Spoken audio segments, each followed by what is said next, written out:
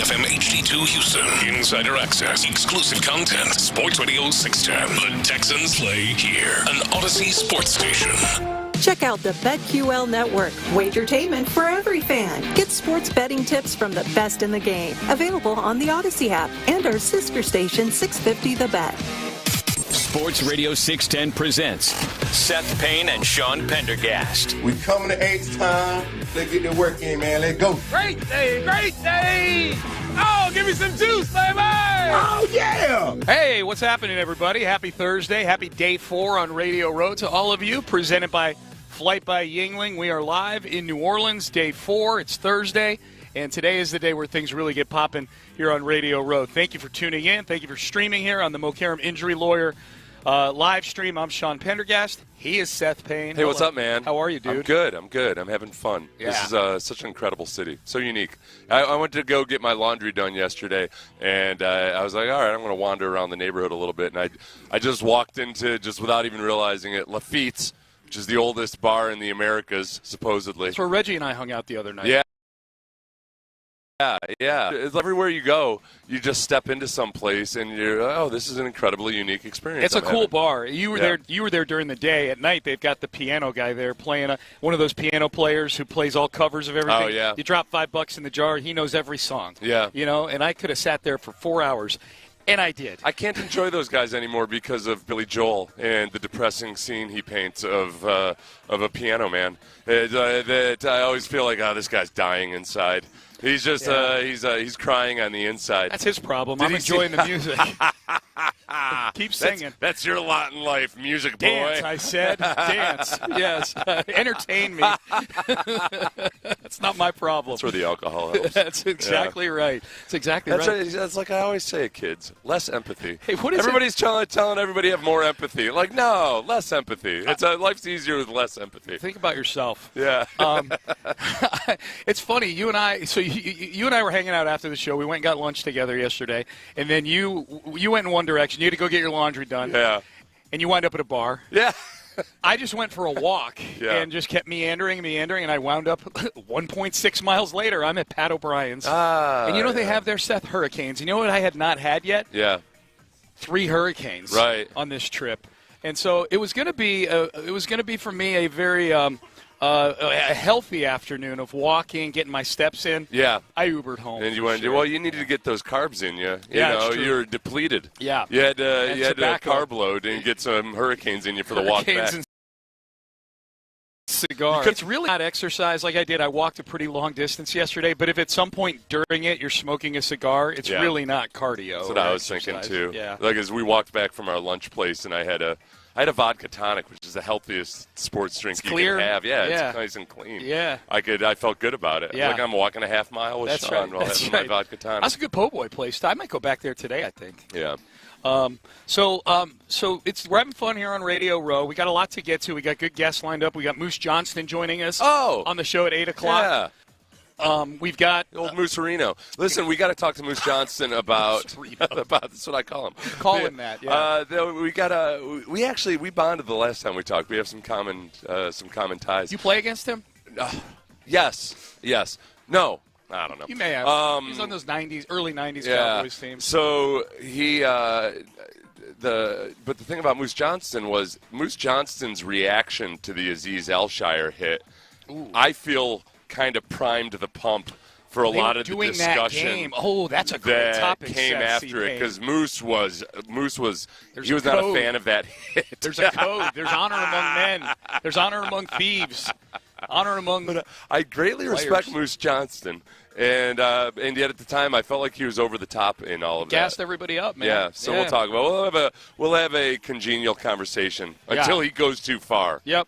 Yeah. No, we'll ask him the hard questions. I kept it congenial with Trey Wingo yesterday. Yeah, it's like holding in a sneeze for you. I was kind of, and it wasn't hard. I wasn't getting angry or anything, but I could tell that he assumed we were whiny babies about the Chiefs. He assumed I was trying to get him to say that the Chiefs or the refs are the reason the Texans lost that game, which has never been my stance You're at on all. the wrong show, pal. But I feel like I did an adult thing and kind of reined it. I steered the conversation and explained to him without flipping out on him. You did. Yeah. You did. I think the audience would have liked that you flip out on They them. would have. They would have. But ultimately, it would have been selfish. Well, no, I guess maybe I was being selfish and not giving the audience people what they wanted. Want. Okay, so yesterday, and then we had the Pac-Man audio ready. So yesterday, I'm sitting there. You and I went out to lunch. We came back. I'm sitting in our big common area that we have, that big kitchen with the big table, and I've got my laptop out, and I'm starting to do stuff for today's show, whatever. And I was honestly, I was tuning in to the end because I have to have the radio off, or my I got to concentrate and focus. I can't be listening and trying to read stories at the same time. But I was intrigued for the end of In the Loop. Yeah. Because that's when the toss is between the two shows. Because you and I were sitting there, and Ron and Clint were leaving our house at like 1:25 to get to here at Radio Row. It was an impressive display of confidence. Big confidence, yeah. So, and you and I are both like, wow, this is not the same traffic as when you, me, and Aaron are driving here. Yeah. Like, it's congested. So I was tuning in at about 1:50-ish to see, I wonder if they made it. Yeah. It turns out they did, but just before that, this is exactly, I'm telling you, this is what I heard. I'm not even going to say who it is because I want people to get into my shoes. I SportsRadio 610, and this is the very first thing I heard. Now, if I have some that I want to talk about or somebody that I don't give a about that's made me go off the end of the ledge, I will do that with no problem. Okay. I appreciate. But for the most part, man, I just try to treat everybody like I want to be treated, and I got to report it. Like somebody gonna report it. So, yeah. Hey, Pac-Man, we appreciate you so very much. Okay, I'm like, my first thing, like literally the two of the first 7 words I heard were S and F. Yeah. And I'm like, did I hit the right app? Like, am I listening to podcasts? On the Odyssey, on the app, they don't dump any of that. I don't dump it. Yeah, you hear all the profanity. Yeah, well, and here's the thing. Apparently, during that interview, and for those, obviously, it was Pac-Man Jones. And for the it wasn't another Pac-Man. It was Pac-Man Jones. Obviously, it was Pac-Man Jones. Who's sitting in the exclusive furniture hot seat talking to Reggie and John, and I text the two of them immediately. I'm like, did I hear that right? Like, and they're like, oh yeah, he cursed a few other times during that. Not to get too nerdy on how the dump button works. Yeah. But you can't just dump. You hit the dump button, and it has to like ramp back up. Backs up the whole conversation. If somebody curses again in the next minute or so, you can't get that. So there's a lot of, I don't know if there's a lot of cleanup that's going on now in the aftermath of that. But that was what I tuned into yesterday. I'm like, what is going on radio? And Reggie no selling it. You know what I mean? Like Reggie's like, hey, thanks Pac-Man, thanks for coming on. It's always. And I guess Reggie was about to ask another question, and John said he got real nervous. He's like, no, we got to let him go. Yeah, Reggie followed up with that. He's like, so what do you think about Houston? It's a great sports town. It's funny. It happens a lot more now than it used to, I think, simply because of podcasts. That's entirely why. Guys are on podcasts a lot where you can say whatever you want, as some of you may have noticed.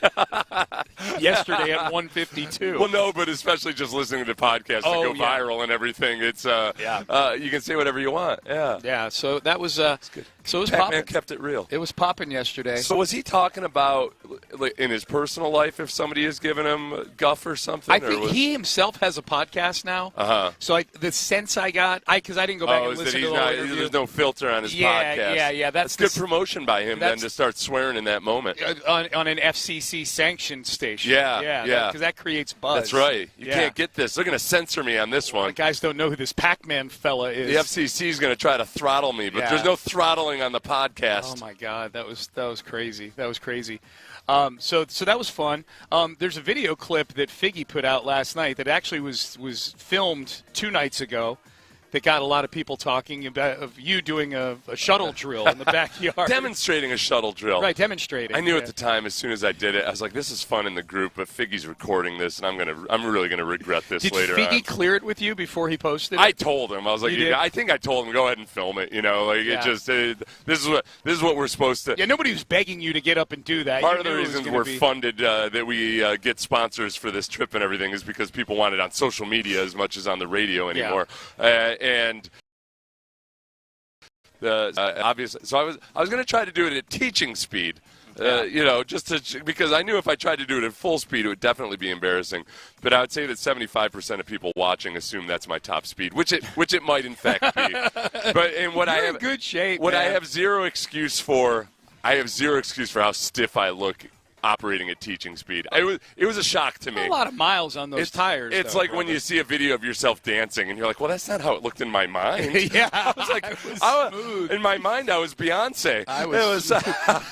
Yeah, everybody. We were all watching like this guy was an athlete. Oh God! I just wanted to show the time. You can cut off 2/10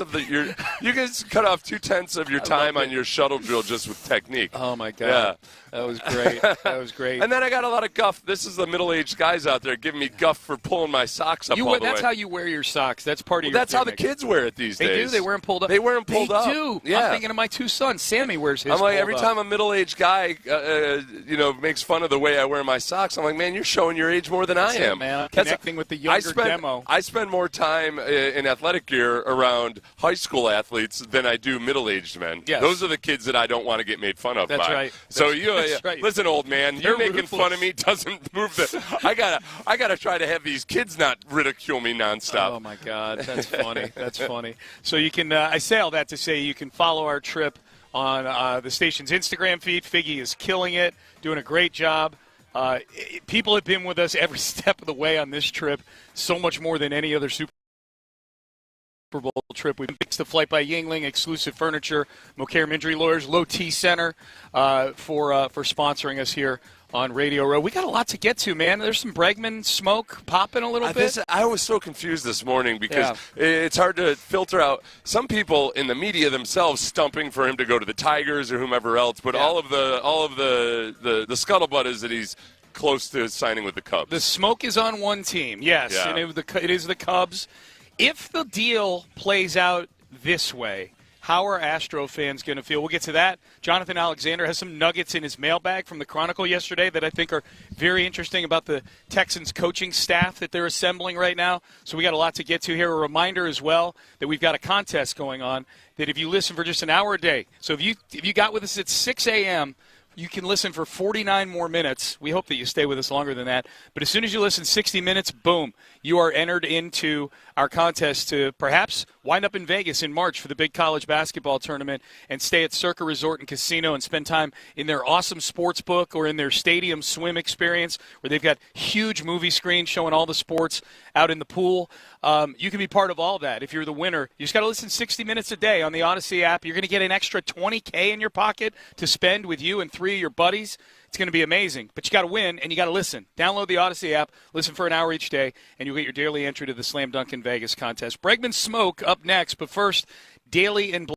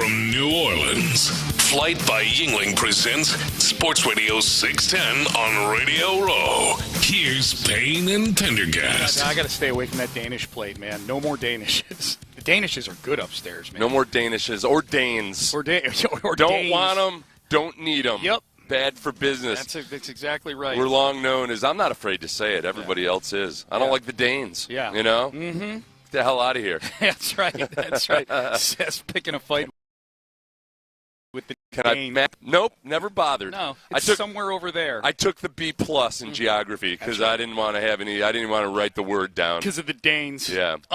Alex Bregman. Rumors swirling right now that the Chicago Cubs are the leader in the clubhouse to sign Bregman. Yeah. Several of the big insiders for baseball are saying they're the front runner. I've not seen what terms of the deal are going to be, but let's just say that let's just play pretend for a second, Seth. Yeah. Let's play make-believe and pretend that it's a 4-year, $110 million deal. You know, so what would that be, $27 million thereabouts, something like that? Yeah. But for less time, so about the same amount of money for fewer years. And basically not as good a contract as the Astros. Right, same average per year, but for less total money. So it's and it's where, again, I just remain skeptical that the exact same offer from the Astros is still on the table. If Bregman accepts a deal that's less total money and it's with a different team, I got to think that he either the deal wasn't on the table or he flat out just doesn't want to be back in Houston. Yeah, well, we know at least outwardly the deal was still on the table at some point. Right. After the Paredes and Christian Walker deals. Do we know that? Well, Dana Brown said the door's still cracked. You know, you're right, but that's not the same as the deal still being on the table. Well, you're right. Specifically, we don't know that deal was what they were offering Bregman. Yeah. That's fair. And it'll all come out in the end. But if we're going to talk about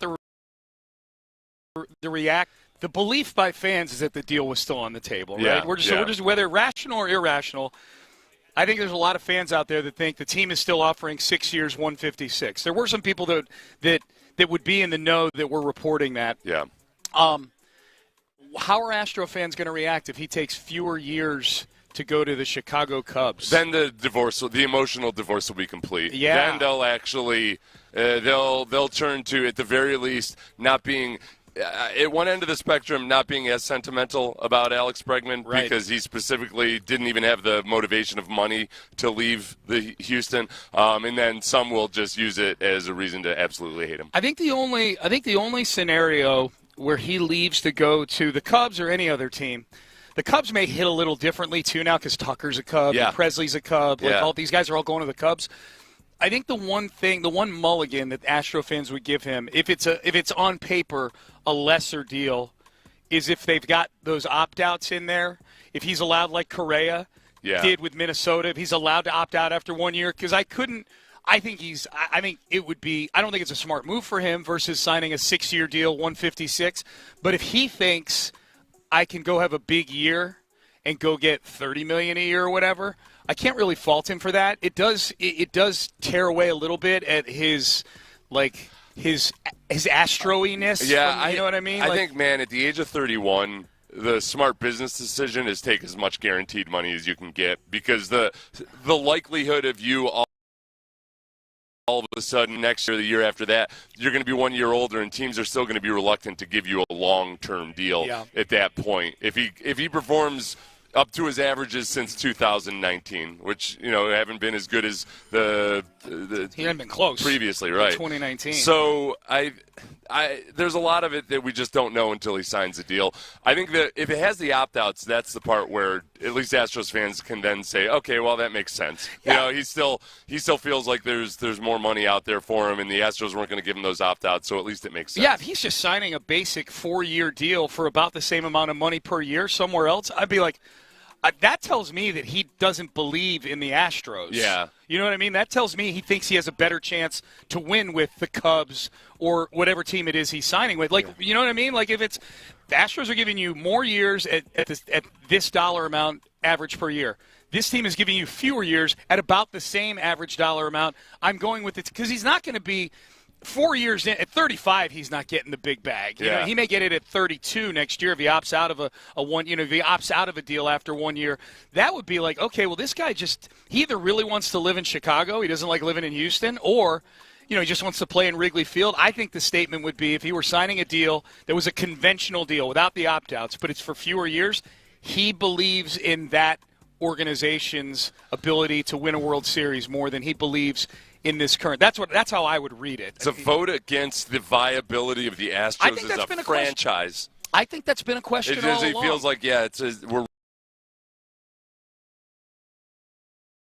running on that being part of. He can be the veteran guy that is looked at as, oh wow, yeah, he helped these younger guys learn how to be a winner. They're the teams that he would be going to a team that's trading for Kyle Tucker, not trading away Kyle Tucker. All right, let me ask you this, Sean T. Pendergast. Yeah. At this point, would you be cool if the Astros gave him a deal that had a bunch of 1-year options on it? Boy, I think you know what? I think I would. They need a bat. Yeah. I think I would. I don't think the Astros would. But if that came out, I was just trying to think about how I would process that emotionally, and I'd be cool with it too. That would more be because it gives it doesn't give the Astros options. It handcuffs them to Bregman, even if he ends up being injured for the next 3 years, which is unlikely. He's very durable. He has been very durable. I can live with the business side of somebody making decisions that you can explain as smart business decisions. Where it would get tough for me is just like I said, like Astros are offering you this much money for 6 years. This team's offering you the same average annual value for fewer years, and you take that one. That one to me is – That's a conscious decision to get away from the Houston Astros. That's correct, yeah. Just literally he's trying – now, for what reasons and why, that's all up to speculation and conjecture, but he consciously does not want to be on the Houston Astros. If that were the case. So we'll see how it plays out. Maybe he just doesn't like the heat. Maybe he grew up in New Mexico, and then he comes to a hotter –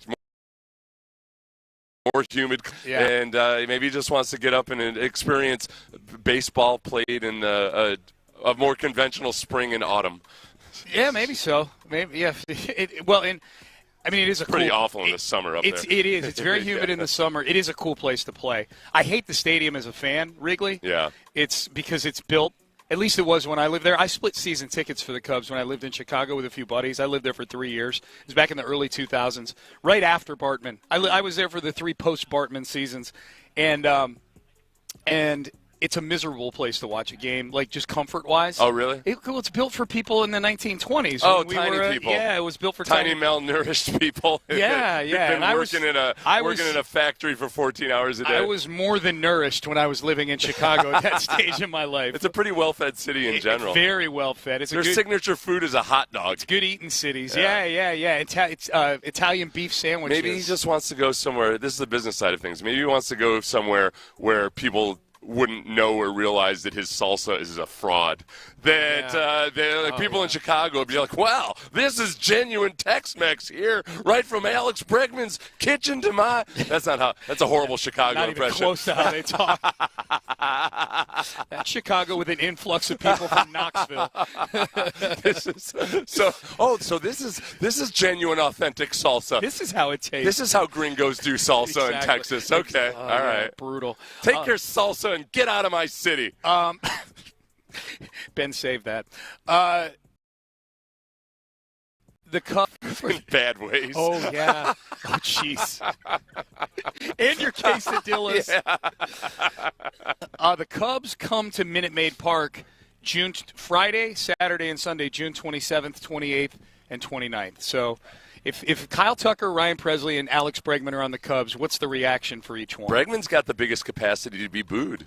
Easily out of those three. 100%. I think Tucker would get the biggest ovation. Mm-hmm.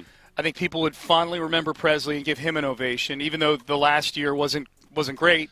Well, and even though I always felt like I wanted to stick up for Presley because I felt like people were down on him way more than they needed to be just because he wasn't a conventional and classic closer. He wasn't a hammer. Yeah, so I always felt like I need to stick up for him. I feel like after now that he's left, I think people will start to have more of just a general overall appreciation for he did some really good work. If you don't, I would just encourage you to go to baseballreference.com and pull up the game log of the 2022 postseason, where he was incredible. Yeah. He was one of the biggest reasons they won a World Series that year. So and then Bregman. I think they all get highlight video. I think they all get the welcome back video treatment. Boy, you might have to get to that game early. That's a lot of tribute videos to play. Yeah. If Bregman signs, it's already a lot. You got 2 former Astros on there. Shifting gears for a second, we'll talk more about Bregman a little. And I don't think everybody's going to boo him. But he's of those 3, he'd be the one that people would have the most complicated feelings about. Yeah, if you're watching on TV or you're there in the crowd. And you're just listening, the smattering. I'm trying to put myself in my most petty cast moment, and I could never bring myself to boo Bregman. I would feel awful about it. I'm not a booer to begin with. Yeah. I don't even boo people that I hate. It's not my. I don't like. I boo people in the moment if I feel like they're just. Do you? Well, not my own team. Yeah. But I'll boo. Opposing. The opponents don't. Yeah. That doesn't count. Yeah. No, this would be personal with Bregman. Jonathan Alexander has a mailbag in the Houston Chronicle, Seth, where he talks about some of the aspects of the Texans coaching search. He said this in the mailbag. He said he talked to a couple of offensive linemen on the Texans after the season, and they like newly promoted offensive line coach Cole Popovich. Yeah. Cole Popovich. Boy, that was almost really bad. He talked to a couple of offensive linemen who like him and thought he did a good job. Here's my thing with this. If he's talking to a couple of offensive linemen, then almost by sheer math, he talked to at least one that was not. Laramie Tunsil was the only one who I could say was good at his job last year. Yeah. So by definition, he talked to a couple. He talked to at least one who was below par for their job. Right. Well, I'd say Titus was okay. As far as he's just Titus didn't live up to his contract, but he was okay. But there were, I'd say, 2 guys that were acceptable offensive linemen. But I'm on record as saying I'm tired of Titus's opinions on almost anything now. Yeah. So my whole thing with this is there's a chance you talk to a couple of people who weren't very good at their job. I don't care. Right. Yeah. I don't care what bad offensive linemen think. How good they think he is. It also, and only him. Jonathan would know this, is this a guy who consistently dimes people out, or is he a guy that's polite and says nice things about people? What kind of guy is he? And is he just declining an opportunity to talk smack about somebody? It also says in this mailbag he's responsible for the run blocking. That's the part that was really. So this is how I process that. Okay. Help me out here. Well, because I saw a couple people turned that into run game coordinator, which he was not. They didn't have one. If he focused more on the run blocking side of things and the what's his name, the offensive line coach, Strausser, thank you. If Strausser was more on the pass blocking side of things, a lot of the issues with the run blocking, it was more systemic, and in trying to figure out exactly how they were even coached to handle some of the D-line movement and some of the things that linebackers were doing, because I would talk to offensive linemen about it, and they would say, this is not really the way guys that have played in Kubiak's system, when it comes to outside zone, that's not really the way I've seen it handled. So I don't know how much of that falls back on Bobby Slowick and the way that they were trying to run things systemically. And that's why, even with Strausser, I always try to give the O-line coach a break, because a lot of times offensive line coaches are trying to follow the wishes of an offensive coordinator who genuinely doesn't understand the challenges of the offensive line coach. So watching demoralizing the way things operated last year, they must have seen something in Popovich that they liked, and that they don't blame him for. Yeah. So that's my cautious optimism about that part of all. Yeah, I don't think D'Amico and Nick are dumb. I don't think they're just doing especially when it comes give to an attaboy to a guy, and here's your new offensive line. Well, and especially when it comes to scheming up the run game and coaching the run game and everything, I'd lean on D'Amico's evaluation of it. Yeah, for sure. It's interesting that they took a week to fire Bobby Slowick after the season, because I wondered, it's interesting to think about D'Amico breaking it down and trying to figure out and maybe detach his loyalty to Bobby Slowick and all that. Big decision. And figure out, where did this all go wrong? Why were we not able to adjust more quickly? And am I sure that it was Bobby's fault? And at some point, yeah, it was. He blames Bobby. Yeah. Or at least whoever, unless he was getting direction from on high. The other nugget that was interesting to me is that the team did have informal conversations with Chip Kelly. Yeah. And it sounds like the Texans were not interested in paying $6 million for They had Chip at least Kelly. a couple phone calls with Chip Kelly. There was a mutual interest, but I think that interest went out the door at $6 million. Yeah, I can't get angry about that. Well, and Nick Caley had interviewed for the offensive coordinator job in 2023. Yeah. And you wonder, man, Caserio probably he already knew Caley. He liked him. It was intrigued by him. And I don't know if Caserio would have deferred to D'Amico or with the conversations they had about it. If you want to know what Nick Caley is as an offensive coordinator, we could process. They just hired him in the first year. Right. Yeah, Now, but back in 2023. Now, yeah. at the same time, in that 2 years, Caley has had time with Sean McVay, Yes. where Sean McVay was overhauling his system. Yeah. For people who are worried about, you're just bringing in another Shanahan acolyte. No, McVay, for one, when he first got to the Rams, he changed his system up a lot based on their personnel. And then they've moved way away from all the outside zone run stuff over the last few years, and Caley was a part of that process. It's like you sent him to study abroad at this offensive mecca called Sean McVay, and then you brought him back. Now we feel like he's better equipped to be our OC. Well, he's schooled in various philosophies and schemes and everything else, and he's been in coaching in a long time. He was a college coach for 10 years before that. He coached in air raid schemes. Like to think that a guy. I always just think it's a vast insult to a human being to think that, this guy is going to try to be a carbon copy of the guy he spent the last 2 years with. That, man. We just don't know exactly how he's going to operate. Yep. All right, Payne and Pendergast with you live on Radio Row. Flight by Yingling, our title sponsor, and we've been consuming plenty of it at the house all week long. Headlines up next. Rockets got to get back on a winning track. The NBA trade deadline is today. Do we expect them to do anything? Other teams are doing a lot of stuff at the deadline. We'll get to all that in headlines coming up next. But first, men's team.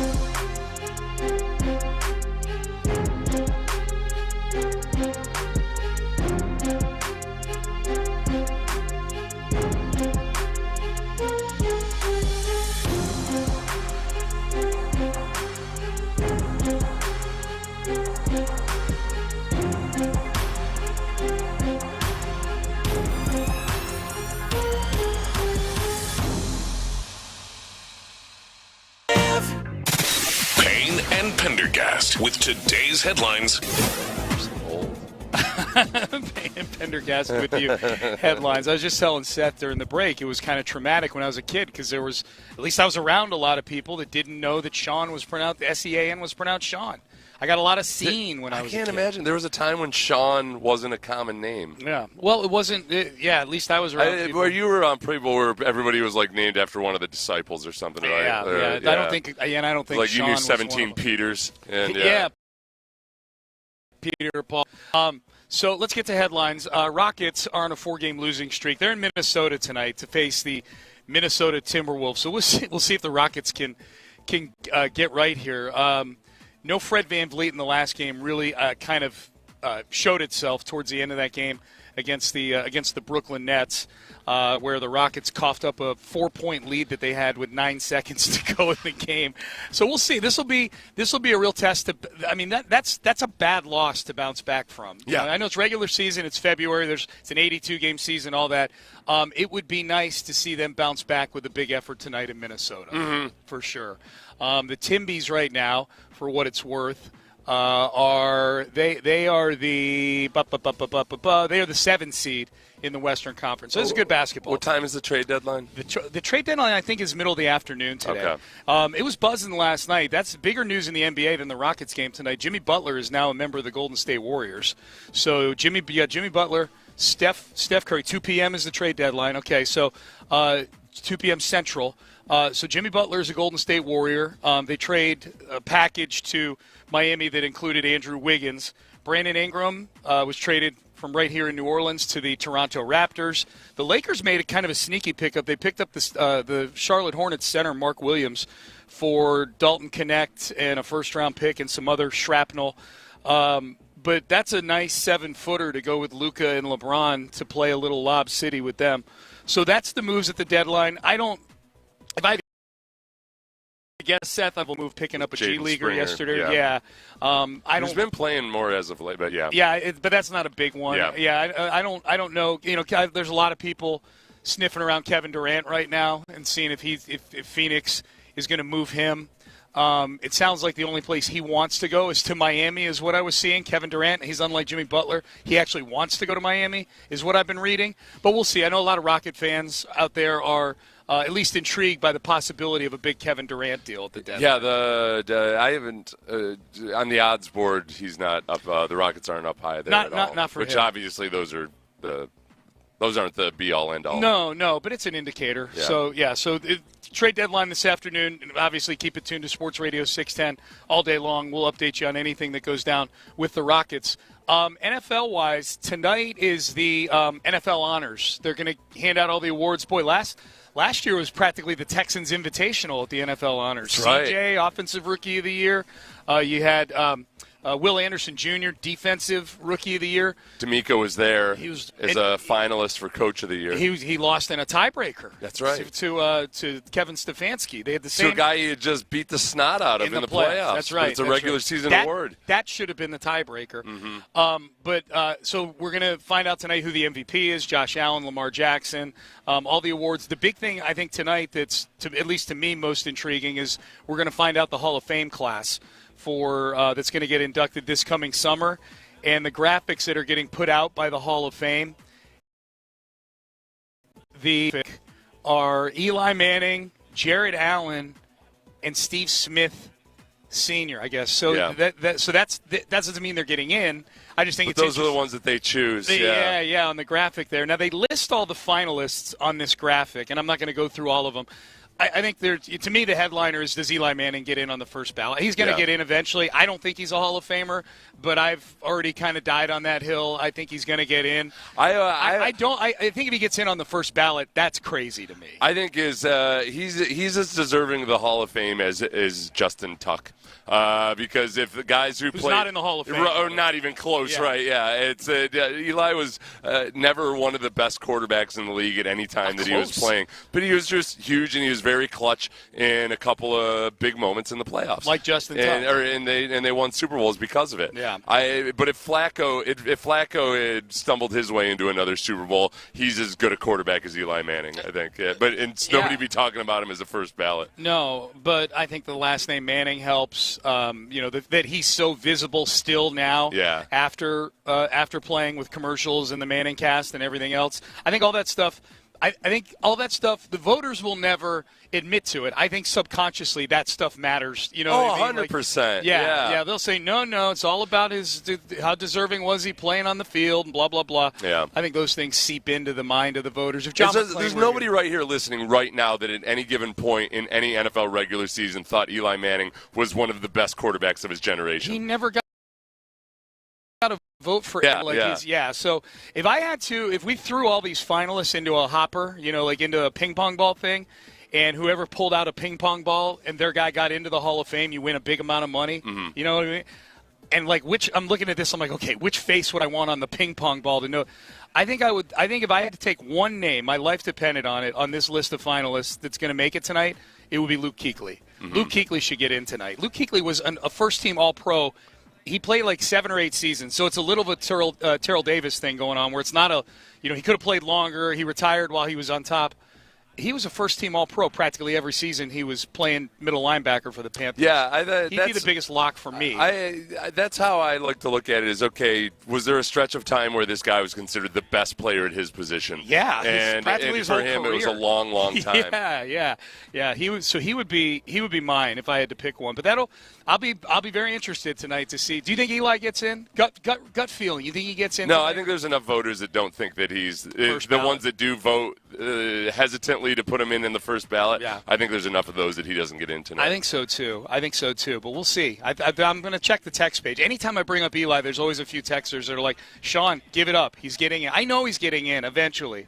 But But tonight. Okay, if Eli has the same career, but his last name's not Manning, but he is playing for the Giants, and they win those Super Bowls, does he still get in? He still gets it, but maybe not as front and center as he is right now. Yeah. He's not. Boy, that's a great question. Because if you know who he is, he's Jim Plunkett. Yeah. Jim Plunkett won 2 Super Bowls in career. Plunkett was a former number 1 overall pick also, way back in like 1970, who was kind of up and down and won a couple Super Bowls with the Raiders, who I think are one of those kind of blue blood sort of teams. So, we'll never know. Plunkett's got the most uncomfortable looking football face. When we were walking through at the media party, we were walking past a big stand-up with this. And that was back when the helmets were like super tight. It was almost just like a second skin on top of your scalp. It looked like there was no padding. And then like a very small face mask. So it looks like his face is bursting out of the helmet. It does. Very unsettling. Congratulations to Giselle Bündchen and her jiu-jitsu boyfriend, Joaquin, whatever his name is. They had a baby, Seth. They did? So Tom Brady's kids have a half brother or sister. They've not divulged the gender nor the name yet of the baby. But Giselle had a baby and I love the article in People Magazine. The two started dating in June of 2023. Like, oh yeah. When was the divorce? Well before June of 2023. It was, okay. Yeah.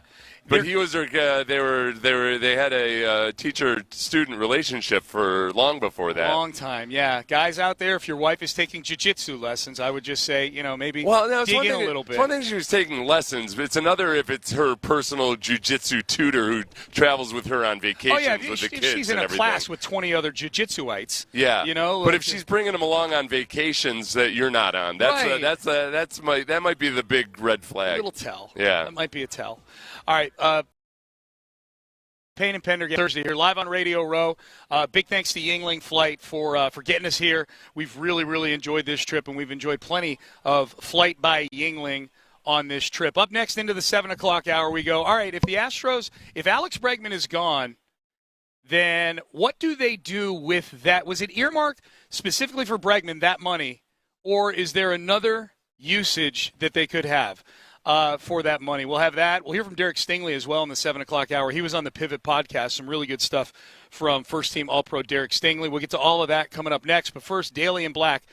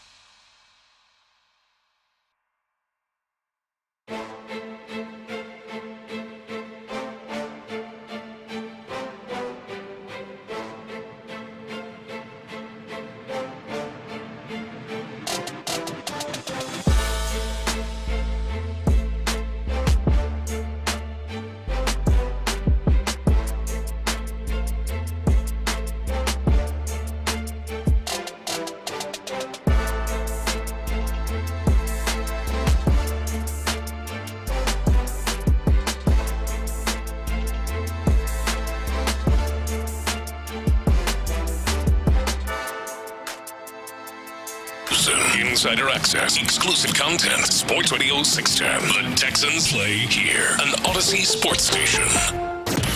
Live from New Orleans, Flight by Yingling presents Sports Radio 610 on Radio Row. Here's Payne and Pendergast. They do indeed. Flight by Yingling, our title sponsor. Big thanks to them for getting us here to New Orleans on Radio Row. We've had a fantastic week. It's been flying by. I can't believe it's Thursday already.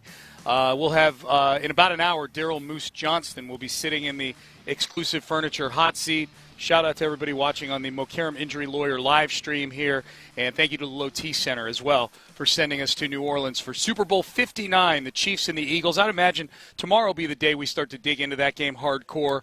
I know Seth and I probably... They can have their silly Super Bowl. Yeah, I was talking with the Kansas City guys before the show this morning, and I did at one point, I just flat out said, bleep you. You did? Yeah. To Bob Fesco? Jovially. Bob was cool about it. He knew I was joking. I would never say that. He was talking. Okay, so Bob has this hat that he's wearing. Yeah. And it's like it's a captain's hat. Grab it. Yeah, Sit down in the exclusive furniture hot seat for a second. This is comfortable. Yeah. Bob Fesco, morning host. Sit your privileged sports ass down. On our sister station, it's on the FM band now. Yeah, 96.5 The Fan. This is awesome. I love this. Yeah. So I asked him about, he has this captain's hat that's a Chiefs captain's hat, like he's a skipper. Yeah. And you're in much better shape than the skipper. Thank you. And I was like, so wait, what's the deal with that? And he told me, it was just something that, one of your buddies gave you. Yeah, my friend and I, we're idiots. We're still 15 years old, and we still do stupid stuff all the time. We text each other the most ridiculous kind of stuff. Yeah. He texted me the other day, how much butter should I be putting in my cereal for the right daily amounts? Just stupid stuff like that, whatever comes to our mind. Yeah. And he's, kind of self-employed, one of those type of things. He's on the internet looking around. He goes, I found these captain's hats that have the Chiefs logos on them. I'm buying them, and we're wearing them this year. So I said, okay. He told you that you're wearing them. So the point I told, when I said bleep you to Bob, was when he said it was a year ago, and I started kind of thinking out loud, I thought it might have been at some point where you were wearing that lucky hat, and that's when things went well for the Chiefs. That's right. And I'm like, well, you guys you can't claim credit for any of that crap. Yeah. And then I said bleep you, and I walked away. We had a few good moments over the years. We have a couple here and there. No, I don't take credit for anything. This is just fun to watch. I would. Man. You should. Yeah, I should. Right. It's all me, it. right? Yeah. It's like A-Rod. I was reading an article this morning taking credit for Patrick Mahomes playing football and not baseball. Are you serious? Oh, yeah. Oh, yeah. Don't tell me this. Do not. Oh, yeah. It's year, 7 or 8 of this now, and A-Rod's waking up and going, I remember that kid. I think he was Pat Mahomes Sr.'s kid. I know him. So he's taking credit. So, yeah. I breathed on him. Okay. Yeah. This is where I really had to check myself and all my biases and sports hatred and everything yesterday. There's this article about Travis Kelce, and somebody had asked him about being the best tight end of all time or anything. Right. And Travis said, and this is the part that irks me, is that I believe him. He said, I really don't care about that stuff anymore. I really care about being a good teammate and doing right by my teammates and everything. And I'm like, crap, he's evolved. This son of a – come on. Taylor's been good for him. He's probably been to therapy or something. But that's the beauty of this team, though. That's the attitude of all these You get guys, out of that right? chair. You're once they realize, they're like, it doesn't matter what I do. Let's just go win Super Bowls, and that's just what they've done. Well, there is a part. Okay, so take me through last year as a Chiefs fan where offensively they weren't the potent powerhouse in the regular season that you'd come to expect. Right. But the defense has been doing what they've been doing for the last couple of years, and they've been a more complete football team the last couple of years. Were Chiefs fans in the middle of last season kind of panicking because we're used to, or at least it's not the production that we're used to? Yeah, you're talking to the wrong guy on this, because I've been under the impression, and I've said for a couple of years, and my boss hates me for this, regular season's irrelevant. I don't care what the regular season does. It doesn't mean anything. All that matters is January and February now for this team. And so they're losing games, and they're 11-6 or whatever it was, and Kadropius Tony's making mistakes and costing them an opportunity to have home Kadropius Tony? Yeah, Kadropius like Tony, that. yeah. Kadopius. It depends on what you – how do you line up offsides in a game as an offensive player? Yeah. I mean, it just doesn't make any sense. So So I just got it. Tape delayed to the West Coast. I like right? this Fesco guy. This Fesco guy's good.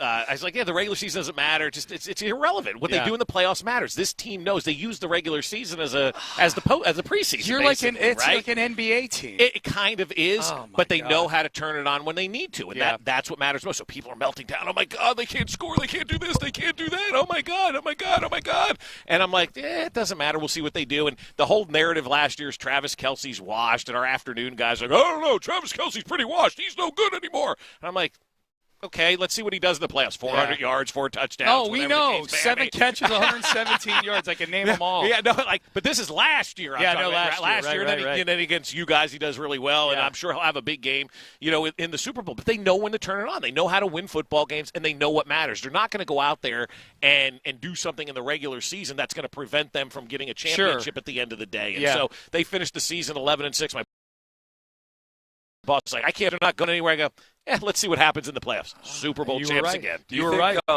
Is there a chance that Spagnuolo gets a head coaching opportunity at some point? I mean, I don't know. I was in St. Louis, actually, when he took the Rams job, and that did not go so well for him, obviously. And obviously the Rams suck as an organization at that time. They were trying to move and whatnot. But, you're in your mid-60s now. You're making close to $5 million a year doing what you're doing right now. He's going to go down as probably the best defensive coordinator of all time, I would imagine. Yeah. Oh, yeah, because of all – he shut down Tom Brady. The championships that he's had as a coordinator is extreme. I remember I was on a free agency visit once, and I had dinner with him, and I really, really liked him. Did Maria cook meatballs for you, his wife? No, we were out at a restaurant, and he kind of tried to talk me into going into coaching. And I was like, I didn't say it at the time. I was like, I don't need that life, man. I don't want that. That's not the life for me. You're still saying it to this day. Right. Yeah. Oh, at the time, I was like, yes, I love football all the time. Like I eat and breathe football, but Patrick Mahomes does, right? Yeah. And that's why he's different than everybody else. And Andy Reid's the same way. Like, you couldn't have found a more perfect union than Patrick Mahomes and Andy Reid. Yeah, that's why we need to get rid of one of them. Aren't you supposed to be back on air soon? What's the deal? Hey, hang on a second. Jerry Jones is the modern-day P.T. Barnum. Does that go over well in Houston? Oh, yeah, for sure. Jerry Jones is the biggest fraudulent football owner known to man. I would say, Good recovery, but P.T. Bob. Barnum continued to have success late into his career. Yes, he did. Whereas, Jerry's just kind of fizzled out. They both were overseeing very lucrative circuses, for sure. Yeah. I mean, did you hear Payton Hendershot yesterday, the former Cowboys tight end? I bookmarked that. I didn't get to listen to it, though. I was somewhere loud. What did he know? The Chiefs care about playing football and winning. Dallas cares about signing autographs and taking pictures. That's what he said. Yeah, he's on the Chiefs now, for those who don't know. Right, Like, just destroyed the Cowboys, which is great. That's good Just stuff. great, man. That's awesome. That's good stuff. Do you have to do your show? Yeah, we got an interview we're running with Will Shields. I got to probably get back over Will there. Shields? Is Will Shields the Hall still of in Famer. Kansas City? Yeah. Does he run that academy still? No, he's doing like all kinds of different things and whatnot. Will Shields was one of my favorite guys. Well, actually, all the offensive linemen that I played against who are Hall of Famers, the thing that was most notable about him is that they were so efficient. And you'd go against Will Shields, and you'd feel like I'm doing all right. I'm doing all right, because they're not into pancake and blocking guys all the time and everything.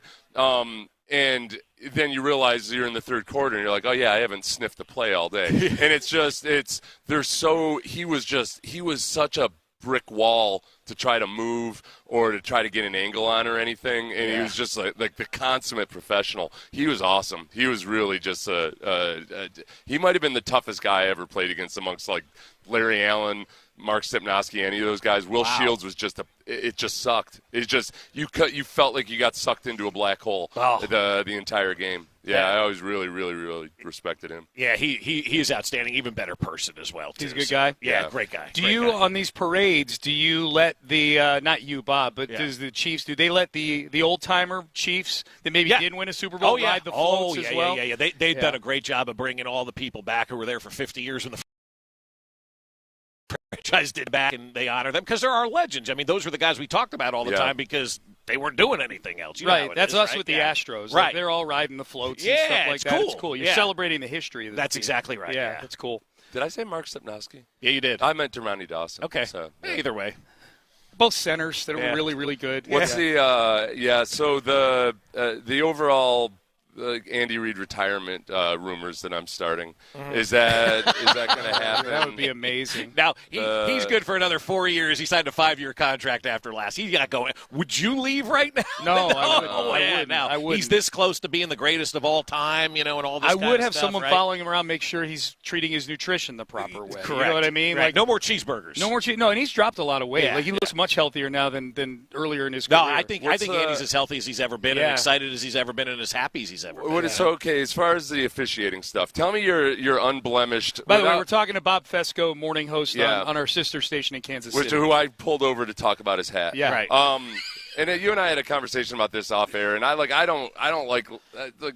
just hate blaming the officials for anything ever. But your opinion in terms of the second one, really, like the Will Anderson one, I've seen that call made, and it didn't surprise me. The second one versus the Texans, where Pat Mahomes dropped. Yeah. Do you think that should have been flagged, or B, do you think that that's the case where, okay, a review or a tweaking of the rule needs to be Wouldn't put in mind place? that. Wouldn't mind the review. I know, but you got to protect the child, Patrick Mahomes, C.J. Stroud. The biggest thing I have about that one was that he ran back into danger. Like, if you're supposed to be protecting – the rule is in place to protect the quarterbacks. He could have stepped out of bounds. He ran back towards – actively running defenders, and then at the last one, and barely got hit. Yeah. The two Texans were more in danger of injuring themselves, which we're really good at doing, by the way. And then Pat Mahomes was actually in danger. I felt like the spirit of the rule right there was violated in multiple ways. Yeah, probably so. But again, that's what makes Patrick Mahomes great. You got to do those little things. Oh, stop! You know how to do that's all what the makes little him things. Great. That's all the play that makes him great. I'm not. No, I mean, there's about 1,000 others. But, I mean, Patrick Mahomes is so smart, so intelligent, knows everything that's happening around him at all times. Yeah. You know? Yeah. No, he knows how to take advantage of the rules. That's exactly. for sure. Yeah. That's for sure. Are they giving you the rapid up We're headed back. He's like a really good. He's like a really good tax cheat. Is what he is. Yeah. He knows how to exploit the loophole. Got to have a good accountant. That's why everybody, the common man loves people like that. Patrick Mahomes. That's right. Does he even accept his checks in America? Yes. Or does he have them send off to some Puerto like, tax Rico. shelter? Direct deposit, right to the bank. Whatever. You got a shell He's a company. resident of the Cayman Islands. Last I heard. I was just going to say, you got a shell company in the Fraud. Caymans. Yeah. Direct deposit. Bob Fesco, mornings on our sister station. What are you? Is it 96.5? 96.5 The Fan, yeah. Used to be 610. Used to be 610 like you guys. We used to get a lot of your texts. We used to get a lot of yours as well. Really? What do they think of us? Do they like us up in Kansas City? It'd just be random ones. I don't agree with that Astros take. We're like, wrong. A lot of times, we're like, and I'm looking, 816. Hey, yeah, right. There we go. Oh, yeah, 913. I could always tell by how stupid they were. Wow. Yeah. Take that back to your show, Bob. Wow, look at that. Stick that in your hat, all right? Well, but to be honest, it usually was something. It came off really stupid because it was like somebody screaming about Pat Mahomes when we're not talking about. Well, Pat that's Mahomes. always what it is. Yeah. Like, what is this person Yeah. talking Like, about? This person alive. Yeah, Alex Bregman. What are we doing right, here? yeah. What are we doing here? All right, get back to your show. All right, Bob. thanks, Yeah, guys. We appreciate you. I feel love dirty. you too, man. Appreciate you. Go enjoy your big Super Bowl. All right, Bob I Fesco. really hope they lose now. It was before I really hoped. Came but on now and turned full heel on us right there. Yeah. I like I'd Bob. love to be that insufferable at some point in the future. I would love to have a reason to be. Yeah. You know, I would love to have that hat, but with a big bull on the front of it. You know what I'm saying? The That hat. skipper's hat. I gotta respect him for wearing look that up. wearing that hat. It's a goofy hat. It is a goofy hat, but if He doesn't care. it's Super Bowl, if you're one of the two if it has the logo from one of the two teams in the Super Bowl on Radio Row, you can get away with wearing almost anything. I really feel genuinely icky inside now. Why? Oh, now I hate him. And Brandy just texted and said she likes that guy. Yeah, he's he doing does seem mornings pretty forever. likable. Yeah, that's likability is a big thing in our business. Like a ghost. It was like a ghost laughing at Can't us. get away from that woman. That is a maniacal cackle, is what that is. Hey, so everybody knows that's not my wife's actually. Pretend it is. Ben, play it again. I married a husky broad. How ugly. She knows how to clean dishes and drink beer. How ugly would a woman be that that's her real laugh? I don't know, but I'd love to hang out with her in a bar. Oh, totally. That's No, the I'm not loud saying woman. I take her home. You know, when you're like at a restaurant and there's some woman that's just got like this huge laugh. And you're annoyed but intrigued at the same time. Yeah, like a belly laugh. Like, she's wearing thick stockings usually. Yes. Hair in a bun. Yeah. Oh, good stuff. Helga. All right. And her name's Helga, yes. All right, Payne and Pendergast with you live on Radio Row. That was fun impromptu chat on the Super Bowl. We'll be digging into the Super Bowl more as these next couple days roll on. Big thanks to Flight by Yingling for getting us here. Patrick Creighton tweeted this last night. He said, it's time the Astros shut the door on Alex Bregman and take that $156 million and put it towards re-signing Framber Valdez, who is not in decline, has been the winningest pitcher in the league the last 5 years, and has been incredibly durable. $156 million earmarked for keeping somebody that's been a big part of the Astros' run of dominance here. I think Framber Valdez fits that description, maybe not as much as Alex Bregman. Framber's had really good postseasons. He's had a few real stinker postseasons. But there's no question, at the very least, in the regular season, he's been a huge part of getting the Astros all these division championships. The Framber part, it's weird that like Derek Singley, for instance, people get his extension about 2 games into this season. And it's more imminent because in the NFL it's just more common to get these extensions after a guy's 3rd year when he's really, really good. But Framber, I feel like there's almost this residual memory of Framber before he figured things out mentally that I feel like it keeps people want to hold back a little bit on expressing a 100% devotion to him for the rest of his career. Yeah. And I don't think it's fair to Framber because he's been incredibly durable and consistent since he really made that turnaround. Other than he had the one blip last year where he admitted after the game that he went off the script and went off the game plan that they had. Right. And then he gave up 3 home runs. Yeah. But he righted himself. Yeah. You know, and now I trust that if he has those moments, he knows how to right himself. And yet I don't feel the same fervor or enthusiasm about him as I feel like there should be. Okay, let me. Okay, that's interesting. I totally agree with what you're saying right there, as far as how people are looking at Framber and the likelihood of him being retained, the desire to retain him.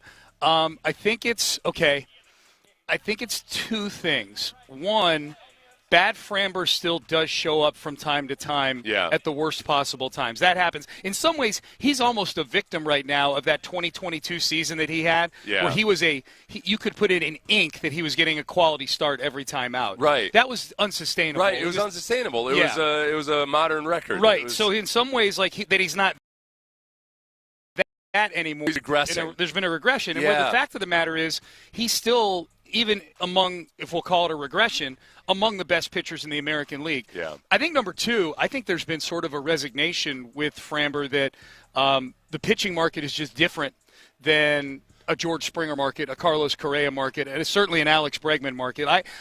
If Framber were to have the same year this coming season that he's had over the course of the last 4 or 5 years. Like, just take whatever the average Framber season has been over the last 4 or 5 years. That season is good enough to get into the conversation for the Cy Young Award every year. In the conversation. Not good enough to win it, but good enough to be in the conversation. He does that again this season. He's not sitting around like Alex Bregman is. Mm-hmm. Someone's going to give him even at age 31 or 32, because he's in his 30s now. Like, he's an older guy. He's older than people think. I still think he would get a 7 or 8 year deal at like Max Fried type of money, 27 to 30 million a year. Because for what Patrick said, he's been incredibly durable. I guess, and then the other thing is just that in the postseason, it hasn't been the same in the postseason. Up and down. Yeah, it's just not. I mean, he's got a 4.34 ERA in the postseason compared to how rock solid and steady he's been in the regulars. I guess, you know what, and that's where I think the mental part starts creeping in. Like, okay, why is he not as dominant in the postseason? Mm-hmm. Is he just? Is that part of it still an issue there? Sure. Yeah, I think that's a fair question. Bad Framber still. He's the one guy we say, is it good Framber or bad Framber? And more often than not, it's been good Framber that takes the hill each time. But bad Framber is still in there. Frambering. Yeah. They don't use it as a verb as much anymore, but it's still there. I'd be cool with them giving a 7 or 8 year deal to Framber. I would be. If Jim Crane views him as a similar exception. I don't think the team would. Do you think he would offer Framber a 6-year deal like he did with Bregman? I almost with, again, they're a victim of their own success with developing pitchers, or at least the pitchers on the Astros are a victim of the Astros organization and their confidence that they can bring in a Hunter Brown or whomever else. That's a great point. Yeah. The pitcher car wash, I think, number 2, if there's any team in baseball that might be scared off of long-term pitcher contracts because of things like elbows. And I know Framber's been incredibly durable. Yeah. But so had been Justin Verlander before he had Tommy John surgery back in 2020. You know what I mean? And they're different pitchers. Framber doesn't. He's not the same type of pitcher that Verlander is. But every type of pitcher for the Astros has suffered a torn UCL. You know, they've had off-speed guys suffer it. They've had flamethrowers suffer it. I don't know. Luis Garcia, Justin Verlander, Lance McCullers, Christian Javier. Those are just 4 names in the last few years. That's where I could see maybe Jim Crane and the front office getting scared off of giving a pitcher a 7 or 8 year deal who hasn't had a UCL yet. Yeah. You know what I mean? Like if he had one already, you go, oh, well, good. He got the Tommy John. He's probably not going to need one again. Yeah. You know, so that's something to think about. Payne and Pendergast with you. Derek Stingley Jr. was on the pivot putter in Louisiana. You can see they're sitting outside somewhere nice here in New Orleans, very peaceful, very quiet. It was Stingley and his dad were on with Ryan Clark and Shannon Crowder and Fred Taylor. And Stingley had an amazing season this year, but I think this answer kind of lets you get into the mind of Derek Stingley Jr. He was asked, even after being first-team All-Pro, even after a season where you could argue he's the best cornerback in the business, is there more out there for you? There's a lot of plays that was left out there on the field, and I feel like everybody that plays any sport, like you always say that you missed out on a lot of stuff. But I had 7 picks this year, but I could have had 20. I dropped a lot.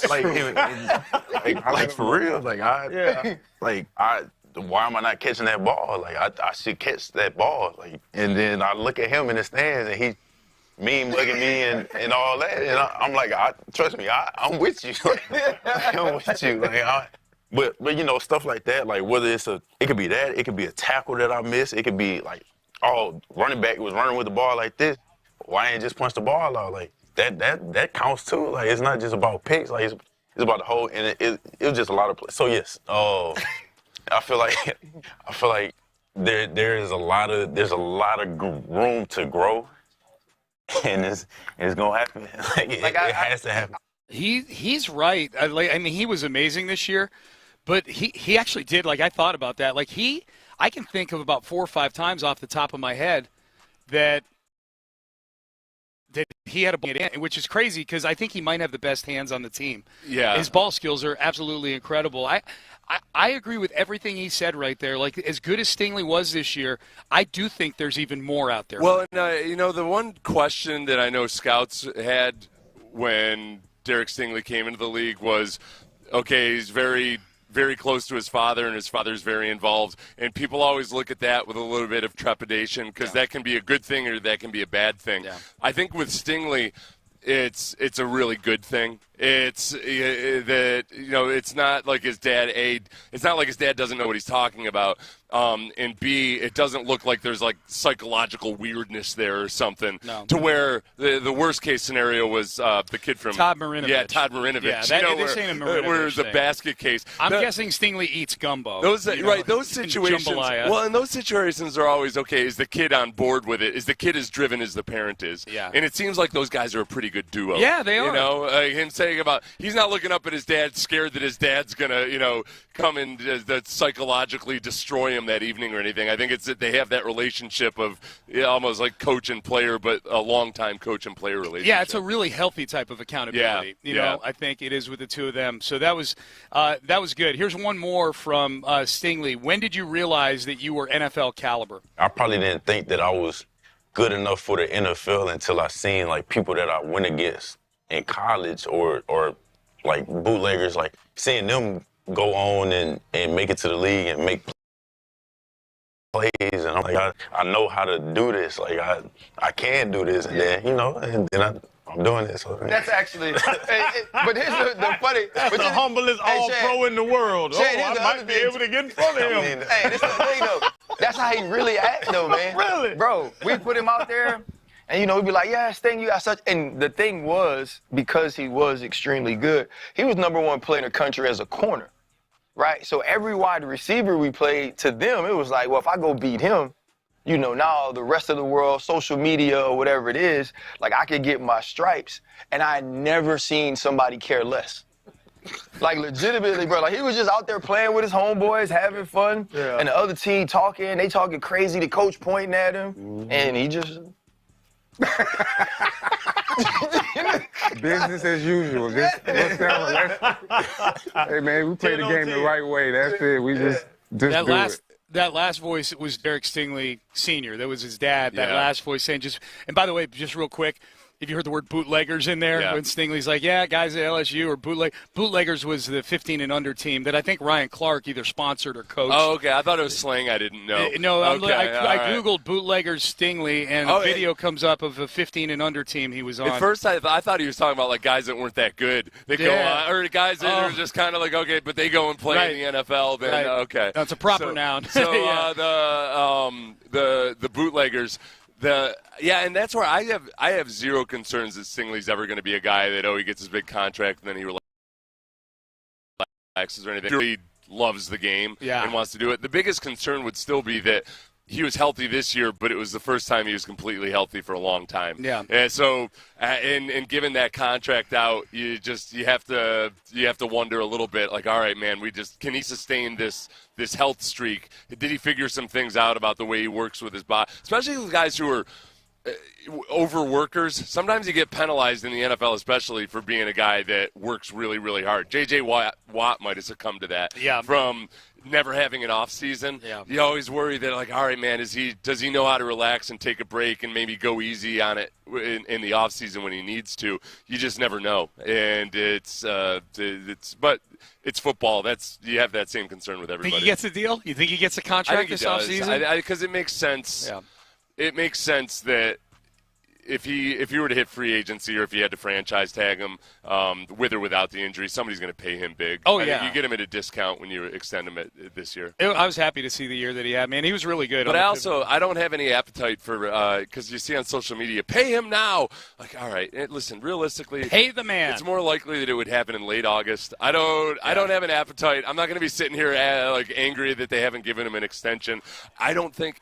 If they didn't come to terms on an extension, I don't think Stingley's the kind of guy where it would affect his play during the season. No, I don't think so. I think you do it because it makes good business sense. Yeah. Now he did sign on with David Mulligetta. Yeah, that is his agent now, the same agent as Deshaun Watson and C.J. Stroud and others. You know who else is with Mulligetta? Micah Parsons. And Micah Parsons he hasn't handled certain things about being a teammate and talking on podcasts and everything, but when it comes to his contract, he's been a model citizen in that regard. Yes. He hasn't complained about getting a new contract. He's kind of said, like, he understands the position the Cowboys are in, and he's a Mulligetta client. So, because Parsons could have had his contract redone. Sure. And he was eligible this past offseason. But as far as I can tell, he hasn't expressed any kind of discontent about it. So ultimately, it comes down to the player himself, not the agent. It's the agent's working for the player, and I think Mulligetta has maybe a little bit of an undeserved reputation for being the guy who's agitating for stuff all the time, when I think he's just really effective at agitating on behalf of what his client wants. No, for sure. It's just interesting that he didn't come into the league as a Mulligetta client. He changed over to Mulligetta, I think, a couple years in, right? I think I have that right. So that part is worth noting. But yeah, good for Stingley, man. Good interview with the guys on the Pivot podcast. Speaking of Micah Parsons, I was glad to see yesterday Parsons posted a graphic. He's doing a live version of his podcast at some bar here in New Orleans. I forget what it's called, tomorrow. And his two guests, two guys not named C.J. Stroud. Yeah. Derrick Henry and Jordan Love are going to be his guests on there. So we got yet another one of our C.J. no-wishes from yesterday. We want him to be radio silent as much as possible. And away from Micah Parsons. We've made an exemption for Travis Scott's softball game, because it's for charity, a local charity at that. at that and be a song in of a his. rap lyric. Yeah. So you and I, Pope Zaza and his consigliere Deacon Doubletree, we gave it our blessing. Yes. Yeah. He's excused from that, but other than that, keep it radio. He's not at the NBA All-Star game. Nope. Not at the Nope.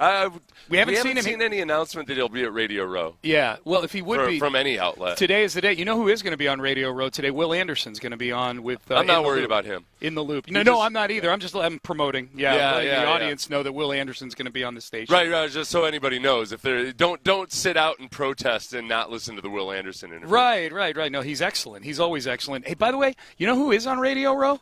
Jaden Daniels.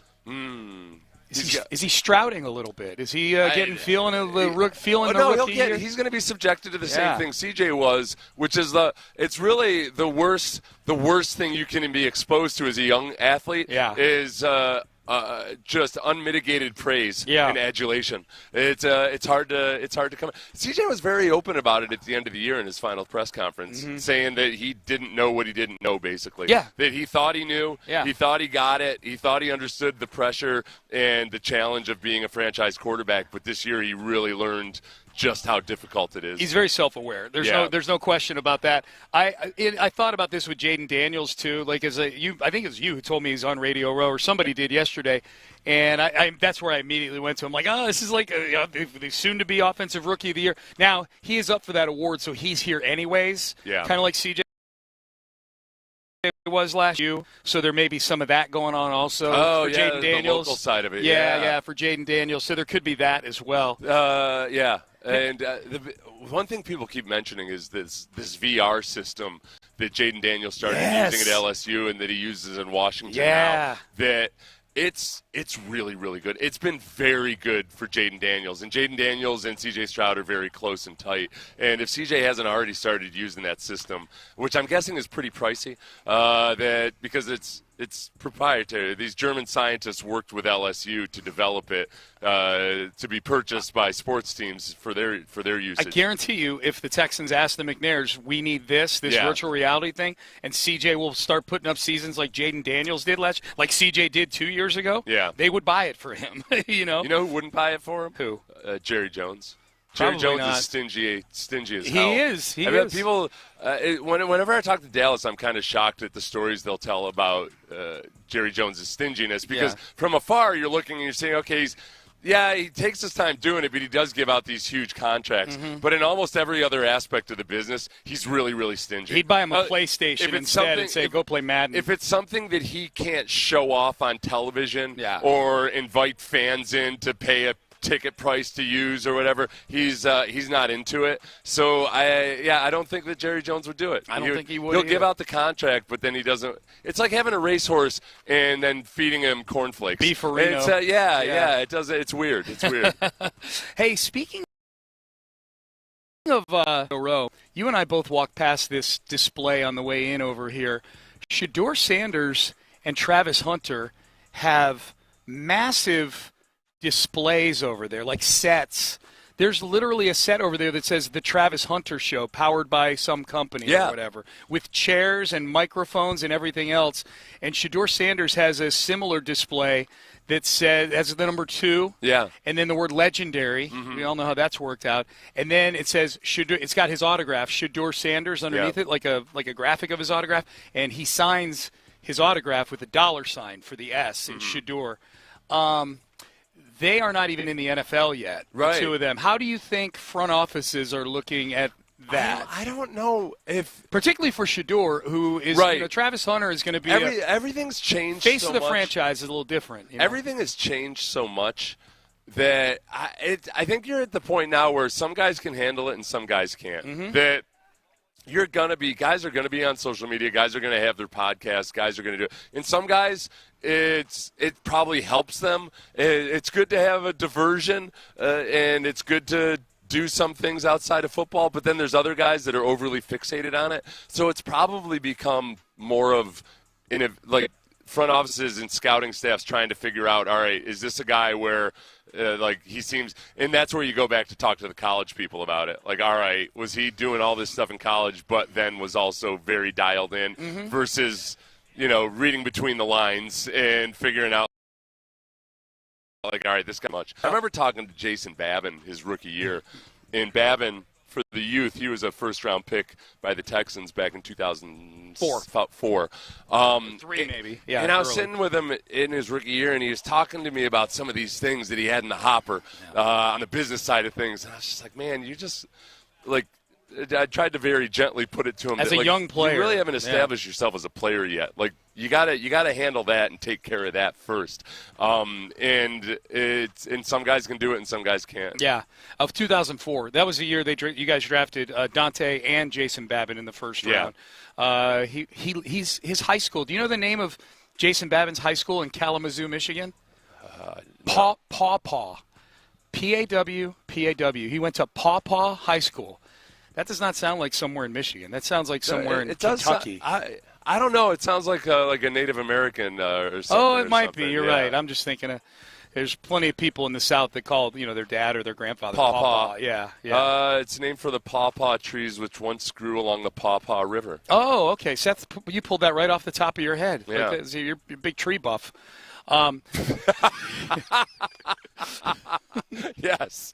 Spent many a day of my childhood sat around thinking I need to be a buff. Shucking corn underneath the pawpaw tree as I did. Yep. In my overalls. Indeed.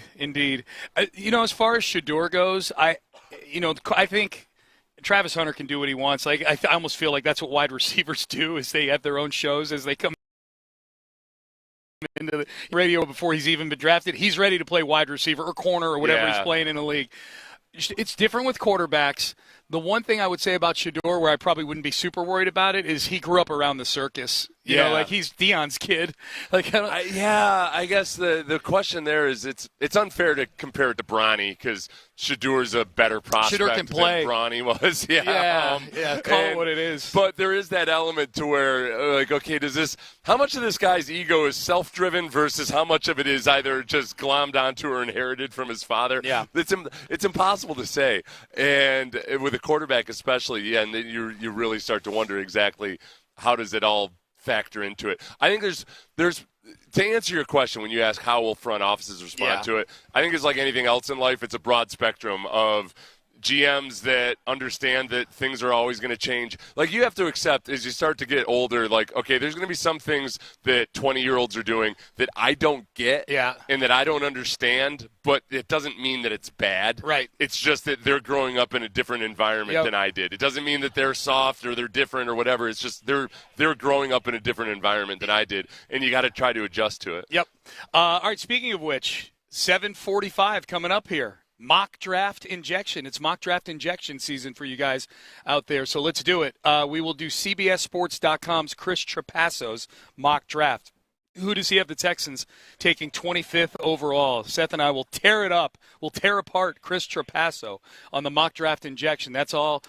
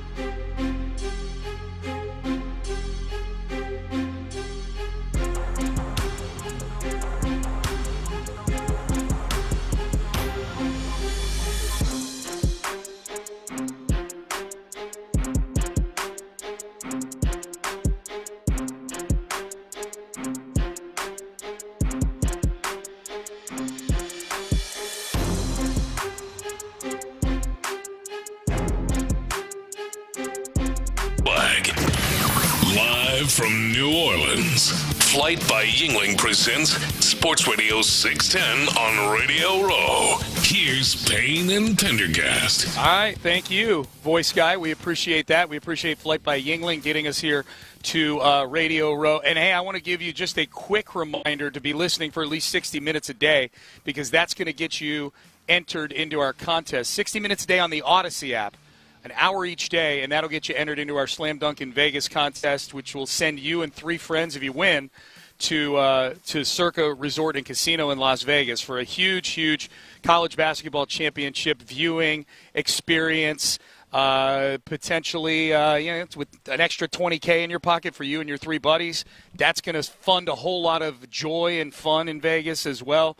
Circa's amazing. The stadium swim, where you can see all the games out by the pool, and their sports book is one of the best that you're ever going to find. So listen for 60 minutes a day on the Odyssey app, and that's your daily entry into the Slam Dunk in Vegas contest. All right, let's do this mock draft daily mock draft injection. It's mock draft season, and we do it at 7:45 every day. And we're thirsty, in particular, I think, as a fan base. If I can speak for everybody right now, I would say wide receiver and interior offensive line seem to be the thirstiest. I personally get excited about defensive tackles, probably more than I should. Mm-hmm. And yet I also know that D'Amico Ryans gets excited about defensive line. Yeah, you mirror the coach's behavior. Yeah, so part of this is what I want for the team, but also, okay, what does D'Amico want for the team? Yep. And D'Amico every day walks into Nick's office and says, hey, give me a defensive lineman. Give me your power ranking of the 15 best available defensive linemen. And Caserio says, hold on, D'Amico, we got a full team here. And D'Amico's like, no. I want 12 starting caliber defensive linemen on the defensive line. Yes. Can we make that work? And Nick tries to temper him back, and then finally D'Amico grabs him around his neck and pushes him up against the wall and says, I said defensive lineman. That's the drama I want. That's exactly right. All right, so here we go. This is Chris Trapasso of CBSSports.com. Let's do this here, Ben. With the 25th pick in the CBSSports.com Chris Trapasso mock draft, the Houston Texans select Donovan Jackson, interior offensive lineman from The Ohio State University, where C.J. Stroud played football at one time. Here's what Chris says, and then I'll get your thoughts on this, Seth. He says, addressing the interior, the offensive line is priority number 1 for the Texans. Jackson has the size, length, and athleticism to sneak into round 1 at the guard position. He's the 41st ranked prospect overall. He's second at his goes about 7 picks before the Texans are picking in this particular mock draft. It's not like it would be a bad pick, but I don't get as excited about him. When I watch him, I still see a little bit of that, okay, this could either work out well or it couldn't. He moves a little bit disjointedly. Earlier we were talking with the Vermin from Kansas City there about Will Shields, the offensive guard, Hall of Fame offensive guard. He's an awesome guy. Yeah. He's an awesome guy, but he was just gushing about the Chiefs. Right. That Will Shields is he's the ultimate, everything's efficient. Everything's kept within himself. They move good offensive linemen. It's like their hands and their arms and their legs are all tied together. And I see a lot of room for improvement with that with Donovan Jackson, but he's definitely worth taking with a number 25 overall pick. The issue I have with this mock draft is that immediately after the Texans select Donovan Jackson, Ibuka, the wide receiver from Ohio State, goes immediately after the Texans. To the Rams. Yeah. I want plunked down in a Sean McVay offense. No, I want Ibuka. Ohio State or not, I don't care about any prior relationship with C.J. Stroud. I feel like if you got that wide receiver sitting there for you at 25, let's not get cute. Just reminded of this by the very coach that he played for. Yeah. That Donovan Jackson is an Episcopal Knight as well. Played at Episcopal. He's a Houstonian. Shout out to Coach Lee's loyal listener to Payne and Pendergast. No, and I think he's not quite as – now, the other part of this is that Booker, the guard Alabama, has already gone in the draft, and I feel like this is what I would say. If I were going to put Donovan Jackson, if I were to compare it to Booker is a really big, strong guy, that does do some things that he's not going to get away with in the NFL. He mauls guys at times, the same way Kenyon Green mauled guys in college, and you have to learn your way out of that and use technique where sometimes you're going to maul guys in the NFL. Yeah. That's the thing that Booker's going to have to learn how to do. I think Donovan Jackson has more. I don't want to use the word finesse because that's a negative, but I think he plays with balance a little bit better than Booker, but he doesn't have the same overall brawniness that a Booker does. I think the fans would be excited about that pick based purely on need. I would not say it's a bad pick whatsoever. Right. There's a part of me, though, that, and maybe I'm succumbing to name brand appeal, too, with Ibuka, that it's also easier to envision wide receivers stepping onto the field with Nico Collins on the field at the same time, where you can get early success with that guy and he can be part of an effort this year, where with the guards and any offensive lineman really, we've seen, Dwayne Brown's the extreme example. He took 3 years to really get it and to click in the NFL. I just feel better about Ibuka. And Ibuka played with C.J. Stroud at Ohio State. They crossed over for at least 1 year, I think. So Donovan Jackson to the Texans in this particular old Makaru. By the way, this one doesn't have a quarterback. I like looking at what Tennessee is doing in some of these. They have 10th first overall pick, the edge rusher from Penn State, who was incredible in the Orange Bowl against Notre Dame. I do know that. He's a really good player. In fact, they've got Abdul Carter going 1, and they've got Travis Hunter going to the Browns at number 2. And you like that they took Abdul Carter? Huh? Did you like that the Titans took Abdul Carter? No. Oh, I thought that's what you said. Okay. No, I'm just saying he's a good player. No, I want to see him take a quarterback. I do too. I know totally. Yeah. Either of them. Yeah. Preferably Shedeur. That would be great. Preferably Shedeur. It doesn't go well, and then there's drama. He starts agitating for things that aren't even allowed. Demanding a new contract 2 weeks into training camp, something like that. That is the team that the Texans had 8 sacks against. Can you imagine Shedeur getting sacked 8 times? Oh, in an NFL yeah. game? How he fun that sold would out be. his offensive line in college once this wait till year. he does it to adults. They make more money than him. Yeah, exactly. Exactly. All right, Payne and Pendergast with you. We're live on Radio Row. Big thanks to Flight by Yingling for getting us here, the Low T Center as well. All of you watching on the Mokaram Injury Lawyers live stream. Hopefully you're enjoying that. Up next, the live stream will be pointed right at the exclusive furniture hot seat where Daryl Moose Johnston is expected to join us. We'll talk about his experience with the multiple Super Bowls he was part of with the Cowboys. But Seth, you brought this up earlier too. He was on commentary for the game between the Texans and the Jags where Azeez Al-Shire blistered Trevor Lawrence, and his reaction to it, I think, was, the reaction. Did he feel in the moment that was maybe leading towards how they'll talk about that and a whole lot more with Daryl Moose Johnston, and we will do that coming up next. But I want to tell you guys also.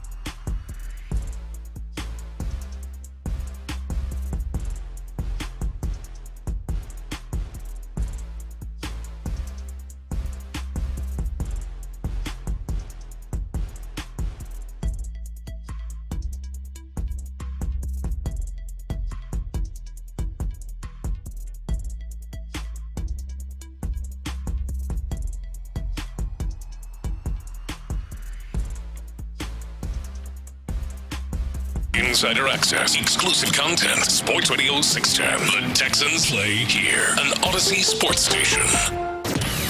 Live from New Orleans, Flight by Yingling presents Sports Radio 610 on Radio Row. Here's Payne and Pendergast. All right, good to be with you on a Radio Row Thursday. Payne and Pendergast joining us here, part of the Fox crew on Sundays covering the NFL as a color analyst, but also equally as notable, if not more so, he's the executive vice president of football operations for the revived incarnation of the USFL called the UFL, the combo XFL USFL league.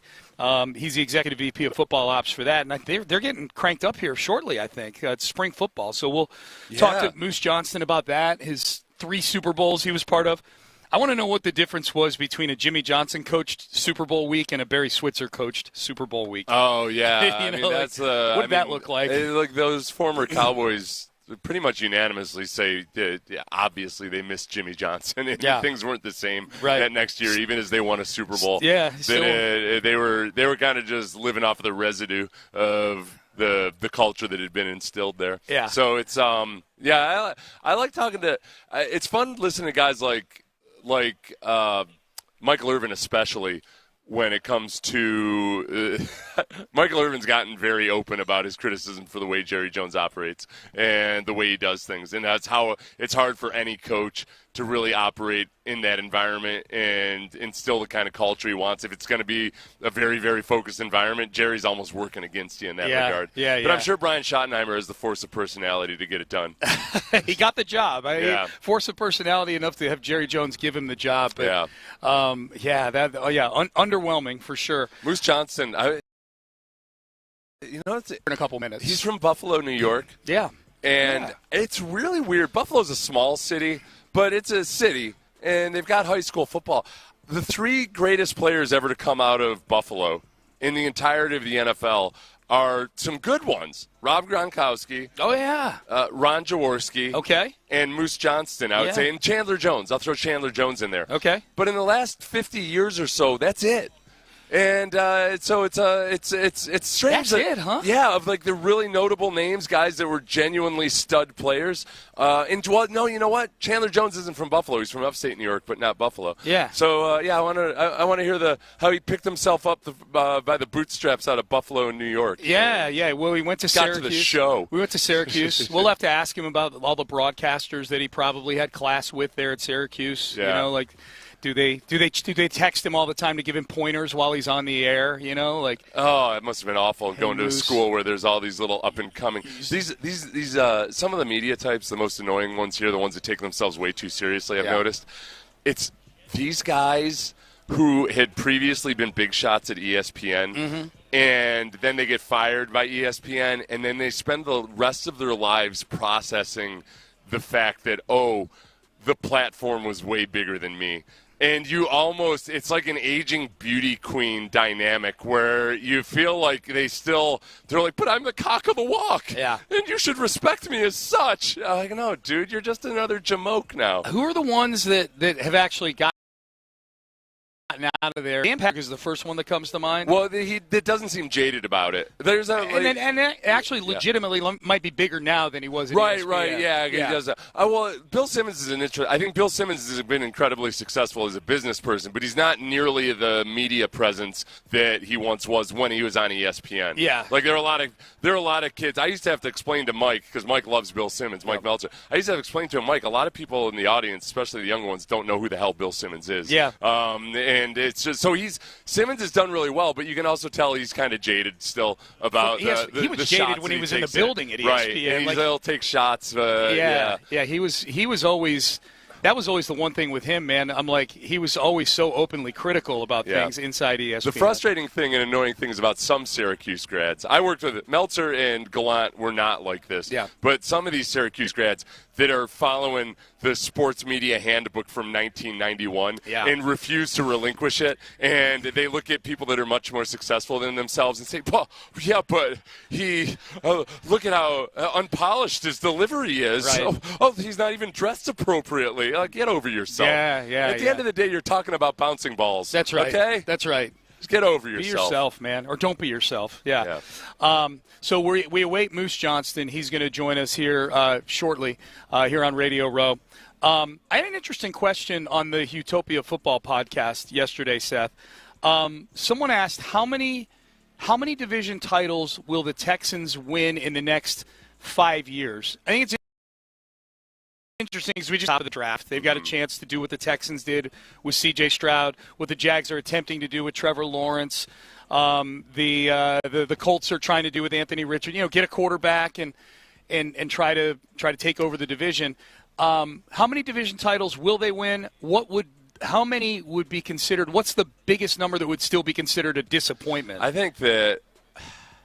And that's with, I don't know. I mean, 5 is going to be a disappointment if it's the same old, hey, you won a division title and then you got rolled up in the divisional round. So I don't even want to frame it in terms of winning the division. We've been there and done that and seen that, okay, there was still a very firm ceiling on how good the team is. Yeah. I think given the state of the other franchises, I think 3.5 is very fair right now as an over-under. Yeah. And, I think the Colts are going to try at least one more year with Anthony Richardson, maybe 2. He's going to get injured and miss time. If he plays the next 2 seasons and he's the named starter, I'll be surprised if he plays more than 20 games in the next 2 years. But they're gonna make a go of it. At some point, they're probably going to change GMs. And maybe that ends up being – I think Ballard's done really, really good things there, except for that one little detail of finding a franchise quarterback. Yeah, it's a great illustration of the difference between a guy who is a really good – I think he's a really good roster builder. I think there's some things Colts fans have issues with, that he's not aggressive enough in free agency. He's too married to the draft, that kind of thing. But it's undeniable he's put together a pretty good roster outside of quarterback. He's been the steward of a team that since 2017 – since he got that, and it's because of the quarterback position. Yeah. So the Titans, there's a huge question mark about what they end up doing at quarterback. Do they find their quarterback?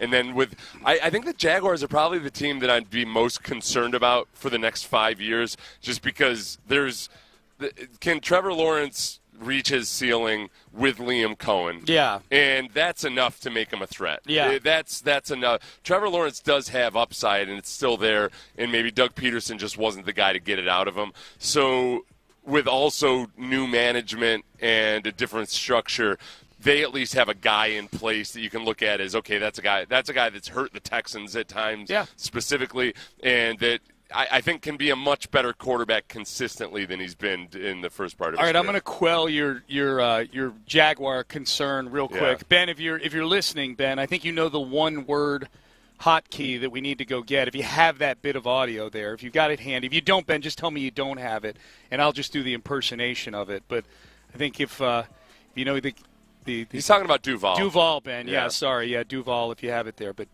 you don't? Okay. Well, Duval. Yeah. Yeah. You know the thing about that's their head coach. Okay, so the Duval was the Dan Campbell biting kneecaps moment in that press conference that went viral. I actually really liked a lot of the things that Liam Cohen said in the rest of his press conference. I thought that despite his boyish appearances, I think that he gets it in a lot of ways. I think he's more ready to be a head coach than I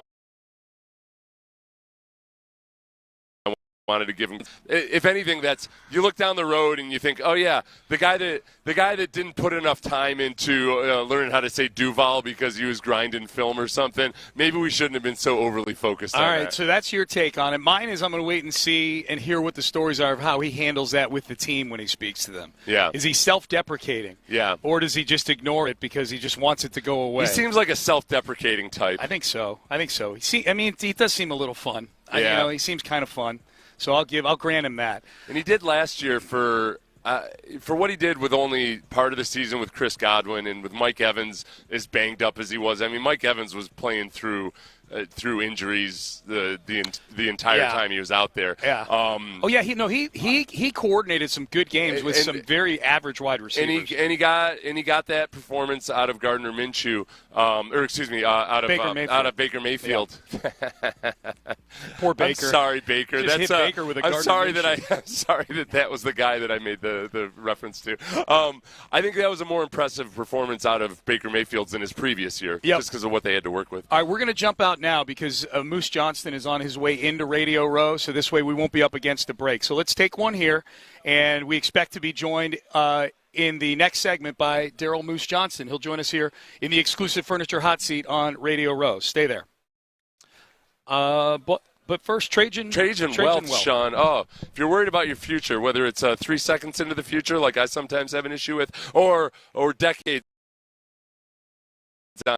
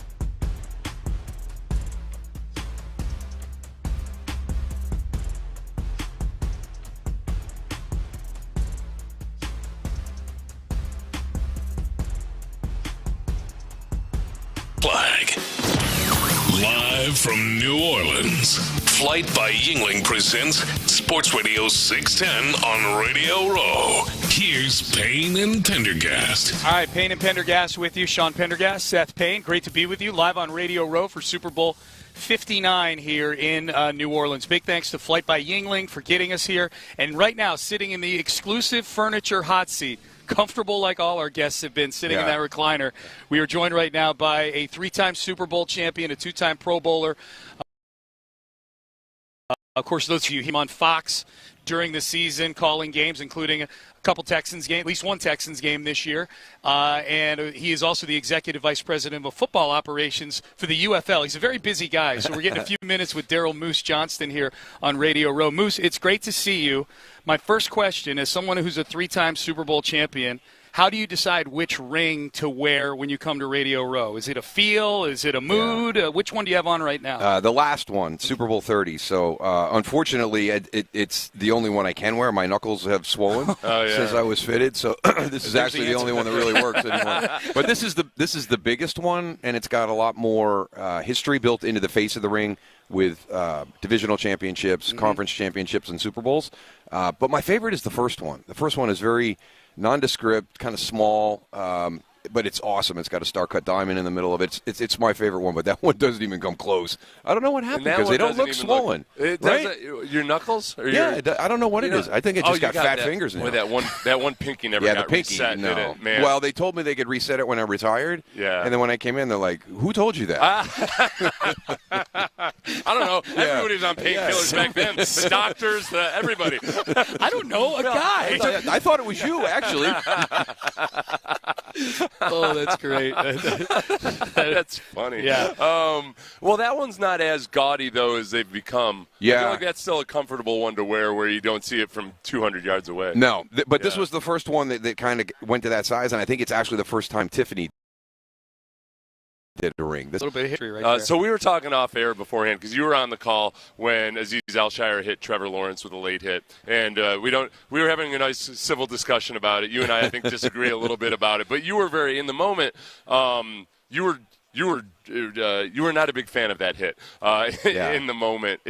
How do you feel about just, I guess, that play itself, but then also just the entire QB slide dynamic right now? It's a hard topic, and as you and I were talking, it's hard to get an offensive player and a defensive player onto the same page. I think you made a great point of the quarterbacks need to slide head first because that takes the head out of the target zone. When you're sliding feet first, you're upright and you're exposed, and you can't see people coming in from the sides. Yeah. So when you're on that cusp of being late too, that was one of the big discussions. But for me, the big thing is Aziz really kind of he went down and he got ready to strike and then he uncoiled as he came up. So I mean, and he had hit Tony Pollard the weekend before, late out of bounds. There's a couple of other ones during the course of the year. So it's kind of a repeated behavior as well. So I thought the NFL would come after him hard just because of the repeated behavior. So for me, the big thing was kind of sitting there and kind of formulating my opinion because I can go back and forth, and I didn't want to overreact because I wanted to see the timing of it. Was it a late slide? Could he have pulled off?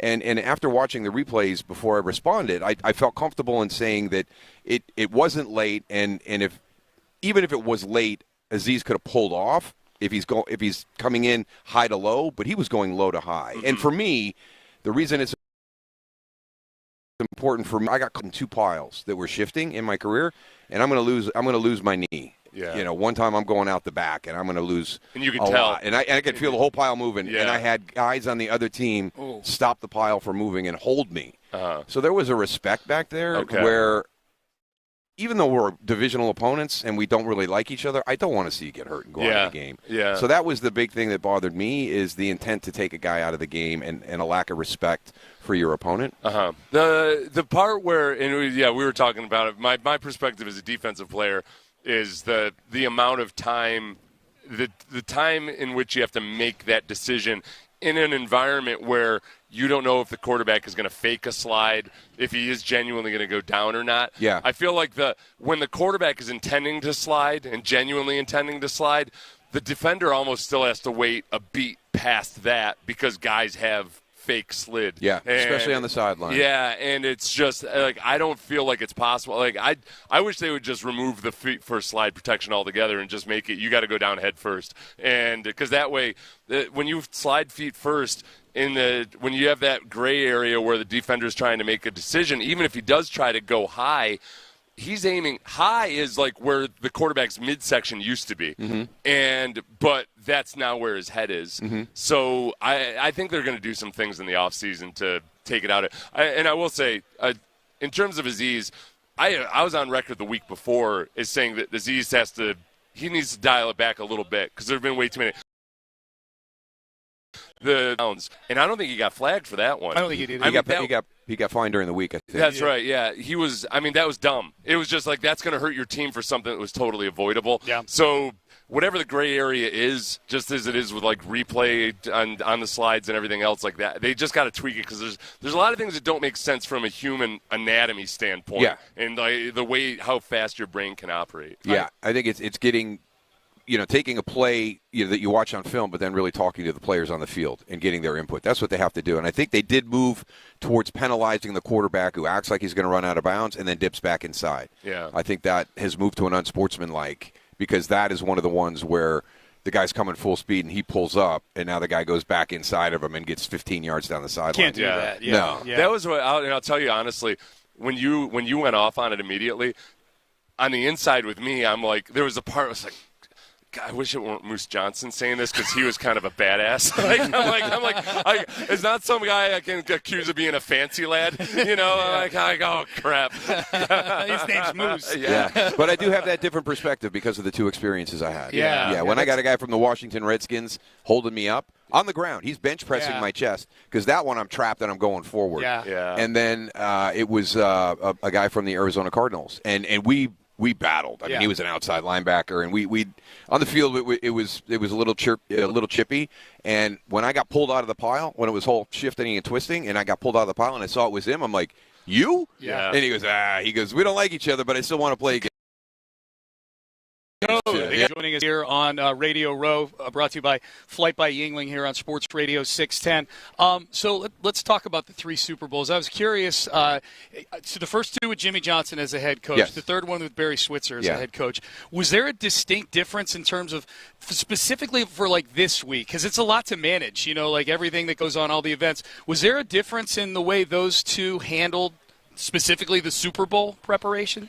Not really, because when Barry came in, he became the head coach, but he assumed the staff that was already there. And although that staff was very different than the staff that we had in 92 and 93, that was still the same schedule for the organization going into it. Yeah. So he just basically took the handbook. Yeah, exactly. It was on cruise control a little bit at that time, so just grab the wheel and don't take us off the road.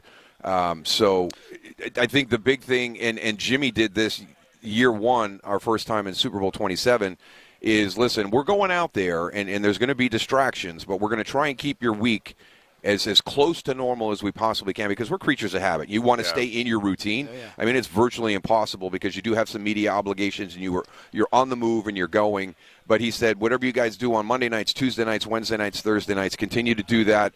Don't make this a distraction because you've elevated the importance of it. It's another football game. It's a big football game. We're going to try and keep it in that matter. And the biggest thing for us was the week was okay, but the pregame. The pregame was hard, and I think we learned a huge lesson, which paid off great for us in the second one. Is halftime and if you do try to keep your normal routine, you're sitting around for like 15 minutes at the end, and then you get tight. So the second one, when we were behind 13-6 at halftime, having gone through that the year before, we had a much better cadence on the extended halftime, and that really, really helped us adjust to what Buffalo was doing in our run game. And being able to come out in that second half and control the line of scrimmage. Yeah, how does that – okay, yeah, because everybody – you hear so many great coaches, Belichick, whomever else, talk about how important it is to keep your routines the same. But, yeah, then all of a sudden in the middle of the biggest game of your life, your routine is extremely thrown out of whack. Billy Joel playing halftime. So we had some great ones, too. It was I think Garth Brooks was the national anthem. So you're like that, and the Jets are coming over, and you're like, oh, yeah, this is not normal at all. And then halftime, here comes Michael Jackson's crew out to, for the halftime show, and we lost Charles Haley because Charles Haley loves Michael Jackson. So we're at halftime, and I can't confirm this, but supposedly Dave Wanstow, where's Charles? No way. Charles is down at the end of the hall watching the halftime show because he loves Michael Jackson. That's kind of his normal routine, exactly. right? Like Charles Haley's routine was doing something whatever he wants, different than what other human beings are doing. Yeah. So did you end up? Were you able to just take more time with like whatever you were trying to correct or any of the adjustments you were able to make? Yeah, that second one, understanding that we have a lot more time. You didn't have to squeeze it all in 6 minutes. We're not even thinking, right? You're coming off the field and we're rolling and just kind of get into that routine. And then we had slowed the pace down a little bit, but we still kind of stood around for like 10 minutes. Yeah. And then the second one, it was, all that relaxation at the front end. Okay, now start getting through the back so side. Then you're going back out onto the field, having done your normal halftime routine. Okay. Moose Johnston joining us here on Radio Row on Sports Radio 610. Now you have multiple jobs, obviously on Fox. You do the NFL games on Fox, and then you're the executive vice president of football operations for the UFL, which of course is the USFL and XFL combined. Married together, combined. So tell us about that. I know you've been in other high-level positions, sort of organizational positions with, previous iterations of leagues and things like that. Is that a passion for you possibly down the road, either GM or some sort of football operations, maybe even in the NFL? Baselli just entered the front office for the Jaguars, for instance. Yeah, and Tony's great. Him and Jeff Lagerman both are real savvy with stuff they do, and they're great to talk to. So I do, It's something I think we all aspire to. Mm-hmm. Everybody wants to know if I can take bits and pieces of what were important to me in every stage and every level of my football career and then kind of put that into the package of how I would do things and then implement that. Can I change the culture? Can I establish a culture? Is it a winning culture? Is it something that will be sustainable and help us win championships? I think every player who's been a part of championship teams would like to do that. So, down the road, of course, but this opportunity, because in the Alliance of American Football in 2019, getting to work with Bill Polian and Charlie Ebersol, football and business, merged together. It was a lot of fun, and I learned a ton. Then the next year, it's XFL, the first iteration. I'm working with Coach Stoops and, getting to work with some great people there as the XFL is rolling out. So that was kind of the team roles. With the USFL came about because Fox was heavily involved in that at the start. And they knew that I had done, both of the first two spring leagues that weren't successful, and just kind of wanted to bring me in to kind of oversee everything. And it just moved into different opportunities. And the most important thing I've learned is if you have great people, great things happen. And one of the things that we were able to do in the USFL was to get a lot of really good people, a lot of good football people. And then, watching the marriage of business and football together and getting them aligned and getting them on the same page is huge. And now with the merger, getting to work with Russ Brandon and just all the years of experience that he's had in the NFL has been very, very enlightening for me. And again, he's another one that believes in the people. We talk about football family.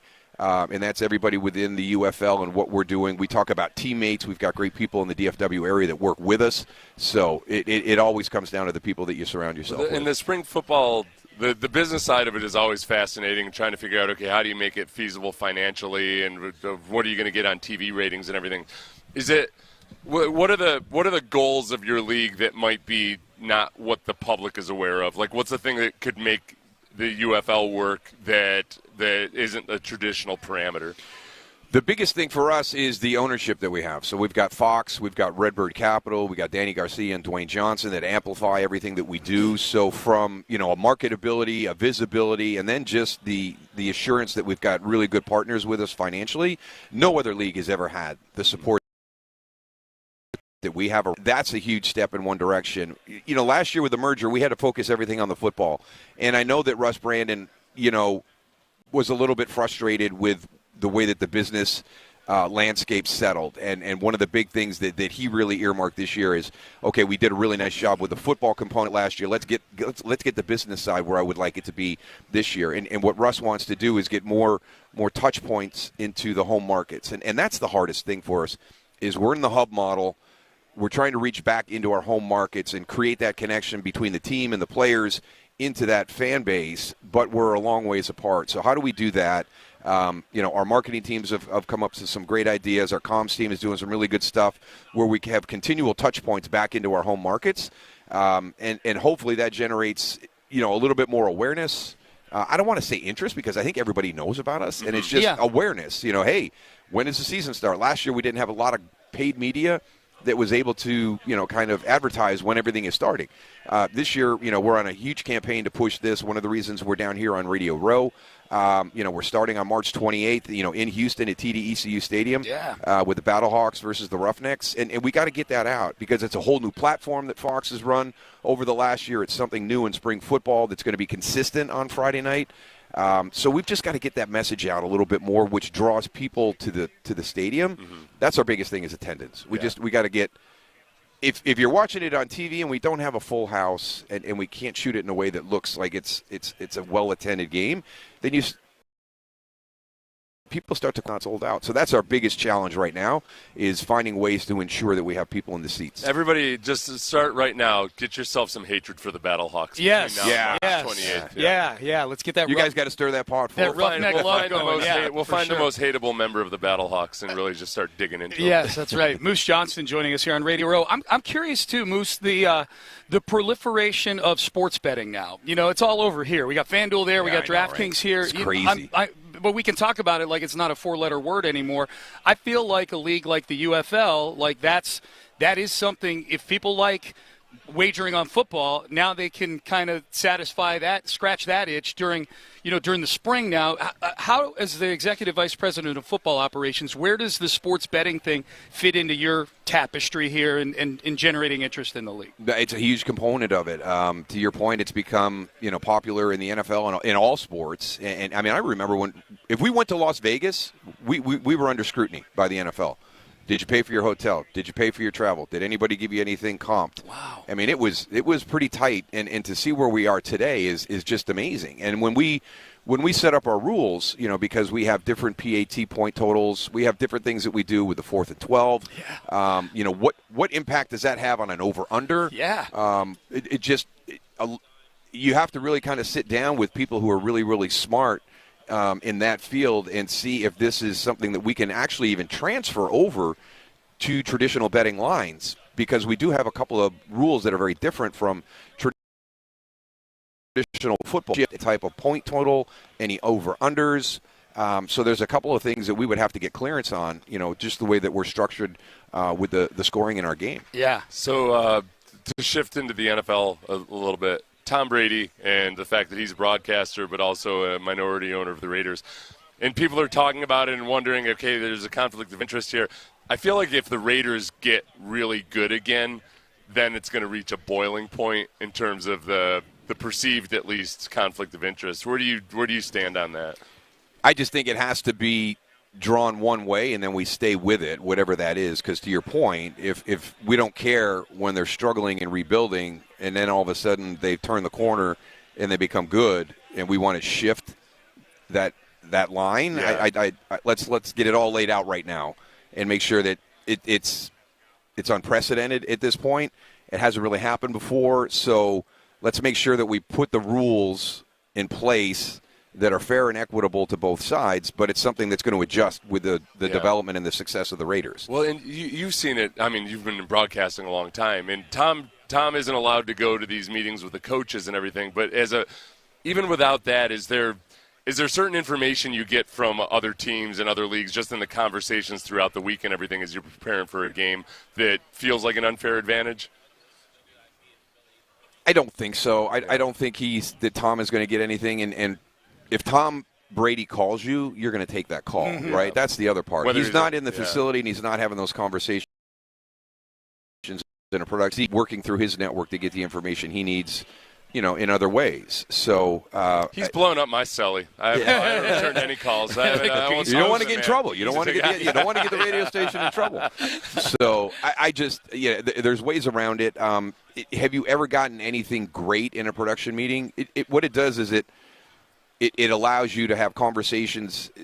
what we usually do is react to the answers that we're getting, and that takes you down different roads. Yeah. So I'll come in, and I've got all my questions laid out because, to me, it's one of the more important parts of the week. I don't want to feel like I'm wasting their time. Yeah. So I just want to get the answers that are for me, and it might not help Kevin Kugler, it might not help Laura Oakman, but these are things for me. But then they may ask a question, and I may hear an answer, and then I may want to jump back in.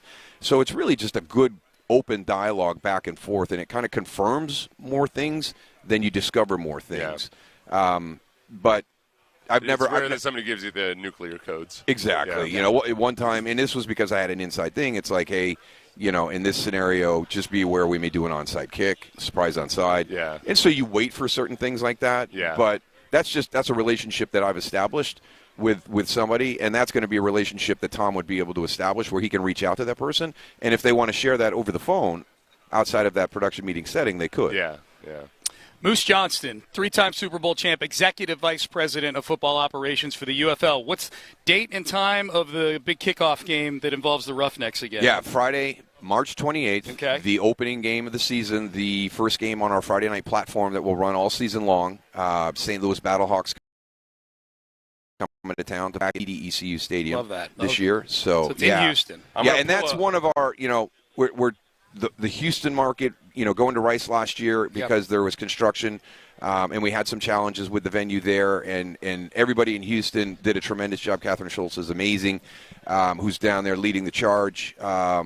We get back to the stadium that was there 2 years ago, and listen, I saw some of the games there when Wade was there with Houston, and it was really cool. Curtis Johnson is really excited to start engaging this Houston fan base in this new venue. And then it's the Battlehawks. I think a lot of people thought the Battlehawks were going to be in the championship game last year against Birmingham, and they got upset by San Antonio in the conference championship. But this is St. Louis is stacked. If we had two teams coming into this season where you said who's going to threaten Birmingham to stop this run that they're on, we talk about Kansas City getting ready to do 3 in a row. These guys are getting ready to do 4 in a row. Wow, yeah. In the spring. So who's threatening Birmingham this year? I think it's St. Louis, and I think it's Michigan. Okay. I think those two teams have done a nice job in the offseason. So you've got one of the favorites coming to town. And if Houston can knock off St. Louis, that would be a huge jump start to their season. March 28th, Friday, March 28th. I'm going to do the old Steve Martin thing here and pick a name right out of the phone book. Oh, yeah. For a player whose fate is sealed as the guy. Max Dugan. That's what we're doing. Oh, that's their quarterback. Yep. They just signed him, right? We're going to start the campaign against we need to rail against Max TCU. Dugan. Yeah. TCU here. Well, and they have, I think Hakeem Butler came back. Okay. Feeney's coming back. All their good guys back. Yeah. But then they've done a really nice job of sprinkling in some new guys There that you are go. coming in. So they're going to be tough. But, hey, Will Lewis has done a great job down there in Houston.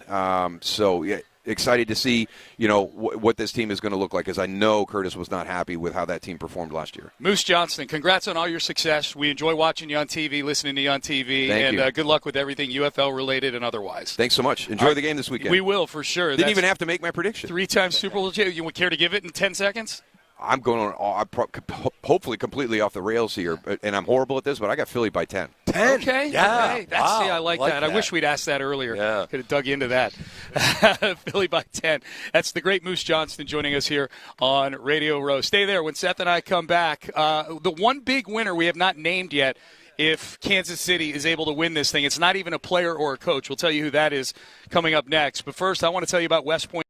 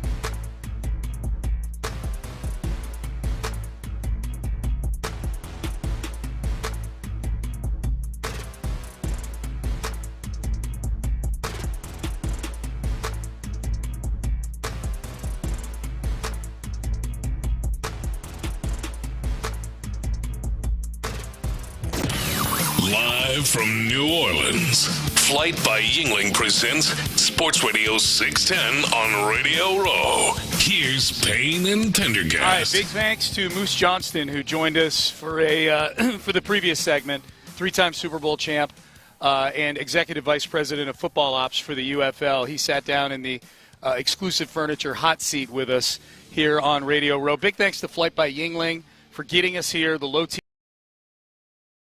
Center is have the live stream for you. Chris Myers of Fox is expected to join us at the top of the hour, so we'll get his thoughts on this game coming up, get his thoughts maybe on the Texans as well. He's one of the several play-by-play announcers for Fox during the NFL season, and like Trey Wingo, who we had on here yesterday, a former Sports Center anchor as well. He spent a lot of time in Bristol back in the day. Chris Myers did. So He'll join us at the top of the hour.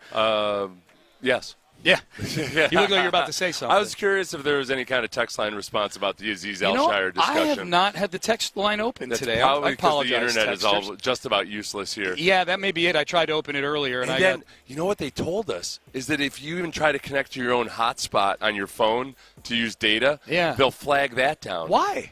I don't know. It probably has something to do with just trying to keep the no interference for the. What are they afraid? They're afraid that the Wi-Fi is going to be even worse than it already is. Yeah. I couldn't come up with Steve Martin's character name. Naven Johnson. Yeah. And what the jerk. The jerk. Yeah. Yep. That's all I was trying to Google. That's all you wanted. Yeah. Yep.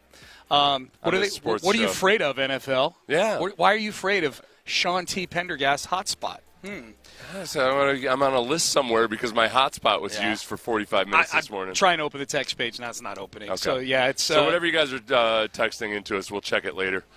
What do you think the reaction is? I think that, I don't know, there's probably people, I don't know if people shared my same sentiment. And if you missed it, real quick, if you missed it, Moose Johnston and Seth have differing views on how the Aziz Al-Shire hit on Trevor Lawrence should be treated. Yeah, a little bit before and after the segment, and he acknowledged it during the segment that from a defensive player's perspective, I think there's a gray area there where the quarterback has made a decision to slide, but the defensive player, because quarterbacks will fake slide, still has there's a lag. He's got to figure out whether the guy is genuinely sliding or not. But then beyond that, the feet first slide in general might be one of the least safe things a quarterback can do. Mm-hmm. It sounds counterintuitive, but a head-first slide is the safest thing because when you do a head-first slide, your head is taken out of danger. It's down on the ground. Where when you slide feet first, your head is the last thing standing that might get hit, even if it's purely incidental contact. Yeah, and it makes it really, really tough for the defenders. So I feel like we had a pretty good civil disagreement about that. If I had to guess, I would guess because our show is a Houston-based show. Yeah. Moose Johnston is a Dallas Cowboy who had a very strong opinion against Aziz Al-Shire. Yeah. I'm going to guess it's not going well for him on the text page. That's I don't know, hunch. But in my moment, and what I told him was true is, I said it that week. I said that I thought that Moose's extreme response to it was part of what led to all the fervor. And so in talking with him, it was a genuine response. Oh, yeah. And so in the moment, he wasn't trying to No. rouse. And that was the thing that made it. It was a little bit of a conflict I had while I was listening to Moose Johnston in the moment talk about it. This isn't a guy that I could easily dismiss his opinion about it because he wasn't a soft dude. He wasn't he wasn't just like the physical part of the game. Yeah. And he played in an era that was a lot more violent than it is now. It's a very, very, very murky area in a lot of regards, and I think there's some simple rule changes that can make it a lot less murky. I'll read a few texts, and then we'll get to what I teased into the segment. Ask Moose to say something nice about Aziz, please. Otherwise, I'm going to hate him, and I don't want to hate him. He seems like a pretty fair and rational guy. That was my feeling on the whole topic, The Cowboys can suck it forever, besides Moose. Legit dude. Let's see. Great interview with Moose, y'all. That's a text. It was a great interview with Moose Johnston. I disagree with him on Al-Shire. Lawrence slid late. See, very reasoned text. Hey, I disagree, but a great interview. Well, and that's the other dynamic, too, is that the NFL, in the way that they come out with these statements before they've even talked to the player, that's where that felt unjust. They deliver the big public punishment and deliver their statement without giving the guy any kind of due process or a chance to defend himself. Yep. That part annoyed me. But I was on record before that play as saying Aziz does need to dial it back a half step. Because there's times in the games when he punched the player on the sideline in the Bears game, the Titans game when he hit Pollard out of bounds. Like, that's going too far. Yep. Those were avoidable things. Well, and he's really got to watch it now. And he did. I thought, and it's unfortunate that he played poorly in the Chiefs game too, and I think the injury had something to do with that. Yeah, for sure. But we didn't have any near incidents with Aziz Alshire in those games. In the playoff game, we didn't. Yeah, he didn't play in that first Chiefs game, but that's.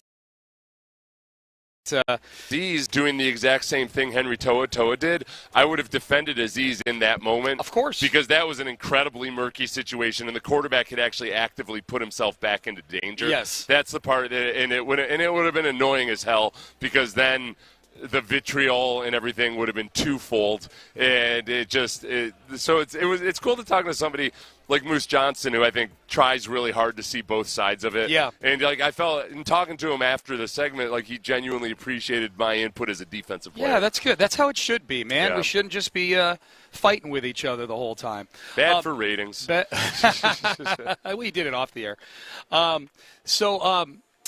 Pat Riley stands to make a lot of money if the Chiefs win this football game. Pat Riley, current executive for the Miami Heat, former head coach of the Knicks and the Lakers, and this goes back to his time with the Lakers after they'd won 2 straight championships. So how's he going to make a lot of money? Is he in tight with the officials or something? He's going to make. Yeah, he's in there.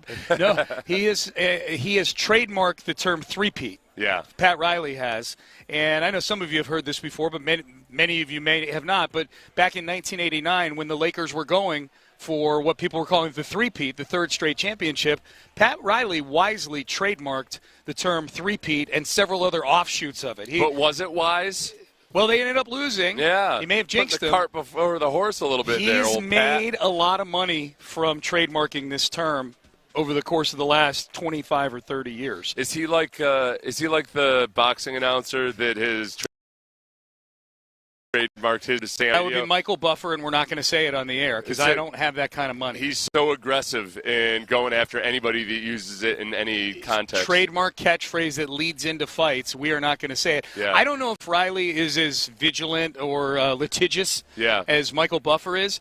What he is very wealthy, in part because of this. Riley stands to make upwards of $1 million off of the merch if the Chiefs win the Super Bowl. Wow. Stuff with three-peat on it. No kidding. $1 million because he was smart enough to trademark a term. He got paid back in 1993 after the Bulls' third straight championship.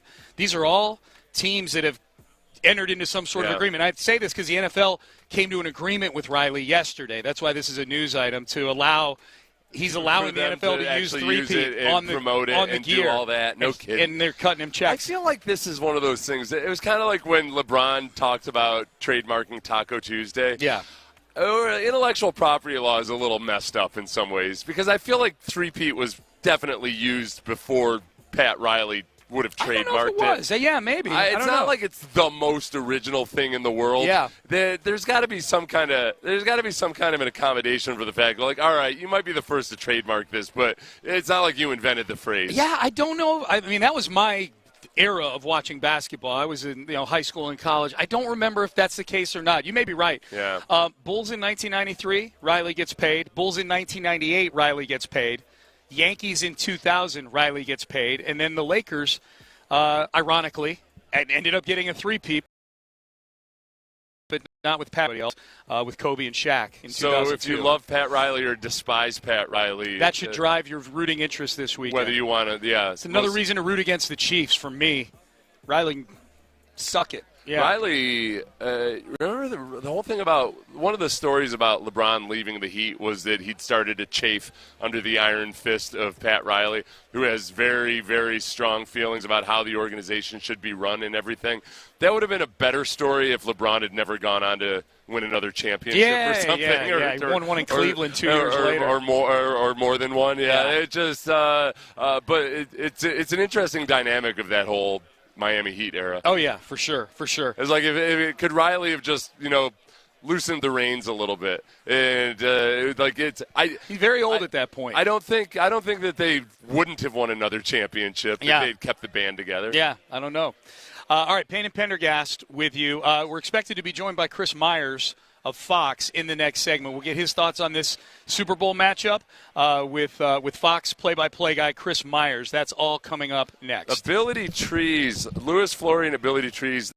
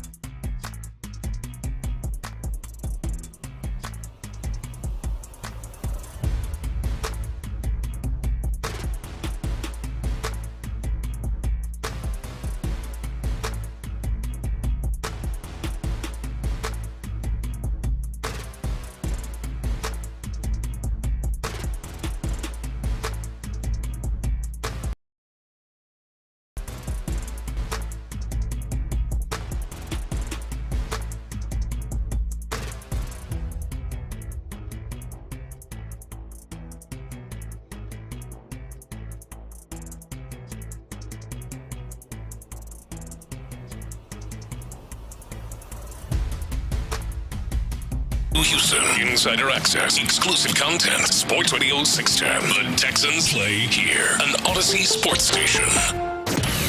Live from New Orleans, Flight by Yingling presents Sports Radio 610 on Radio Row. Here's Payne and Pendergast. All right, Payne and Pendergast with you live on Radio Row. Into the 9 o'clock hour we go. We are expected to be joined shortly by Chris Myers of Fox play-by-play. Fox, of course, has the Super Bowl this year, so my guess is it's all hands on when it comes to anybody from Fox. You're going to have your fingerprints on this production on Sunday, I would guess. And we're also joined by, I believe, one of Figgy's locks. Oh, is that here. One of his pieces of It's hair? Yes. I'm going to keep it as a good luck. It's not quite long enough for me to wrap around my wrist. But get a necklace and then tie it around the necklace. Carry around Figgy energy with me. I'll feel like I'll be like a effervescent, happy dude if I just keep a little bit of Figgy with me. Wear it like a shark's tooth, baby. Not creepy at all. No. You should tell him. You should blindside him with that when he gets here. Yeah, for sure. I wonder what he was up to that he lost some hair. Something got aggressive. He got in a tussle with somebody or something. Dude, Radio Row can get tough, man. Probably had to keep somebody away from Ron. Ron was about to get into it with somebody, and Figgy had to break it up. Dude, I almost wish that Moose Johnson had been on with the afternoon show and that he gave his Super Bowl prediction while Ron was sitting in this chair. I'm going to tell you something Eagles by 10. I'm going to tell you something about Ron. Yeah. He is a low-key guy that I might think more about tussling with than you would think. Okay, I think Ron's got some juice to him that I think if push came to shove, Ron would be more of an ally to you than you might suspect. Oh yeah, I think just because sometimes he's got kind of the appearance of just like a big happy guy and everything. I think I think there's a point at which he would snap. So when you say you want to get into a tussle with him, do you mean like on opposite sides or as a sidekick? I'm saying like if it were a power ranking of don't worry about that guy or whatever. Yeah. Ron might be higher up on it than you might place him. Okay. Yeah. He's got some feistiness to him that I think game recognized game, Sean. Yeah. I don't do as good a job of tamping it down. I feel like Ron's it's in him. Where am I? Where would you want me on your posse if we got to go? I think you hold the coats. Here, hold this. A big stack of coats. Hold this. Stuff's about to go down. Got it. That's about where I put it. No, but you have an anger streak in you, too, that people would be surprised I do, but I'm glad it never leads to fisticuffs. I just never know when it's going to come up. It's usually something administrative. Or this is where it's like if something doesn't go, you kind of flip a switch internally. Yeah, well, when it's highly preventable, that's when it bothers me. I could see you as a boss being the guy that like everybody loves working for, but there's always that little bit of like it's awesome as long as I do things the way they're supposed to be done. But I know that it can get dark. That's pretty close, actually. Yeah, that's a really good assessment. That's a good. That's the old 1 minute manager dynamic of like be positive all the time, except let them know that you've got in there. Yeah, it's in there. Just one quick bit of appropriate criticism. That's right. It feels worse when it's coming from somebody who's nice all the time. That's right. Yeah. It's like when your grandma swears. The one time in my life I remember my grandma swearing or cursing. Like I knew I'd done screwed up. Yeah. That's what you are. You're like my grandma. Thank you. I appreciate that. That's how scared I am of you. Nicest thing anybody said to me all day. All right, joining us right now in the exclusive Furniture Hot Seat. We were pleased to be joined. You hear him on Fox play-by-play during the NFL season. The great Chris Myers joining us here on Radio Row. Chris, it's great to have you. In Houston specifically, anytime we get told that Chris Myers is coming on with us, we have to double check and make sure we know which Chris Myers it is. Yes, because the irony of the former center, right, spells it the same way. Yep. Myers. I'm from Miami. I went to Florida International University in Miami-Dade North. He went to the University of Miami. He did. One of the games we were doing, I remember walking off practice, and the crew got a picture of it. Said, of the two of you? Are they related, kind of a thing. So I hope he's doing well. He was a terrific player. He's doing great. He's maybe listening right now. He's listens to the play. So he was in great shape. And there was a big difference in the hair thing. They were doing a before and after, which wasn't nice to him. But our guys, they love to goof around. Yes, I know as well as anybody how that goes. Well, it's great to talk to you. So what's your talk plenty about this game here, but just sort of initial reaction when we knew this was going to be the matchup, and now it's the second time in 3 years. What are your initial thoughts on this? Yeah, well, I think it was the matchup that, unless you're a fan of the Eagles or Chiefs, I think everybody else would, because even for the feel-good story of a Buffalo, Detroit, or something like that, so people are a little chiefed out. It's not their fault. I mean, they're very good, and they're in your face with commercials, and the Taylor Swift, Travis Kelce thing, so it's a little bit over the top, but I like the idea of a chance for history, and I was on the sideline. I covered that for Fox in the broadcast. I had the Patriots sideline when they had the perfect season, and they went up against the Giants and had a chance to finish, and I had to interview Belichick after, and so that history didn't happen. So this one, it would be nice to see, but I think the Eagles match up well. This can give Kansas City problems. In the end, Mahomes is Mahomes. We can get technically into the game, but I kind of like the defense of Philadelphia against Kansas City's tackles, especially, not to get too technical. And I think even if they try to gang up on Saquon Barkley, I think Jalen Hurts can run. He can have a big game running. He can have 100 yards rushing. If he has to throw a lot, I would be concerned about that, just because he's not at the level of a Mahomes or a Josh Allen or some of those guys. Well, and I would imagine as a broadcaster especially, throw out any other champions. One thing the Chiefs have demonstrated time and time again, we saw it as Houstonians twice this year, it's the fourth quarter. It's that almost anything that happens or how close a game it is leading into the fourth quarter, the Chiefs this year have, especially on defense, figured out, okay, those first three quarters is just a prelude to the way we're going to play in the fourth quarter. And then it feels like at some point they've got your number. Yes, it's almost like they planned for that, and that's why they've won 17 straight one-score games, which is, to me, phenomenal, even if you're a great team. I mean, even the perfect Dolphins barely did that to have the Super Bowl back in the 70s. And I think defensively, yes, because we see what Spagnuolo does, but also it's almost like Mahomes, he realizes early in the game, I don't have to carry the team. When you watch, when it gets late, like you're talking about, he runs more, he does more creative things. And again, he doesn't have the great weapons. I mean, he's still got Kelce, but those receivers getting downfield, I think that's something that might hurt him in this game. But every time I say that, he'll still find, whether it's a Watson or a Worthy or somebody, to make a big play when they need it. Yeah, no doubt. Chris Myers joining us here on Radio Row, Flight by Yingling, bringing us to you here on Sports Radio 610. As a play-by-play guy, the officiating as a topic in a game, it's been a huge topic obviously this year. It's a big topic for the Super Bowl because of the Chiefs' involvement in it. Just take us inside your thought process going into a game, or when things happen within the game that are controversial or referee related. Just the handling of that. Yeah, and thankfully we have a Dean Blandino and a Mike Pereira, and they were Mike was the original in terms of this area, and watching any other broadcast when they don't have that, I'm a little spoiled. But we even get support sometimes off the air when we see something and have the replays. To me, the officiating has improved, but the technology has not improved with it, in the sense that they're not using it. If we all see it, they should be able to, whether it's eye in the sky, a little college football, get it right. It's not rigged, but however, when I'm not calling a game, I'm watching, and even in that Houston Chiefs playoff game, the calls were like, it just seems like, and our eyes are not deceiving us. Every time there's a 50-50 call, it's going in favor of Kansas City. Way, I mean, even that Buffalo game, it was all every line to gain in that game. It seemed like the Bills were coming up a half yard short. Notice how quickly they rush. Notice how quickly they rush the 4th and 1 without usually there's a spot, there's a decision, come out and measure it. Show us that. I mean, I don't care who you're rooting for. We just want it fair anyway. So we watch for those things, and Fox is good about allowing us to call that out, and then have Pereira or Blandino come on and say, here's why or why not, and here's the way they see it. So ultimately, we know it's not rigged, but the officials are human beings, and they're going to make mistakes, and they're also sometimes, even though they try to be impartial, they're going to give the benefit of the doubt. Now, in fairness, good teams usually are well coached, so the Chiefs don't get as many penalties or whatever, but it's just a little ironic through the playoffs that it's double for the other team. So hopefully in this game, it will not be a factor. And I'm glad the commissioner said, hey, whatever, it was brought up to their attention, because people will be watching closely, and I think they will use more of the expedited replay and get it right. I get having the rules advisor. I can't remember that or when that became a thing.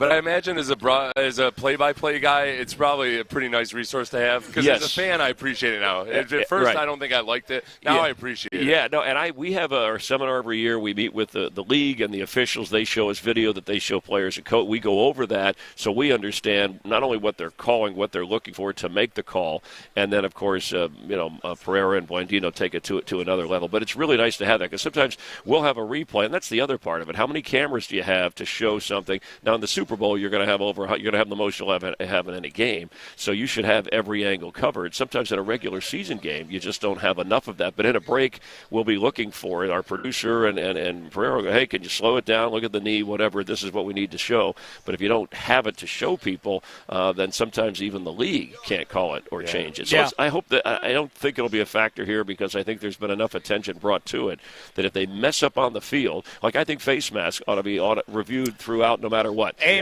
Have an Thank you. And just tell the crew, hey, you guys missed one. It's real obvious. We can see it. It's just a basic thing that we've all seen this year. Those are big penalties, and those are also safety issues as well, which I know the NFL has worked hard on, and they've made progress too on kickoffs. Concussions are down, so that's a good thing. Chris Myers joining us here on Radio Row. I know we're going to talk about Low T Center in just a minute. I'm curious, Fox, you guys have this game. Is this an all-hands-on-deck thing? I mean, there's a 5-hour pregame or whatever it is. Is this like everybody all-hands-on-deck for this? People all over the place. Bourbon Street, there's a and we're in front of the camera that are still part of just the process.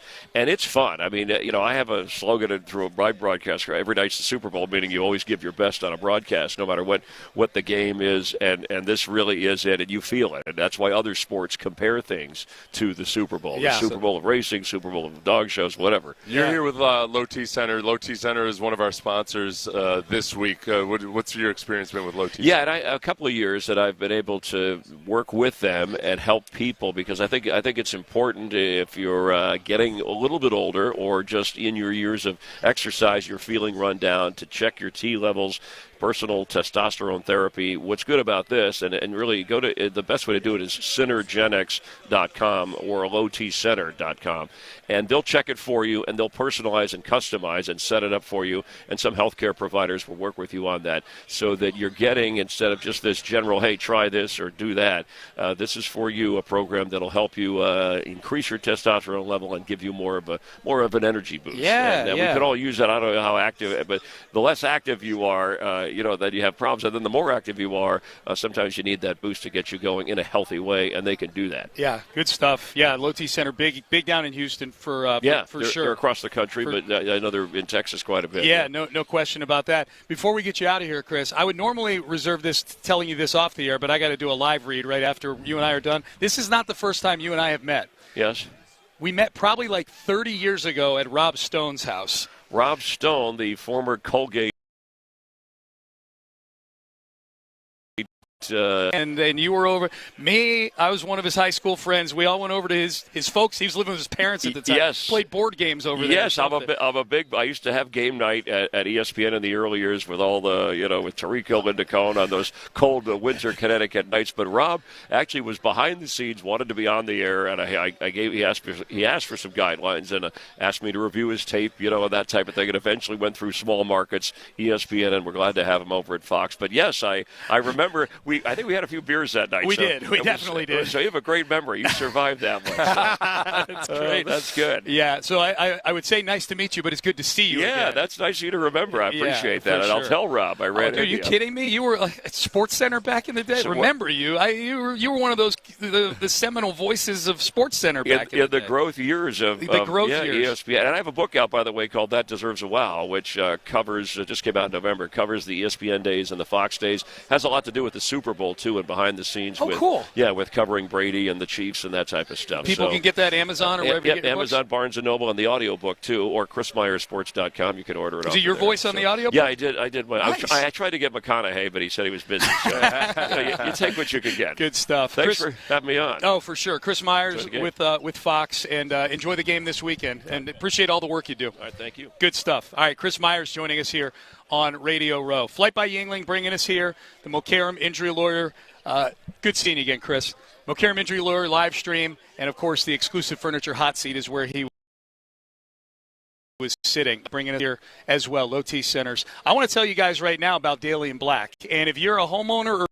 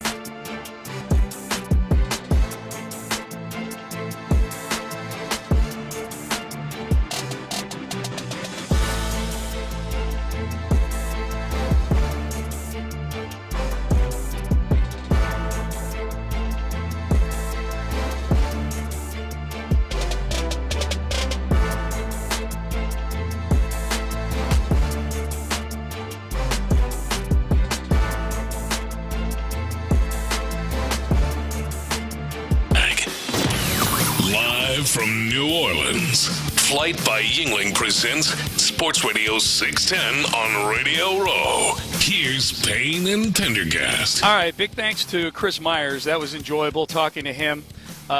Catching up after 32 years of not seeing each other. Yeah. We've only met once before. But he remembered the evening when you were just, how old were you at the time? I was probably 22 or 23 at the time. 22 or 23 years right old. out of college. Stoner was, Rob Stone was working as a production assistant, making probably $7 an hour at ESPN at all hours of the night, chopping up film.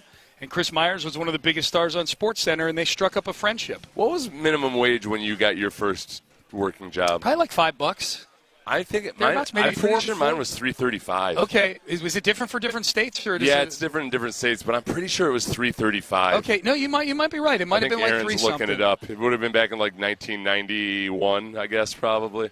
First job I had where I got an actual paycheck, not working. I'll tell you, the farm. first job I had that was minimum wage was in the first job I ever had in high school.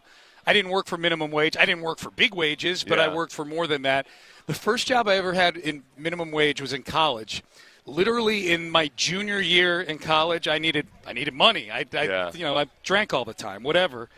I got a job with one of those political survey places where you call people up, at night at dinner and survey them about, hey, how do you feel about this? How do you feel about that? At dinner. While they're eating and stuff.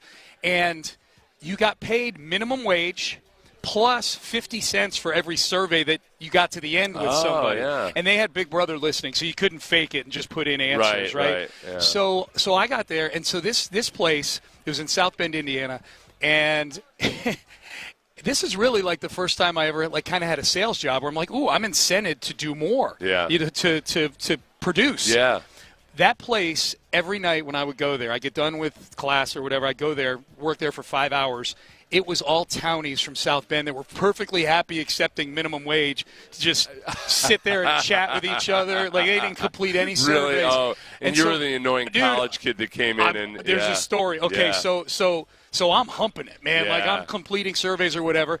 But, like any job like that, hourly wage, you get a break. You get a 15-minute break, and you go sit in the coffee room. So I get this 15-minute break after, like, being there for, like, 2 weeks, right? Yeah. And I didn't know they hung on the wall of the break room each week. They hung the list of the top producers. Yeah. Hey, and it's all these South Bend people. They're going nowhere in life, you know. And I come in and I'm just like, get a Coke out of the machine, and I'm Notre Dame kid, sitting down and talking. And I'm like, man, why are they being real standoffish with me? And one of them points over at the thing, like how far ahead I was of everybody. Like I was a big kiss ass. You're making them all look bad. Yeah, too. I was helping the man. That's there's nothing worse than when I was working, I was trying to figure out what I was going to do with my life, and one of my friends had an oil and gas company, a landman company. Yeah. And I came in and I was just like, the same thing. A lot of grizzled, which is different. Like, they were good at their jobs. Yeah. But I was just doing what I figured I would do. And then, 4 months into it, they wanted me to give a presentation to the group about all the different, because I knew how to use a computer, right? And I was doing you were eight times the work because I wasn't driving off to find actual documents and stuff. Yeah. And it was the most uncomfortable I've ever been in my entire life. Is I'm like telling all these grizzled old landmen how to do their job. Oh, I hated it. I hated it so much. That's funny. It was awful. It was awful. That was more than minimum wage, though, I would hope. Yeah, minimum wage. Thank you, Aaron, for looking it up. Was $4.25 when I first started. Okay. My first job. Okay, that makes sense. I think they had just bumped it up from $3.35. Yeah. So I was rich, basically. Yeah. Yeah. Oh, I was willing to bet on myself with that political survey company. Oh, yeah, minimum wage, I ain't scared. How much per survey? 50 cents? Oh, yeah, it's on. It's on. So, yeah, man, that was my first experience with minimum wage. Minimum wage sucks so bad, I knew I had to do something where I could actually make a little bit more than that. Yeah. Oh, man. They hated me. And I go into the break room with the same people for 2 weeks, and they were cool with me. Yeah. They're all really nice. And then this one day, I go in there, and they're like, yeah. That's cool. one of the it's sorry, hard. I'm a high achiever. Honestly, it's one of the hardest bits, but I still struggle with it when you talk to people that take a summer job. And you're working, you got to adapt to the circumstances. And this is 3 months for you. And sometimes, the tougher jobs, if you're working in a warehouse or something, man, you got to remember that, all right, it's a summer job for you. These guys this is their life, and like man, part of it is like it's a tough job. Yeah. And you don't need some kid coming in to basically make you look bad. Put your head down. So you got to go. Well, I don't know. If it wasn't something that I was like going to do for the rest of my life, I just said, I'm like, okay, I'm going to go along to get along, and I don't want these guys I don't want to make these guys' lives any more miserable. Yeah. But then there was a time one summer I was working in an office at the university controller's office. At Cornell? Yeah. And it was one of those things where the boss was telling me to slow down. And I was really uncomfortable with that. Because that's so anti-football, right? Right, and she was like, well, listen, this is the thing, Seth. You're doing a really good job, but if you're too productive, that means other departments are going to start using you, and then we won't have you. So I was like, it was the most conflicted I've ever been in my life because I'm sitting in there. So my job was to file things, and I would go back and I'd file everything like in a half hour, and then with no cell phone or anything, I'd have to just sit there by myself, read a book or something, and I felt so guilty the entire time. I'm driving up my own tuition. I wonder if she's related to Ross Tucker. Yeah. Because that's a flavor of what he does with the restaurants, right? Yeah. Like, hey, man, I could see, stamp back the work, because selfishly I need you to do a worse job so I can keep you here. Yeah, because I'd always grown up on my family farms, my different family members' farms, where it's like you work your butt off as hard as you can all day long. Farm and football were your two things. That's the total opposite. Oh, it was awful. Yeah, it was awful. Sucks. I did work a couple jobs where it was physical labor, where you're out there with the guys and you don't want to be the guy that's making them look bad. And then you're kind of like, all right, I get it. Yeah. But it's hard. Oh, it's wild. All right, so these days I don't know. Start a podcast. Yeah, that's my career advice. There you go. Yeah, there's none of those out there. So Radio Row is interesting. We see a lot of people here that we see once a year, and you need icebreakers with them, the conversation, whatever the case may be. I feel like I'm a pretty good conversationalist when I meet new people or I see people I haven't seen in a while. So Kyle Brandt of Good Morning Football took all of us in the media and threw us all in the same cauldron of inane, boring conversationalists yesterday I found myself personally offended by this because he starts off saying that 100% of conversations at the NFL Media Center go like this. Yeah, so and I was offended. Here's what Kyle Brandt said. If you're wondering how things go on Radio Row, the conversations, how they all start, this is Kyle Brandt, who I like, of Good Morning Football. Yeah. This is his version of what he sees happening on Radio Row. This is, if you are a media member already in New Orleans or one that's going, I just want to touch base with you about this. This is how every single conversation Super Bowl week, it consists of 3 questions, all right? You're going to be standing at a party, you're going to have a drink, you're going to have some sort of bracelet on, and you're talking to someone who you don't really know, but you kind of know them from social media, and the whole time you're talking to them, they're kind of looking around the room, and so are you. But you guys will exchange 3 questions in that social exchange. Question number 1, when'd you get in?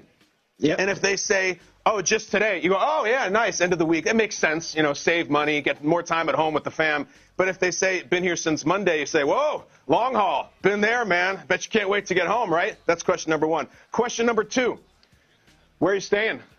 And they're going to say the Hyatt or the Hilton. These questions. Ben, pause after the first one. Because I'm going to say the first. You looked like you had a thought. The original sin right from the beginning was where he confessed to being a room scanner himself. Yeah. Which is. He told on himself. And the other part, too, where this is going to go is, okay, it consists of 3 questions. That means you're the guy asking at least one of those questions. Yes. So it's that. All right, you're engaging. You yourself are not actually paying full attention to the person you're talking to. You're showing no interest, no genuine interest in that person, and you're looking for somebody better to talk to. Yeah. So, from the get-go, conversations do not have to go this way. The first question asked might be the other person might ask you a normal, just kind of casual question, small talk. Yeah.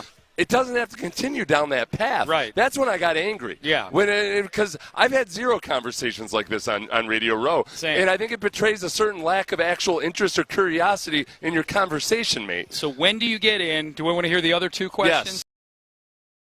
Yes. Here are the bullet points for every media conversation. Where are you staying? And they're going to say the Hyatt or the Hilton, and you just go, nice, nice. Or you could say, whoa, wow, high roller, huh? Must be nice for you. That's question number 2. And the third question. Oh, did we cut out as a station? And the third question, they all must be asked in every exchange. Question No. three. You keep going. My bad, Ben. Sorry about that. And if they say yes, you say, nice. Yeah, I just hope it's close. But if they say, no, I'm actually going to go home Saturday morning, you say, yeah, see, that's the way to play it, man. You get home on your couch. That's a veteran move right there. You know how to play it. And then you end the whole exchange by just saying, we should catch up, man, which you just did. And it's always, I'll text you. All right, cool. Be good. That's how every single exchange goes. Every year, all week. No. This is awful. And he's on a big platform. Yeah. He's doing a disservice he's very creative, to people too. who struggle with small talk or just interpersonal relationships or anything like this. It doesn't have to be like that at all. Right. And I got insulted that he was lumping me into this group of people You're who genuinely. You're a very good conversationalist. Thank you very much, Sean. Yeah. At the very beginning, finding conversation. If you struggle with small talk or anything, it's all about finding common interest and finding which in-groups that you share with another person. Yes. And that starts with the room scanning. If you find yourself guilty of this, you need to stop it immediately because the other person immediately takes that as a cue as, oh, you're not actually all that interested in talking Correct. to me. So usually if I find myself in conversation, I ask a pertinent question of them or something, usually – one thing in media, if you know somebody casually, you know what city they're from. Yeah. If you watch the news at all or anything, or, hey, follow sports, there's something going on in that city that person has a perspective on that you don't have. Yeah. And it's all about showing interest in the other person. Absolutely. So Kyle is a guy that I desperately do not ever want to have a conversation with ever again. See, and I don't think that's. I think I would really like Kyle Brandt if I knew him. That's what I used to think. Yeah. But if he's going to be scanning the room and asking me questions like where I'm staying, I don't know, man. Because I'm not a natural conversationalist. I can talk like the Dickens, but it's something that I've had to think about and learn over the years. And I get uncomfortable. In this environment here, I get really uncomfortable being around this many people. Yeah. So I've worked at it. Yeah. And it's and that's what at the end of the day it takes just a little bit of work and curiosity. And because the old Abraham Lincoln quote about I've never met a man who wasn't better than me in some way. Yeah. Every single human being you ever interact with has a different perspective on life than you do and can teach you something or is interesting in a way that you will be surprised by. Well, that's exactly what I was going to say about you in particular. Like you because you're a very you're maybe the most curious person that I know.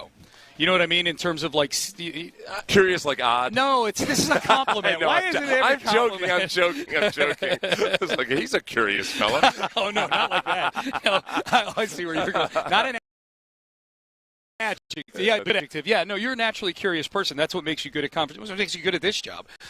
It's what's really funny right now is as you were going off on Kyle Brandt, there's a TV behind you that has Good Morning Football on, and literally he was on it like waving his finger at the screen as you're talking about him. He was waving his finger. He's doing it right now. You and I are allowed to scan the room as we're talking to each other. Yeah. Well, there's a lot going. I mean, we actually have logistical things. I'll tell you those two guys that used to work at PFF. Palazzolo. Yep. And the guy with the accent. From Ireland, and I'm blanking on his name right now. Yeah. That's but I had a He's the guy with the accent. The guy I'm intensely curious about, Neil Hornsby, is go. right. Yeah, and so, I ran into them at the media party, and I'm like, for one, they recently changed companies. Yeah.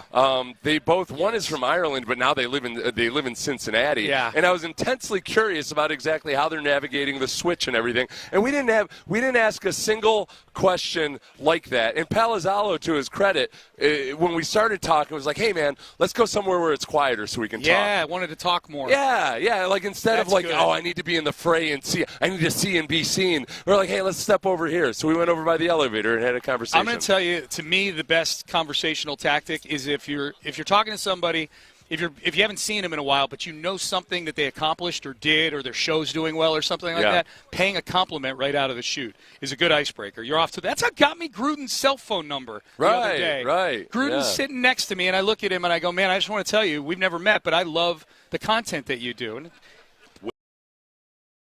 waved me about myself, and we were up. At one point did I ask him, when did you get in?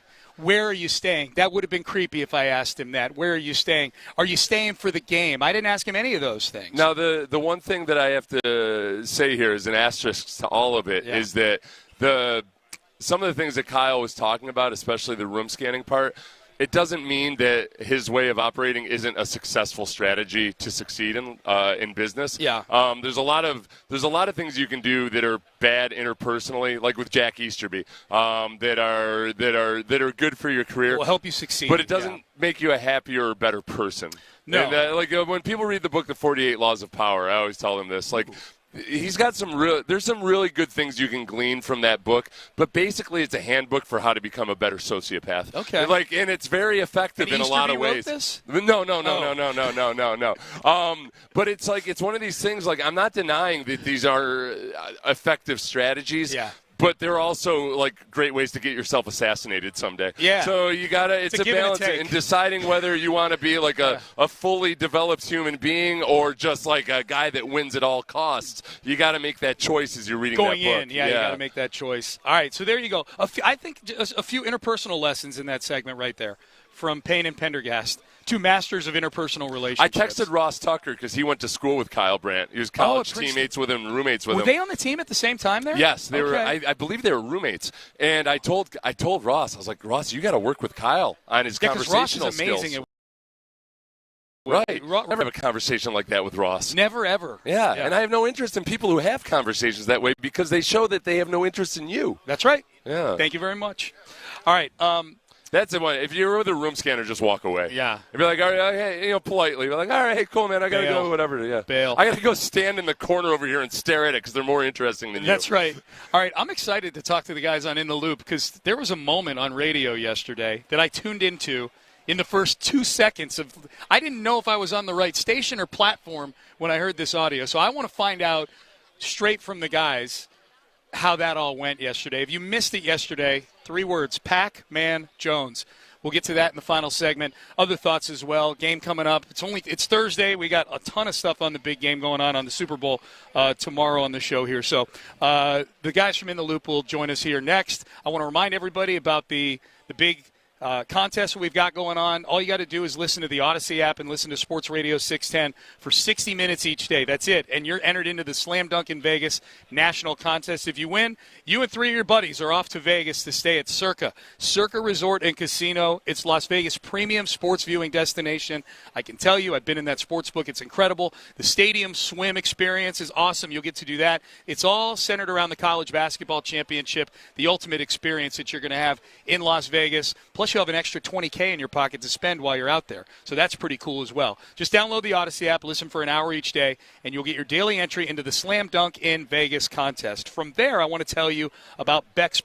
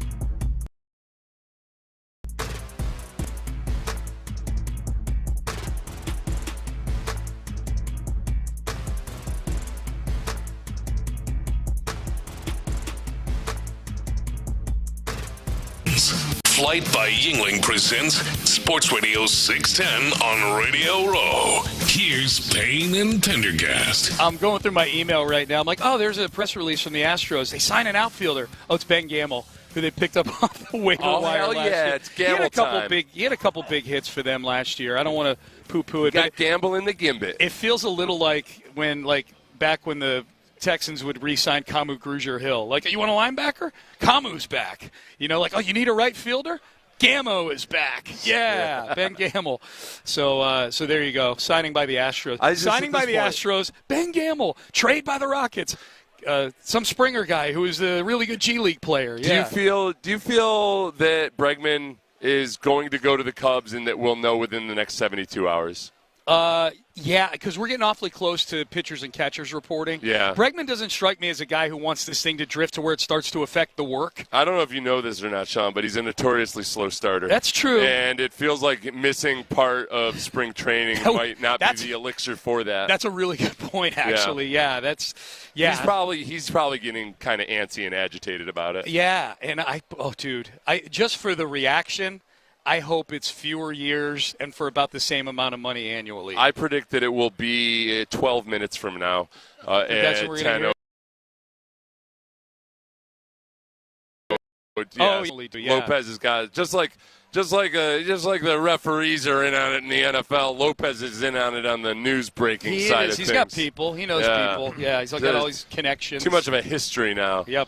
Indeed. It's who you know. Big man. news breaking at 10:01. It's who you know. Okay, so I don't want to interrupt the work. Are you guys still getting ready for your show? No, we're good. I got to get the on the ground reaction. So yesterday, I'm at the house and I'm in the common area there. I got my laptop out. I'm just tapping away, preparing. It's minding your own business. Minding my own business, and it's hard for me to listen and read articles at the same time. Mm-hmm. So it was the rare time that I had In the Loop turned off on my phone.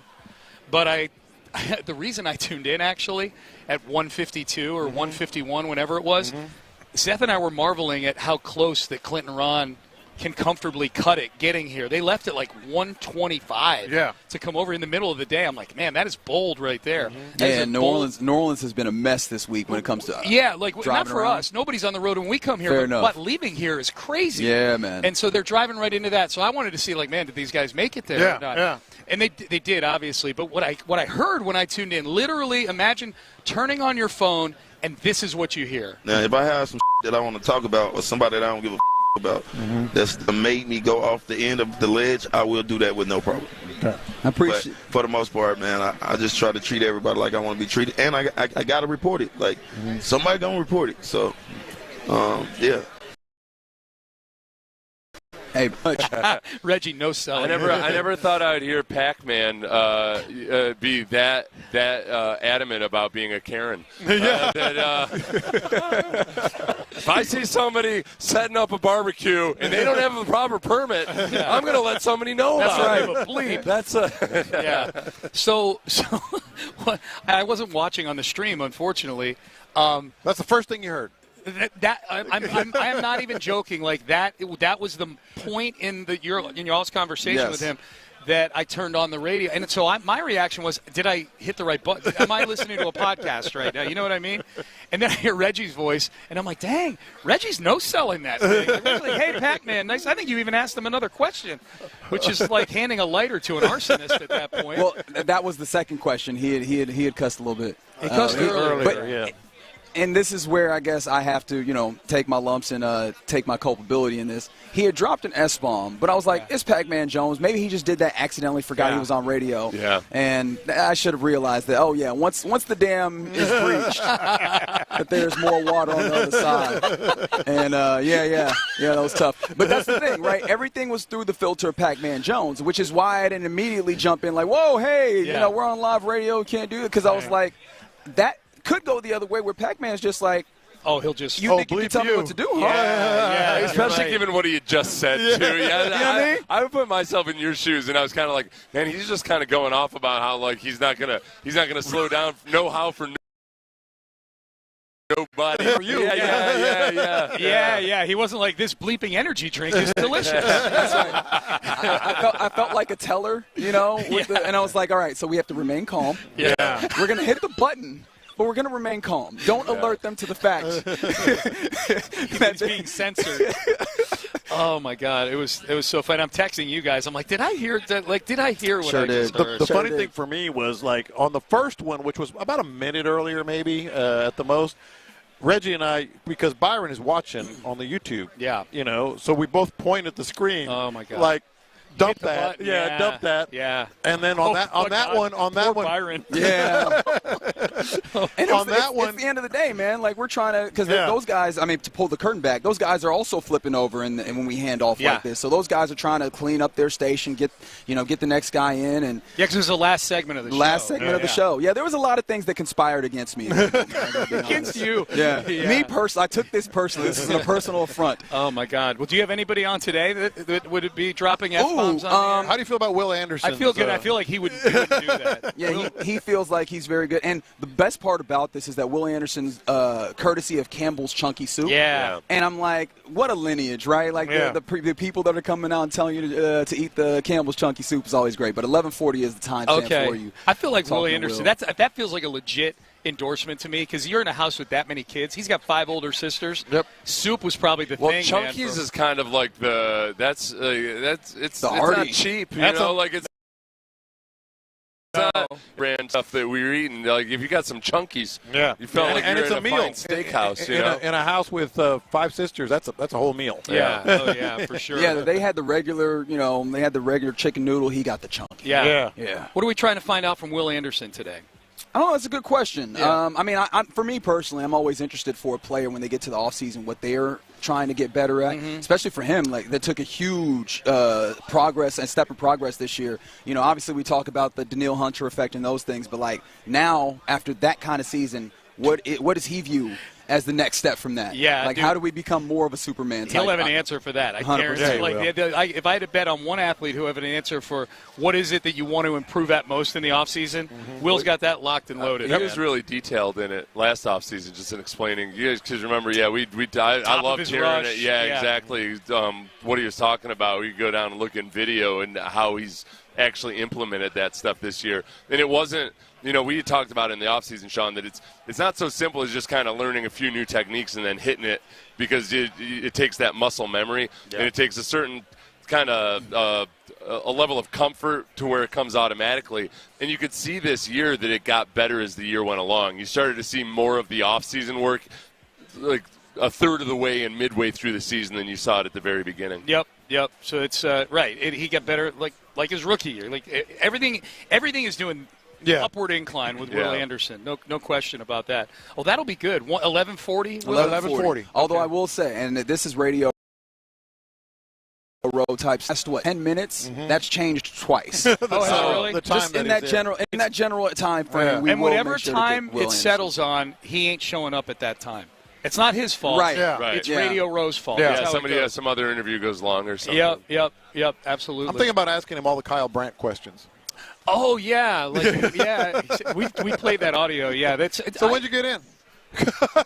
Yeah, is that a go-to? Were you listening? I don't know if I don't remember the last time I've asked that question. Who cares? That conversation. Yeah. So we played it earlier, and I gave advice to. So what are the youth 3 out questions? It was just classic small talk. It was when did you get in? Where are you staying? Are you going to the game? Yeah. Yes. He claims that's how all conversations around here go during the week. And it sounds like he's a horrible conversationalist. Yes. He admitted to being a room scanner as well at the very onset of it all. We need to introduce Kyle Brandt to one Ron the Show Hughley. Because that guy comes in with some wild stuff that it gets people immediately talking. Are we talking about Paige Sporonic? Is that what's happening there? Is that what you're doing? No, just in general. Well, we know their that interview yesterday. Not in an interview, but like in actual just casual conversation. But Ron will walk up to just pick a person in this room. Yeah. And he'll have a 20-minute conversation with him. Yeah. That's good. By the way, I just noticed this earlier. I've kind of been looking at some of the big time former players that are walking around. A lot of them rolling in. Brian Dawkins is the most impressive physique of any of them. He looks like James Harrison. I thought it was James Harrison at first. It might have been James Harrison because James Harrison's walking around. It was Brian Dawkins. It was like I'm saying that. He looks like he's put on 20 pounds of muscle since he was done playing. And much like James Harrison, he's not to be trifled with. Did you hear the James Harrison story that happened earlier this week? I saw the video. I bookmarked the video. I haven't watched it yet. He and Ocho Cinco got into it. Right? So there's more James Harrison thing? Because that's not the thing I was talking about. James Harrison and Ocho Cinco kind of started off talking about boxing, fighting each other. Yeah. Not boxing specifically, because an octagon was mentioned. Yeah, like fighting. And it sounded like Harrison, from what I saw, Harrison was kind of just playing it pretty cool, but like Ocho Cinco was getting serious about it. Yeah. And dude, okay, it'd be one thing if it was boxing, but Not an No MMA. way. No What way. are you thinking, Ocho Cinco? There's not a chance in hell. Yeah. Not an MMA. Like James Harrison still works out in the building in Pittsburgh, right? Like I think he still goes there and lifts. And he's not on the team anymore. And I'm not even sure if they allow it. I'm just the security is like, who are we going to stop? I'm not right this way, Mr. Harrison. I'm not stopping this guy. So I saw the thing with him and Ocho Cinco. There was another incident with James Harrison? So there was a group of like Browns fans walking around Media Row here.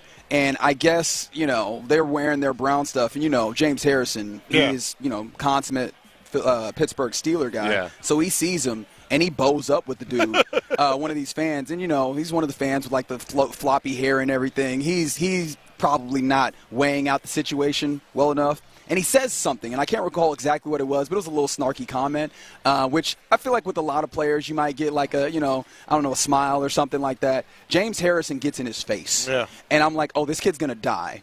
And eventually the kid, acquiesces, and then James Harrison, after me mugging him just long enough, he then daps him up. Wow! But I thought James Harrison was going to put that kid through a table or something. I think and that's just how he's walking around. That was just at a passing comment. And you can imagine. I mean, Seth, as a former player, you might have a little bit of this. Just like the amount of things that someone would just say to you in passing, because they recognize you and they want you to know that they recognize you. Yeah. And they did that with James bleeping Harrison. I can see with Harrison though, if he had that in him, it would have come out long before now. He knows how to toe the line in public versus There's football Harrison and then there's walking around Harrison. Yep. All right, fellas. Well, 11:40. It's back to 11:40. It is 11:40 for Will Harrison. So Will Anderson. Will Anderson. Yeah, sir. Make a note. And right out of the chute, we're going to talk about how we nearly got jacked last night. Oh yeah. Oh, that's right. Yep. That's right. You've already legit. You've already buried that memory. I didn't. Biggie and I saw the best. Yeah, of it. I didn't. I was with you guys, but I didn't get out to the car at the same time you did. So yeah, that'll be what we'll talk. I'm looking forward to hearing that story. All right, Seth, antibodies to you. Antibodies and horrible, miserable conversations to you. Thank you very much. Where are you staying, by the way? All right, that's Seth Payne. I'm Sean Pendergast. In the Loop is up next. You're listening to KLT AM, KLT FM HD2, Houston, and Odyssey Sports Station. In the Loop, John Lopez, Reggie Atatula, Figgy Fig, Byron Matthews back in the studio. They are in the Loop, and they start right now. That's right. There we go. In the Loop right here on Sports Radio 610, live from New Orleans, Louisiana for Radio Row. Hope you are enjoying yourself. John Lopez, myself, Reginald Atatula, Figgy Fig is around, and he actually has the headset on right now. Yeah, you can't be so certain that he will because he's been doing a great job getting a lot of various video content here. I got some good stuff already, man. That's right. George Sanders. Yeah, this is what I've heard is the pinnacle of the This week. is the day. This is the Super Bowl of Super Bowl radio week. Yes, if that it makes is. sense. It absolutely is. Do you kind of hate that, that parlance calling things the Super Bowl of other things? It's the Super Bowl of Radio Row. Yeah. I mean, the bus is right behind you. Who was that? Andre Whitworth that just walked by too? Or wait, you said the bus is here? Andrew Whitworth, yeah. Yeah, Andrew Whitworth, yeah. Why am I not seeing the bus? Where's the bus? He's right behind you. Well, he was behind you. He's gone now. I missed him. So I'm rubbernecking today. I'm just yo, look, over there. It's this person over there. Did you? Yeah, I saw Jay walking around as well. I almost told him, bro, you are a walking, living legend. He's an old friend of mine. So many. Jay and I go way back. Really? Yeah, way back. We covered the NBA together. We did a lot of Olympics together. He and I, we've broken bread, as Clint would say, a few times. Yeah, I mean, look, this is a great week for all of those types of things. We've been trying to have a lot of fun in that way. I mean, it's great that we've been able to, have the house rented together because we've been able to hang out together. And that led to us going to dinner last night. And I guess before I do that, I should first and foremost appreciate Flight by Yingling. Where Kurt Warner's right behind you. Man, goodness gracious! All right, so we're just happening. Are we just going to do any portion of the show? Call out who's around here. B. Scott. B. Scott is here. Yeah, the legend is around. But yeah, shout out to Flight by Yingling helping us get out here. They're our title sponsor and also provided us with way more beer than I think we're going to get through. Now I'm trying to figure out, can we give these away as we're powering through though. Can we give them away as guest gifts? I drunk. Everybody that sits in the seat gets a case of Flight by Yingling. Hey, I drank way more beer than I thought. No, we're powering through I think I had like 3 beers. Yeah. But some of the reason why it's been tough to drink all this Flight by Yingling that we have at the house is that we're also in New Orleans and we want to eat on the city. And so we're going around and yesterday we went to a place called Streetcar Cafe. Streetcar Cafe. Which is a really good spot. And so we went, we had a good time, we ate really good, had some great drinks, in fact. And I almost felt bad that we had dessert because I was the one who started off. It's always someone who starts off the round of dessert, ain't it? It's like everybody's like, we're like, oh, well, I'm good. Well, I'll have the bread pudding. Bread pudding, that's right. And then everybody else goes, well, all right. I get that. If we're staying for dessert, then I'll get some. All right. I started that off, and the reason why I almost felt bad about it was not because everybody followed suit, but it's because that created a little bit more time for what happened afterwards. When we walked out, we walked over to the car where you had parked. And you guys were ahead of me. I was involved in the conversation, so I didn't see what happened. Yeah. But something happened. So Figgy and I were in the front of, 6 of us or so? 6 or 7, whatever it was. And you know how you press the fob to unlock the car, and the lights come on. Yes, sir. So I hadn't seen and I hit the button, the lights came on, and right on the passenger side window is this dude.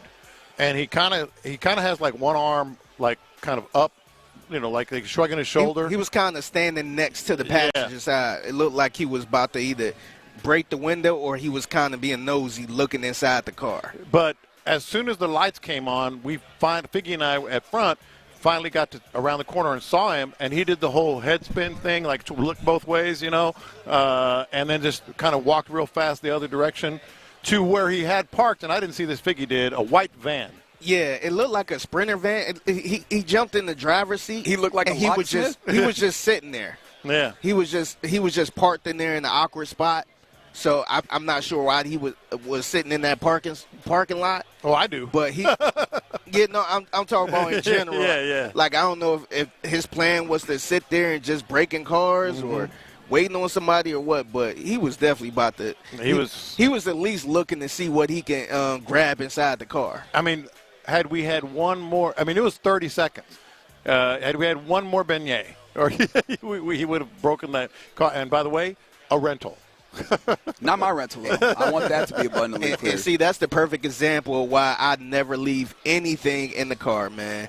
I take everything out the car. I don't care what it is. Yeah. I will. If I'm going to the corner store, I'm taking my backpack in the store. Yeah. Like, I can't afford nobody to break in the car, man, especially for something that's not even worth. I guess it serves as it was like a reminder. Oh, yeah, PSA, right?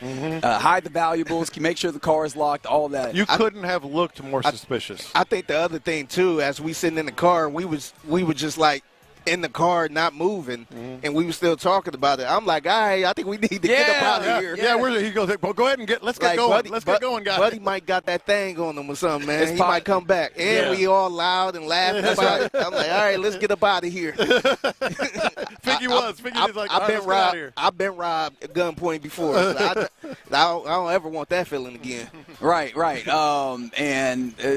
Especially with this week in particular, where you know that everybody's descended upon the city of New Orleans. It's one of the things that's incredible about New Orleans. There's some incredible places, but you hit the wrong turn down the wrong street, and it is and they know it's Super Bowl week. Oh, they know. So they know. Yeah, I'm sure somebody car got broken too sometime this week. I'm sure they are looking for Mark. And it was almost Lopez as well. So man, I was like, if we're gonna tell you about the goods and the funds of Radio Week or the Super Bowl week that we've had, I figured we should let you know that also we were very, very close to a very, very low portion of this. But joining us right now in the exclusive furniture hot seat.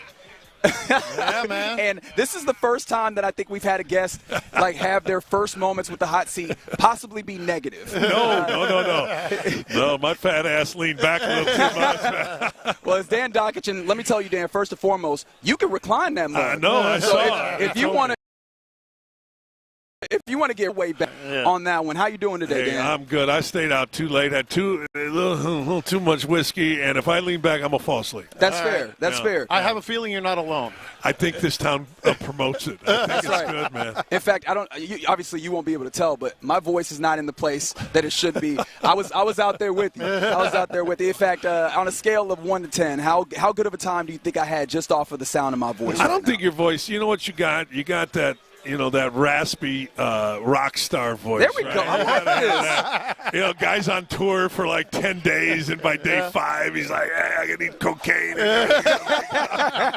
Well, seeing as I'm standing right next to my boss, I partook in no cocaine. I want to make that abundantly clear. Christian Science reading room. That's exactly where I was. That's what you did. I was doing Bible study last night till 2 a.m. That's what I was doing. Dan Dock is joining us here on the exclusive Furniture Hot Seat. Dan, I want to start just with, we're in Houston, and this Houston Cougars team is phenomenal. But I think that there's a lot of people that have watched this team and said, man, they've been good for a few years. They went to the Final Four. What is it going to take for them to get over the hump? You know what? One thing I learned a lot of years in basketball, and never more so than now, you got to make jump shots.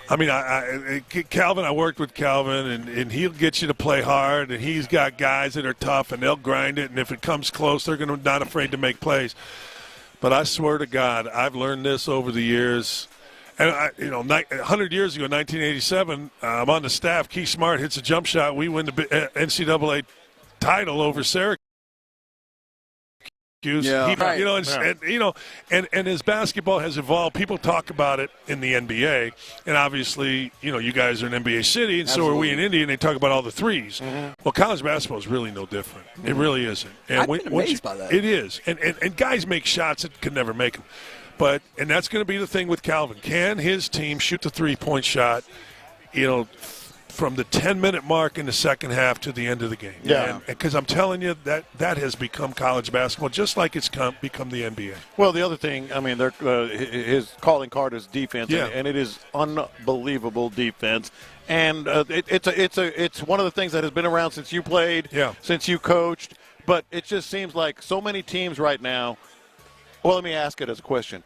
Is defense the same as it's always been or better? Because I feel like it's getting better. I think it's much better because I think the athletes are much better. One of the things, guys like me always want to say, well, back in my day we did this, we did. No, we didn't. God, no. Are you crazy? The three-point line made dudes shoot the ball from out farther. Yeah. Ball screens made guys dribble it better. Conditioning, weight coaches made guys bigger, stronger. I look at dudes now, and I'm like, okay, wait a second. Now, the biggest guy when I played was like, he ain't that guy, and that guy's like the third biggest guy. So, to your point, yes, guys are quicker. Yeah. Coaches like now, the one thing about Calvin, and there's very few, like Danny Hurley's one, there are a lot of guys that give in to players. Mm-hmm. And when you give in to player, the first thing you give into is effort defensively. Mm-hmm. And you know what? That's never a good thing. Yeah. It's a terrible thing. Now he goes the other way. He puts more demands on you defensively. So does Danny Hurley. Danny Hurley. And they end up loving him. Well, they end up loving him because good players want to be coached. Mm-hmm.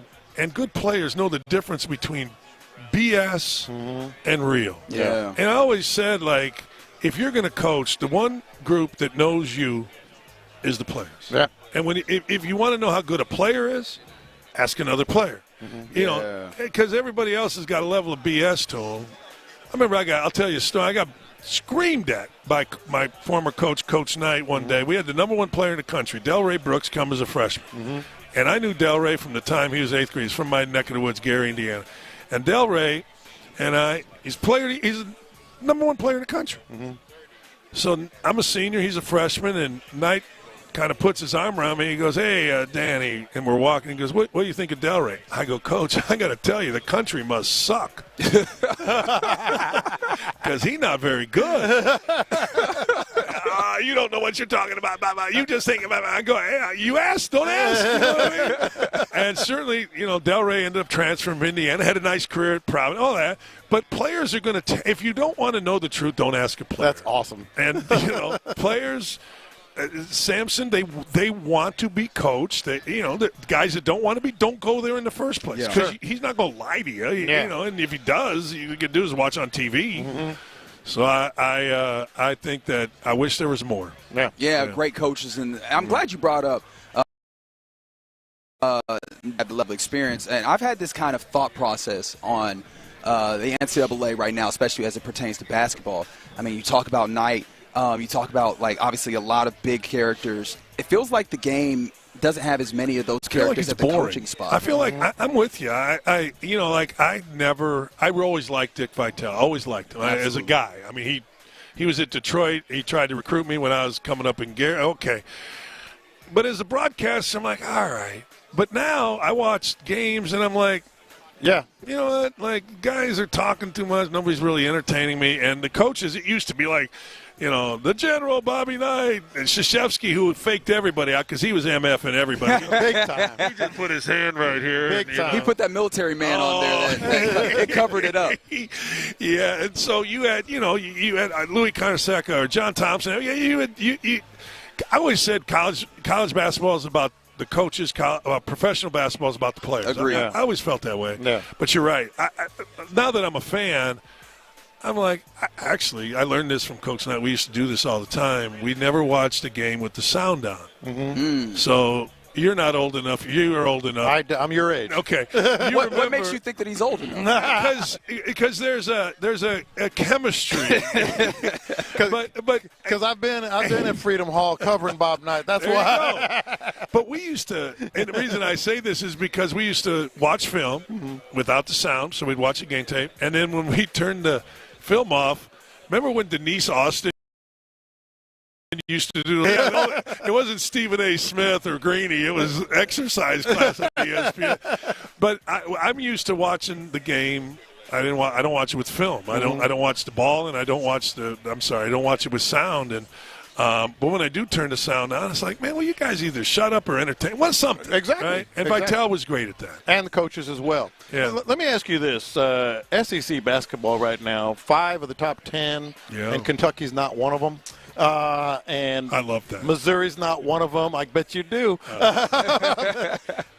Is the SEC is it here to stay? Yeah. Is it one of those, because it's that you talk about coaches? It has some coaches. It has some real coaches, and one of the things that I've said, and people I do a show in Indy, and everybody gets mad at me when I say this.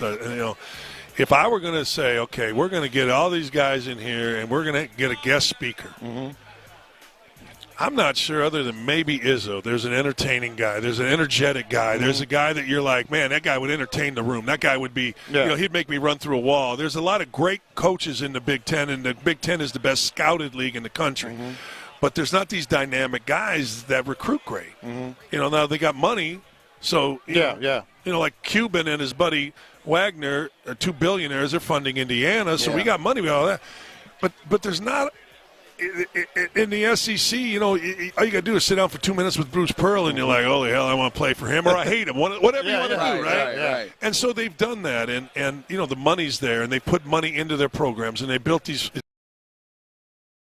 they're out staying, as opposed to going to Kentucky, or as opposed to going out west, or opposed to going into the Big Ten. And I think the SEC is here to stay, and I think every SEC game that I've watched, I watched Texas A&M beat Purdue.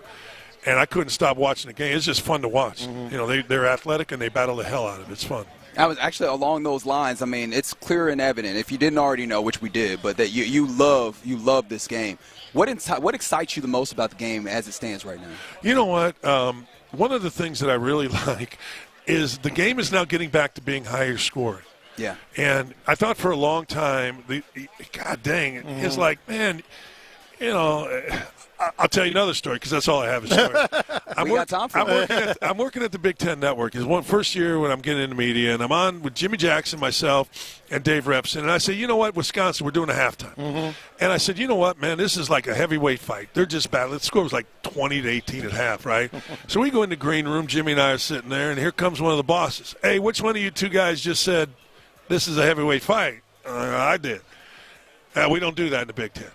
We got to get away from that. We're trying to get away from that. We're trying to get away from the image of a fight. We're trying to get away from the image of slow. We're trying to get and so okay. What if it is? If it's accurate. What if it is? I wanted this. I was new at it. But now smart-ass me would have been like, all right, how the hell would you describe that pain-in-the-ass offensive mess that we just watched? Yeah. But I like the fact that scores are going up. I like the fact that coaches are loosening on their grip on players. It's the number one thing. The number two thing is, and I'm wrong about this, I'm kind of digging, except for my own school, Indiana. I'm kind of digging players making a lot of money. I don't know why. I'm like that old school guy. Mm-hmm. I'm supposed to be Bobby Knight, players. But I'm kind of digging, like, what are you guys driving? Oh, man, I got this new Tesla. I'm not saying it's right for the sport. I'm not saying it's wrong. It is what it is, and I certainly don't blame the players. Yeah. But even my old fat, bald ass, I'm kind of digging that a little bit. Like, hey, good for them, man. What the hell? Absolutely, absolutely. This is the type of fun that I enjoy having with you, and I imagine it's the type of fun that is on the Don't At Me with Dan Dockich. Outkick.com is the place to get it. Ain't that right? Yeah, it is. We're there, and then Outkick's fastest growing sports media website in the country. Clay Travis, a lot of people know him as the owner, and then I do an afternoon show. We just started a year ago, got in the top 10 according to Barrett. So hey, there you go. That's right. Yeah, it's on the afternoons. We just started. I had a little falling out with the other folks. I was there 14 years, new ownership. You guys probably understand that, and. It's a CBS affiliate in Indy that we're having so I'm getting ready to go do it from my hotel room, and then my wife and I think we're going to go get drunk. Good. Absolutely. Why not? Absolutely. Look, it's New Orleans. That's an overstep. We're going to have lunch, and there's going to be beers involved, and I'll be in bed by 5. Well, I hope that at least one of those beers is maybe a flight by Yingling. There you go. Make sure to hit that. But Dan Dockich, Don't At Me with Dan Dockich on Outkick.com. We greatly appreciate you spending a little time sitting in our recliner. I hope you enjoyed it. I love the recliner. Whoever the hell's the sponsor. Good for you. I love the laughs, man. I love laughing. Hey, thank you so much. That's Dan Dockich. I appreciate it. No, we appreciate you. Yes, sir. Yes, sir. All right. You're in the loop right here on Sports Radio 610. Just getting going on a Thursday here on Radio Row. Oh, man. I could have talked to you know how we are with college basketball. 100%. If you didn't know that we're all hoops heads over here, you definitely heard it there. But coming up next, let's dive into the Texans. You have a feeling on what this offense looks like under Caley. We'll do that next.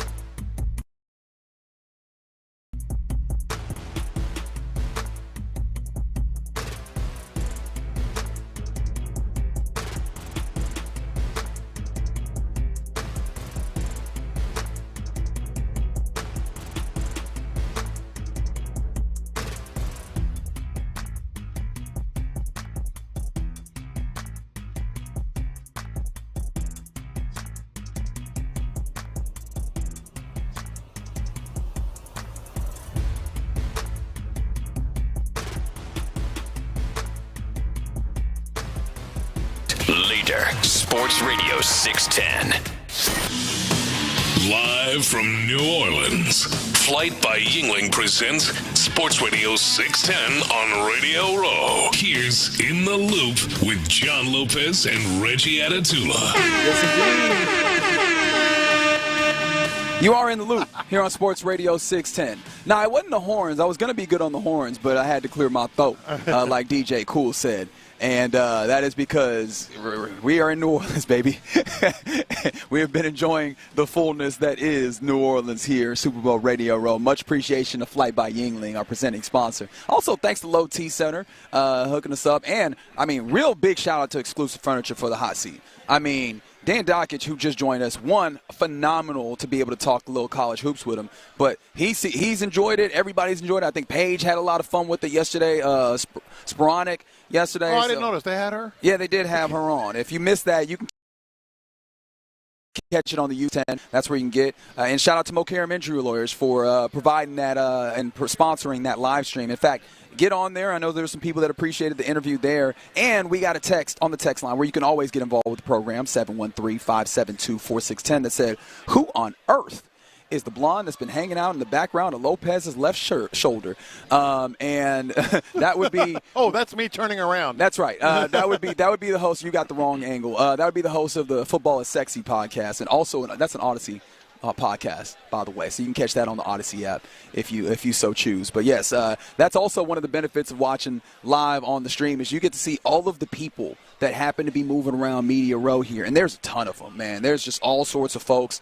I think obviously friend of the morning show, I saw Ross Tucker earlier. Yeah. I forgot that I don't know him, right? And I hey, Ross. Said, hey, yeah, exactly. It's like, I'm like, oh, no, you don't actually know who I am. I just listen to you all the time. But no, there's all sorts of fun folks. So that's a great way of taking this in as well. We have primo real estate, so there's a lot of people walking by. Oh, we do, don't that you'll just see. Oh, it's been fantastic. Yeah. I mean, Darren Woodson just walked by a second ago as well. All sorts of folks moving by. And, I guess we will continue to make that something we can do. Just shout out if you see somebody that you recognize. But the person that you're going to get to know a lot better in the next few weeks, months, and, of course, in the upcoming years, Nick Caley, the new offensive coordinator of this Houston Texans team. And I think one of the things that I've just continued to kind of pour over, and we've talked about it a little bit, is just what this offense might look like. And I think we all are. Like, that was the curiosity, what this offense, or, the personnel decisions that you try and make in order to help shape this offense.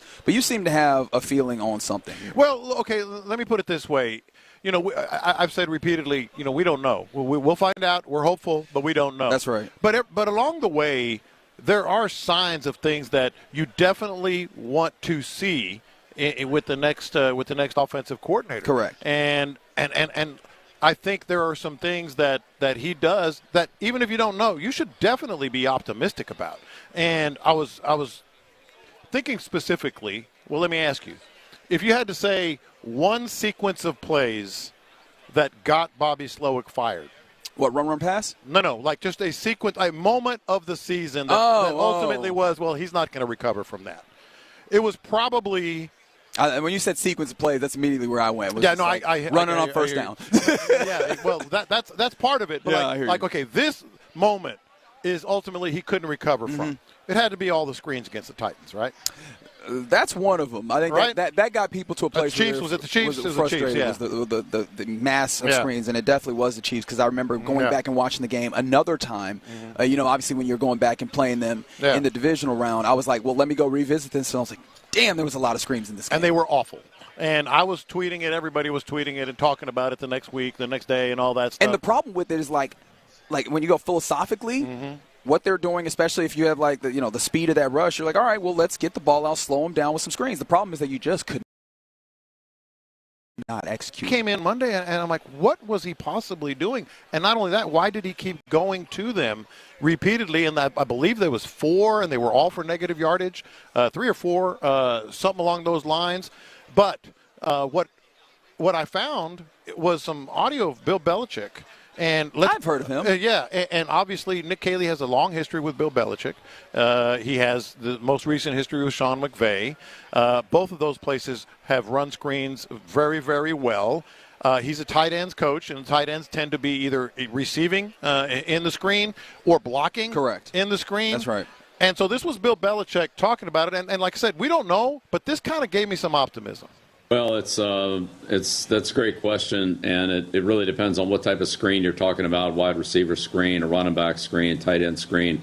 The timing on all those is a little bit different, but in the end, it really comes down to selling the defense that it's a pass and getting them to rush, and then offensively, it's getting the relationship between the running back and the blockers so that the defenders can't split them, because there'll be somebody over there. It's hard to have a screen where there's just no defenders around at all. There'll be defenders there. It's actually blocking the guys who are there, whether that's a guy man coverage or the zone defenders that react to it, and the back doing a good job of helping to set up those blocks in space. If the back just kind of zigzag runs, then the blockers don't know where he is, and the runner has to do a good job of drawing the defenders to the blockers. Then the blockers can handle them, and then he'll cut off them. So definitely, there's a timing and a relationship element that just takes a good amount of work. But as we saw against Cleveland, when it works, there's some good space to run in. So I don't know to what level of success they're going to have. But if you want to improve that, I think you got a guy that has all that history that we talked about. Yeah. And I think also it's worth remembering, and I don't know why I did not, it didn't click for me. Sometimes you just hear it and it's like, all right, this comes back to you in a different way. As much as we talk about people in the Belichick tree and the ways in which they haven't had as much success as you would imagine people who have worked under a guy that is widely regarded as the greatest head coach in NFL history should have. One thing that you imagine that is translated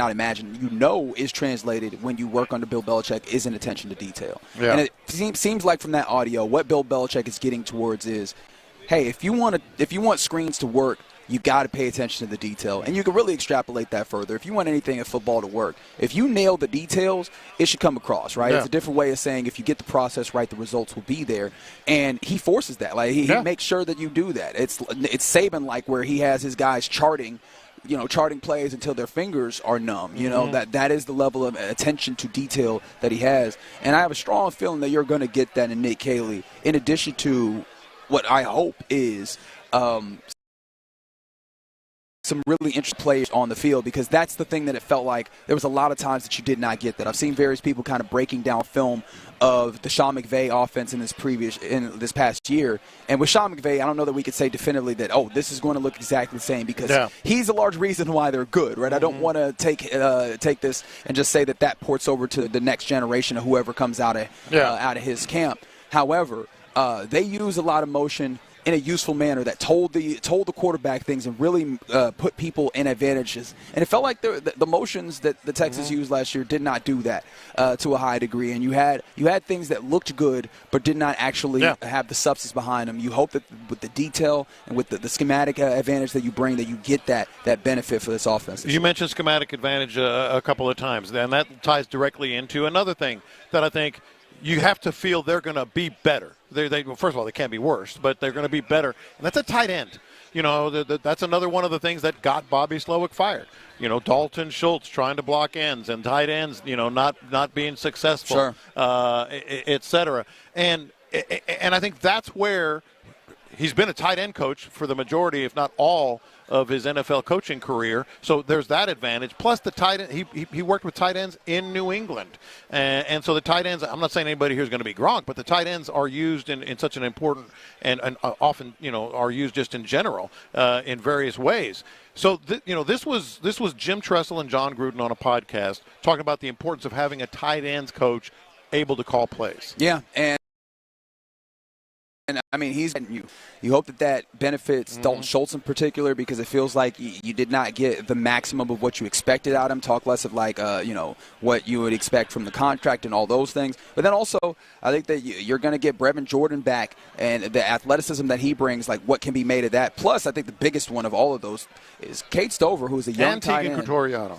And Tegan Cotoriano, absolutely. Big dude. But I feel like Cade has a lot of potential in there that I don't know that you have realized yet, and it'd be hopeful with him. And I think also Jerry Saplinski, who is coming in, he has been a tight end coach, and he's going to be an offensive assistant. I think he'll have more leeway to kind of help as well. So listen to Gruden and Jim Tressel right here, and you're getting a coach who is intimate knowledge of the tight end. He says, you're going to be the tight end coach. And I said, tight end coach? He goes, you're going to learn about offensive line play and how the running game goes. And I knew how Walt operated. Walt he's the all-time Gruden grinder. And this sucker will watch tape with you. Yeah. I mean, he'll watch tape all night. We had some long meetings, man.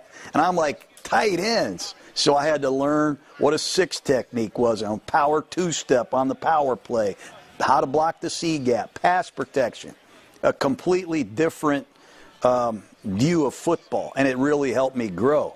Problem was, that's Walt, good right there, Bob. he realized. Stop it there.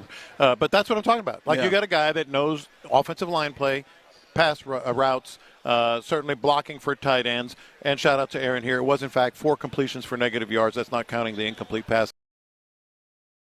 So yeah, 16. I mean, like, you should be pretty excited about, at least about those 2 things that they were so bad at last year. Yeah, I mean, and there's a lot of I don't know and we'll see that has to be here if we're going to be completely honest. But that's one of the places that does give you some optimism. Real quick before we go, though, that audio of John Gruden. Douche or no douche? The guy who uses his own branded thing in conversation. Oh, he's the ultimate Gruden That guy's grinder. the ultimate Gruden grinder. Really, dog? Yeah. Really, for real?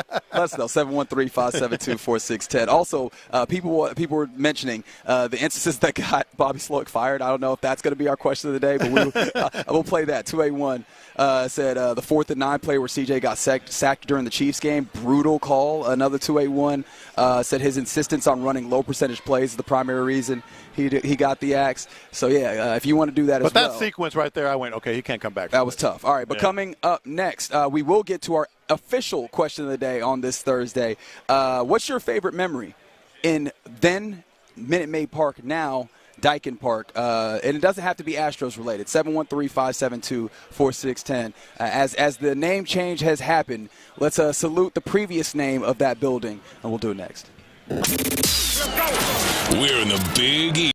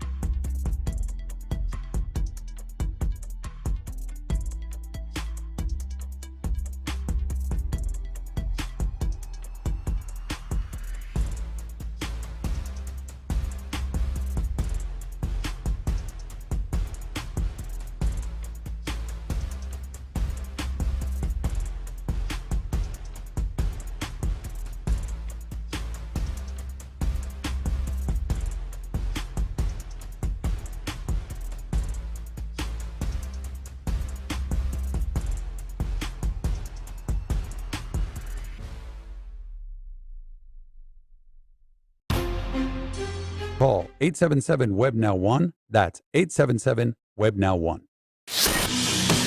Live from New Orleans, Flight by Yingling presents Sports Radio 610 on Radio Row. Here's In the Loop with John Lopez and Reggie Atatula. All right, let's get into our question of the day. What is your favorite Minute Maid Park memory? And it doesn't have to be Astros related, although that is, of course, the home of your Houston Astros. We will welcome in for this segment a man who has done maybe the most Houston of all of us on the show. His name is B. Scott. What's happening, my man? Yeah, man, I'm good, man. I'm just enjoying the sights and the scenes. Y'all got me nostalgic, though, thinking about Minute Maid. I'm telling you, man. As if, like, I know they just changing the name, but this sounds like we're burying Minute Maid Park is over. I guess so, man. We're burying in the juice box. Even though we're going to go back to the same exact building and do the same exact thing. We have to be honest. Like I started thinking, you know, let's say the Astros win 3 more World Series. It's going to be from Dyken Park. It is? Dyken Park. Yeah. Minute Maid Park has its own special place in our listeners' histories, in our memories, etc. Because I started thinking about what was my favorite Minute Maid Park. Yeah. Nothing else. Now, before we do this, though, Yeah. I do want to just, for the record, just acknowledge that I will be calling it Minute Maid Park. Oh, we all will. For at least the next 10 years. For at least the next 10 years. I don't do name changes. Staples Center is, I don't know, Crypto is Staples Center. Yeah. You got that allegiance to the office supply store, huh? Lakewood is the Compact Center, and it took me a while to stop calling it the Summit. Reggie looks so pissed right now. This is what I do. I do not do name changes. And you're the king of the names of the stadium. I keep up with the names of the stadium. No, there's no need for that. I went to Denver's arena. It's for the Nuggets. You call it the Pepsi? It's Pepsi Center. Yeah. I don't know what they call it now, but it was Pepsi Center when I became aware of it. And so that's what it is to the me. name that they have now is weird. It's literally called Ball Arena. That is it. I was like, I ain't calling this no Ball Arena. This is the Pepsi Center. And it has nothing to do with no sports, no basketball, nothing. That also, aren't they like I a use defense those all the contractor time. of some sorts as well? I use those all the time. The lid pops when you boil them and all that stuff. But I am here to play along. All right, so I started thinking about this because, you know, Minute Maid Park, 713-572-4610. The first memory that popped up, it's always about your kids and family and stuff, was the first ever game played there. And I went, wait, no, that was Enron. Was it Enron? Because somebody said it's the ballpark at Union Station to them. Well, it started out at the ballpark. It started out as they playing your game to a level that y'all can't play your game. But I ain't mad at it. I'm in full support of it. 100%. So I can't list that one because I took my kids. It was really a great memory, but that one's off the board. I'm talking about Minute Maid Park, and chronologically, the ones that popped into my mind immediately, and some of the old time, you'll remember this. I'm not calling you an old timer, but you'll remember this. I got gray in my beard and everything. It's a sign of respect, I think. Any Roger Clemens start in 2004? Oh, yes. Anyone. Dude, it was buzzing in that place. I think he went like 18-4. He was just hugely dominant, won the Cy Young. If you would look at the newspaper That's right. And say, oh, back in the good old days, ain't all right. Clemens is starting today. It was sold out every time. Any Roger Clemens start. And the other ones that popped into mind, I don't want to dominate this, so you guys give us your memories at 713-572-4610, was Jeff Kent's walk-off in the postseason, or the World Series, Biggio's 3,000th hit. Yeah. Momentous occasions, especially the ones that you could see coming. Yeah. Right now, I guess there's some great ones. Like if you're just happen to be somewhere, it's like, oh, somebody hits for a cycle. Like those ones stand out as well. But the ones where we're all gearing up for, we're counting down like a 3,000th hit, absolutely hits. I think for me, what's funny is you mentioned like doesn't have to be Astros related, and mine. It's kind of Astros related, but it's not, because it was for an Astros game, but I couldn't tell you anything about the game itself. It was the first time I was able to get into the building. Yeah. It was and I'm telling you, I'm sitting literally at the highest seats possible. I could have reached up and touched the AC unit that probably wasn't working on that day. But it was just, I'm in this building. I'm in this place that I've watched on TV a whole bunch with this team that I appreciate so much, and I'm able to actually be amongst all these fans. It was just the first opportunity I got to be in there. It was me, my little brothers, my moms, and it was just like, yo, it's cool to be in this spot finally. Yeah. And that's the thing for me that's just going to stick. It's just, the first time I was able to really be amongst, in that real environment. It stands with me. Yeah, so I'll match John Lopez's 2004 Roger Clemens starts with 2022 Justin Verlander starts. And I know he had a couple of Cy Young runs, but this is just the one that sticks out for me because I was actually at the majority of these. And not just that, I was making it like appointment viewing. Like I was rearranging my schedule for Verlander days that fell inside of Minute Maid Park. So a Verlander started at Minute Maid in 2022. So I would say and we called them Verlander Day. Yeah. Right. So all the Verlander days of 2022 were memorable to me because I'd be at the edge of my seat. Sometimes I'd even leave the press box and go stand out in the Crawford boxes just to experience it as a fan, as a human, somebody that could, you can emote out in the crowd, right, which you cannot do in the press box, which I respect, but I'd rather leave and go do that. Sure. So I would do that, and that was 2022. Also, and these have been documented, and we've talked about them on the station at various points throughout the years. But, of course, at Minute Maid Park, got to meet Keke Palmer. Well, that's a winner. So I got to take a picture with Keke Palmer. I believe that was 2021. And then, of course, I know where you're going. After that, there was Meg Thee Stallion. You got that picture still? You need to post that picture again. Yeah. So I got pictures with Keke Palmer and Meg Thee Stallion at Minute Maid Park. And that same day, I know those are the main ones, but that same day as Meg Thee Stallion, I ran into Travis Scott. When they won the 2022 World Series, I got to run into Scarface, one of my all-time favorite artists. Is Travis Scott, Scarface, Megan Thee Stallion? I think that was the list of the heavy hitters kind of in a short period of time. So I remember celebrity meetups, Verlander Day, obviously the 2022 World Series, and even the year before in 2021 when they won the pennant but then lost to Atlanta in the World Series, but winning the pennant, the ALCS, winning that, not knowing we were going to lose the World Series. I will never forget, definitely feeling like they were going to win it, being disappointed that they didn't. But in that moment in time, that's going to be something that I never forget. Numerous people on the text line mentioning the 18-inning walk-off game. Yeah. That one comes up. You mentioned not even sports-related. Somebody said their wife getting their master's degree there. Two of my biggest we went to see Madonna there. And we had some great seats. And more recently, I think it was last year, Guns N' Roses. I've talked about that here this week. The concerts there were really, really fun. And, of course, you mentioned, the 2020, being able to be in the stands as a fan that day. And then we went on and went to – Wait, your first when they won the World Series at home and Kyle Tucker catches it and Ryan Presley's on the mound, R.I.P. to both those guys in terms of Astros lives. I was like, did you just kill some dudes that are very much still with us? Dana Brown did. Reggie, this was in Houston. In Houston, you clinched the World Series. And you're sitting right there. We were actually in right field, not too far from where Kyle Tucker caught the ball. That was Yeah, I mean, I'd never been so happy to have beer sprayed on top of my head and on my laptop. I was a little frustrated, but I was also like, you know what? I get it. I understand what we're here for. I might have to just get a new laptop, and I charge it to the game. I did this. Laptop this is the still same work. one? No, this is not the same one. I was about to say this is the championship laptop. This is not the championship laptop, but it is at the house, and my son's probably he's not playing on it now because he's at school. But I'm sure he was playing on it last night, and he will when he gets home today. I'll add one more. Yes. 2020, the COVID year. Great memory is just one I will never be able to forget. Being there with no fans in the stands, and being able to actually hear the action. You could hear a pin drop. You could hear people talking on the field is the weird thing. And one of the great moments of that season was early on in it when there was still the Astros-Dodgers beef, and there was a little hubbub between the two sides, right? Joe Kelly, Carlos Correa, that's right. Roberto Osuna was still on the team, and he looked like he was ready to fight. Like it was, and you could hear those guys chirping at each other. I would never forget that because that's just so unusual to see a real-life MLB game and be able to actually hear their voices and not see any people in the stands. And another one, if we're being honest, Pujols. That was one that came in. Yeah. Man, I was trying to avoid that. Look, 832 texted it in. It was a huge moment. I just didn't want to say it.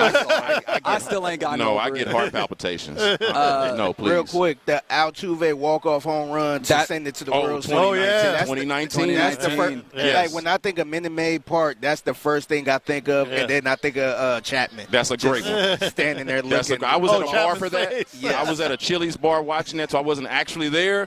But I would never. That's a great one. And people like to rag on Joe Buck for some reason, but that was a great call, man. Yeah. That was. I hear that call every day in my voice randomly. Astros are going to the World Series. Yeah. Someone said Presley's run specifically, and then someone actually mentioned. A couple people mentioned Royal Rumble. Like we started getting wrestling. Yeah. In that building. But yes, a whole bunch of memories from Minute Maid Park, and that is now, in fact, Dyken Park, which, real quick before we go, because we do need to go to get to around the NFL. Did y'all see how small the signage is, though? I thought the same thing. Why is it so tiny?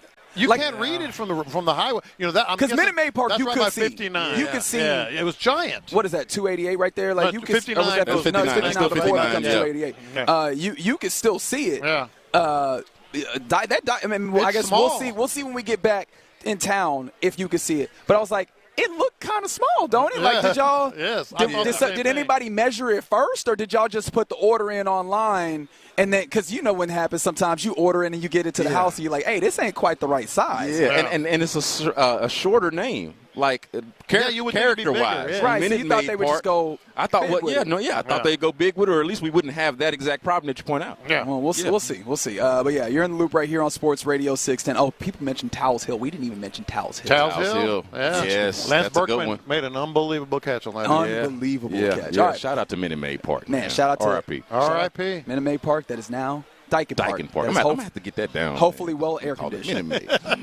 Fingers crossed. All right. Coming up next in Loop, let's go around the NFL as NFL honors are tonight, and we will have boots on the ground. We'll talk about that and more next. From Attorney Steve Lee Traffic Center, 713-CALL-LEE. This is brought to you by West Point Lincoln. Looks like we do have a crash. I-45 North, southbound at Beltway A North. 3 cars involved there, at least 1 lane blocked. So we're seeing a tiny bit of a delay there. 76.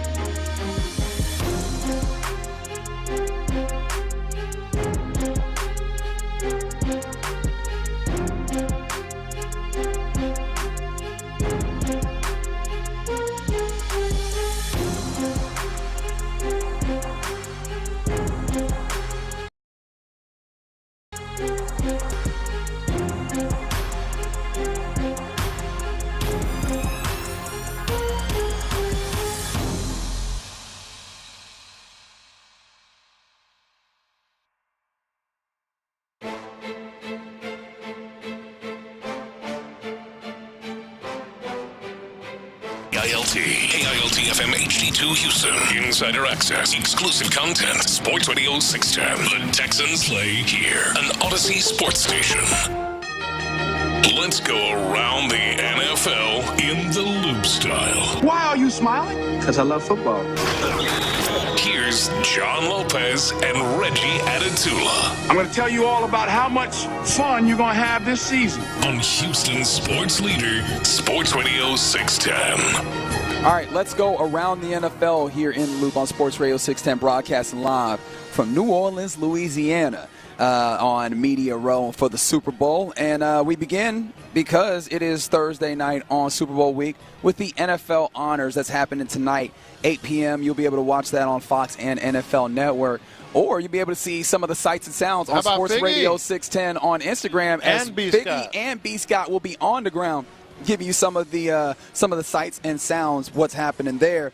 So, yeah, man, I'm excited to see what happens there. Obviously, we'll learn about some of the awards that get handed out. And, well, first and foremost, I think we all want to see what ultimately comes down with one of the most coveted awards in this.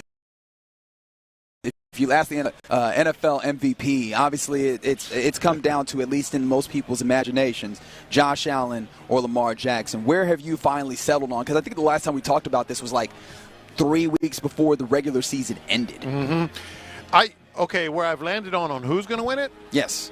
Versus who should win it are two different answers. Oh, really? Yeah. Okay. Yeah. I think Josh Allen's going to win it. I really lean toward Lamar Jackson probably should win it. But I think Josh Allen's going to win it. I think he had, the meat of the voting period. Well, the voting period, for those who don't know, ends at the end of the regular season. Correct. So, and I know most people know that, but I always like to remind them because some people don't. But the meat of voting season is probably week 13 to about 16, 17. Well, can I ask you something process here? I apologize for stepping in here. You've been a voter in these things before, No, not right? this. No, you haven't. No, John McClain never let me. Are we being honest? I guess we are. Are we being honest? I guess we are. I've had a Heisman vote. I've had a Baseball Hall of Fame vote. At one point, I was a member of the Basketball Hall of Fame committee. I've had a Lombardi vote. I've had, a couple of others. And I was asked a couple of times because I was a member of the NFL, NFLP, what is it? Right, NFL, Pro Football Writers Association of America. Yeah. And after about 10 years of that, I was asked a couple times about voting in these, and I never did. Huh. That's wild. I wonder why. Yeah. Well, okay, but I was asking to try and get a better idea of the landscape because with voting closes at the end of the season, but you can get your award ballot in early, can't you? Okay, that's what I was saying. So from about week 12 to about week 16, 17 is when the voters are really sort of like honing in on who they're going to vote for. Well, it wasn't until like week 16 where people started talking about, Lamar might be the vote here, but a lot of guys had already kind of determined their vote, Yeah, I mean, he closed out the season really well, so I do wonder if people got their votes in early. I think that leans towards Josh Allen, but if they waited and really saw out the season as I imagine you needed to, I think Lamar Jackson is going to win this. I believe that it will line up in who should, or at least in my feeling, who should. You do think he'll win it? I think he'll get it done. I don't think he'll win it. I think he should win it.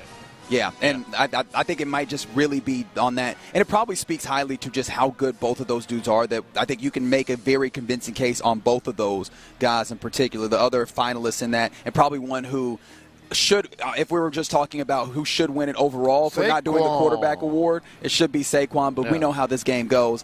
Defensive Player of the Year has a couple of guys, or a guy that's in this game and a couple of guys that we've seen around. Zach Bond is one of the Defensive Player of the Year candidates, but he's not going to win. I imagine that's Patrick Surtain's to wrap up. But then I think one of the most interesting awards that's going to come down here is actually going to be Coach of the Year, isn't it? Right? Yeah, I agree. Because you have Dan Campbell, Kevin O'Connell, Sean Payton, Dan Quinn, Andy Reid, all in there. And is there one that stands out for you? Because I feel like you look at all those, and I'm like, man, he wins this. I think, again, because of the regular season, I think Dan Campbell or Kevin O'Connell. I think Dan Campbell is going to be hurt by the fact that now this was the expectations year for them. And they were really good. They lived up to it. They did live up to it. But I don't know that we saw the Vikings doing this. Yeah, And I think Kevin O'Connell's in there for sure. I think he's got a really good shot. Andy Reid probably. But then Dan Quinn, Andy Reid should always be there. But Dan Quinn, I mean, if we're talking about expectations, they also lived up to a high, and they probably had a better end of the season, especially comparatively to Vikings, who kind of had a little bit of some things crumble at the end of it there. Also, with the NFL honors, what we will have as well is the Pro Football Hall of Fame class of 2025 announced. And so you have 5 guys that are going to go in from a class of 15 that is incredible in my feeling. It's Eric Allen, Jared Allen, Willie Anderson, Jari Evans. Antonio Gates feels like one of the ones that's absolutely going in. Torrey Holt is one of those guys that probably that could go in. Vinatieri, I think, absolutely goes in. The Eli Manning one is going to be. It's going to hurt me, but I'm like, they just need to do it now. Rip the Band-Aid off so I can just not. I don't want to go through this again. Yeah, exactly. You know? Just rip the Band-Aid off. I don't want to go through this again because he's going to get in eventually. I mean, but yeah, let's go ahead and put him in right now. Yeah, I would absolutely love to see that happen. Not necessarily because I want to see him in, but I'd love to just get that out of the way. But how about this when it comes to the New Orleans Superdome hosting this game, as we know it will, the Caesars Superdome, as I should call it. Bloomberg had it on something, and we'll talk more about this, I'm sure, because it has a Houston tie in my feeling. This could be the last hurrah when it comes to Super Bowls at this building. One thing I never think about, just because New Orleans is a unique place and the Superdome seems to be ubiquitous, that's a 50-year-old building at this point. 1975 is when it opened up. We don't do that anymore in the NFL, really. No, to keep it that long. But it has been refurbished to a good degree, too. It's still pretty nice in there. I mean, they've made it very nice in there. But the dome structure, antiquated. That's true. It's just antiquated. And it's a tight building. And I don't know that New Orleans is a place that needs like an expansive building, right? But I mean, if they want it, they might go with a more expansive type situation. I think they're going to need an expansive building for Super Bowls alone. For Super Bowls and SEC games and big time football and see, that's the thing. Most cities would probably the gut of most cities collectively is like that. No, we don't want to vote for that. In New Orleans, they want to vote for it. Yeah, I mean, it's a tourist city. And one thing I've been saying about New Orleans, they know how to throw a party. So, I mean, the NFL Honors will be a party that happens tonight. And check us out, Sports Radio 610 on Instagram, because the fellas will be giving you all the inside looks. But joining us now, as we switch gears away from around the NFL, joining us now in the exclusive Furniture Hot Seat is a former Houston Texans. He's a 10-year vet of the NFL, and he joins us now. He sits down in the recliner. His name is Nick Ferguson. Nick, what's happening, my man? There's some big things this year at the Super Bowl. I didn't expect this recliner. That's right. Has anybody treated you so nicely when they sit down, especially from a place that you used to play? No, I wish the NFL treated me like this. But, oh, we're going there. Let's get spicy with it. Well, I'm just saying, I mean, we are here at Radio Row. We might as well tell the truth, right? I appreciate it. Yes, absolutely. I mean, that's what you come to us for, to talk about the truth. Specifically, you're joining us in honor of drugs in America. You're talking to have the truth about drugs. Truth about drugs, man. Really quickly before we get into some football stuff, the idea is that I'm caring for this message. It's a comprehensive program to educate kids about the drugs. Also, here's one thing that people don't think about. When you think about drugs, you think hardcore drugs, marijuana, cocaine, heroin, crack cocaine. But, I mean, being a former athlete, we got painkillers. That is another addictive drug that most people don't really talk about. And for me, is to care for this message, just not just for young kids, but some, veteran NFL players. Because during my day of playing, Brett Favre had an issue where he was battling Vicodin and alcohol. And most people don't really think about drugs and alcohol kind of coexisting in that particular way. But if I can care for this message, educate some kids in the process, man, and save some people, man, I've done my job. I'm glad you mentioned it and you talked about it in that way, because we often kind of talk, honestly, kind of callously about the ways, oh, man, this guy he's hurt, banged up, but we know they're going to shoot him up for Sunday or whatever. Like, how as a player, especially, I know that there's been some that have been real conscious about it, and it's tough to manage that because, you want to be on the field. Well, it is very tough to manage because, think about it, your career is your body. Yeah. And if your body is not well to go, it makes it very difficult. And then you have to make hard choices, right? Because it's like if I don't go out and play, someone else is going to play for me. Because if you ever seen the whole series with Tom Brady talking about the dynasty, that was one of Tom's biggest fears, that someone else was going to play in front of him. So you have to do all these things to keep yourself on the field, and sometimes that you may have to take some things that you don't. In my career, I was asked to kind of take some painkillers, and I said no, because I made a promise to my mom that I would never do things like that just to play the game of football. Now, I would say there are members of the organization who may not have been happy about it, but for me, at the end of the day, it is my body and it is my decision. But the idea is giving power back to people, to whether you're an athlete or not, knowing as though you have a decision that you have to make. And even playing in the league as though it was like when I grew up in the inner city, there's pressure all around you. So what do you do? Do you listen to the pressure? Or do you listen to your own morals and ethics? So you've played the game, obviously, with the Houston Texans for a couple of years. 08-09, correct? Yes. Yeah, and you also now talk about the game a lot. So where do you stand with the rule changes, especially for safeties and linebackers and hip drop, specifically hip drop tackle? What the hell is that anyway? You tell me. Let's talk about it. You tell me. I don't know what it is. How easy is it, especially if you're looking at Saquon Barkley or whatever, like how easy is it to like adjust what you're doing in those moments and really abide by the rules that have been put down currently? Well, it's very tough because, you get a massive body. A guy at 220 pounds, 240 pounds, he's coming downhill. And a couple of years ago when I was playing, Roy Williams, because he was a poor tackler, he was always in chase mode. So he was now pulling guys down from behind. And then now we get the cowboy collar, right? The idea is that if you play in this game and you're a safety, you're going to want to keep the runners in front of you. See, the hip drop tackle only comes into play where your fundamentals are not solid and the guy runs past you. Now these are some of the things that you have to do because the techniques are poor. So it's on coaches to emphasize tackling, how important it is. And I can tell you, man, there are not a lot of coaches who do that on the college level. Right? You only have, 20, 40 hours a week, so you can't really coach those things. So I don't subscribe to this whole thing about hip drop tackling. If you're a defensive player, that means your technique sucks and you're not getting great coaching. Okay. But I don't like a lot of those rules. All right, so that's fair. I'm interested how you feel with these quarterbacks because in Houston, that was my second part. We had a big thing. It's a big to do with our guy Azeez Al-Shaair when he had a hit on what's Trevor Lawrence. Trevor Lawrence. I was calling Travis, but goodness gracious. All right, so real quickly on that.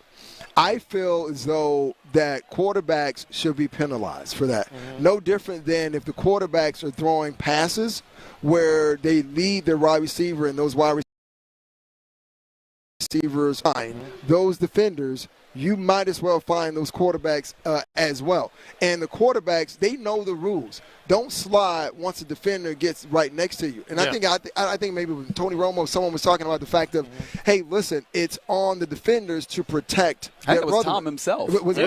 And for me, I don't like that concept. Don't put me in a compromising situation where I may tear up my knee, ruin my career because you wait to the last second. And as a former coach, I'm going to tell my guys play to that last whistle. It's on that guy, that quarterback, to be able to slide before he gets to me. But here's the other thing, too, as well. Once that quarterback breaks the pocket, you're no longer a quarterback. You are a bona fide runner. So the rules shouldn't be different from you as they are for running backs. No, you're the same guy. Get down early, and you protect both me and yourself. You were a Houston Texan. I know most of your career, Denver and Jets. But what stands out with those 2 years in Houston? The Houston was great, man. The biggest thing for me is seeing – besides Andy Kalu. Well, that's right. The biggest thing for me is seeing a guy that I played with in Houston and the guy I worked with in San Francisco now become the head guy in Houston.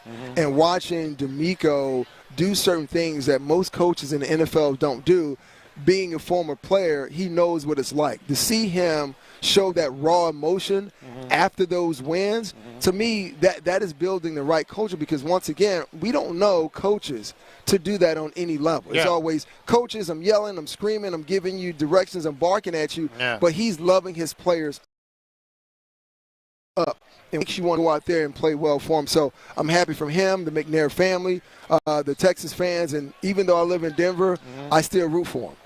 And were you one of those? I'm sorry. Were you one of those guys, even as a player, you go, "That's going to be a coach"? When you saw DeMeco? Yeah, you knew. We used to call him Cat. Yeah. Because we knew that was going to be the case.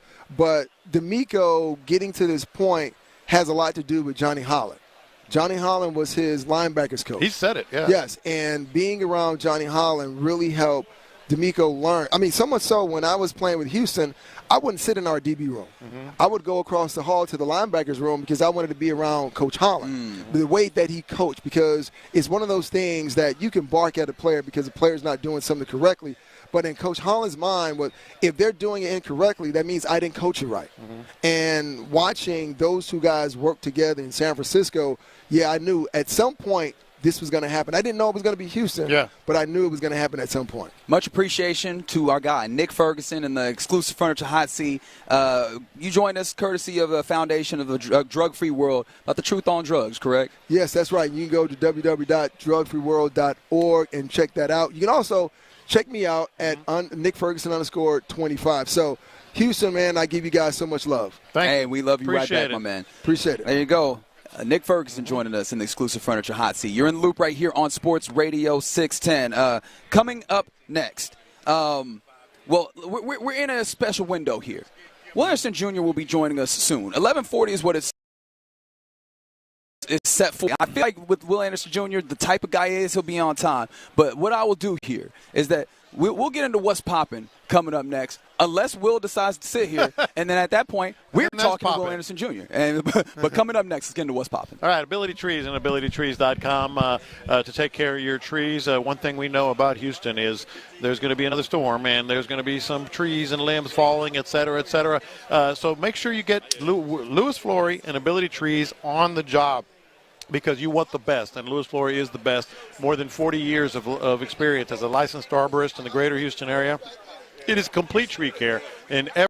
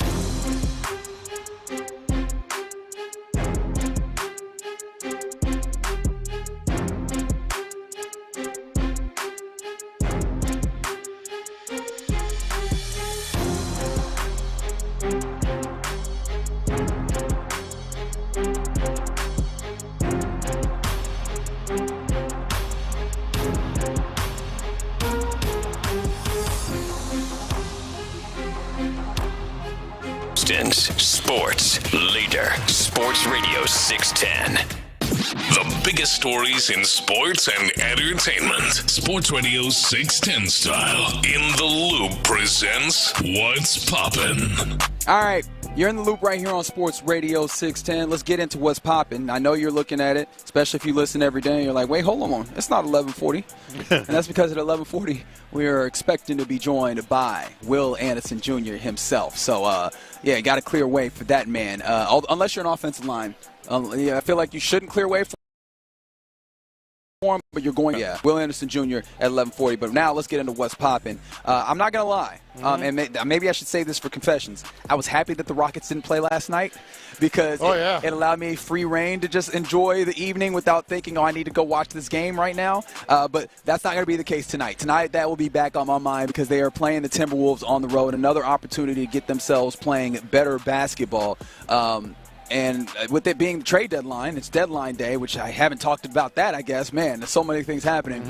That's one of the teams that hasn't had a lot happening, Minnesota. But we're watching the Rockets. I don't think that they're going to make a move, but there's enough smoke just around the NBA. We've seen so many things happen that I'm constantly like, are they going to get it done? Right there, because with the talk being around the Suns, like, it makes me wonder, do they get to that place? I know it's a small chance, but there is a chance that you might wake up tomorrow and the Rockets are not even wake up. No, they're done a deadline hits right at the end of our show. I think it's 3 Eastern, so 2 Central. And you might get to tonight and they have the rights to an incredible player. It's quite possible. And you know, one of the golden rules is you don't want to be reactive to what other people are doing. But there have been some significant changes in the Western Conference with some of these trades. Correct. And so on the one hand, I'm sitting there going, okay, don't just react to whatever the Lakers are doing or obviously they've done a lot, or the Spurs or some of these other teams that are going to be in the immediate and distant future, some of the teams that you have to contend with. But on the sort of wake you up a little bit to think, well, we do have to keep up. We do have to make ourselves make certain that we're in a good place going into the postseason. For sure, and that's on 2 fronts, right? Like, I think you also look at the idea of the last, the 4 games and the 4-game losing streak that this team exists on currently. Has that shed any light on what you still need or what you're looking at in the short term, and maybe not at the high end of like the big time deal, but at the low end of, can you find a piece, like especially can you find a reserve big that can add to this? Not, with all due respect to Steven Adams and Jock Landale, but can you add a reserve big, especially as you're missing Jabari Smith Jr. Like, I know that some people might have some things that they say about him or feel like, hey, man, he's not reached the potential that you expected from a number 3 overall pick. I don't know if people view it that way. But in this moment, you're seeing that not having that big that plays kind of like that or just has that level of agility or what have you has hurt this team in some way. So maybe something around the edges in that way could happen. But we're watching that as we head towards the deadline on an NBA trade deadline. That's probably where, if they do. And I don't know if I can't get a feel for things, but I know they have to be looking at, like you said, in those margins. Yeah, so we'll be watching that. In fact, if anything drops, we'll get it to you right here on Sports Radio 610. A thing that happened yesterday, in fact, it was when we were at dinner because Sean Pendergast let us know immediately. He's like, oh, my goodness, the Astros. Hey, now. They signed an outfielder, a left-handed bat. All right. And his name is Ben Gamel.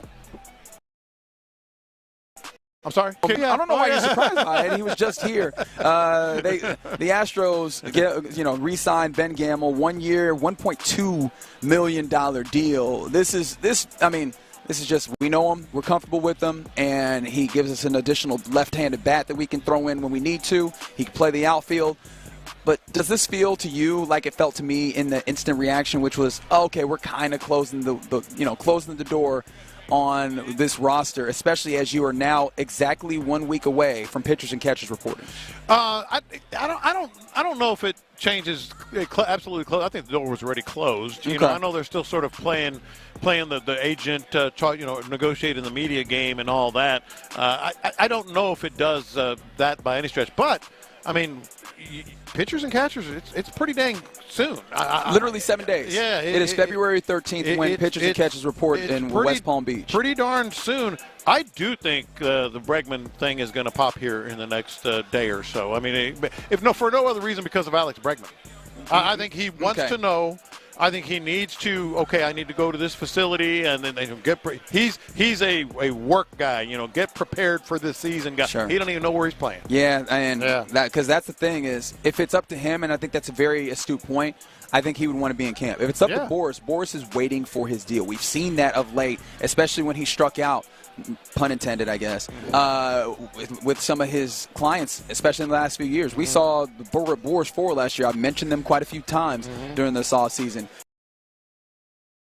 Go deep before they sign deals. We saw Blake Snell go for a while. We saw Jordan Montgomery go damn near all the way up to the season. So, I think that could be a wild one where they really try and play a level of hardball. That pun was not intended, actually. That one but it worked. Just came through. But it worked. They might do that. Some other things that are popping is Super Bowl Radio Row. Just in general, it has been very fun being out here. And I realize we have not given people very many updates of what's been happening with the fellas. Early on, it was a lot of stuff. It was the family dinner on Sunday, and then it was the drama early on in the week. We've just been kind of copacetic doing stuff. But someone did ask earlier, who's the snorer? And I don't think I got to the bottom of that by any means. I feel like everybody's been cool. I would have bet on me. And I will say, I've had opportunity to hear whether you were snoring. I didn't think that I would because I sleep pretty soundly. Except, I've been out, and when I come back in, you already sleep. You're pretty. It's pretty cool. My wife says it comes and goes. Okay. I'll sleep for an hour, and then all of a sudden, it's like a chainsaw's gone off. So maybe I've just had a good week. Yeah, maybe. What does that say though? What does it say though that you got the good week and you were sleeping? And my wife is sleeping upstairs. No wife pull out couch. You're best sleep of my life. I'm gonna get home. I'm saying, the guy said I never snored. What? What the hell's going on? Yeah, I got to figure out. Maybe I'll check in on you a couple times. No, I don't want to bother you with my snoring. I'm just glad I'm not. Well, you're not gonna bother me. I'm 100% good on that. But man, the fellas have been. Well, one thing I will say. This is an observation. Sean is getting through them cigars. Ain't he? Getting through them cigars. I'm glad you brought that up because I smoke maybe one cigar a month. Yeah. Maybe two, depending on there's an occasion or whatever. So, night before last, I love just chilling on that backyard that we have. I would if I wasn't in New Orleans. Yeah, you know what I mean? I feel like I have to take advantage of New Orleans. No, you're young and you need to get out and you got a bunch of buddies and all that. No, nobody's blaming you. I mean, and plus you have been out there some.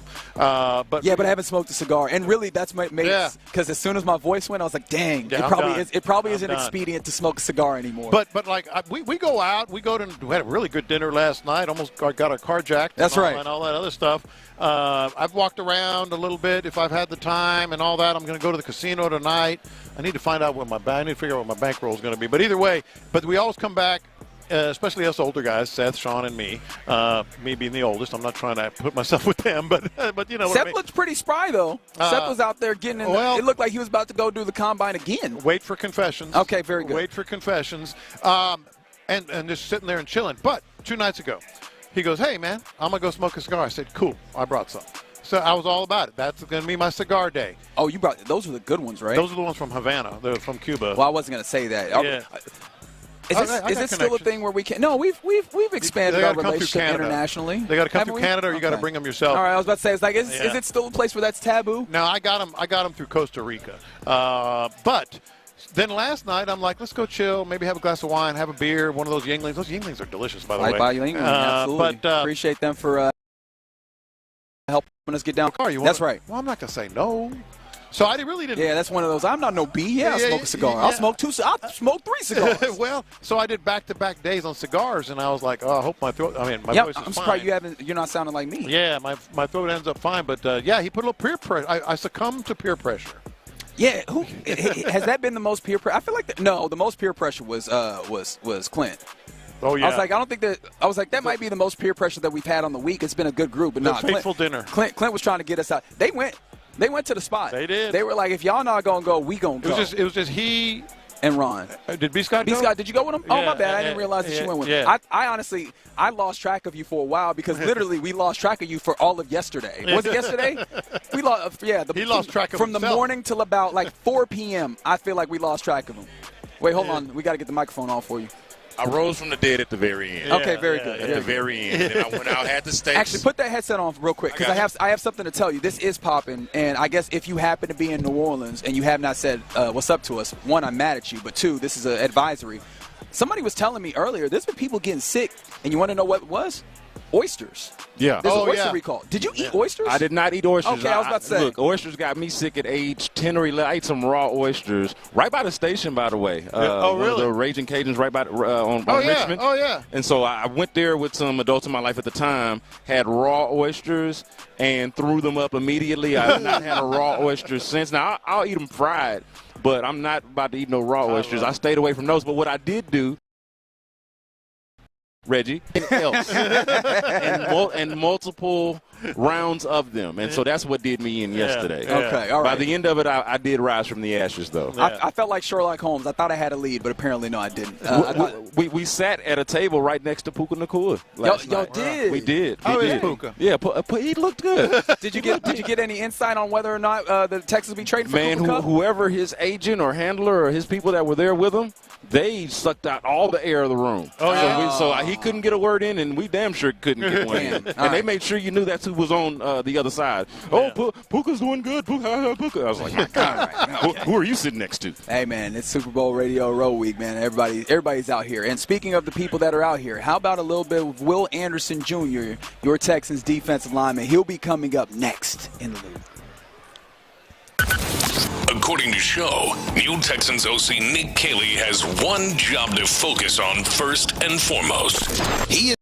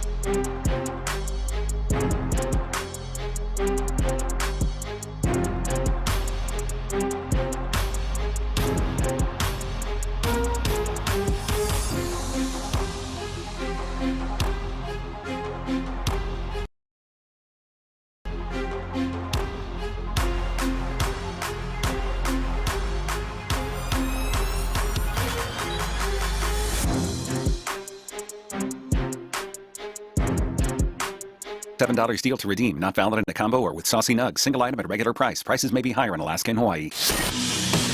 Live from New Orleans, Flight by Yingling presents Sports Radio 610 on Radio Row. Here's In the Loop with John Lopez and Reggie Atatula. Yeah, you're in the loop right here on Sports Radio 610. John Lopez, Reginald Atatula, hanging out here on Super Bowl Radio Row.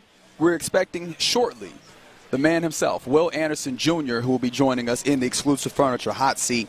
I just want to take this moment while we got you to tell you that I hope that you're listening on the Odyssey app, because that is the place to win if you're listening there, because you listen on that Odyssey app, listen to Sports Radio 610 for an hour each day, and you'll earn an entry into the Slam Dunk in Vegas National Contest. If you win that, you and 3 friends will be headed to Vegas to stay at the Circa Resort and Casino, Las Vegas's prime sports viewing destination, and you can enjoy the biggest March Hoops party at Stadium Swim as part of the Ultimate College Basketball Championship experience. Plus, you'll have an extra $20,000 in your pocket to spend while you're in Sin City. Just download the Odyssey app and listen for an hour each day. You'll get a daily entry into the contest. And worth noting, there's not going to be a pop-up. There's not going to be anything that tells you. You'll know. All you got to do, you're in. As long as if you're logged in and you're listening on the Odyssey app, boom, listening on delay because you have that available to you. They said favorite Astros moment was Brandon Beck curtain call when he hit the home run. Yeah. Man, what a time, man. It was a lot of them. And if you weren't listening earlier, it's like, Minute Maid Park is officially dead. And we were talking about the all right. All right. You're so melodramatic about officially dead. Come on now. It's dead. It's not dead. Okay, where is it? They changed the name. The park is still there. Where's Minute Maid Park? Where's the Minute Maid Park? I don't know. In your local juice section, I guess. I don't know. In your local juice section. That's where it is. Yeah, so I want to appreciate, again, Low T Center also helping us out here. We got a nice helmet. If you can see it on the stream. In fact, appreciation to Mo Karam Injury Lawyers for the live stream, which you'll want to be looking at right now. Will Anderson is on his way to the exclusive furniture hot seat. There is something not right about him wearing a jacket that says Chunky. Well, look, we got to ask him about it because last of it. Joining us right this moment, he is about to sit down in our exclusive furniture hot seat. Good season. It's a man who won Defensive Rookie of the Year. He plays for your Houston Texans, and his name is Will Anderson Jr. He just took a little lean back. Look at that. In the hot seat. Yeah, he's getting that headset on. Now you're getting comfortable. Yeah, I'm good. I can good now. Yeah, you just need a remote. Actually, yeah. Go ahead. You can lean that joint back if you want to as well. My legs too long. I'm gonna hit the table. Yeah, that's true. That's true. You gotta remember, we're normal sized human beings. We're not used to being like, in fact, it's kind of weird. As you were sitting down, we were saying it feels kind of weird seeing the word chunky across your chest because you ain't chunky. You're anything but. You know what I mean? How you doing, brother? I'm doing fantastic. Thank y'all for having me as always. Course, it's always a pleasure to be here with you guys. But I'm going great. Man, so you join us, obviously sponsored by Campbell's Chunky, and you grew up with a big family, right? Like, so I imagine like soups, those types of things. Like, did you have the experience of what's in the pot's in the pot, and if you eat, it's cool, but if you don't, that's up to you? No, let me tell you. No offense, I love Chunky, but my grandma, she always made everything homemade. Oh, word? They made everything homemade. She got all she vegetables in the garden and everything. Like she did it like that. Yeah. Okay, so I see that makes sense. Like, so we just do it wholesale organic, and that's how we get to this place. Is that what's happening? Yes.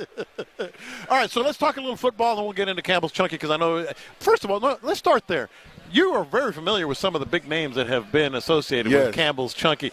Like when you started this relationship, you had to be going, what? Me?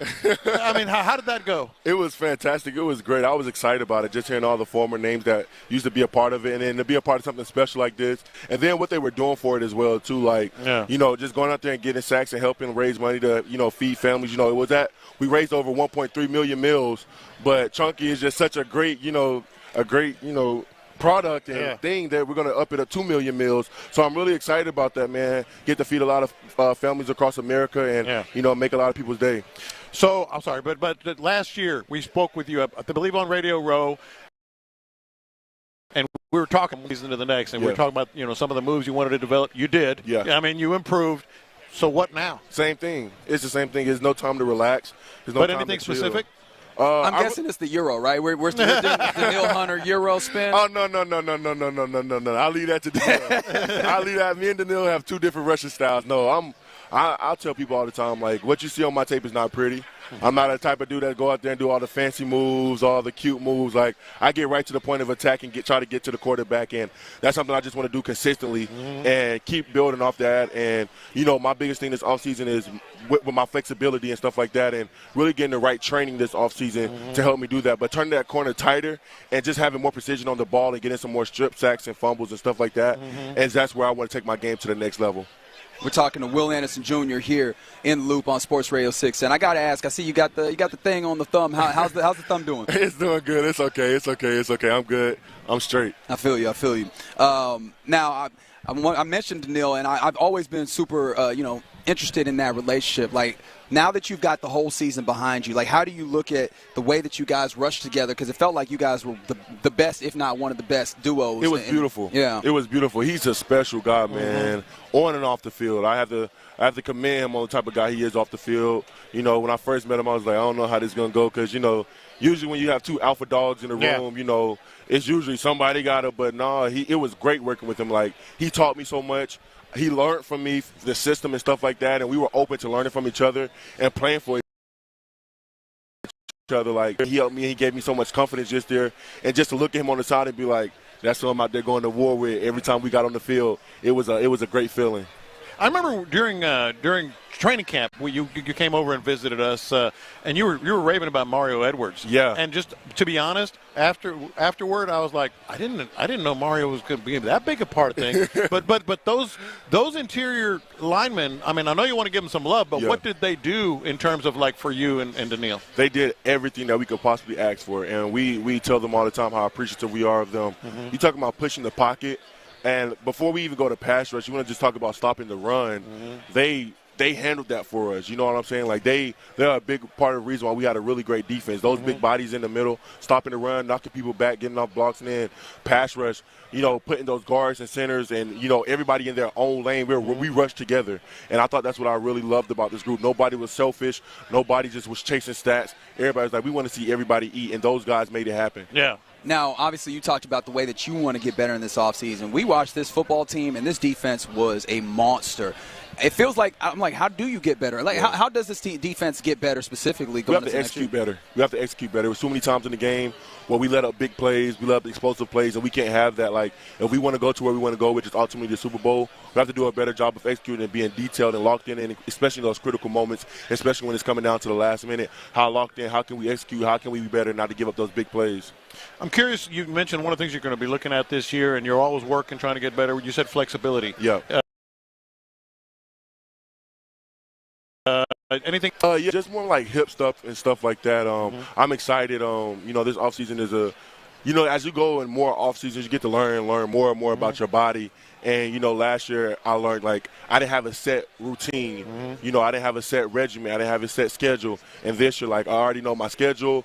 I'll be training, everything like that, the things that I'm going to be doing, the things that I need to work on my body to take my game to where it needs to be. So I'm excited about that. A little yoga in there? Yoga is the most definitely a part of that. Yoga, Pilates, all of it's in there. Is that the biggest thing, though, that you learned about yourself this season, or was there anything else? That's like one of them. That's really just one of them. I'm such a competitor, and I'm such a perfectionist. My coach always told me, he said, Will, you got to enjoy the process. You got to slow down and really enjoy this process. And, sometimes as athletes, we want immediate results. And, it doesn't always work like that. You have to enjoy your process. You have to trust your process.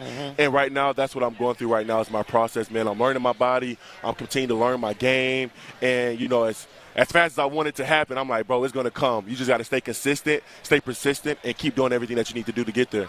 Now, looking at, your running mate since you got drafted is C.J. Stroud in this thing, man. The season was a little up and down, tumultuous for him. Like, how did it, looking at it from your side and looking from your perspective, like, how did that season go and how did he handle it? How did it progress? Man, I thought he handled it really well.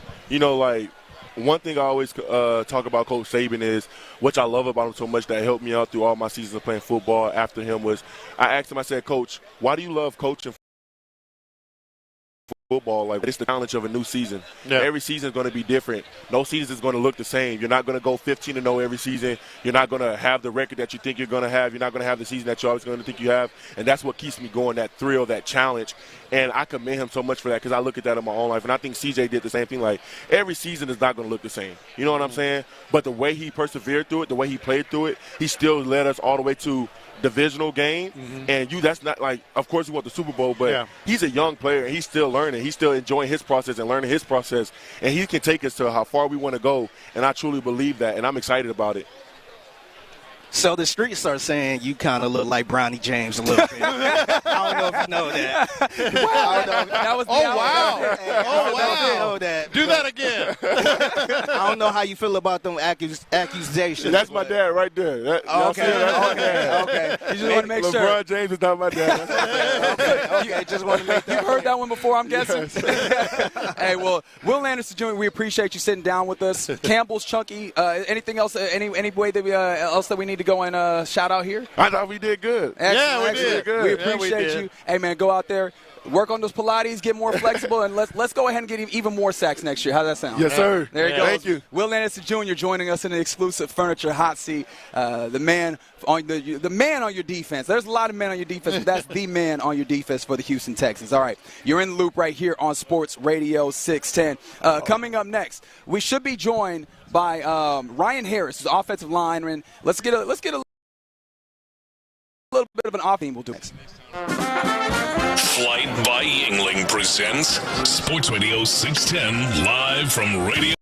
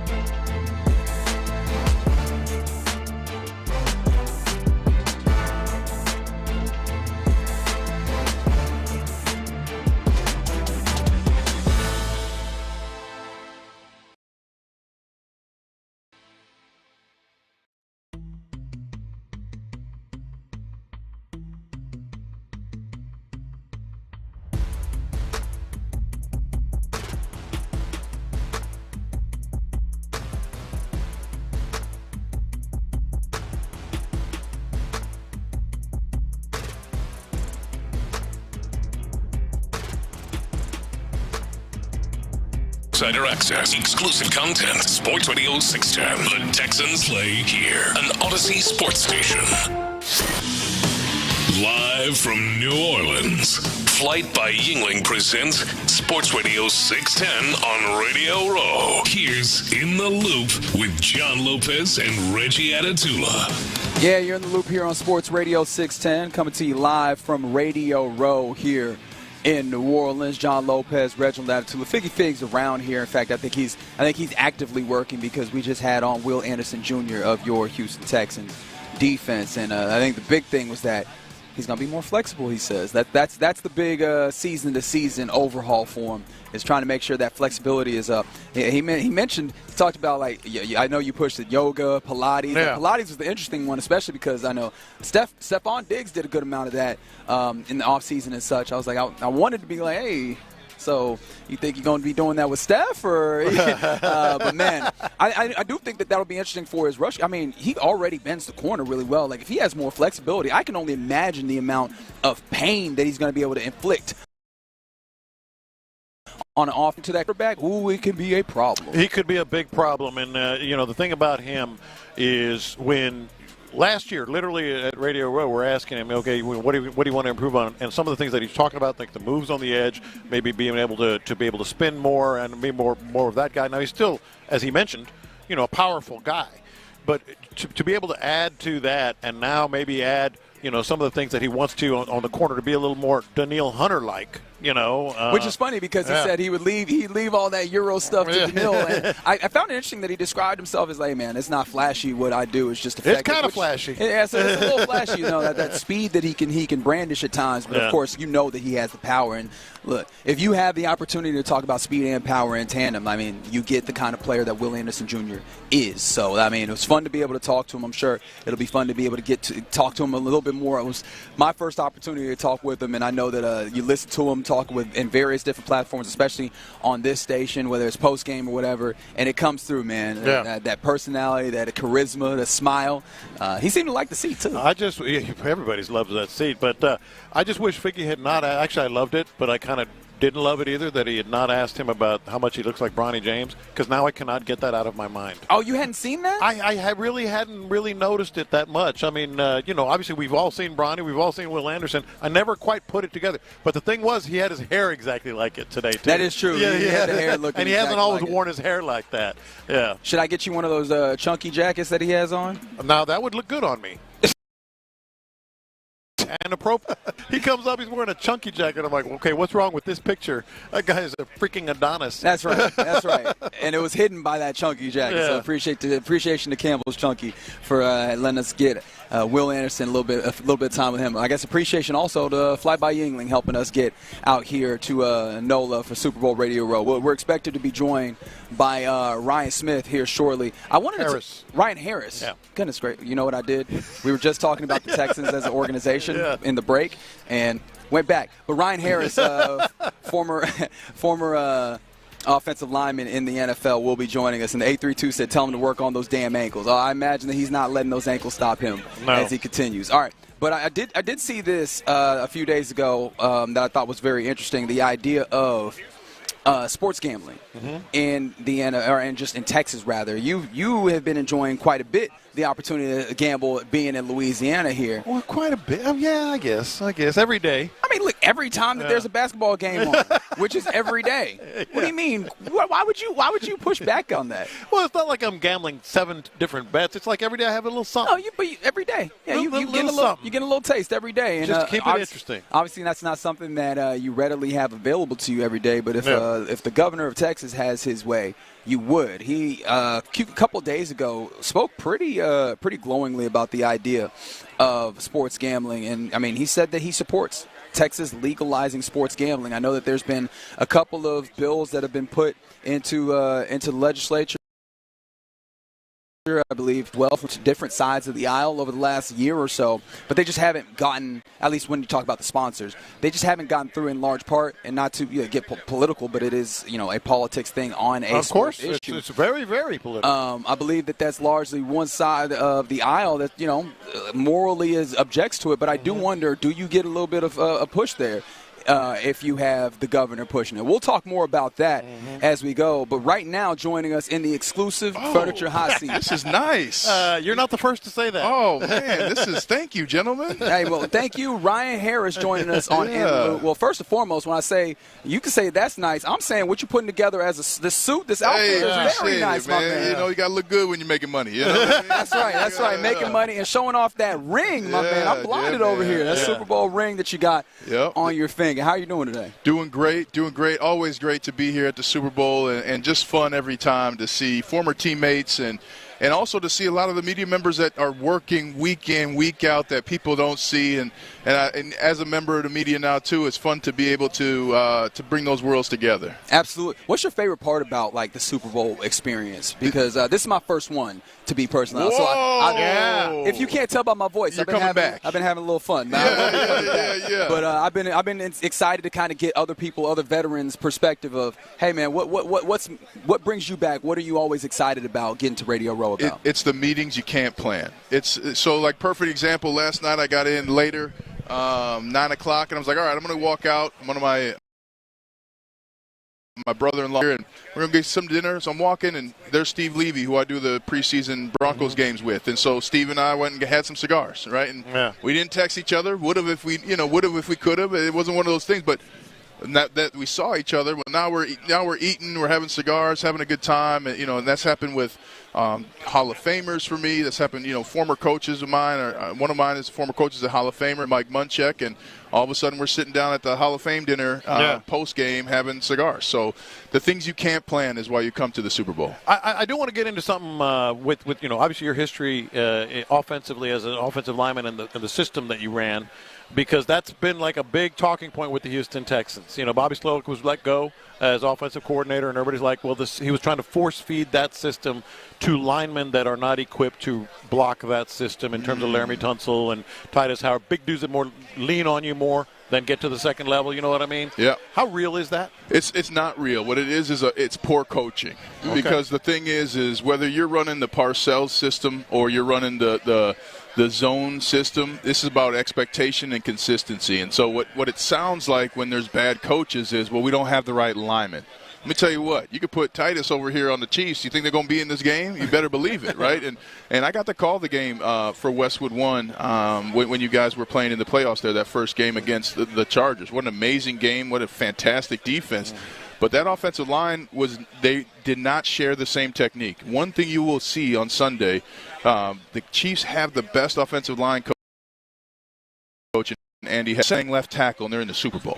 So you're telling me it's a system? Yeah. So we're not disagreeing. No, yeah. But I'm saying, like, that coach, a coach who says that, the truth is you didn't get a great offensive line coach. And what the sad thing is, I think even this year, there's only 7 offensive line coaches that actually played the position in the NFL. Could you imagine having a quarterback coach that never played quarterback? That doesn't happen, but it happens with linemen, and that's what happened in Houston. So it's technique. I'm sorry. You say it's technique. Expectation. Anybody could have run that Bobby Slowick system. 100%. 100%. And it's the most user-friendly system too, right? But if you don't have the right technique, you get what you got. You get what you saw for a portion of that middle of the season there with the Texans. Yeah. We're talking to Ryan Harris here in the Loop on Sports Radio 610, and I'm really interested in this, and I'm sure you know this. Us laymen, I feel like offensive line is the place where it's the hardest for us to understand what's happening there. What do you think is the thing that we get most wrong about offensive line play in the NFL? The fact that we're the best athletes on the field. I mean, let's be clear. We're not. Have you ever seen a lineman tap his helmet and come off the field? No, you don't see that. You ever see, I don't know about nowadays, you might see more sleeves in cold games, but we're the only position that goes backwards against some of the best athletes who are going forwards. And we're expected to win. And we don't complain about that. But at the end of the day, you're talking about a group that has to be together. It doesn't matter if you have a star center. If that center doesn't tell the left guard and right guard what the heck's happening, because now your tackles don't know. And so you need guys to be on the same page. And when you have a group that is willing and that has been around each other, because now I know what you're going to say.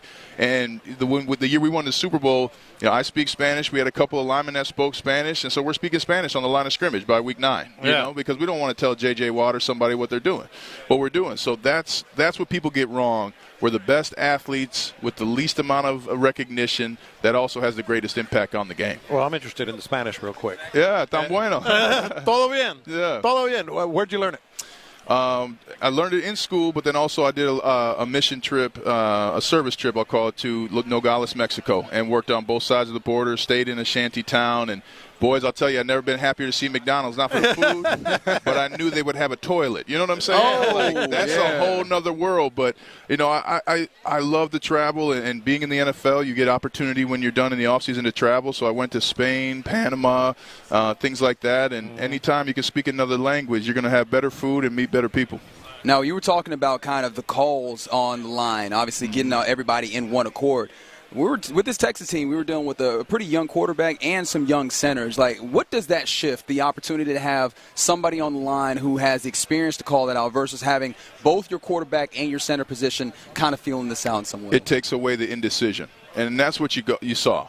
Right. Let's be clear. C.J. Stroud did not grow up until he fumbled that ball in the second quarter against the Chargers in the playoffs. Mm-hmm. How is that guy who comes out for the rest of the game not there in the first quarter? And when you're a center, and I love Jared Patterson now. We're O-line U at Notre Dame. Don't get me started. Yeah, talk all day.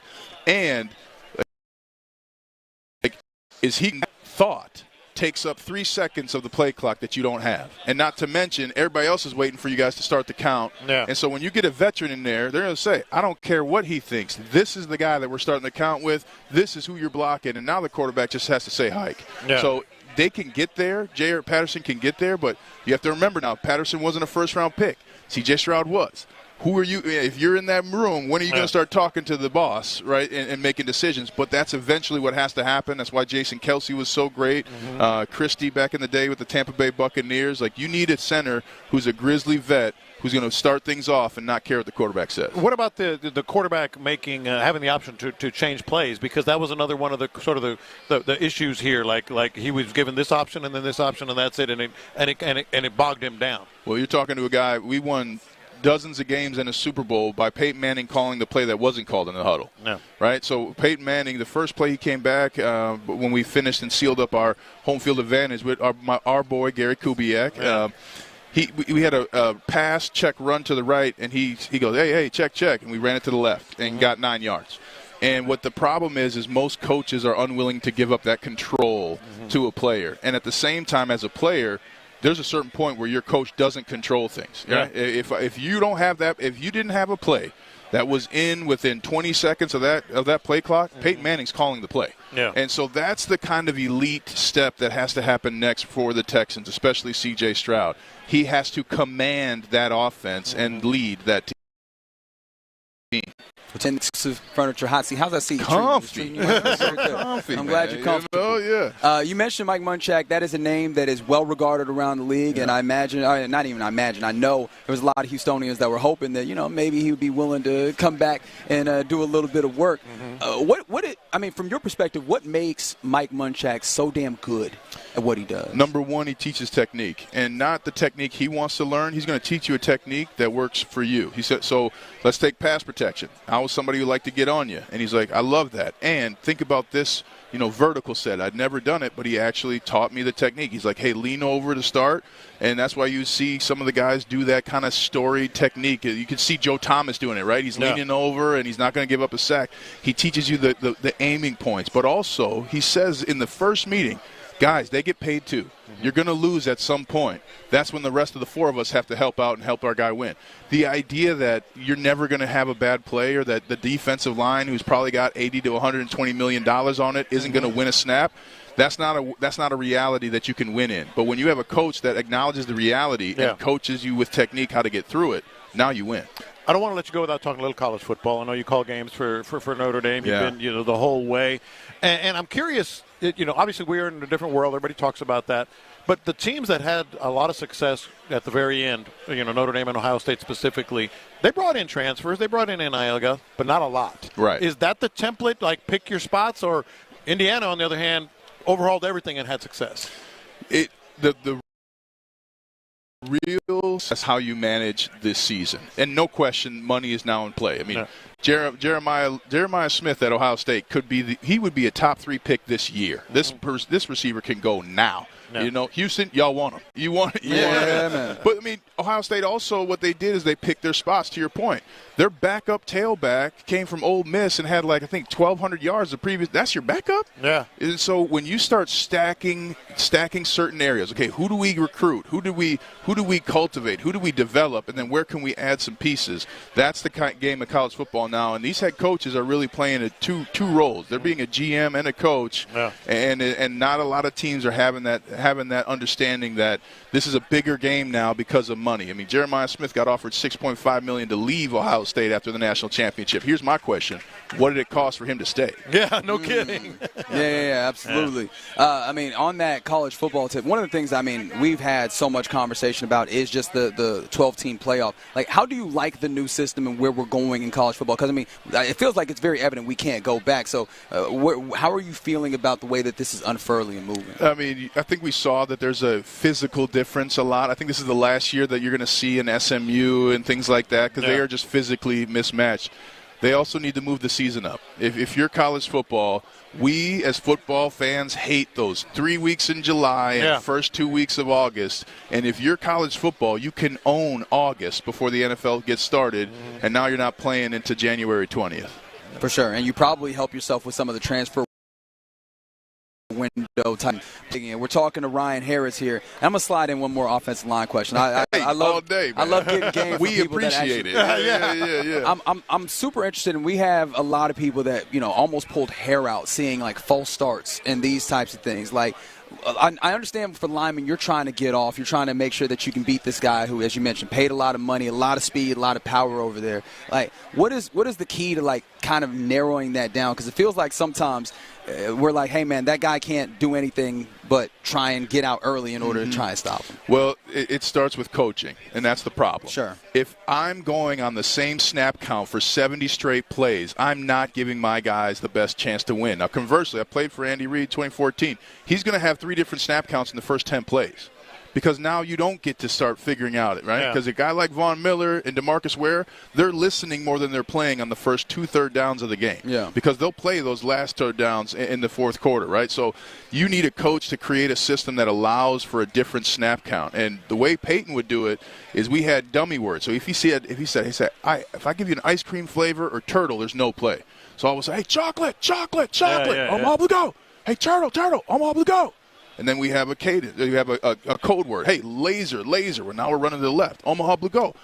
And we would practice this, and every time we had a new lineman in, he'd be like, he'd stop practice or stop the walkthrough and make sure we did that exact drill. Because if you jump, what play are you running? Yeah. So that's where the coaching comes in. Like, as a coach, do you understand you can't throw a fastball at 92 miles per hour for not you get smoked. But you see it all the time in football, and that's why a lot of head coaches lack the intelligence to be successful. Ryan, we already got people texting in saying that they love this interview. It felt like a classroom. So what I'm going to say is, if you like sitting in that seat, would you like to come back tomorrow? I loved my time in Houston with the Texans. It was a formative time in my career. I love the city of Houston, and great to be with you guys. Hey, Houston loves you as well. We thank you so much for sitting down. Ryan Harris, former Texan offensive tackle, joined us right here in the Loop on Sports Radio 610. Appreciate you hanging out with us here on this Thursday, Super Bowl Radio Row. And coming up next, let's do our lunchtime confessions as we often do. A lot to talk about. We'll do it next. Here at Sports Radio 610, we pride ourselves on our award-winning content. And according to one national public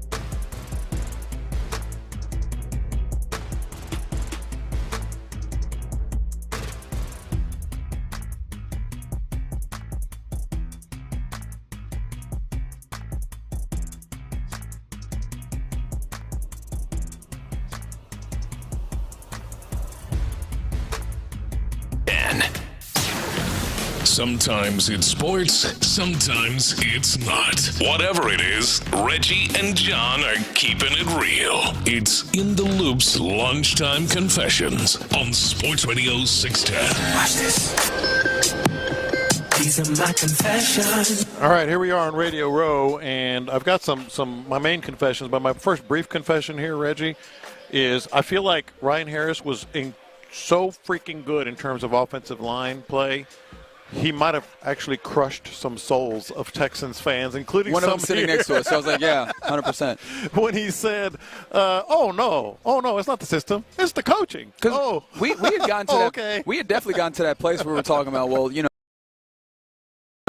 They looked better, and maybe that's just if you talk about coaching. The coaches that you had were more capable of coaching that scheme compared to the one that Bobby wanted to run, which again goes back to the idea that he did not have guys that knew his system. And one of the things that we talked about, you had a offensive line coach who had not coached it was that wild system before. I mean, I'm not going to say I was kind of going, oh.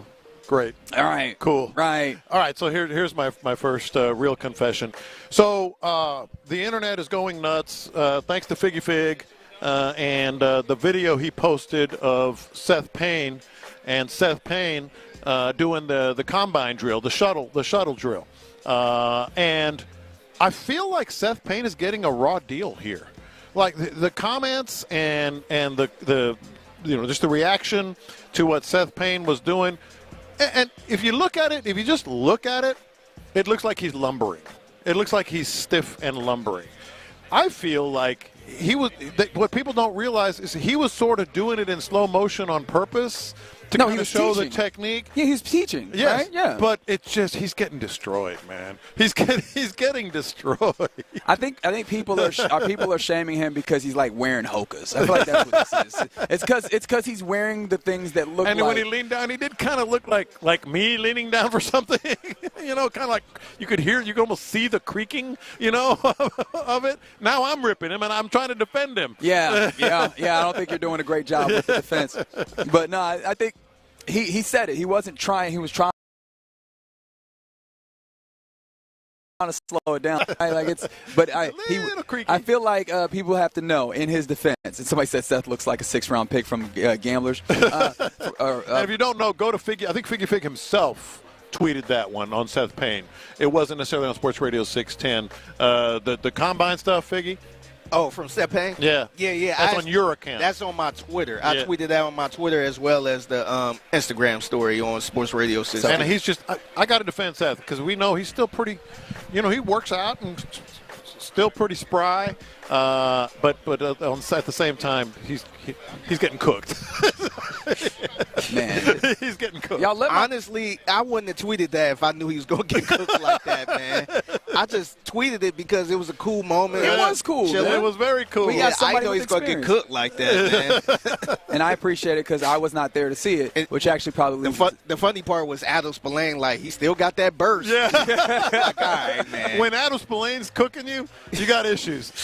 Wow. You're just taking shots everywhere, ain't you? And you know how Adam Spillane would say, Seth still got that burst. He still got that burst. These are my confessions. Actually, that speaks to my confession here. I got to confess. I feel bad. About?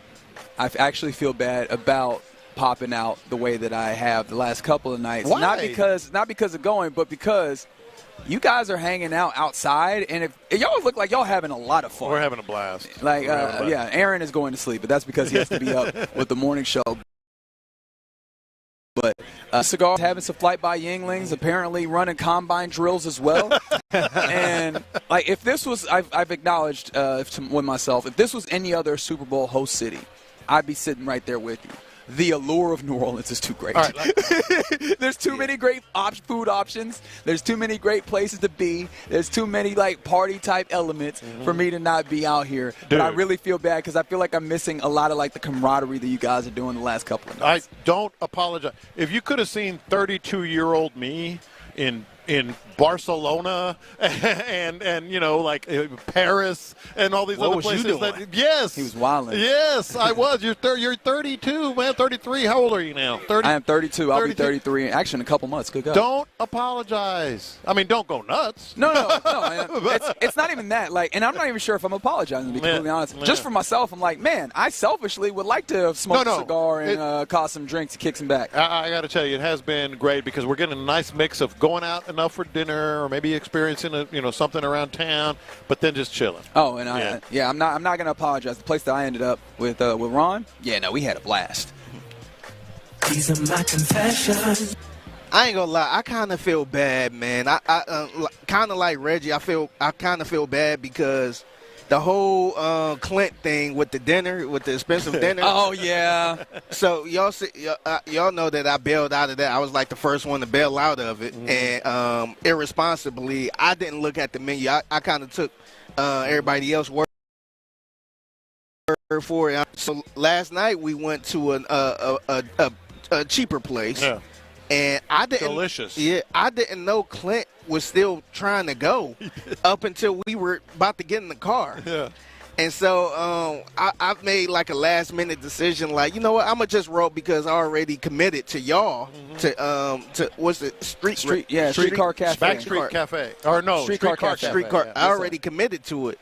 But I'm like, dang, I didn't know he was still committed to this restaurant, man. I probably would have went just because and just maybe get that burger. Yeah. But I kind of felt bad. I'm like, dang, man, I ain't want to do him like that. I thought he just canceled the dinner and was just going to roll wherever. I feel like if there's anybody that we might not have come up for on this trip, it's probably Clint. I feel like we didn't come up strong enough for our boy Clint because he really wanted. That was the one thing that it felt like he really wanted was to get everybody out at that particular steakhouse. And then B. Scott bailed last minute, like, you know what, I'm going to roll with Clint and them. Yeah. And I was just kind of stuck in the middle. I'm like, you know what? I'm gonna just roll with y'all. Well, don't worry about Clint. He was going to go anyway. In fact, he's already gone twice, even beyond that. And he gets it. But we were talking earlier on the way in, like MVPs. To me, Clint is the MVP of the He's trip. up there. Yeah. Well, we'll find out tomorrow from your ranking. Yeah, we'll do an official ranking. I thought we would keep a running tally, but apparently I have just forgotten with all the stuff. But we'll put together a full accounting of who the MVP and who came in second and third and so on. But going into the last day, I would have Clint on my list, probably at the top. Do you have another person who you would think like is up there? I could give it to Aaron, man. Aaron Ray, like waking up this early to waking up 5 in the morning to engineer the show, pretty much working 6 to 6. Yeah, he's doing 6 to 6. He's still out here kicking it a little bit. So salute to you, man. Like I don't see. I've been doing pretty much 8:30 to 5, 8:30 to 5:36, and that been killing me. That's why I'm like, man, I'm going to bed tonight. That's true. That is true. Nah, salute for keeping us on the air, man. That's right. All right, Byron. These are my confessions. I said yesterday I would not stop, and I didn't, but I kind of reeled it back. I was like, look, man, my voice is trying to tell me something, man. That's a sign. This is you got to do a little something different. And what I ultimately decided to do different was I took probably about a couple hours where I didn't say anything. I just stopped talking for a couple hours. Hold on. Yeah. You went 2 hours without saying anything? Correct. Figgy. Where was you at? You was just in your room? Were you sleeping? No, I wasn't. Were you sleeping? I was not sleeping. I was up. But it also is because of where I went. Yeah. So Reggie spent 2 hours not saying nothing. Reggie going 2 hours without talking? Didn't talk one lick. I promise. Vicky over here dunking basketballs on the rim. I spent 2 hours running a marathon. That's right. Yeah. No, sincerely, what I did was I walked to Congo Square, which is the birthplace of jazz in America, and just in general. Yeah. And so that was a good mile and a half. So it was a nice So you're quiet, okay. leisurely 30-minute walk, quiet, serene walk. And I was like, man, I love this city. Yeah. Went there, walked around there for probably about 45 there, just in time for us to go to dinner. Yeah. And I was just like, man, this is great, and I thought that would help my voice. And then me and Ron went out, and it probably negated all that. What a waste effort. of time that was. But I just to know, I'm trying to make it. I am doing things that are not inherently always bad decisions. All right, Byron. These are my confessions. I feel like we need a recliner in studio, and there's a theory behind that. Do we have room for a recliner in the studio? That recliner gets people comfortable, and when they're comfortable. Like Pac-Man? Pac-Man's the bad example. Oh, okay. Okay, Pac-Man was the What bad. Pac-Man say?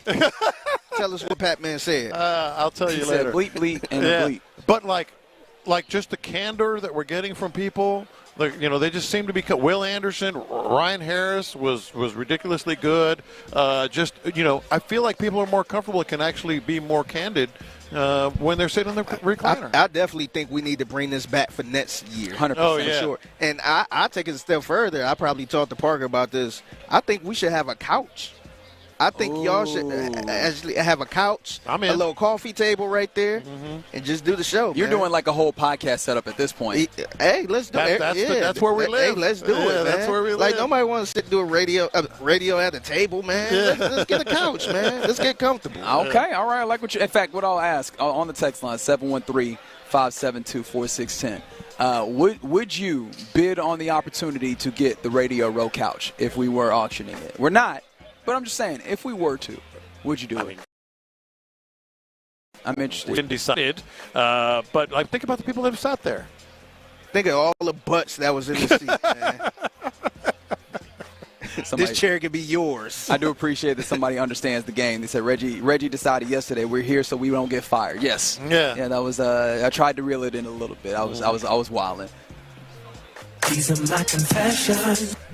Oh, my bad, Figgy. I thought you said. Well, here's one of my confessions. Is I gotta confess. I really believe that Figgy needs to chill, because earlier this morning, Seth Payne brought one of his locks that had fallen out of his head. After yesterday, we saw another one of his locks that Figgy might be working too hard. Like, what's going on up there? I think so, man. And honestly, I don't like my hair like this. I usually don't have my hair down, so I usually always have it up in like a bun of sorts, bun or ponytail or something like that. But it's just been all over the place, man. You sure you good? Like, Yeah, do we need to get some? Like, do we need to take you to the foot massage place that we saw earlier? Nah, we good. Figures like, this is what you get, man. This is what you get this week. Hey, I will say I feel like that's a sign of me working hard. Yeah, and you are. You see it all over the Sports Radio 610 Instagram is the word I was looking for. All the shenanigans. Although I feel like we had a lot on Sunday, we had a lot on Monday, and I feel like not anything for you, but like I think we haven't been sending you as many things to put up there. So I got to do better about that in the next day or two. Actually, tomorrow as we're headed into. And there are already some Page Sporanic bids coming in on the chair. That's right. Hey, check that video out, man. I've been getting a lot of salutes to my camera work, man. Yeah, I see somebody say, "Hey, salute to the cameraman. He knew what his job was." And salute to Ron and Clint, man. They had a different interview than I think she had all Radio Row. So salute to the fellas. All right, you're in the loop right here on Sports Radio 610. Coming up next, we're supposed to be joined by Titans linebacker Garrett Wallow. That name sound a little familiar to you? Yeah. We'll talk to him next. The Texans have their new OC. Former Rams tight ends coach and passing game coordinator Nick Caley is coming to H.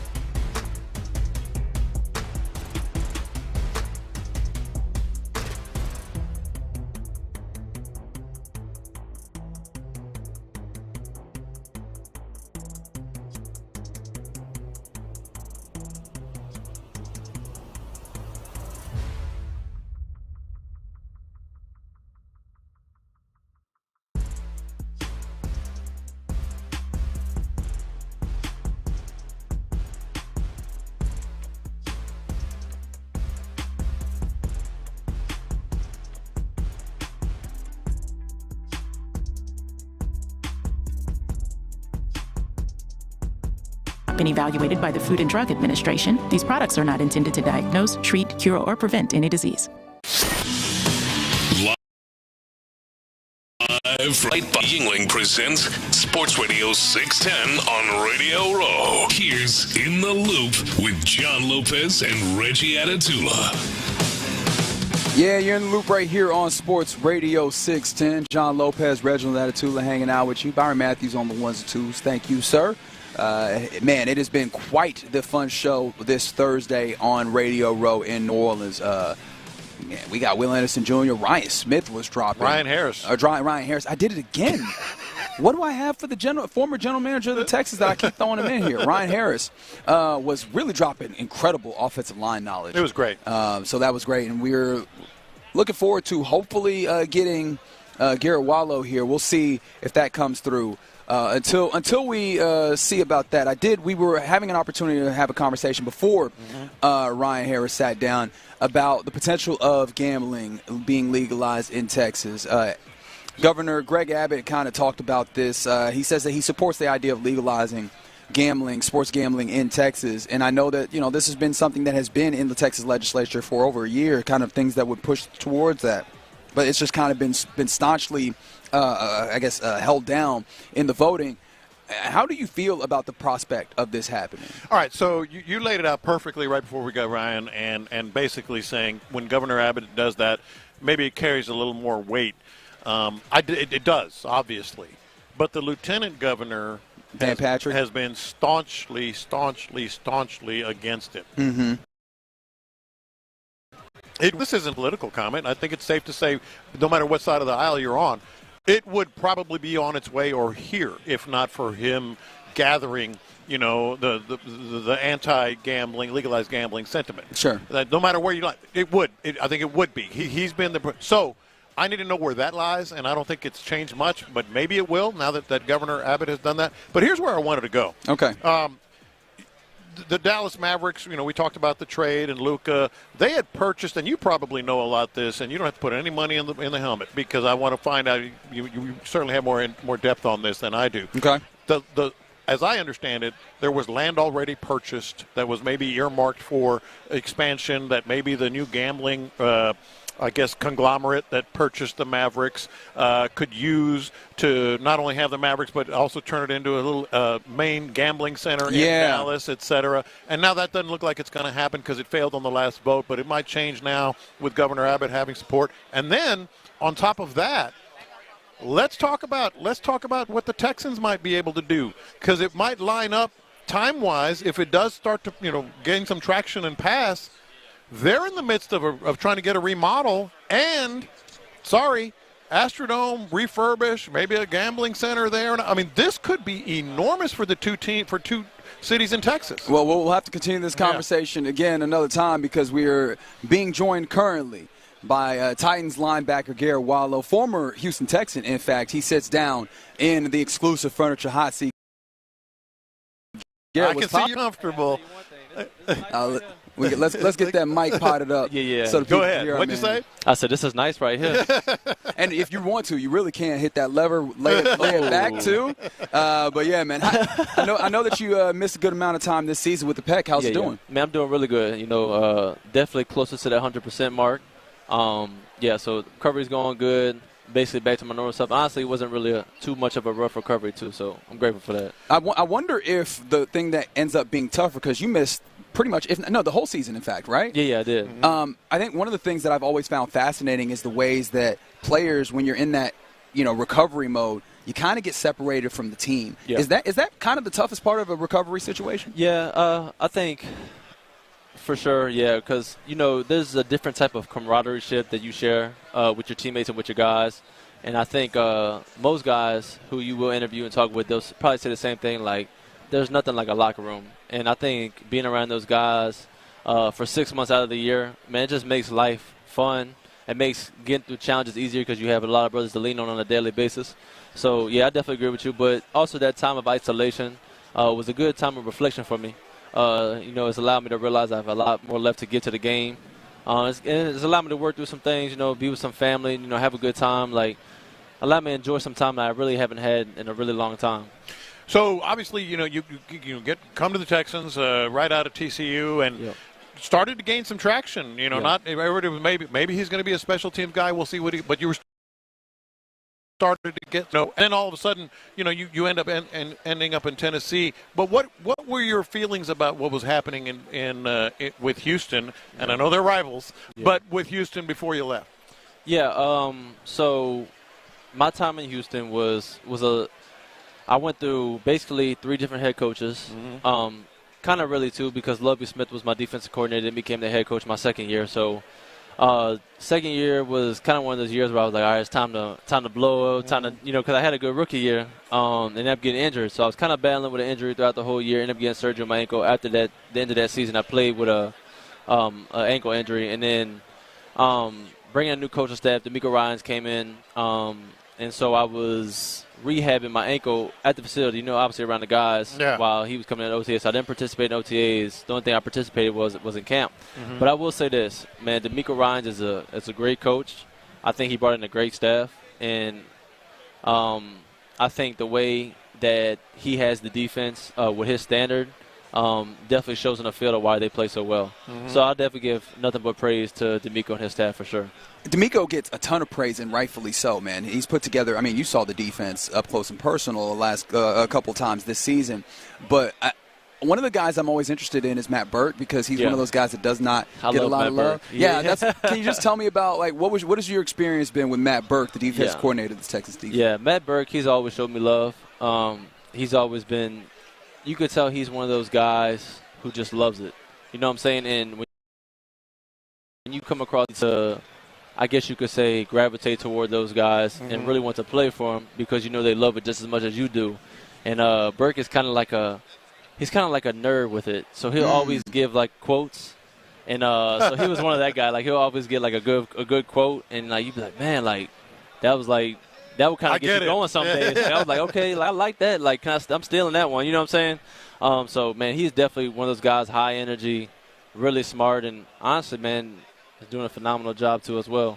Are there any quotes that you recall that you can maybe give us? Man, we would like to be inspired as well. He gave me there was a Saving Private Ryan quote or something that he put out there one time. I forgot how it was. Yeah. And then I was like, man, I gotta go see that movie because I never saw it. Oh wow. And it was he's like best movie in the world. So yeah, he motivated me to want to go see it. I still haven't pulled it. But I just remember that moment. It was the first time. Or it was another one. He was like, ain't no such thing as halfway. Quoted like the Eminem song. Yeah. He said, if you're going to be in this, don't be halfway in it. You know it'll be all the way in it. So I was like, he always made it a fun interacting quote, but it was always real. You know what I'm saying? Yeah. So you were with the Texans, and clearly you got the vibe, I'm sure, from the very top down, how that organization feels about the Tennessee Titans. No doubt. And then all of a sudden you're a Tennessee Titan. Yeah. So what was that like, and are you getting the same vibe over there? It was amazing. I couldn't wait to play against Houston. Oh, really? Oh, yeah. I ain't going to sit here and lie to you. I couldn't wait. Yeah. I remember my first because I was with the last 3 games with the Titans on my 3rd year. And, man, it just so happens we play Seattle, Houston, and to end the season. So, man, we played Seattle and the whole thing. I went back home for Christmas. I was like, ooh, we play Houston next week. I can't wait. I'm going back into the Houston Dome. I was like, oh, yeah, I've been waiting on this moment. Yeah. So, man, it was cool because, I went straight to Tennessee. And I was straight to, playing defensive snaps the first week. Right into the playbook, learn the playbook in 3 or 4 days, boom, on the field. Yeah. So I got to play a lot of defense that game, and special teams, everything. So, man, it was just good going against and competing against those guys. And obviously I kind of went out there with a chip on my shoulder I got a bone to pick with these guys. That's all I love, but when you play with them. But obviously when you're in the same division, There's always it's Houston's hot right now in our division. They won the last 2 years, so it's definitely I wouldn't say a robber ship, but we definitely know what we're chasing, and we definitely know that they are going to be some people that we have to. But from the from the top down in that organization too, it's amazing. They don't like the Texans, so you can feel that.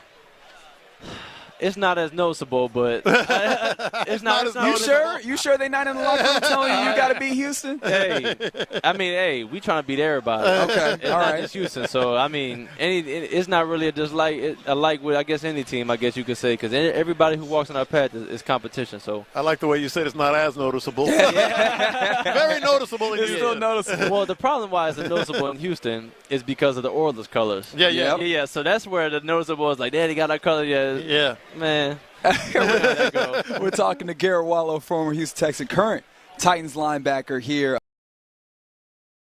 in the loop. Mentioned competition in the division. You also see a hire happening over there with the Jacksonville Jaguars. Liam Cohen's over there. I think they just hired Udinsky as their offensive coordinator. I mean, how much do you keep tabs on those types of things as a defensive player in the league? I will say when the offseason comes and these hires are coming on, I don't really pay too much attention to it. I try to, remove myself from football and try to tap into other areas of who Garrett Wallow is and try to spend that time with family. But I will say it's important to know what type of offense those teams are going to be bringing the next year. And I just think, and speaking on Jacksonville alone, Jacksonville has always have a phenomenal team. So, I'm just ready to see them. It would be good to ready to see them get back going, get back to where they get going, and, definitely looking forward to some really good matchups against those guys. So where are you in terms of with the Titans now moving forward for next season? Yeah, so I'll become a free agent in March. Yeah. Obviously I would love to be back in Tennessee. I'd love to be back with that staff and get another opportunity. But, we'll see whatever, it brings. But, I love Nashville. Have nothing but high praise for it, for real. All right, you love Nashville, but this is a Houston show. So before we let you go, I need to know, what was your favorite part about living in the city of Houston? Yeah, no, look, I'm going to tell you right now, I loved Houston too. I really did. Mm-hmm. I really loved that organization. I loved everything about it. Houston reminded me a lot of New Orleans because I'm from New Orleans, and I think a lot of people from New Orleans went to Houston during Hurricane Katrina. So, just being able, I don't lie, I really did enjoy my time in Houston. I just think the food was really, really good. I'm a food person, being from here, so you gotta be. That's probably one of my favorite things. Yeah, absolutely. And we've been killing it. We've been doing a lot, killing it. But you know what? It's one thing because New Orleans, I've been talking up the city all week, and it's not like it's hard to, right? No doubt. I have enjoyed it, but there's some tourist stuff in any city, and then there's that real. And one thing I'll ask you.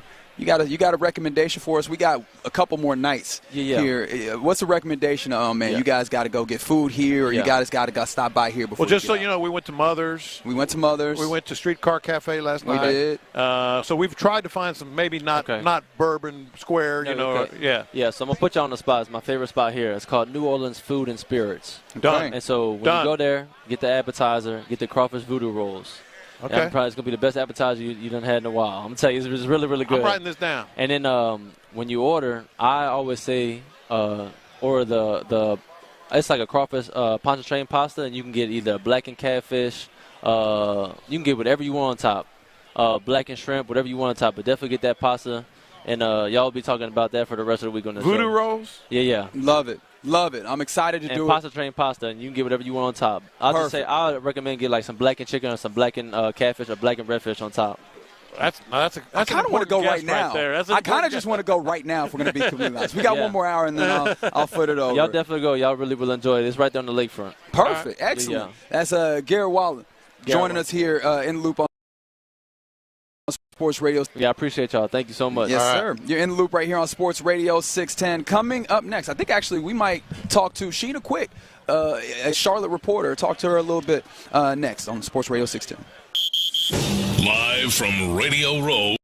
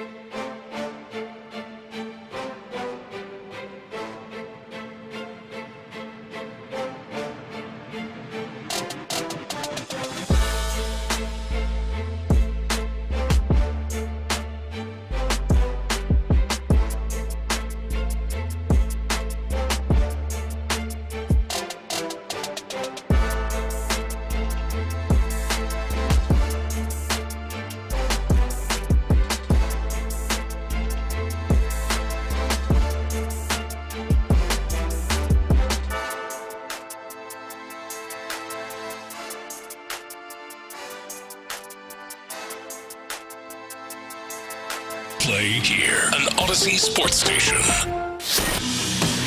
Live from New Orleans, Flight by Yingling presents Sports Radio 610 on Radio Row. Here's In the Loop with John Lopez.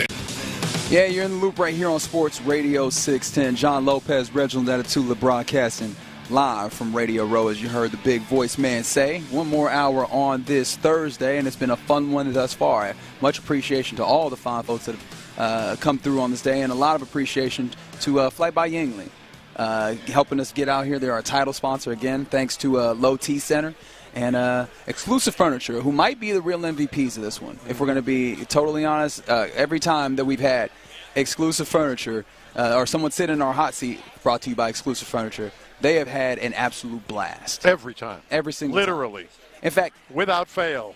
If I'm going to be honest, I felt a little bit weird. I don't think I've actually sat down in the Exclusive Furniture. I did when we got it here, and that's it. That's I'm trying not to. It feels like it's hallowed ground. I've been trying to reserve it for guests. Yeah. I don't think anybody else You can't walk has. on the grass there. That's exactly. It's a memorial. It's the grass. It is the logo in the locker room. Yeah. Is that I'm just like, I don't get to do that. Well, that's for seniors. That's right. That's exactly what that is.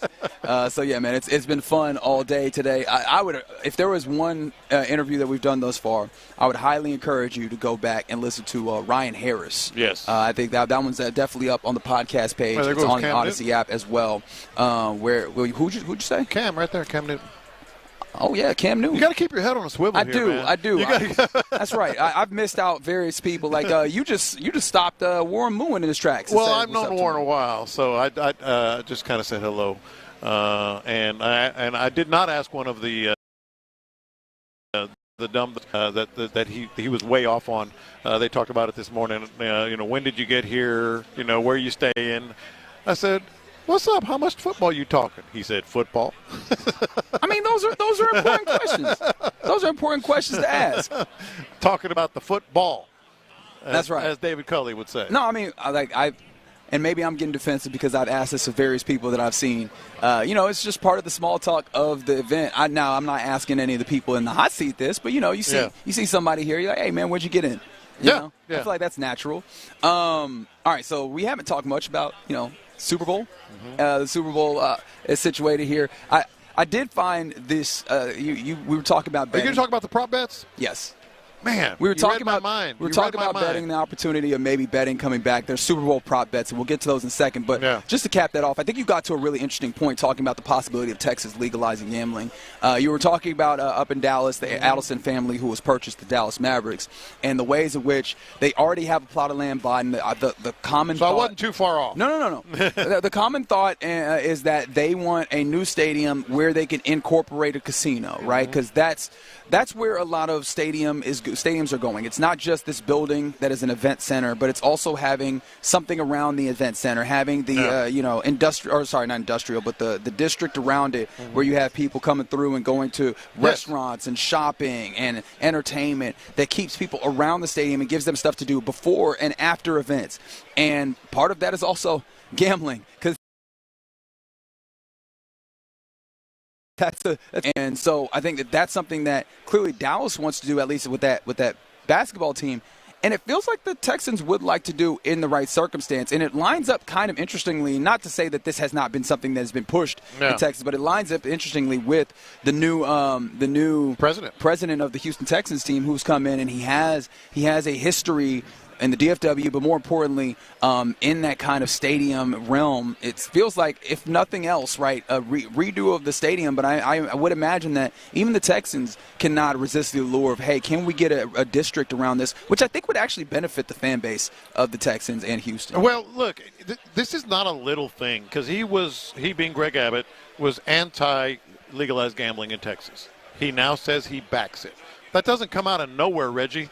That doesn't come out of nowhere. I mean, these guys, and again, this is not being political because it's both sides, they go with the support they get. They oftentimes vote with the money that is in their coffers. And you say the support. Yeah, exactly. Yeah. It's the lobbying. And, I mean, the states like Louisiana and Oklahoma obviously have been for a long time lobbying the other way. But you have literally legitimate billionaires who have come into Texas who are helping push this forward. This could be really interesting. I think somebody earlier on the text line mentioned that, if that goes one way, there's other interests that stand to lose money, which obviously is always the tug, the pull and the tug of war, one way or the other. But it's an interesting thing to see, like the I guess biggest politician in the state, so to say, kind of very vocal.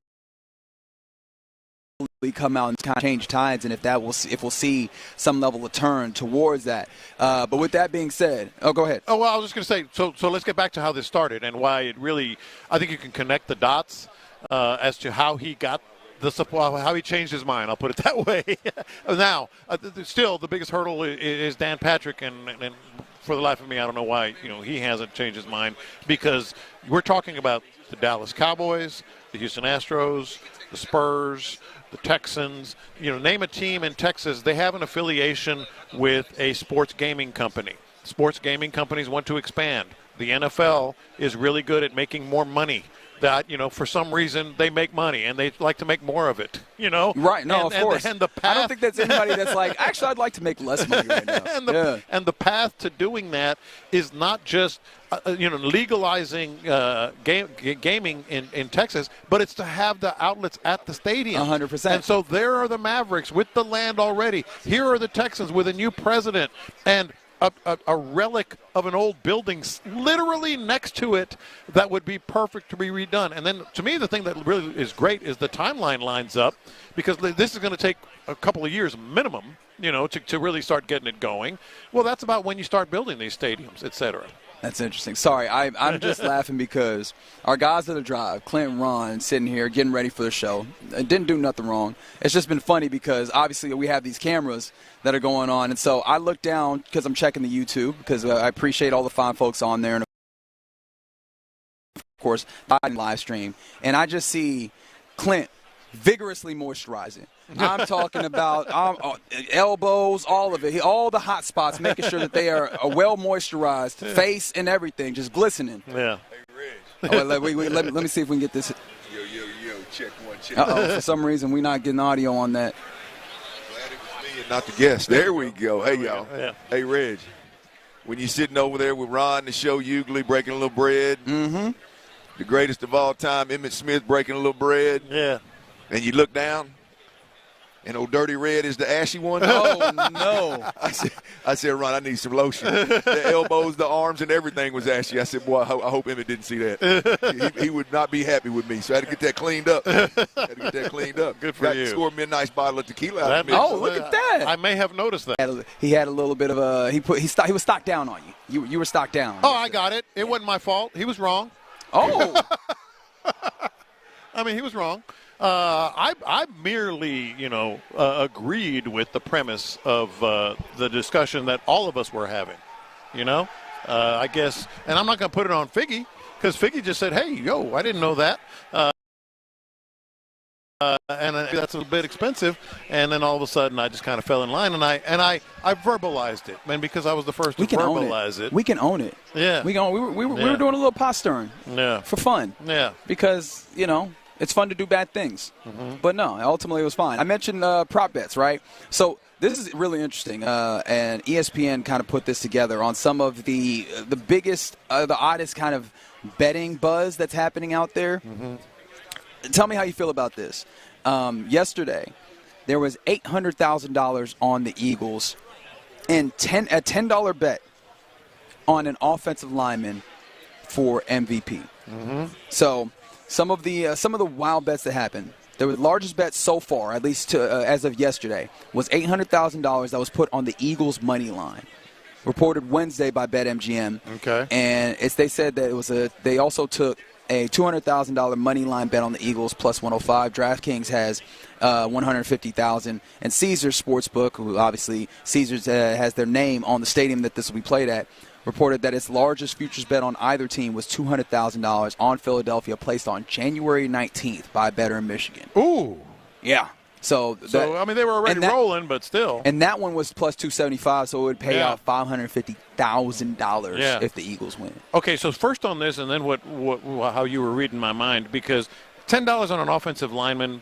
Sure, I would. You don't care? I would do that for MVP. Yeah, I mean, $10, nothing. It's a two-leg parlay, mind. Or no, that's a different $10 bet. There's a couple $10 bets. I mean, sure. Why not? You know, dark. It's the other big money line bets that – kind of raise your eyebrows. So it doesn't even matter which offensive lineman. They went Which with one was it? Landon Dickerson to win MVP, 1,001 odds, so it would pay out a pretty big number there. On a $10 but that's just wager. like, hey, taking a flyer, right? Sure. But some of those big money, $800,000 on the money line, that's not. It might be just some real dumb, really rich person, but it has to be. It has to be. But I can't imagine someone mortgage their house to just be like, the Eagles are going to win this on the money line. Yeah. Yeah. But I was actually I've been gambling, playing around on the app here in Louisiana. Usually 1 or 2 bets a night on some basketball, just to kind of keep things interesting as we're having dinner and having some drinks in the backyard. But yesterday I sat down, I said, all right, I don't really have a feel for this game itself outcome other than what we've said on the air here. I think the Eagles are better just about everywhere except the quarterback position, and boy, that's kind of important. That's just how I feel. To me, it's kind of a toss-up there. So I started looking at prop bets. Man, some of these prop bets are just hard to get a gauge on, man. I mean, like some of them were like A.J. Brown, anytime touchdown. And I thought, yeah, that makes kind of sense. That makes a little sense. And I'm like, well, Chiefs defense, like some of these prop bets are going to be good odds, and some of them are going to be just total flyers and dumb luck. Well, I wonder, is it dumb to do dumb luck with a big amount of money on it? Because somebody put $83,500 on no player having both a rushing and a receiving touchdown in this game. I don't mind that bet. Minus 835, so it only when you because both defenses are good, certainly adjustments and all that. I mean, did you hear the numbers I said, Lopez? But that's a lot of money. I get it. $83,000 in order to win $10,000. If you're worth $300 million, do it. But how are you so? Well, I guess in order to do that, you probably have to do that. Yeah. I mean, so you feel like this game is going to be a defensive battle? Because I tend to feel that way as well, especially you consider I think the Eagles are going to be more of a time of possession type game. Mm-hmm. I think, obviously, they're going to – we were talking to Hugh Douglas early in the week. They're going to need to have Jalen Hurts play a good game. He's going to have to throw the football well when he's called upon to do it. But I think inherently, if they can stay away from it, they want to have a type of game where – they are handing the football off and allowing Saquon Barkley and that massive, that group of offensive linemen that have been very good to do their thing, control the ball, and ultimately kind of keep the ball out of Patrick Mahomes' hands, as we know kind of happens here. You pair that with the incredible defense that both of these teams have, and it's probably a tough one like that. But, man, the idea that no one's going to have a receiving and a rushing touchdown when you have someone like Xavier Worthy out there? No, I get it. A little reverse and whatever else might happen. I mean, the thing about the gambling is, you may not know this, is you tend to lose sometimes. But altogether, that's actually a logical prop bet. Some of these prop bets are just coin flip. Okay. What are the illogical ones that you've seen? Well, that's where I was getting. I was looking. I was like, which one would I really want to do? Obviously, low scoring prop bets are where I would be leaning. I mean, that's how I feel. Can kind of shock you at times, but I think I'm with you there. I'm kind of leaning first score Chiefs, and then you go into who's going to be the first score. Chiefs have kind of got their offense going. They went right down the field against Buffalo and scored, so I'm kind of leaning that one. But then that leads to, Travis Kelce? Nah, I'm not feeling Travis Kelce. I think he's going to be shut down like it was against Buffalo, but not against Houston. So it would have to be, someone like maybe D-Hop. You get good numbers. You'd get good numbers. You would get a good number on D-Hop. On D-Hop. So there is a little logic that I've been trying to put in here, but this is a hard game for prop bets for me. So these are like the football prop bets. Do you ever get into the real nonsense prop bets? Just for fun, those $5 bets. Because the Super Bowl, obviously, this is the place where we get real deep into the sticks. Like, do we get the Gatorade prop bets and so on and so forth when we're doing this? That one was on the board, and I saw it, whatever colors they had out there. Nah, I don't do that. The fun ones I do are coin flip just to kind of get going. Anthem length is one I do just about every year, just for fun. The over-under. I have a feeling that you try and work the phone to get some insider knowledge on what did the practice look like. Was it quick? Was it funny you say that? Because there is a smart in the gambling industry that has done a lot of research on all these singers, believe it or not, and has a pretty good track record of they're going to go over or under. And is that sharp? Does that sharp have the initials JPL? Is that what I'm hearing here? No. It's an actual thing that he does every year. Okay. All right. You're in the loop right here on Sports Radio. 610 Radio Row. Coming up next, let's talk to Trace Young. He's a senior guard for LSU basketball and a social media influencer. He was featured in Amazon's The Money Game docuseries about NIL, and NIL has been a deeply interesting space. So let's talk about that with Trace Young next. We're in the Big Easy all week long leading up to Sunday's big game. Yingling Flight presents Sports Radio 610 live from Radio Row. Thanks to the Low T Center. It's top-tier sports conversation with a little New Orleans flair. Buckle up. You never know what's coming up next. Houston's sports leader. Sports Radio 610. Just hearing the word IRS can make people break out in a cold sweat. No one wants to deal with the IRS, and now you don't have to. The good news is Legal Tax Defense has been successfully negotiating with the IRS for more than 15 years. It doesn't matter how much you owe, whether it's $5,000 or $5 million. You deserve the best in the business on your side, and that is Legal Tax Defense. Even if you're working with someone else and just want a second opinion, there is no cost or obligation to call. They can prevent levies, liens, wage garnishments, even file back tax returns. And the best news about Legal Tax Defense is they won't take your case unless they know they will reduce or eliminate your tax debt. Call Legal Tax Defense right now for a free no-risk consultation. 800-469-1635. 800-469-1635. Everything to gain. 800-469-1635. In a divorce, it's important to have a partner you can count on. I'm Rick Julius, a partner at Cordell & Cordell, a domestic litigation and family law firm. We champion your rights as an individual and your role as a parent, taking an aggressive approach in court while leveling the legal playing field in domestic matters. That's what a champion does. That's what Cordell & Cordell can do for you. Visit us at CordellCordell.com. Offices in Houston, The Woodlands, St. Louis, and by appointment only in League City. Schedule an appointment with one of our firm's Houston attorneys. Joseph Cordell, Principal Partner. CordellCordell.com. At Air Specialist, our name is our purpose. That means delivering the service and skill you would expect.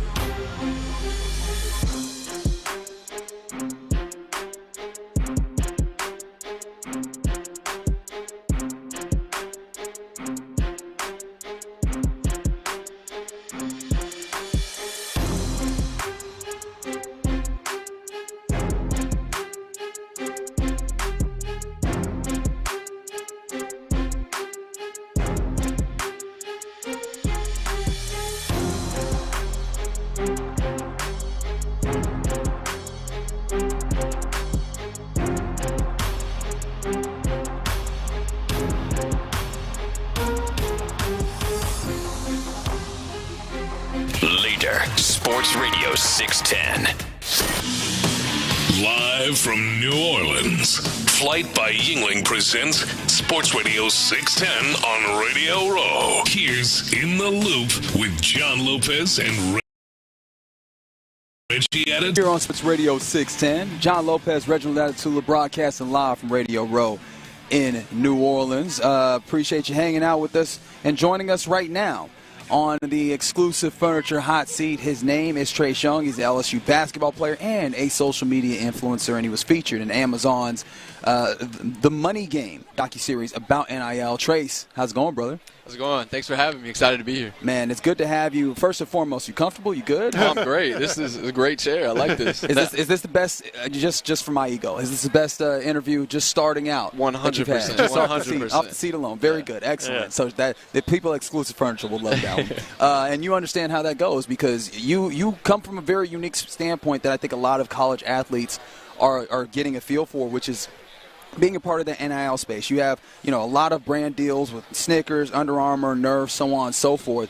First and foremost, what was it like being a part of that Amazon series? I can't imagine what it's like to have the normal machinations of doing a sport at a high level and having to do that, but then also having that constant camera around. It was kind of odd at first, I will say. Having, in practice, look up, there's a big boom mic hanging above your head or something. They were filming, following me to class, to practice, in my apartment, just folding laundry. So they were really trying to document everything in life, and it was weird, but it was cool to see how it all turned out. And the viewers could really see what our everyday life looks like, and without the cameras, in front. So what is your biggest takeaway in terms of where we are now? Because people are always talking about who wants to change it, right? From a player's perspective, obviously you don't want to change the money, but do you feel like there's things that could be changed as far as NIL goes? Yeah.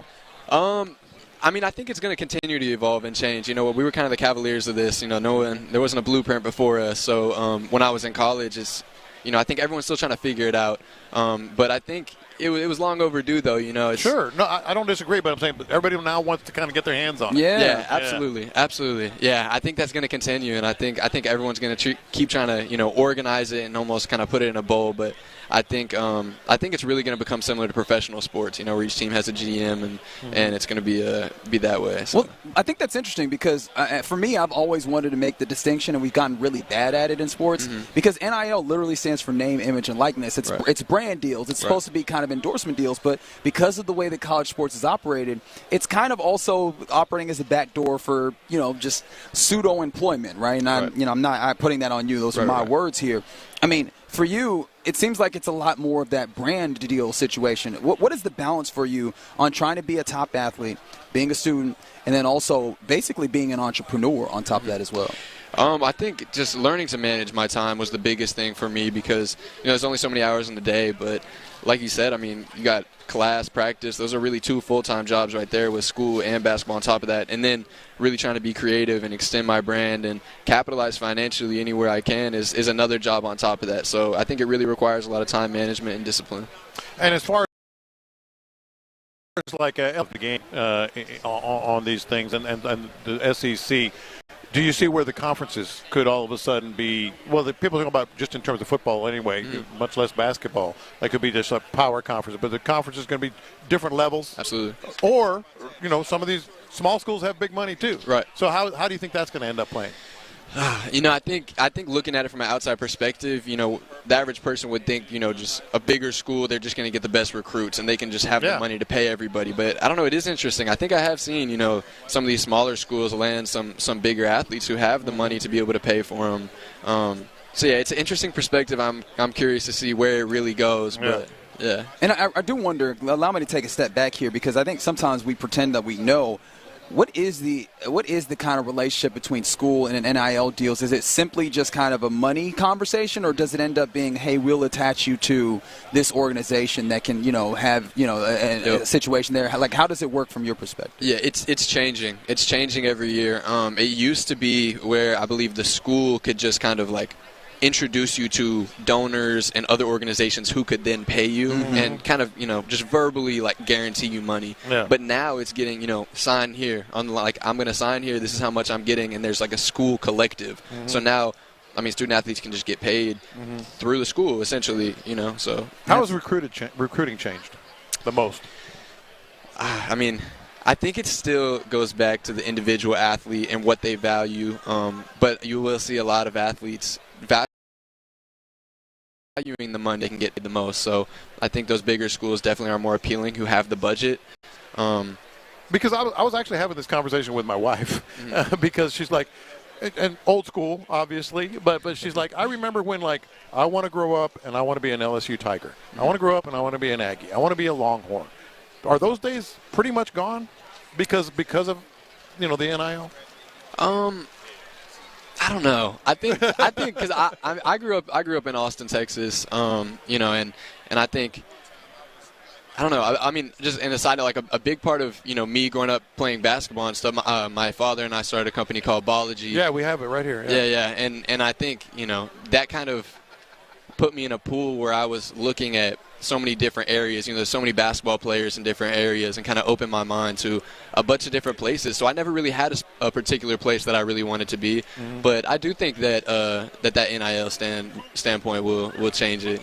Well, you mentioned it, and I really wanted to get to it because on top of all these things, you and your father, also Todd, founded Bology. Can you explain to me what this is? Because it seems really interesting. It's like software, but it also brings in this hoops. Like, can you explain to me what it is? Yeah, so essentially, it's an app that you can download, and I think the biggest thing is it provides opportunity. It provides opportunity for kids to continue playing their basketball career, or really just a bunch of different sports beyond high school, and continue to allow them to make good decisions, get up off the couch. It has a gamified feature where coaches and people similar to school.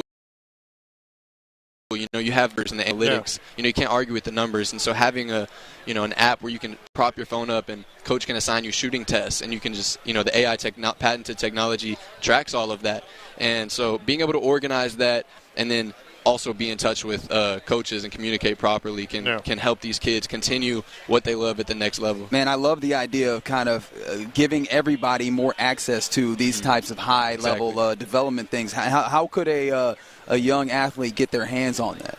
Yeah, it's on the App Store right now, iOS and Android devices. You can go download it, and it's really, there's a bunch of different age ranges. You can compete doing shooting tests with people all across the country and in other countries as well across the globe. So it's really cool, and there's different skill levels. So there's really something for everybody, and even somebody, I'm here at the Division I level at the high major Power 5 school, and we do shooting competitions in practice, and we have sometimes just managers writing all the numbers down, and it's unorganized, and you don't really know where it's going. It's a lot of work. So I even see it at the highest level, having a way to organize the analytics and put it to good use. That's so really everywhere. So that's the Bology app. It's on Google Play and the Apple Store. And if you just want more information, where do they find it? On Bology, on the App Store, yeah. And Bology.com. There you go. Trace Young, LSU basketball player, social media influencer, and featured in Amazon's The Money Game, a docuseries about NIL. Trace, we appreciate you giving us some of your time, brother. Yes, sir. Thank you, guys. Thanks for having me. Appreciate it. No, we really appreciate it. All right, you're in the loop right here on Sports Radio 610. I'm looking at Figgy, and I gotta see, because Figgy's got a few things happen. Going to the NFL honors, and they look like they're trying to leave. But also, selfishly, I want to get Figgy's mixtape. So I don't know exactly how we're going to do this. So what we're going to do is we're going to take a break, and hopefully I will get Figgy to give you Figgy's mixtape. If not, I will give you Figgy's mixtape. All right. But that's what we'll do next on Sports Radio 610. Yeah, Low T Center, guys. Let's get to the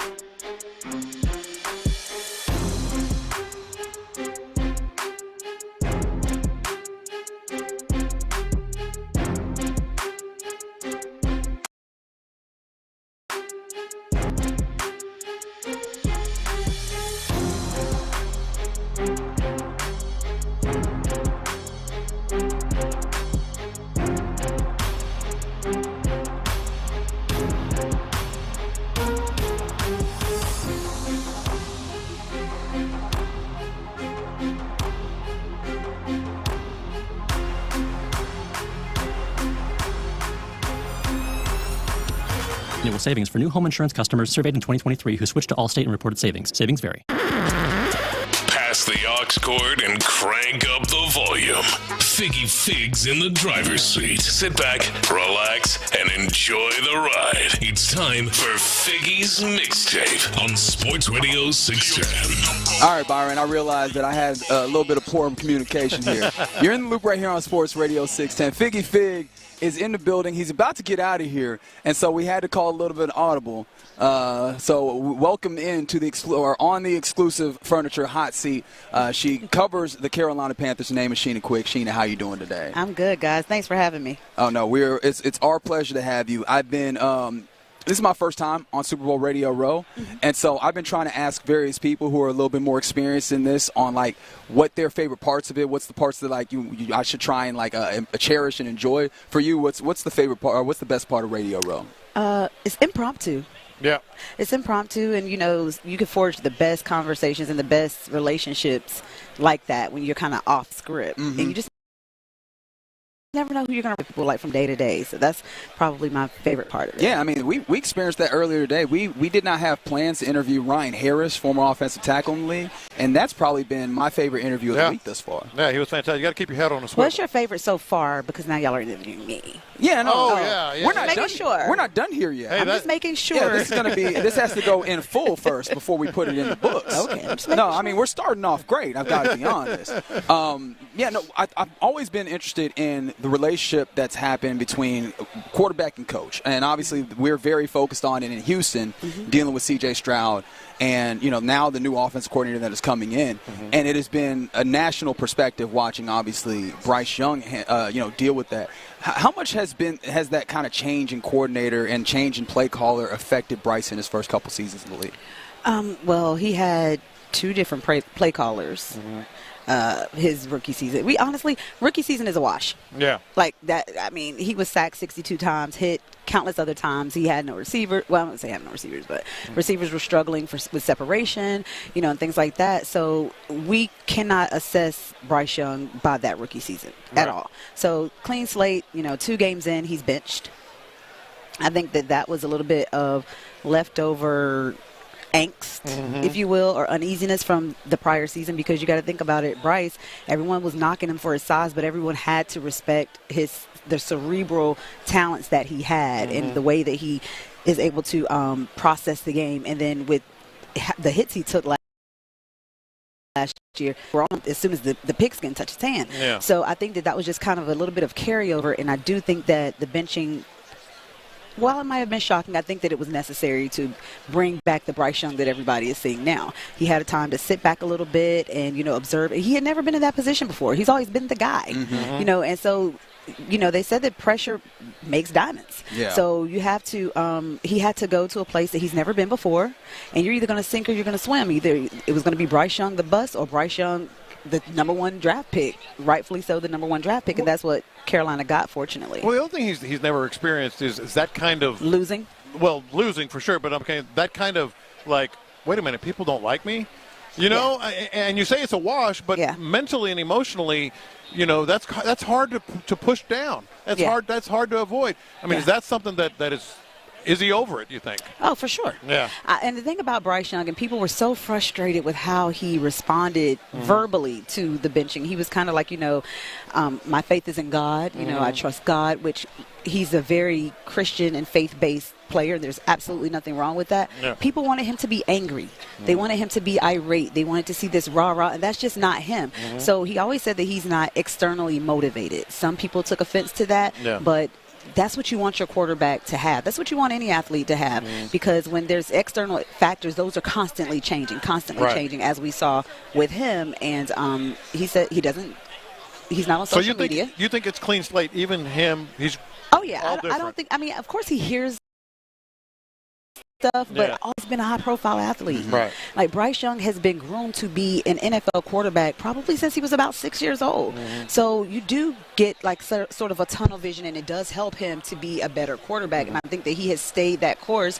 Do I think that he had some confidence issues? Perhaps, but I don't think he's ever really let outside voices get to him, and that is a good thing, And so again, he wasn't responding like people wanted him to. They wanted him to be upset. They wanted him to be pissed. They wanted him to read the national criticisms and things like that. And I'm sure he saw it, but to be able to kind of stay the course and stay focused and be able to do what he does, he has to be tunnel vision, and that has worked out for him. We're talking to Sheena Quick. She covers the Carolina Panthers, and I've always been fascinated by the ownership group there with the Panthers. David Tepper, a billionaire, but also in some ways shows that, hey man, money is not everything. What have been like some of the more the more, I guess, detailed aspects of his ownership in the ways that maybe he can reach into some of the football aspects? Because we get a national 30,000-foot view, but I'm interested to how that works on like the ground level and how it affects the team.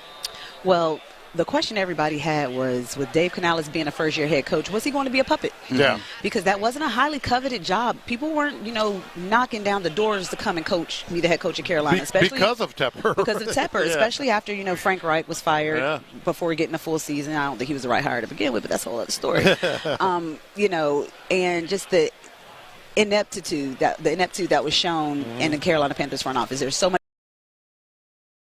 instability. The quarterback couldn't get the quarterback position right, and a lot of people thought, "Oh, Dave Canales, he's green. He's a first-year coach." Of course, they don't want Vrabel in Carolina. They don't want Belichick in Carolina because they're not going to listen to Tepper. And everybody was acting like this man was just going to be a sitting duck. Yeah. I don't get that from Dave Canales, and I especially didn't get it from Dan Morgan, the new GM. He was he's one of the few people in the front office, if not the only person in the front office, that has experienced winning Carolina football. There's only 3 players on the active roster that have been part of a winning season in a Carolina Panthers uniform. That's 3 players, practice squad, all of that, active roster, all of that. 3 players, and one of them was out for the whole season. So this has been a franchise that's kind of searching for direction after Ron Rivera, searching for direction after Cam Newton, and those are 2 huge roles within an organization, the quarterback and the head coach. So with David Tepper, I think that David Tepper took his lumps early, and he deserved the criticism he got. He deserved the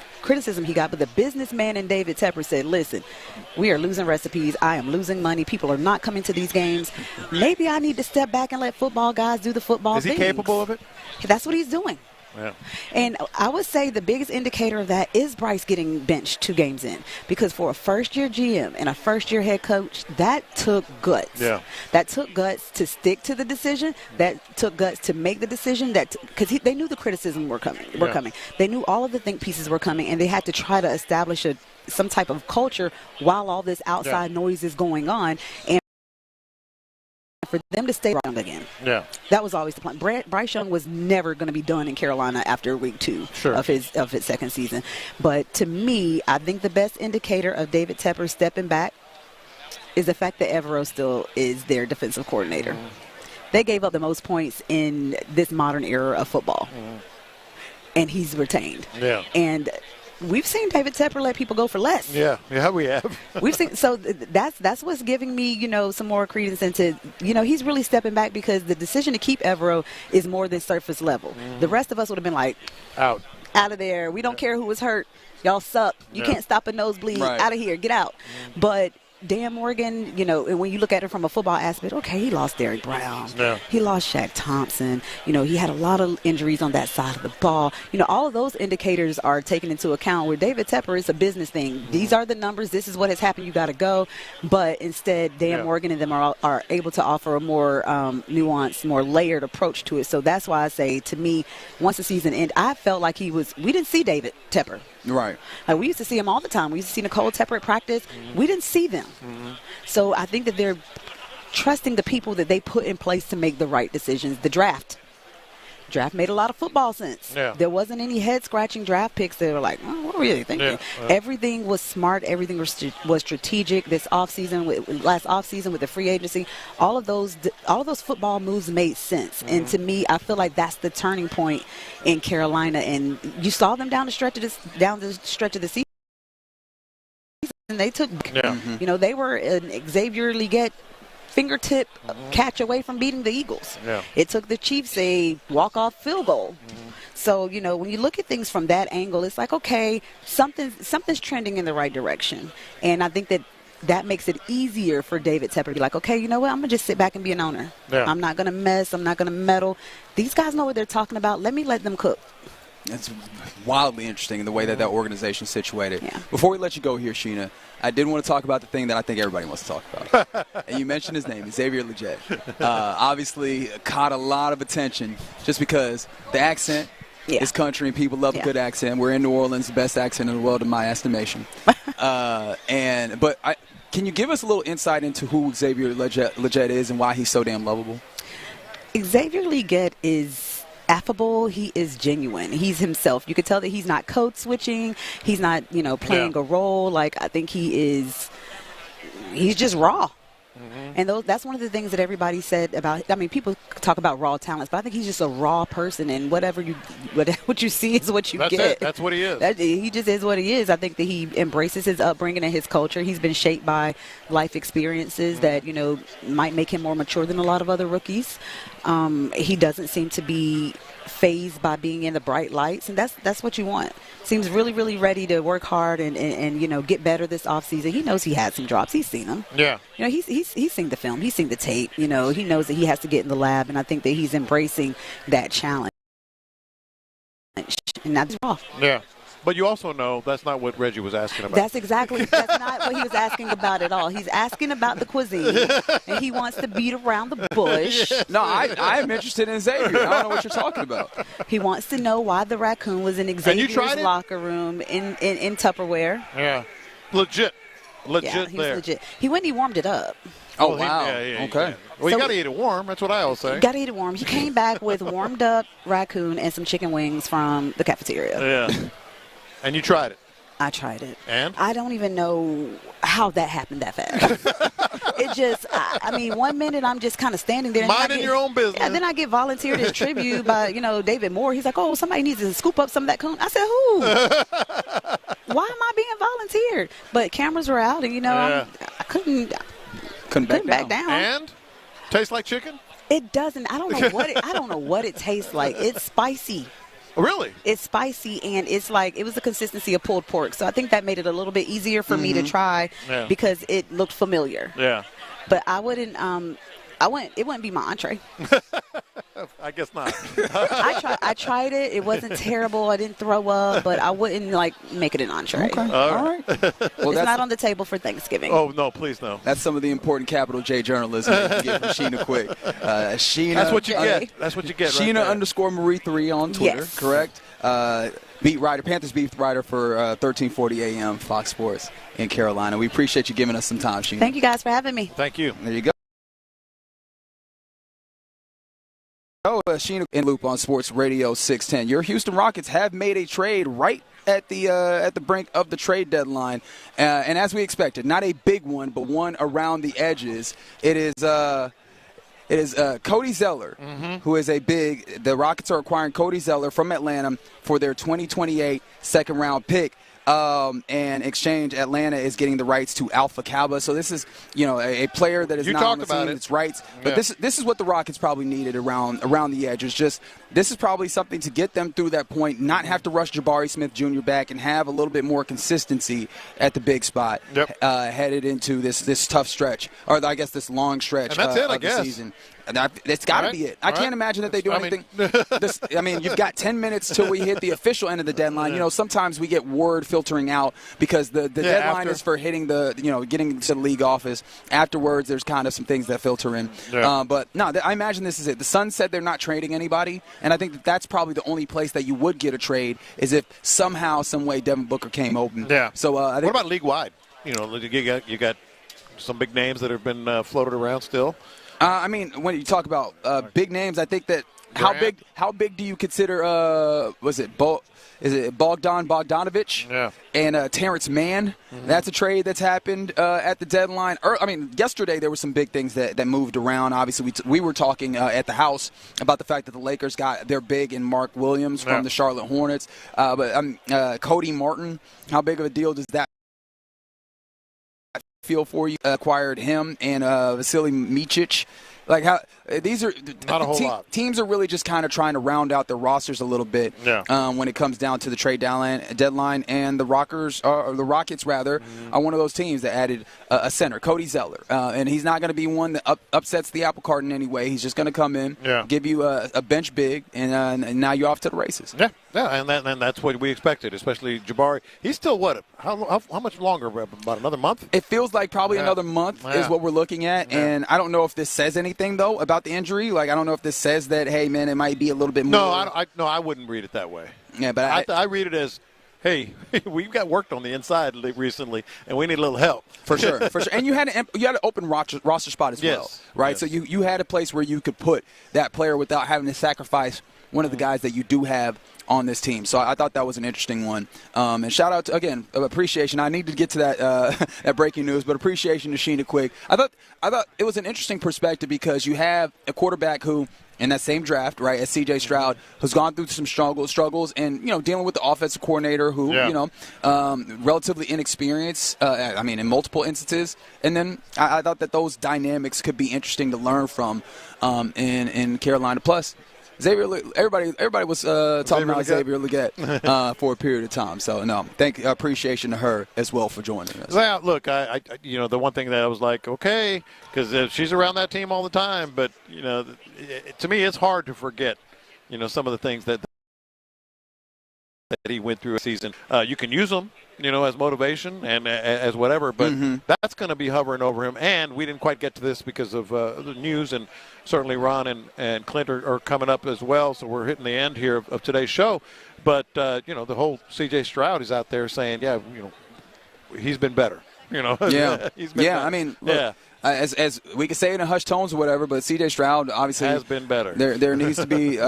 We all want to see a resurgence and a continue to climb in his play. Yeah. And I think obviously you saw that start back up in the postseason, right, with better play. But then I think that extended period of time in the offseason, give him the opportunity to kind of get himself back on track, should hopefully help him get back to better play, even though, he's already been at higher heights than I think we could say Bryce Young has. All right, you're in the loop right here on Sports Radio 610, and looking right dead in the eyes of these five fellas from the drive. It's Clint, it's Ron. Fellas, how you living? Hey, man, I can't complain. Well, you better not. It's been a great week. Can't complain, man. It really has. It has been a fun week thus far. How was Will? He was pretty good, man. He was good. He was energetic. He was excited. He said that he's getting flexible, fellas. Yeah. He said he's a little yoga, a little Pilates. Yoga, Pilates. Looks like I feel like that he might be able to bend that edge even better. He might be every offensive tackle's worst nightmare, as opposed to just being a huge nightmare for him. Endless pursuit of perfection, boy. He's got that. And he's one. He's one that does that. No question. Yeah. No question. Never good enough. Never enough. Yeah. Just keep pushing, keep grinding, and that's the kind of dude that you want. Yeah. Running the show, man. If I know Tyler Miller, he's probably thinking he's a little be a nightmare for somebody else as well. I guess. Are we talking about yesterday's interview? Is that what's happening? But I'm just saying, man, you got to do some Pilates, get yourself going. It can help other places outside of the football field. Hell, Tyler's probably doing Pilates right now. He might be. Thinking about picking it up. Yeah, got to get agile, fellas. One of the better interviews on the day for us, and we had a lot of great interviews in that exclusive Furniture Hot Seat. You guys have some pretty good ones lined up as well. Ryan's, I was about to do it again. Yeah. Ryan Harris, because I've been calling him Ryan Smith like a dummy. Ryan Harris, he played a tackle in this league, won a Super Bowl with the Broncos, and played with the Texans for a couple seasons. He gave us some really good thoughts on the offensive line, and his point is that, look, man, it's not about different systems for the offensive line. It's strictly coaching. And you need that technique coach. And I don't know. I feel like it gave us a little bit of a moment of pause when it comes to this offensive line. Yeah, I mean, most. Here's the deal. I mean, when anybody that either knows the O-line game or watches the Texans, is going to have probably some pretty strong opinions about what they've watched. Oh, he made no bones about it. Yeah, because I flat out asked him. I said, "So Bobby Slowick didn't seem to be a fit, with the linemen that they have. Is that real?" And he goes, "Nope, not real." He goes, "It was coaching. It was coaching that did it." Yeah. Yeah. Yeah, I mean, look. When we've talked about this a million times. I mean, how many coaches are we going to go through in Houston? How many offensive line coaches are we going to go through in Houston before we say, "Hey, man, it's not the coach"? Yeah, couple more. We're talking about George Warhop, man. He came here and it was still bad. And then all of a sudden he goes to Baltimore and they're one of the more physical groups in the game and running downhill and hell, setting records. And so at some point you gotta look at the guys that are strapping it up, man, and hopefully Nick and D'Amico can get that right as well.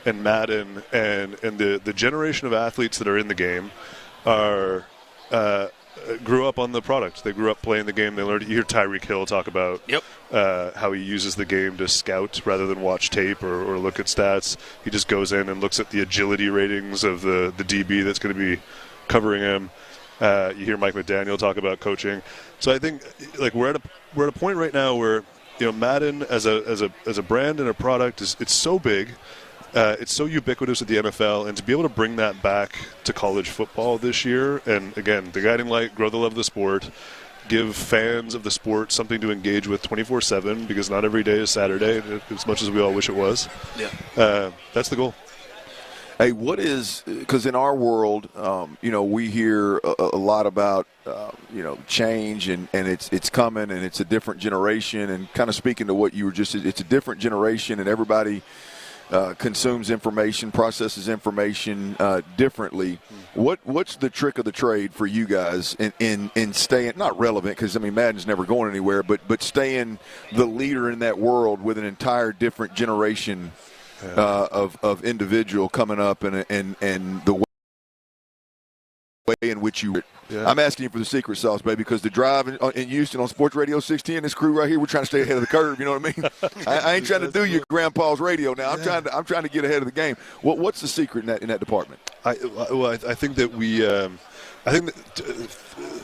things fuel each other from different directions. So we see in a lot of the data, both in-game analytics, consumer insights data that we get back, that younger kids, not quite as young as 4, but younger kids, they want to experience the sport differently. We see for a long time, EA Sports is almost 3.5 decades old in the products that we're building, and for a long time, when we would field data in the marketplace, we would see video games as usually a 2 spot in the sport fan funnel. Behind participation. Kids had to have some household infrastructure, a dad or a mom or a sibling that wanted to participate in the sport. And usually our games specifically, were kind of like the next layer in the funnel of becoming a real sports fan, a really avid sport fan. With Gen A, kids that are under 22 today, we're seeing quantitatively in data that we're the 1 spot. That before a friend or a family member or a game sucks them in, the first thing they're touching is the product. So we have that benefit. We have that sort of organic tailwind of younger fans today want to engage with sport differently. They want it to be interactive. They want it to be more immersive. They want it to be exploratory. They want it to be competitive. And those are the things that we've designed 3.5 decades to deliver on. Now, delivering product innovation and delivering on what your audience wants every year. Yeah. And delivering on what they don't know they want, or trying to deliver on what they don't know they want. It's a little bit of the Henry Ford. If I had asked people what they wanted, they would have said more horses. And so we're always doing a balance of what we know our really core communities want in their products. College football was a phenomenal example of that this year. Players had a very, very stark vision of what they wanted that game to be based on what it was when NCAA 14 was the last product in market. We had to deliver on those things. But then there are the areas that we ought to push. We push presentation and the immersion of game day atmosphere is far greater than expectation, I think. And those are the places that we get to win and innovate and surprise people. What drove bringing college football back? What was behind that? Because that seems to be something a lot of people are excited about now. Yeah, a few things. The NIL landscape emerged to a place where we could bring college football back. Thankfully, the NCAA changed their position on athletes being allowed to get paid, which allows us to step into the marketplace and execute the biggest NIL deal that's been done direct to athletes in history. And the athletes wanted it. They want to be in they grew up on those games. They want to be in those games. And for the percentage of them that don't go to the NFL or don't go to a pro level career, this is legacy. You're in an EA Sports video game. To them, that's a really phenomenal thing. So that makes it really, really ripe for us to be able to go to them and strike a deal that puts money directly in their pocket, get the representation that we want to have in the game, and then build a game that's we've never lost the core competency to build college football again. Got to do it. We were, the amount of people in our studios and across our company that are football fans and wanted to bring this game back for the last 11 years. I think people would be surprised. Well, how do I played a little ball at Arkansas as a quarterback. How do I They don't get go back that old, Clint. Oh, they don't go back that old? I don't know. I was going to see how I can get my hands on a little of that NIL money, man. See if we can. I mean, if you got a build a player going on and somebody builds number 14, damn it, I want my cut. I want my cut. We got to put you through a combine first. I tell you what, if you got guys in there my age, I'm in. All right. I'm in. You put me in there youngsters, I can't keep up. But my age, I got them. Arkansas State, is that right? No, Arkansas, not Arkansas State. Arkansas. Pardon me. Mess that up. Them Hogs, baby. Pardon me. Them Hogs, baby. Come on. Yeah. All right. I know you got a busy schedule and things. I do wonder this was because I'm sure you guys are calculated in so many things that you do. But did that just come about? Like it seems like the game has become a learning tool and like you said, Tyreek Hill uses it as a way that he goes through the week. And hell, I know my players or kids I've coached watch it and understand concepts in Little League. Was that a planned thing, or did that just come about with the game? That was John Madden's vision in the early 90s. Like, he wanted a video game so that the next generation would learn the game of football. And the thing he would not bend on was everything that we did in that game had to be authentic. The original part of the original game design was going to be 7v7 football, not 11v11, and not dance. Like, everything we do has to be authentic. That was a principle he was not willing to alienate on any term. And he knew that over years and decades, it would train an entirely new generation on the sport of football. And he's absolutely right. We see it anecdotally and we see it quantitatively in data all the time. We had Mike Tomlin come to us in the off season because the NFL changed the cook-off rule, and he said, I can't train my guys on this rule because I can't visualize it. Can you help me? And so we made custom builds just for Mike Tomlin to be able to train the Steelers on how to execute the kickoff rule. And you see it all the time. I think maybe we see it a little bit more holistically because we're at the center of it, but all over the football space, whether it's athletes or coaches at the college level, the pro level, high school level, people are coming to us and saying, this is how my guys want to learn. This is how the teams and the athletes want to learn. How do we partner? Yeah. Evan Dexter with EA Sports joining us. I got a question. One of the coolest things I ever got a chance to do, Ev, was I was in Dallas, and an agent called me, and somebody that represented, and I don't know if it was EA Sports, and somebody else y'all's in. They were in Austin, and they were creating a football game. Yes. And I got to. They paid me to come down and go through, put the reflectors on all my joints and all that kind of stuff, and go through the motions, and then showed me how they take it from a stick figure, right, to putting on Brett Favre. At the time, I think it was Brett Favre's jersey and face and helmet and all that kind of stuff. It was really cool. In today's world, surely y'all aren't still making video games like that, or is that still the way that you get to the product of the game? It's evolved significantly. We still do. The suit setup now is, the what people visualize, those little white balls, which were all the capture points. It's different tech now, so you have different suits that don't look like a motion capture suit. Much more precision in them based on how we're able to set up fields of sensors and capture locomotion, but also what the NFL has done to invest in volumetric data capture, and what college football is doing, global football, soccer is doing. The technology being used in those cameras, we can now feed that through and have one-to-one live action locomotion data, motion capture data, feed directly into our system so that it's no longer off real film, like real footage. Real film. Yeah. So if it's Josh Allen, he's moving like Josh Allen. Right. Those are the things that we're able to build now and are going to come into our products over time. Right. That's cool. Hey, give us an idea of, because you talk about how the game's evolved and how now, I thought it was interesting on those tiers. It used to be the actual sport itself that kids got started in. Now it's the gaming systems, right? What is, like, from a growth perspective, can you give us a little bit of an idea of like how EA Sports and Madden has grown relative? Obviously, it was a monster, always has been, but I got to think with hitting these kids at a younger age, and more people playing the game, that from just the numbers have to be through the roof, right? They're growing every year. We had I'll speak in percentages rather than actuals, just because I'm allowed to share some of that. But with the introduction of college this year, our total American football ecosystem grew by about 40% in the last fiscal year for Electronic Arts, which was fantastic. The year before that, Madden 24 was the highest players in the ecosystem we've ever delivered. So, yeah, it's going up. Even more importantly, the amount of engagement is going up exponentially too. The what we would call a session day, which is a 24-hour time period that I play the game. So if I boot up Madden 20 times today, it's just one session day. If I boot it again tomorrow, it's 2. And so we measure the amount of session days that a player boots as a measure of quality of the experience, how much they're enjoying themselves, if they want to keep coming back. Right. And that's going up even more exponentially. All right. Anything else? What else is coming with EA Sports? I know you guys are in the lab always doing the next thing. Yeah. A couple weeks ago, we confirmed that College Football 26 is coming this summer. We're not talking about it just yet, but pretty soon. Keep an eye on EA Sports channels. You'll get to see that from us pretty soon. Madden 26, I'd love to tuck into. I can't, but it's a really exciting year for Madden coming up.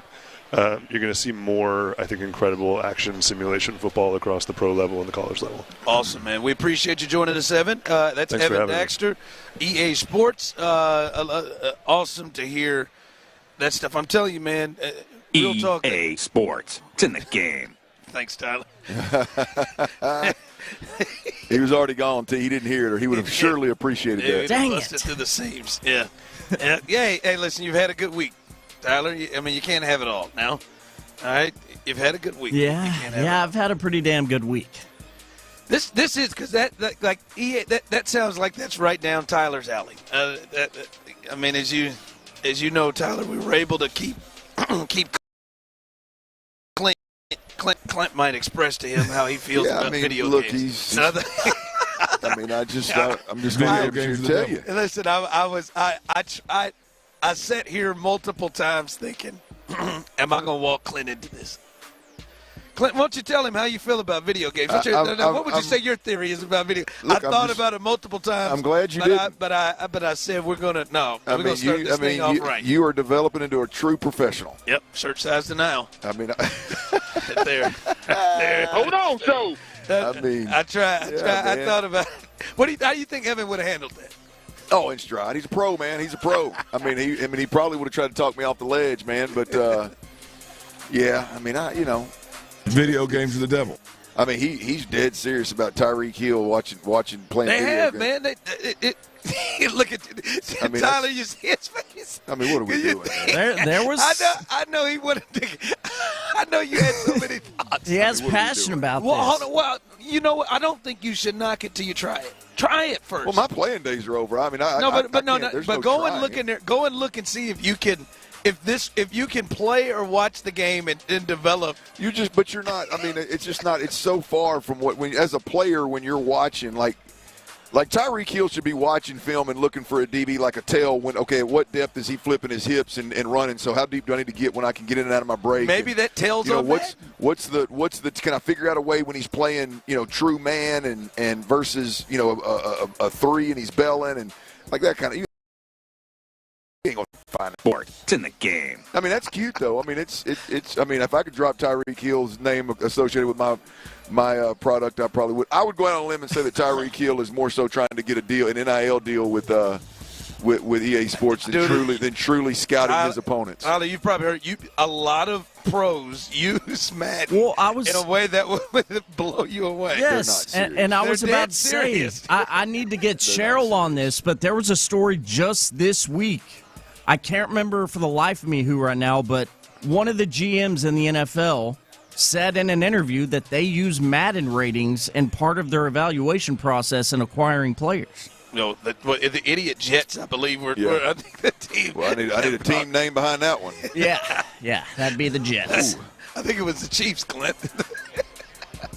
No, man. Kidding me?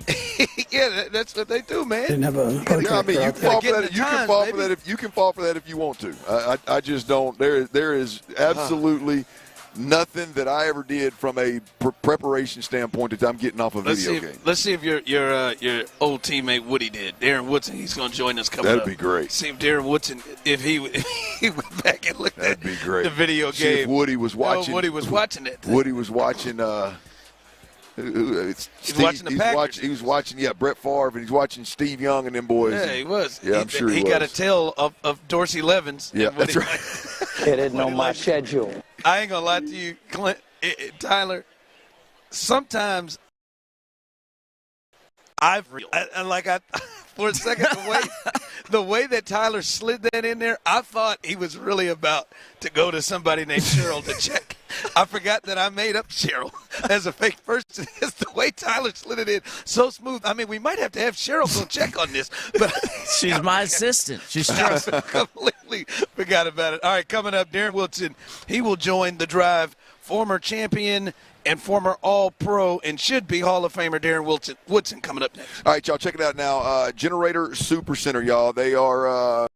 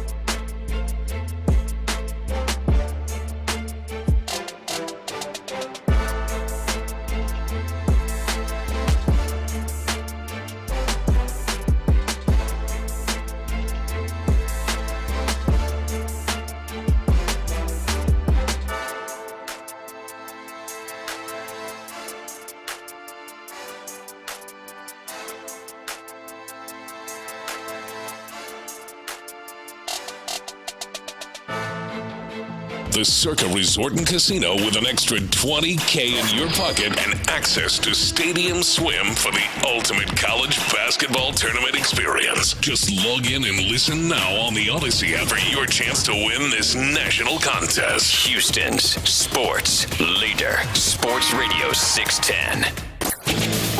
Live from New Orleans, Flight by Yingling presents Sports Radio 610 on Radio Row. Here's The Drive with Stoerner and Hughley. All right, welcome back in as we are live here on The Drive Radio Row. We are expecting to hear from another former teammate of yours, Clint, Darren Woodson. That's right. All-Pro, Super Bowl champion, three-time champion with the Dallas Cowboys. He will join us coming up shortly. Someone here on the text line, Jalen Petrie, plays Madden that way, Clint.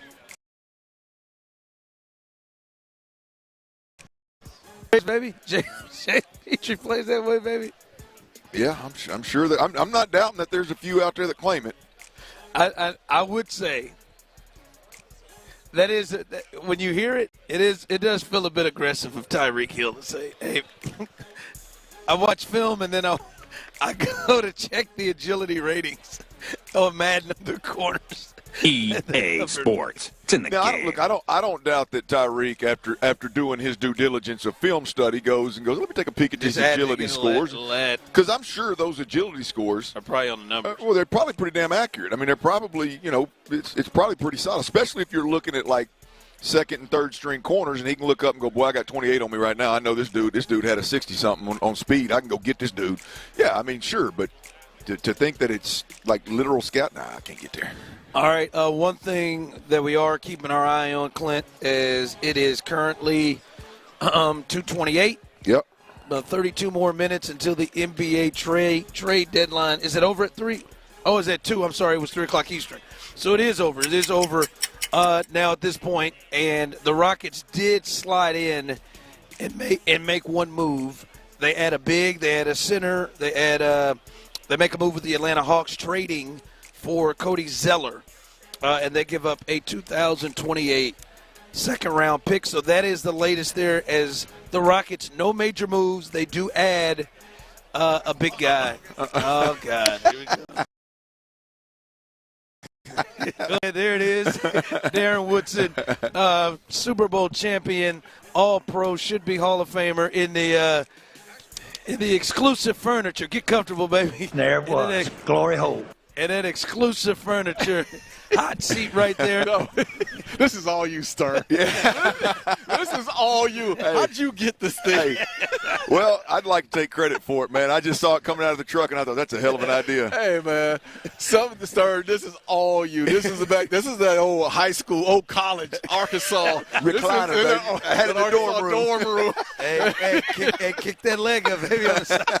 Smell like beer on this thing. Oh, yeah. That's right. Coors Light to be exact. Coors Light to be exact. That's right. Pabst Blue Ribbon. That's right. Now, hey, that beer's made to chill. Been keeping Texas chill a long time. Some Coors Light, baby. Texas chill. All right, and it's not time to do a Coors. Oh, my bad. Woody hit me right there. All right, it's good to have you on with us again as the Super Bowl is awaiting. I've been wondering this from you. You were a part of a dynasty. You have been here at this point. It feels like people are talking about they're getting Chiefs fatigue. Do you think the Chiefs are – this winning is bad for the league? No, man. I tell you what. I appreciate greatness, man. I mean, I remember growing up and watching Michael Jordan and the Bulls, and I'm not comparing the Chiefs to the Bulls. I mean, you can if you like. Yeah, but you know what I'm saying? I mean, I watched him. He's a Chief. Hey, don't feed. All of a sudden, I just saw that come out. I'm just saying you arrow just came out of your mouth. Just don't stop yourself. But I would look at it like I used to watch greatness and watching Jordan and Pippen and the Bulls do their thing, and I watched Brady, and people used to hate on Brady and the Patriots back in the day when they were winning championships, man. And we were in the midst of watching greatness, man. It was a good time, and I'm watching right now. I'm watching a Chiefs team, and people are like every week, like, man, how the heck did they win that game. Where'd they go this year? 15-2? Yep. Should have been. I mean, last game of the season didn't mean anything, right? Yeah. But we watched success after game after game after game, and everyone had a chance to beat them this year. Everybody in the AFC West had a chance to beat them, right? And they found a way to win those football games. And here we are right now, and this team has the opportunity to three-peat. You know how hard it is to get back? No, I hear all this news about, the referees are cheating and blah, blah, blah. Look, man, at some point, you got to give them their flowers. You got to give Mahomes his flowers. You got to give Kelsey, the offensive line. You got to give Andy Reid, who's done an awesome job. Not only when he was in Philly, who went to 4 straight NFC championship games, but you're watching Andy Reid put this team back together. There's only, 7 starters coming back from the last time they played against the Eagles? Like, he's put this team back together again. Give him his flowers, man. This is greatness, and I hope they win. I think it's good for the league when you always have, like you all were. I think in any and a team that's the standard, and some people hate watch them or whatever, but I always think when Jordan and the Bulls, the NBA was at its height. I think when the Warriors were themselves and LeBron, everybody hated it. Yeah, but I think having a team to chase. Everybody talks about parity. I think having a team to chase is always good. It's always having, again, we played in the 90s when we were winning championships. Everybody hated it. It's either a love-hate relationship.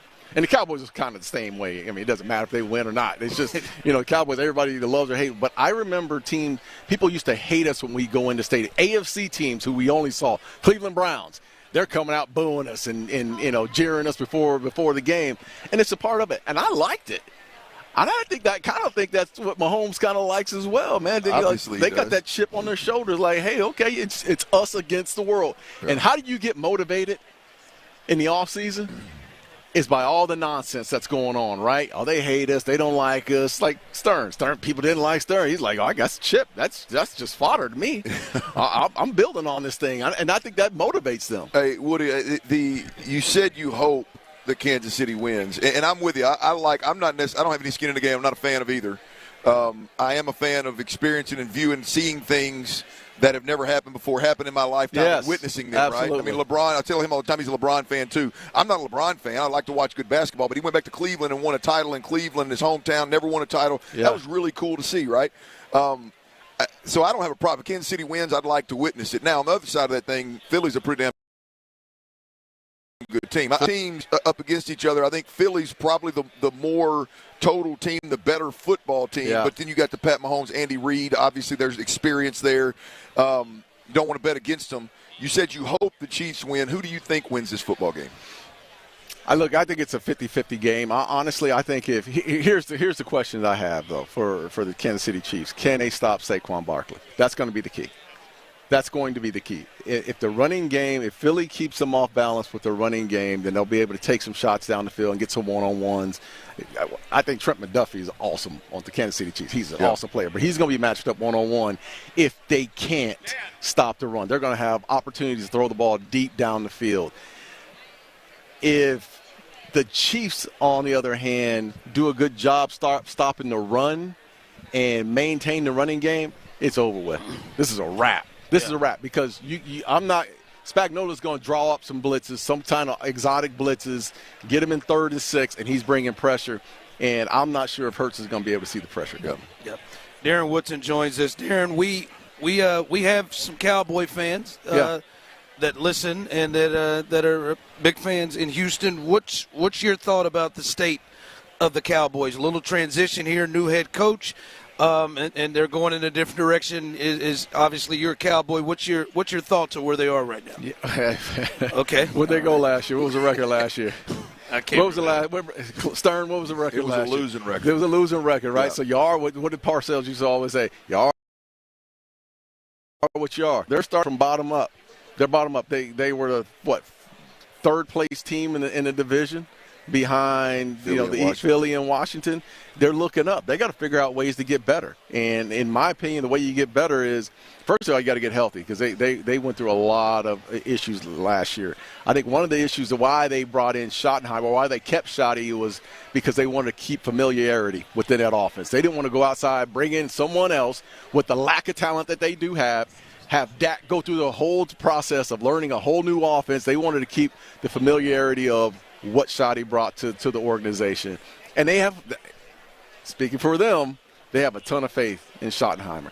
They truly, and this wasn't like McCarthy left and then everybody said, okay, here comes Schottenheimer. Oh, who is he? I've heard about Shotty in the locker room for the last 2-3 years about how good of a coach he is. Even though he wasn't calling the plays, the players liked him. Yeah. And the Joneses like him. So there's some, and you can't tell me Dak wasn't fighting for his boy to stay. So I kind of like the fact that, okay, if you feel like there's no one out there that can fill that role right now, you don't want to make a whole lot of changes, stay with what you are. But they have to get better in free agency. They have to break this mold of not going out and being active in free agency. That has to change. Just watch what the Eagles have done. Just look at what the Rams have done. You have to go out there and be aggressive in that and get the contracts done on time, man. Yeah. I mean, we're slow in reacting to these contracts of the players that need to be re-upped, like a CD Lamb. Like that's a long process. Woody, I'm fatigued with the keep familiarity, keep the chemistry, keep the continuity in the building, right? We deal with it in Houston from time to time, and we are right now with the offensive coordinator hire. It's kind of one of those, boy, there was a lot of problems. Well, Slowick is gone, right? Slowick's gone. Yeah. They hired a passing game tight end coach out of McVay's system in L.A. So another Slowick is plugged in, and he's going to change the game for us. Wait and see. But I was asked this question the other day talking Cowboys. Like, you can keep the familiarity, and Shotty could be really good. I want to phrase the question right because I don't want to put you in a spot. But the question to me was, do you think from a locker room perspective they need to blow this thing up? Oh, dude.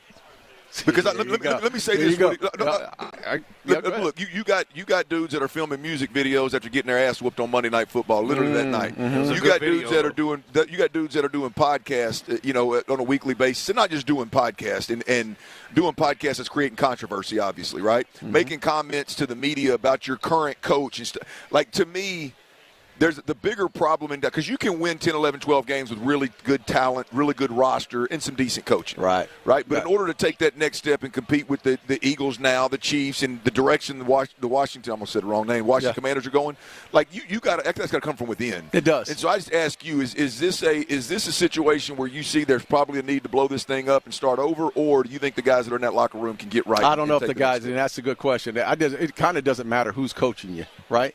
If there's not a policing of the players, right? And I in the early 90s, Jimmy Johnson was the head coach. You know who the boss was. Jimmy brought the players in. He cut guys, and he would cut guys right in front of you. So it was kind of a fear to understanding, okay, he's the guy. When you look at the Kansas City Chiefs, you know who the guy is. The guy is Andy Reid, right? You want to piss him off? Okay, you find yourself on the street. And that's how it usually unfolds, right? In Dallas, I'm not sure if that's the case.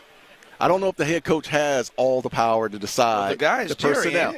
Absolutely. Okay. So it's harder to rule the roost when you're flying to the NFL, when you're outside the building and your coaches don't have the strength and the power to come down on guys. The NFL is no different than college or any other sport. If you guy on top is controlling the situation and there's a little fear in you, you will listen. Yeah. You will behave. You take your thumb off anybody, what happens? They're going to run just like kids. They're going to run around crazy. And here's the thing. The offseason, if this team really wants to change in-house, the offseason program, they brought in they kept Shotty. He's there. They got familiarity there. There needs to be a reset.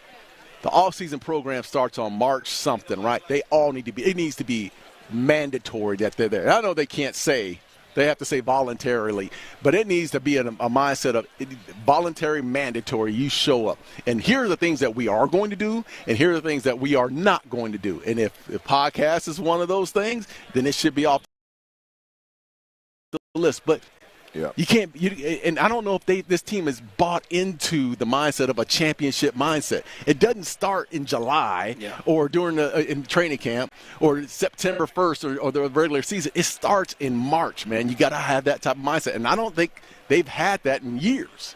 Darren, it's always great talking to you, man, and Love the passion, and we'll see what they do this year. As you said, it starts, and we all know who need to be in that mandatory. Oh man, there's a lot of people that need to be in that mandatory. I want to make sure all our Houston listeners out there, our Texans fans, can take that what he just said and translate that over to them Texans too. 78, I got you. All right, are you serious? You flipped on us. Oh yeah, you used to. Hey, wait a minute. Look, weak ass Cowboys. You writing checks? You writing checks? I'm out of here. I'm going to go to break while you two fight it off. Marcus Allen coming up next on the drive. Tyler Miller, you are the greatest producer in the world. Here at Sports Radio 610, we pride ourselves on our award-winning content. And according to one national publication, that's exactly what we've got. The drive to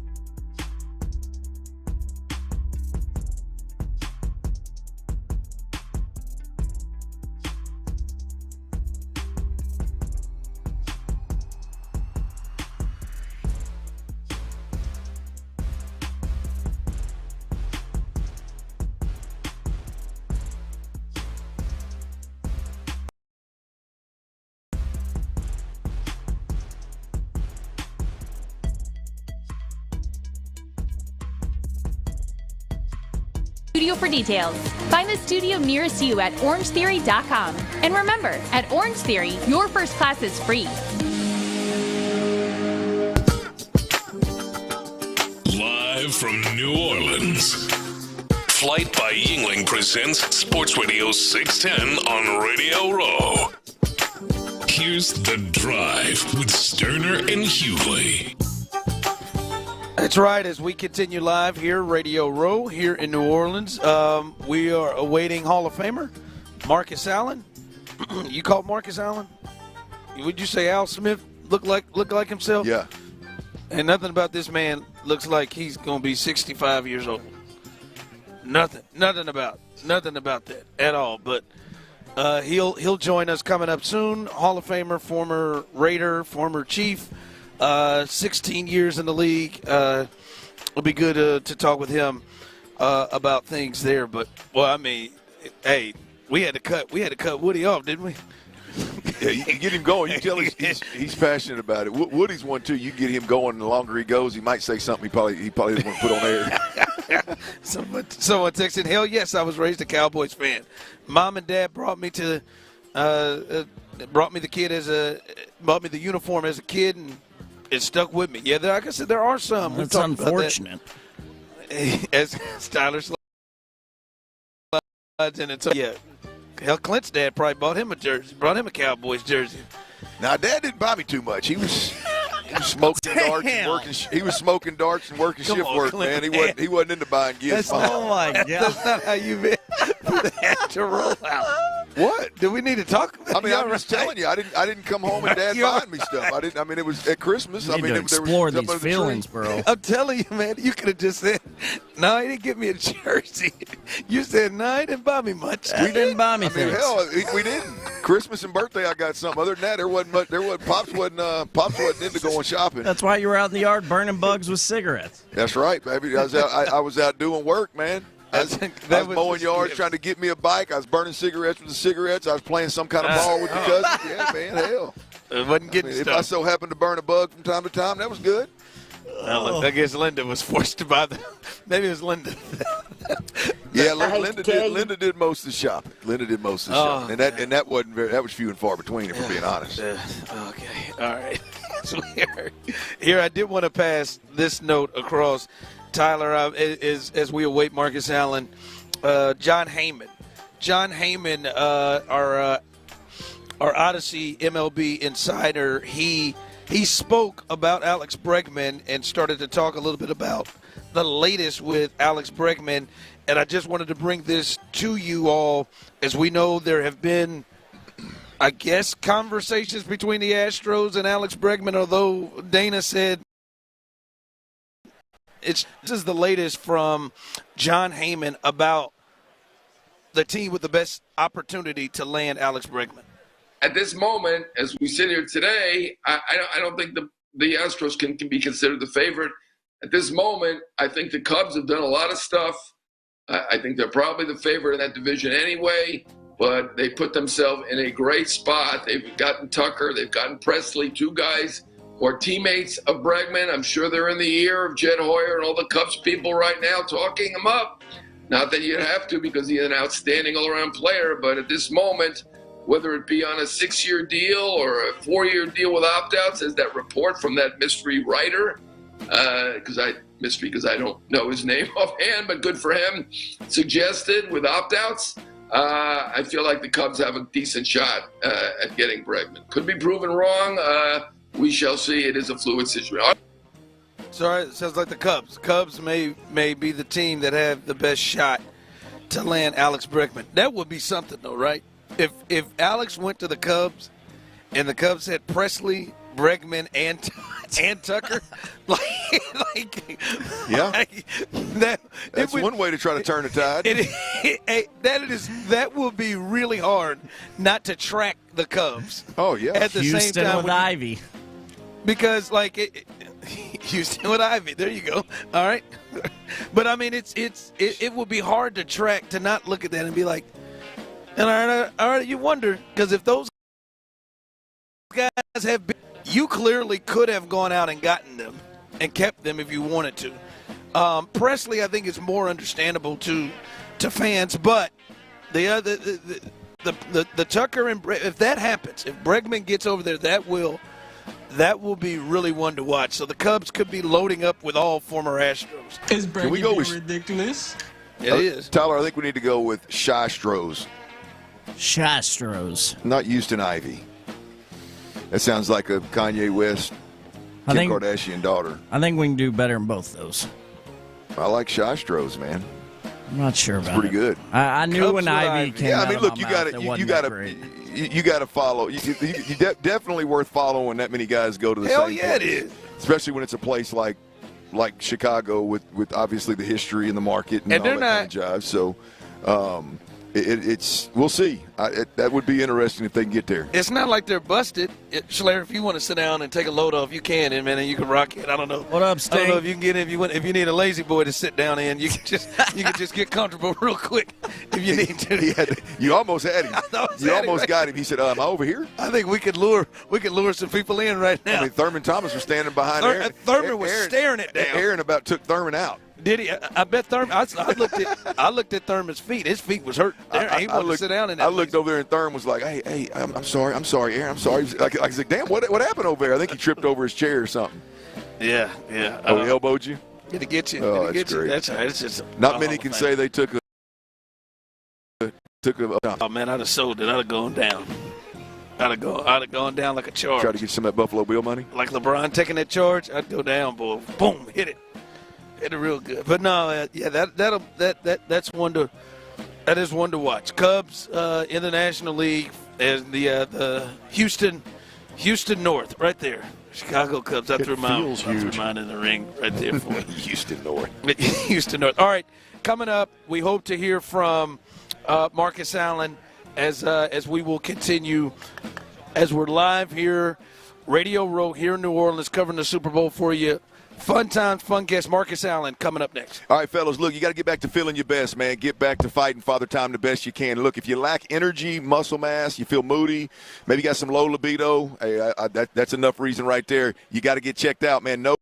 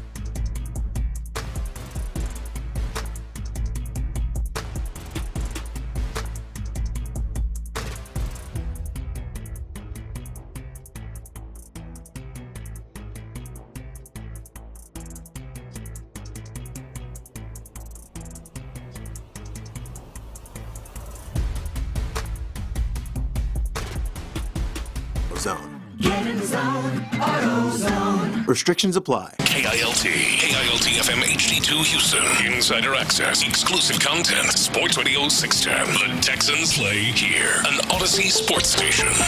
That's your best work, brother. Right. I mean, the Super Bowls were good. Yeah. I mean, your best work is when you tuck your balls in your socks. If that ever happens, I got some tall socks on, brother. I got some pantyhose on. Oh, we didn't get that once. We got that twice, baby. They call those pantyhose, brother, because I ain't got a pair of socks long enough. Live from New Orleans, Flight by Yingling presents Sports Radio 610 on Radio Row. Here's The Drive with Stoerner and There it is. That was Mark Slaver just walked by. There you go. As Tyler reminds us of how nasty Mark Slavert was last year. He said Clint tucked his balls in his socks. That's what I want. That's what I want to do, Clint. That's what we got to try to string these interviews at the end of the day with some of these guys, and they just to hell with it. Like I'm telling you what, I've watched Emmett walking around here. Whoever gets Emmett at the end. Because I think Emmett's been drinking a little bit, taking a couple of tequila shots. I mean, you might hear a good Jimmy Johnson story. You might get your placement right. You might hear something crazy. That's why I want to get somebody who's just at the very end of it. Just hit the hell with it, man. Let's do it. All right, welcome in as we are live here at Radio Row here in New Orleans, right here on The Drive. A fun time so far. Here, Tyler's Turtle List coming up a little bit later on. We're going to do it in this hour. It should be entertaining. It's always one of my faves. Tyler's Turtle List coming up, but Clint, we do need to get to the news of the day here. We talked about it briefly as we updated the people. There were major moves made here in between yesterday, and not even just yesterday, but over the last couple of weeks in the NBA as the trade deadline was yesterday. Now, we did tell you the Rockets made one move, and they added Cody Zeller. That's right before the deadline ended at 2 o'clock. They get him in, another center, and they give a second-round draft. But they add him in, and I'm curious, 713-572-4610, those of you on YouTube and Twitch, you good with that? Are you good with the moves that the Rockets made? And I just throw out some of the moves out of the West. We know not a couple of weeks ago, but last week, De'Aaron Fox moves over to the Spurs, a team that is behind you. Now they've got Fox and Wemby and Castle they didn't have to give up. They got a young crew over there. They're coming. Jimmy Butler finally won. Shout out to Jimmy Butler. Jimmy Butler had a standoff with Pat Riley. He not only got himself traded, but then he somehow got the Golden State Warriors to give him a 2-year extension worth $121 million. So he beat Pat Riley and got out of there and got paid. But the Warriors add Jimmy Butler. The Lakers obviously add Luka, and then they go out and get their big from the Hornets. They give up Dalton Connect, but they go out and get Mark Williams, who averaged 16 and 10, a really good young, big 23-year-old, 7'2" guy, athletic. So they add, obviously the Mavericks got AD. So the West teams are starting to get a little stronger, a lot of movement. You good with this? You think the Rockets are all right, just kind of staying where they are and not making any major moves? I think they're all right, obviously, right? I don't think it's a fluke what we've seen the Rockets get accomplished this year. I really don't. And that's coming from a guy that was real skeptical early on and didn't watch a lot. Now I've watched a ton of it, and I don't think it's a joke. I don't think it's a facade. I think they are for real, and I think the depth and the young stars that are coming, I think it's extremely promising. As I said yesterday, Ron, for me, I think the Rockets can win.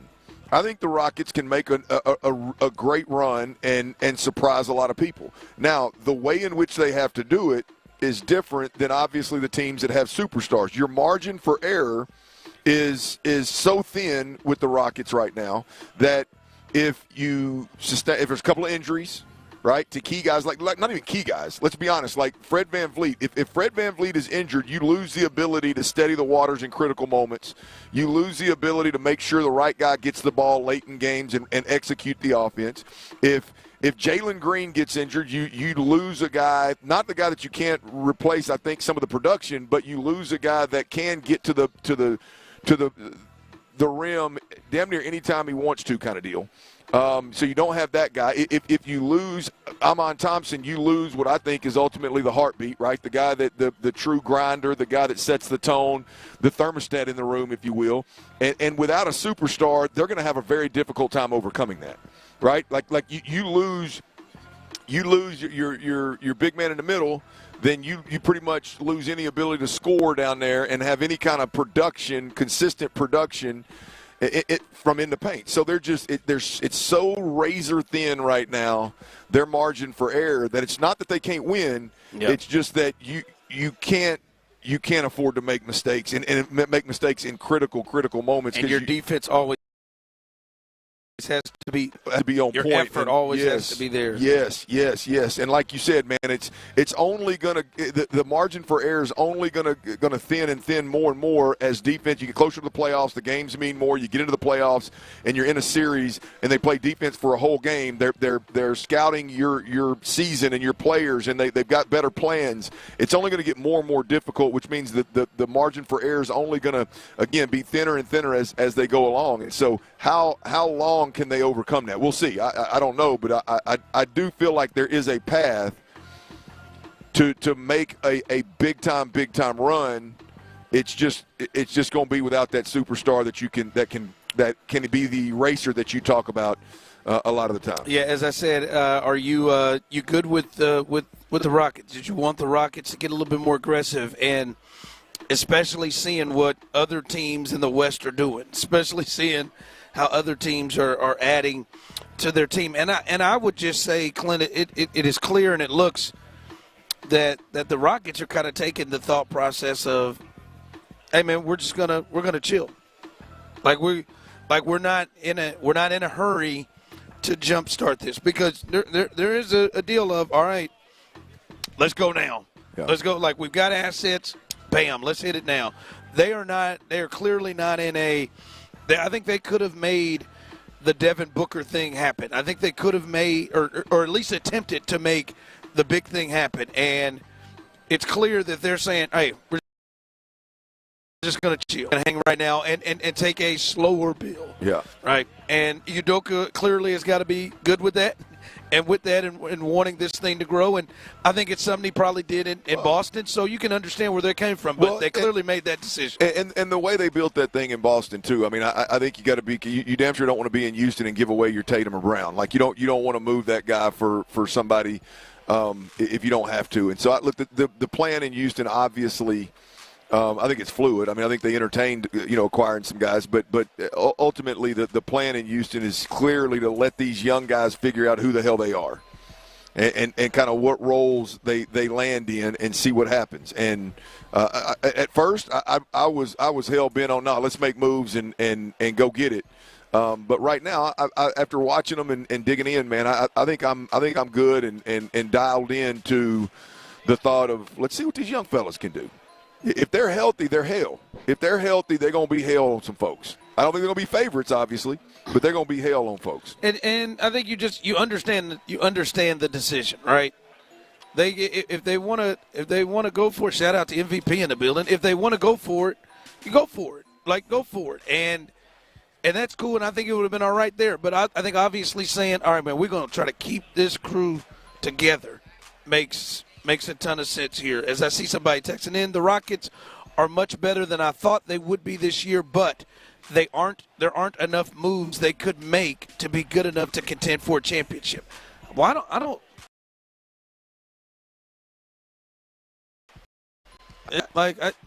to compete for a championship. If they were to, especially what Brandon Scott was saying yesterday, we did our Rockets report. Brandon was saying, hey, I think this group could make a deal with Phoenix for Booker because they have all of those picks, that they wouldn't have to give up Jalen Green, Şengün, or Amin Thompson. And he said because of the future and the amount of picks they have, they wouldn't have to do that. And, Clint, if you got Devin Booker with them jokers, no, shoot. I think at some point you got to be thinking to yourself, the way you play, and he's a guy that would fit, you would have to say to yourself, this is a team that can compete with everybody. Yeah. I Like that to me would be my expectation if they were to get him and were able to keep everybody. Oh yeah, that to me would change the game. So I think there is at least a move. There were some moves out there. Well, look, I'm still a little bit hesitant to get in the boat with all this we got everything we need mentality because these guys are playing well. They are talented. They're young. There's a good nucleus. It is very, very promising. But look, I mean, there's a reason why these teams are adding like game-changing pieces, right? I mean, there's a reason why that's going on. They're ready to make a move, and I think at some point in time the Rockets are going to have to do that as well. Yeah. Just not right now is not the time. We'll see how far these young guys can take them. Oh yeah, we'll see, and they're going to ride them. They're going to ride. Pause. There's no pause, man. I cleared it up. I didn't see. I didn't. I wasn't even thinking about that until I knew who was back there. I knew it was.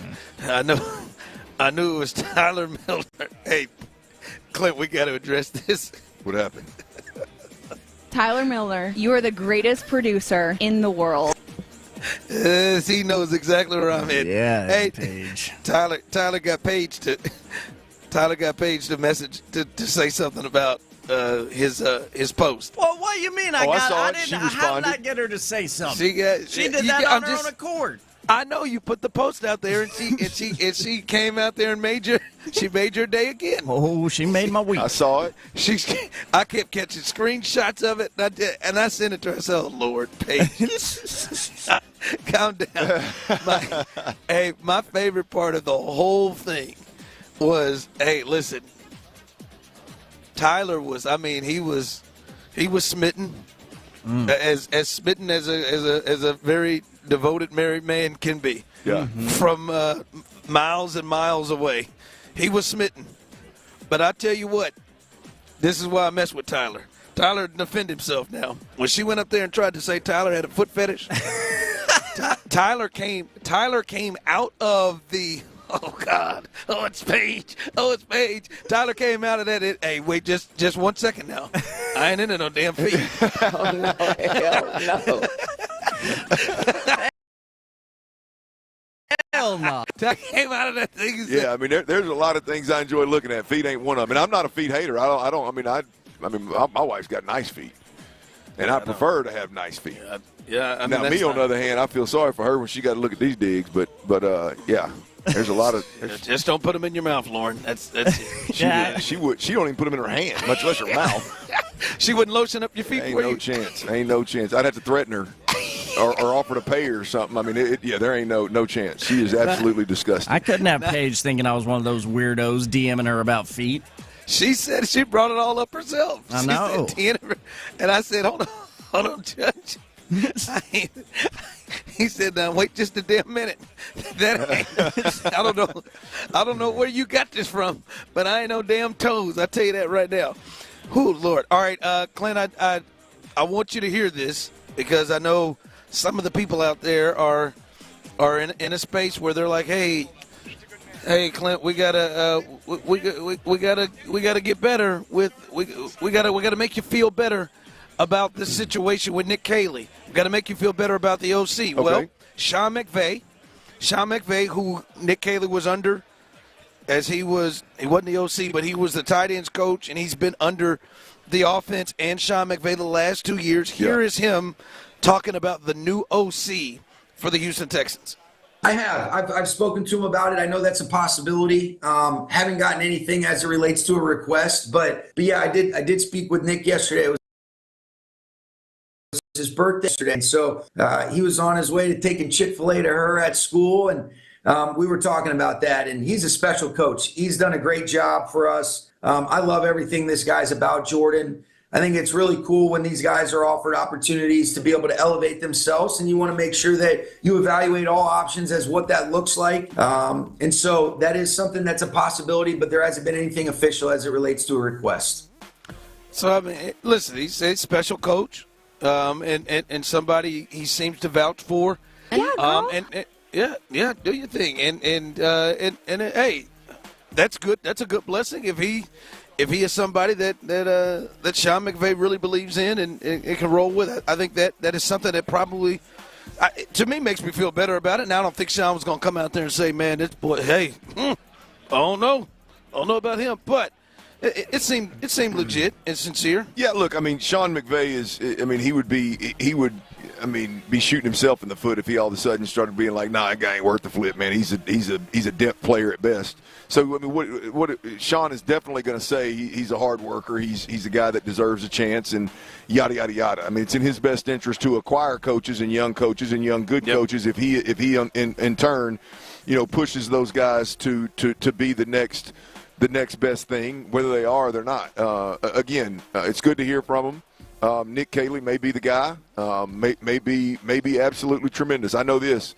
I know he's got a lot to fix. I know he's got a crew that to snowball last year. That he's got to somehow get that same crew to turn the corner and get things right on damn near every position. And I know that the timing, the next 2 years with the Houston Texans, the offense cannot be the problem, cannot be the reason that they're not taking the next step in the AFC. Whatever that looks like, the quarterback can't be the problem. You're fixing to have to pay that guy $60 million per year. The game changes, the dynamic changes, and if you're also looking for a coordinator at that point in time, because this one doesn't work out, you're going to be in trouble. So the pressure's on Nick Caley. We'll see what he can get done. Yeah, one thing that I heard in that fellas is I hate when people put unnecessary things in an answer. What, the daughter's birthday? What do we need to hear about the Chick-fil-A for? That was just so weird. That was so weird. I could tell he's going over the situation in his head, but for some reason we had to have the story halted because you wanted to take us to Chick-fil-A. And for me, is if you're going to take us to Chick-fil-A, well, give us all the details. What was the order? Well, I mean, did they dine you, host you, house you? Did they get a 12-piece? Were they grilled? Did they get multiple Chick-fil-A sauce? Did they get the avocado ranch? What did they think of the new fries Chick-fil-A's putting out there? I think, again, I think, Tyler, you should think about taking credit for that. I think, Tyler, you are one who pushed for the double what Chick-fil-A is now just doing, but because I think enough people have gone through there and just said, hey, let's get these double fried now. Let's do this. So I think you should get some credit, but I can't stand when people do that. Just unnecessary, man. You're supposed to be tell me what you and Reggie did last night. Yeah, well, me and Reggie went out and I washed my hands after I used the restroom earlier today. Never mind. I don't be the negative guy. Like if you did that right there, if I said, hey man, tell me about your night last night, and you start talking about Reg washing his hands and Reg stepped in a puddle of water and the parking was $45, and I'd be like, you didn't have a very good time. Just stop. Then it wasn't a very solid night. Because you got to you're searching for positive things to say about last night. You're dancing around the problem here, right? So, look, I mean, he knew the clip wasn't going to be any good if it was 7 seconds long, so he had to broaden that thing out. And birthdays and Chick-fil-A was the way to go. Birthdays and Chick-fil-A's. Coming up as we're live here at Radio Row, Tyler's turd list. Who's gonna take the gold today? We'll see. Coming up next, right here live on the Drive. All right, y'all, check it out, man. Take your big game experience to the next level. I'm talking about that big football game.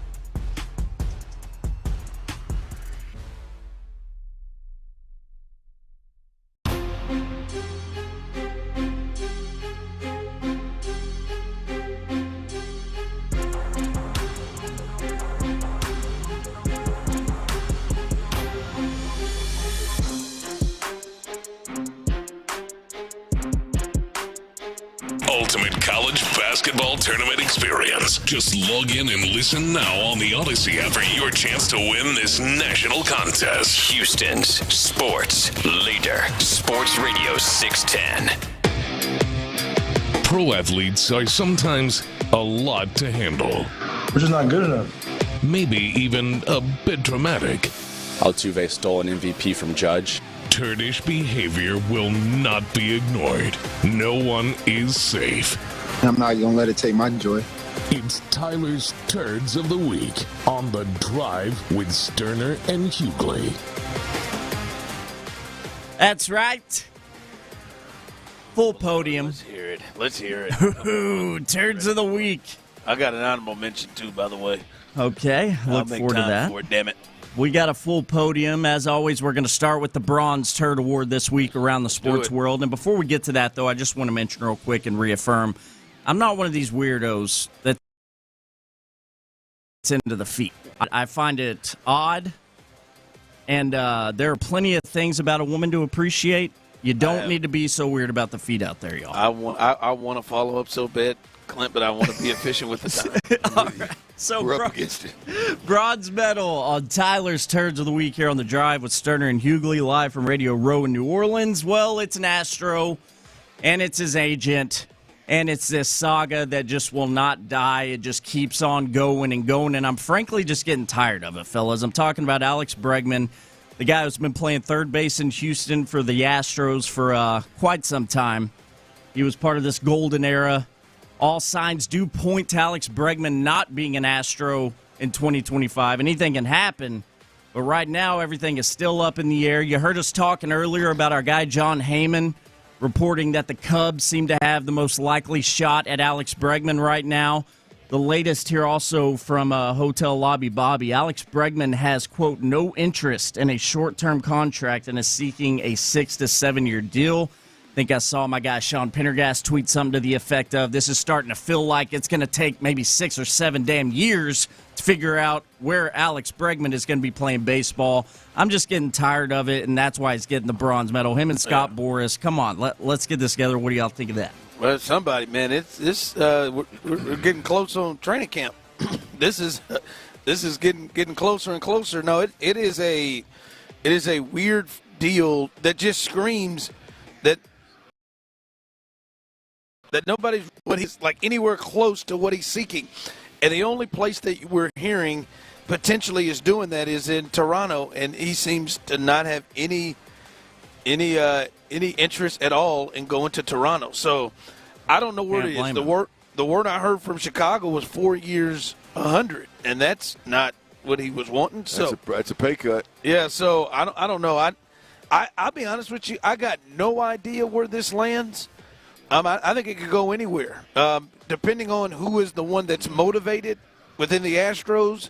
It could land there, but I'm ready for this to be over. I'm ready for the damn watch to be over. Well, look, I tip my cap to the Stros, man. I tip my cap to the Stros for just sitting steady. One, clearly not overpaying from jump or over offering from jump, and sitting steady now. I mean, they're in the catbird seat when it comes down to it. If he entertains it, you got a shot.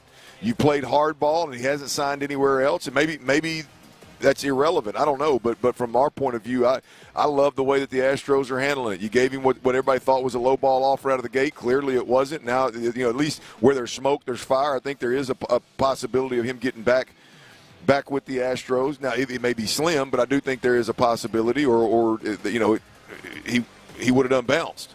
So I just love the way the Astros are handling it right now. This one could end up working out in their favor. All right, that's the bronze. What's the silver? Yeah, old Dana Brown did tell us he keeps it real. I kept it real as a true professional myself. Silver medal after Bregman gets. This is Tyler's Turds of the Week on The Drive with Stoerner and Hughley. Silver medal. This happens from time to time. Little friendly fire. We got someone on the Sports Radio 610 team once again landing on Tyler's Turds of the Week. Hate to say it. Hate to do it, but it's my job.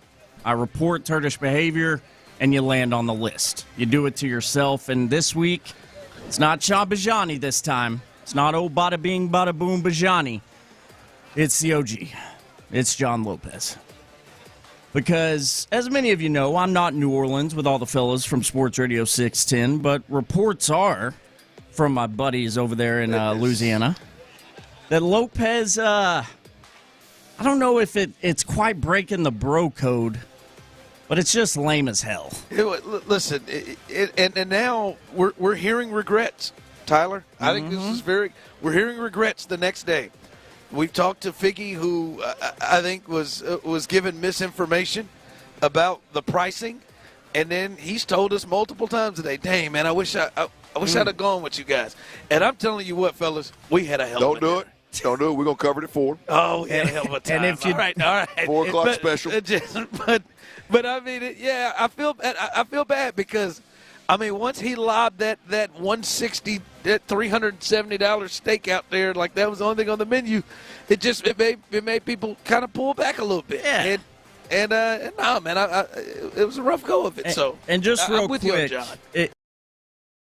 If you don't know Lopez is getting this silver turd medal this week, it's because all the fellas are in New Orleans for this big game coming up on Sunday. And Lopez opted out of a dinner with the bros at a very nice steakhouse. Like you can't afford it. We always hear him bragging about his deep pockets, just like you hear me. He's got maroon money. He's an old ag. You got the money, Lopez. You got the time. Your bros are there. Enjoy the time. Enjoy the good company because you can't put a price on that. What's up? Well, I'm sorry. Emmett Smith is currently pouring Clint a shot. That's my water anyway, bro. A shot of tequila right now. There it is.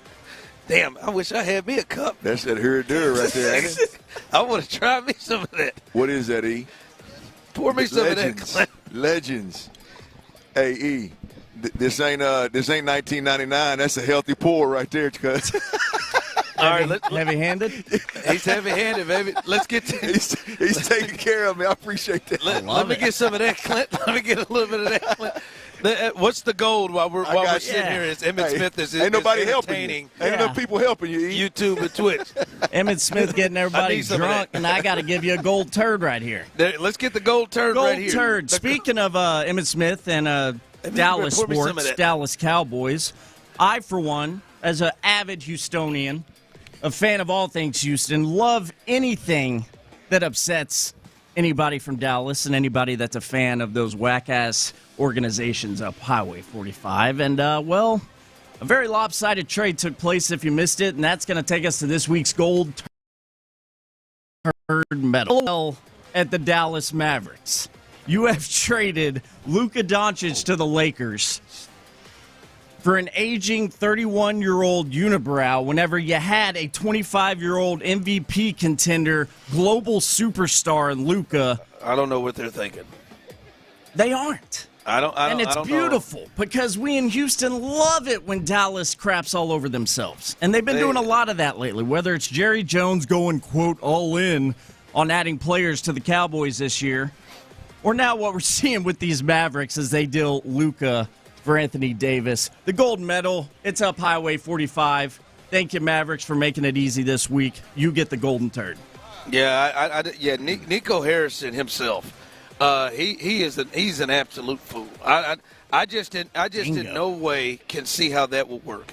I don't at all. I don't at all. It's silly. All right, I do want to get my my honorable mention turd of the week, and that's going to be to 94 WIP.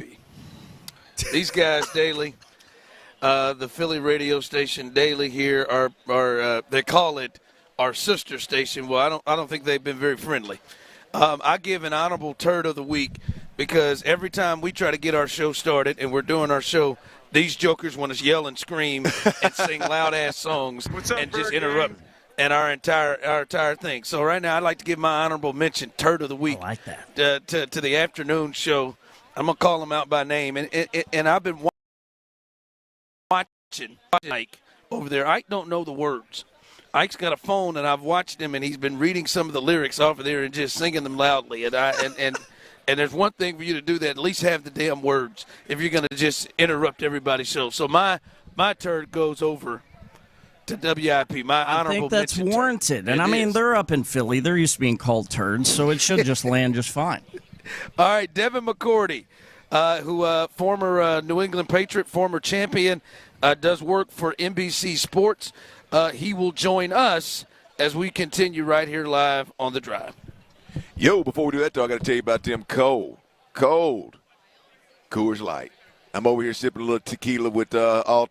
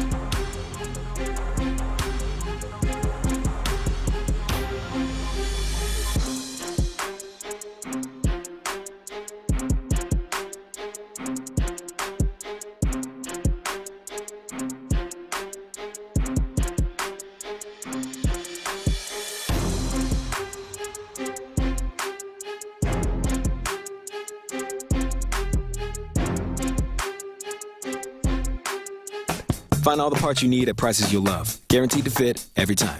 eBay. Things, people, love. Eligible items only. Exclusions apply.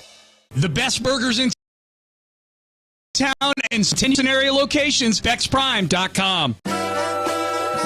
Live from New Orleans, Flight by Yingling presents Sports Radio 610 on Radio Row. Here's The Drive with Stoerner and Hughley.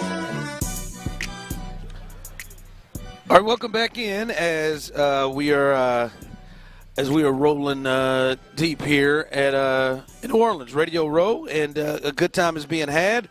Hopefully, Devin McCourty, former Super Bowl champion with the Patriots, played his ball at Rutgers. NBC Sports will be joining us coming up soon. I saw him already around here. He had some special pants on, but then again, it may have been Jason.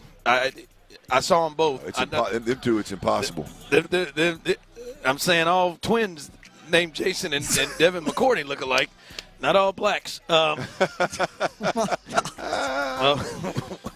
on, so I'm just saying, but no, we will hopefully get a chance to talk with him coming up and get his thoughts on this game. Clint, I see somebody on the text line. Listen to Ron's begging ass. You're damn right I would. My man just wants to get in on a good time. I mean, begging ass. Look, I'm telling you what right now, and Tyler and anybody else, if you were sitting here and Emmitt Smith, who I'll go out on a limb, this is coming from me, just looks like he's having a good time. I just put it there. Looks like he's had a taste of this tequila with several tables. If he was over here pouring it out, you wouldn't get you a cup and get into it and say, yeah, I'm having a drink with Emmitt Smith now. And showing you how full the bottle is. That's what you're going to do. You know there's plenty to go around. You're going to sit on your ass there? The hell you would. Tyler Milner would have got a drink, a bottle, and a pitcher. Ain't no doubt. Fact.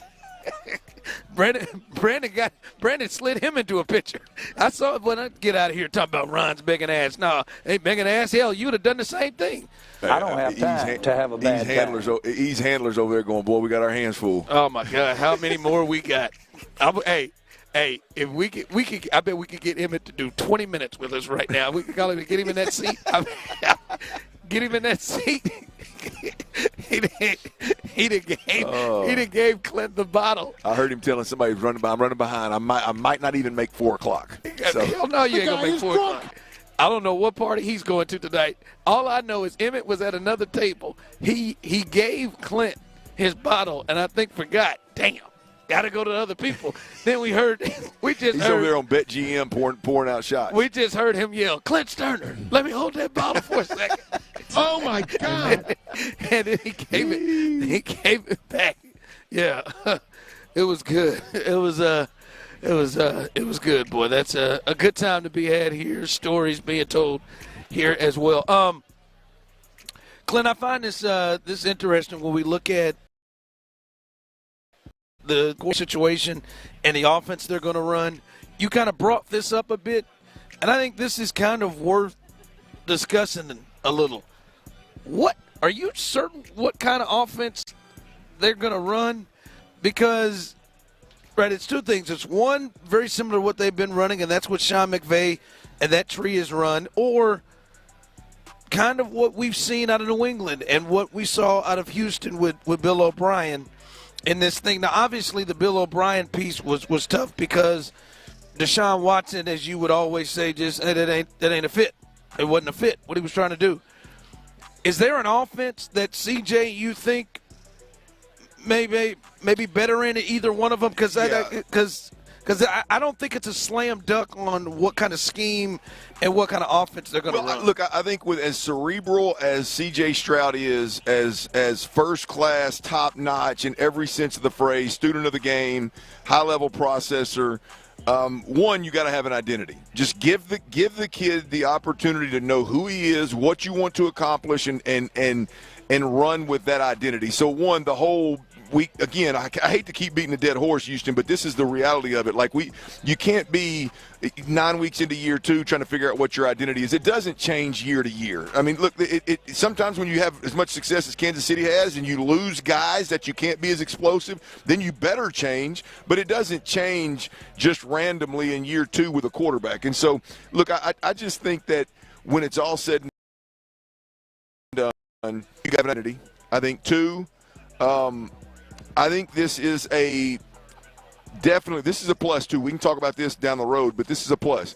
I think when you talk about the versions of the Shanahan, McVay, Kubiak system, I think at the end of the day, there's variations. And I think C.J. Stroud is best suited to fit in a Matthew Stafford, Rams-type system more so than a Jimmy Garoppolo. What's my man's name now? The quarterback in San Francisco now? Jimmy Garoppolo, Brock Purdy. You know, like that kind of system where you got to really, like, it's your quarterback's just kind of driving the ship, and he's kind of he's not the best player on the field, but he's obviously he's a facilitator. But he's most important because he's a quarterback, right? But he's more of a facilitator. Like, I think the version of the Rams and being an 11 personnel. I've said this from the beginning of last year with Bobby Sloak. Like, I would be more 11 personnel, which means there's 3 wide receivers, 1 tight end, 1 running back on the field. I would be more 11 personnel, lean towards 10 personnel, which is 4 wide receivers, 1 back, no tight end. And I know you can't live in that EA Sports Madden world and just do whatever the hell you want to, but when you have C.J. Stroud, it's about processing at a higher level. It's more Matthew Stafford, Joe Burrow than it is Brock Purdy, Jimmy Garoppolo, if you're picking up what I'm saying. So I think there's the version of the offense that he's in. The terminology is the same across the board with all these different offenses, but they look different. I think you got to hang your hat at 11 personnel. I think you got to be a more wide, hurry-up tempo offense than the opposite. So I don't know, man. I just for me, there's several things based on what we saw under Bobby Sloak that could shift in the favor of C.J. Stroud that I believe would be a better fit. Now, they're going to tell you, we got to be able to do it all. It depends on what our opponent does and yada, yada, yada. They're all fixable. Yeah, they're not going to tell you. But to me, it's like C.J. Stroud, if he's going to be super special, it's got to be more the Matthew Stafford role than Jimmy Garoppolo, Brock Purdy role. And I think that's the easiest way I can say it where listeners can understand what I mean. And I don't mean to put you on the spot, but you watched what they have done in the system they were in under Slowick, which is also what McVay and what they do is just maybe they have their own spins on it. And then you watched Bill O'Brien, which is what the Patriots did. Yeah. What's the difference, the big difference between those systems? Because I think there is a chance, Clint, that either one of those systems could be what the Texans run next year with Nick Haley. Because he's coached under McVay the last 2 years, but his whole other NFL life, the previous 5-6 years, was in that New England system. So I'm trying to figure out what the differences is and how how the offense, the quarterback, how that looks compared to the other one. Yeah, it's interesting because there's so many different variations of the Shanahan deal, right? Yeah. It's hard to say what Bobby ended up trying to do everything last year and through overtime ended up doing everything because of injuries, because you were dealing with a rookie quarterback. So it's hard to say how does it necessarily compare. I just think when you look at what Bobby wanted to do, Bobby wanted to be a run first, establish the run kind of guy, and then everything, the boots and the play actions, are off of that. Your receivers got to be able to block. And look, I think at the NFL level, all your receivers got to be able to block, but we're cutting splits and we're blocking interior players with our receivers kind of deal. Even down in the red zone, the way that Tank Dell got hurt the first time. The approach is more, we're going to be physical, we're going to be downhill, we're going to run the football, obviously with zone, inside and outside zone, more so than necessarily downhill, but it was we're going to run the football and everything's gonna then be counter punches off of running the football, and they tried to force the fact, right? Where I believe that they need to spread teams out right? And which now we're getting into the Stafford side of things. And look, you can even say that Bill O'Brien wasn't opposed to the one-back set and kind of spreading things out. But the deal with Bill O'Brien was he's asking a guy in Deshaun Watson that wasn't at that point in time in his career anywhere remotely close to as cerebral and a high-level processor as C.J. Stroud so is. That that to me is the difference. It seemed like Deshaun was being forced to, as you would say, get in the perfect play, pre-snap stuff all the time, which seemed to be a difference. Deshaun needs to be in a system where he's either he is dictating to the like we're going to play with tempo because we're going to dictate the amount of pieces of coverages that you can be in. That's where he needed to be, not a reactionary offense where he's trying to get in the perfect protection or the perfect play versus that defense. So now the defense starts shifting and moving, and now your quarterback's trying to figure out what play to get in. That's not the way to use Deshaun Watson. Deshaun Watson came up in a power spread system where his legs were a big part of it. He played with tempo all the time. It was an aggressive style offense, more of a let me sit back and process and get in the perfect play. So it was from start to finish, square peg, round hole. I think C.J. Stroud would be really good in Bill O'Brien. I was going to say, I think he'd be better. Absolutely. He'd be better. He would have control. At least from what we've seen. Yes, he would have control. It would all be on him. He would be able to identify where the pressure's coming from and at least know he's unprotected when he was unprotected versus what they were doing last year. It's hard to put a Bobby Slowick on it because they've tried so many. They have been so many different offenses over the time. And most of it was due to injury, right? I mean, the first year, a lot of everything was in response to the offensive line being hurt, then all the wide receivers were hurt, then you're protecting a young quarterback. Year two, it's like they tried to go into their own, and for 8 or 9 weeks, tried to force this more explosive, more vertical attack, more aggressive attack, and it didn't work. And then they morphed into, again, back into the quick game stuff. And I don't know. It's a tough comparison, Ron, just off the cuff. But they're two very different offenses. Very different. And you could get something different from CJ in all of them. Well, the problem is you got the terminology and everything in place that fits the Shanahan, Slowick stuff, McVay stuff. And then you think a quarterback that better fits what Brady did in New England. I've said it before. I mean, the ridiculous greatness about CJ's rookie year was that he did it the way Brady did it, which is wild to think a rookie can do that. So, for me, it's you want the familiarity and everything with the old terminology, but at the same time, I look at CJ and think he's probably a better fit elsewhere. You know, in the Bill O'Brien New England type stuff, right? Probably a better fit. So we'll see how they end up going. The good thing is they got options. All right, 4:00 coming up. Yeah, baby. We got more guests. You know, we got guests rolling up. I think we got McCourty backed up. We also have Brian Baldinger coming up. Oh, yeah, that'd be good. All thanks to Low T. We'll do that next right here on Sports Radio 610. Before we do that, though, I got to tell you about Coushatta Casino Resort, y'all. Let's head east, man. Get your family, get your people, get your significant other. Hell, if you want to go.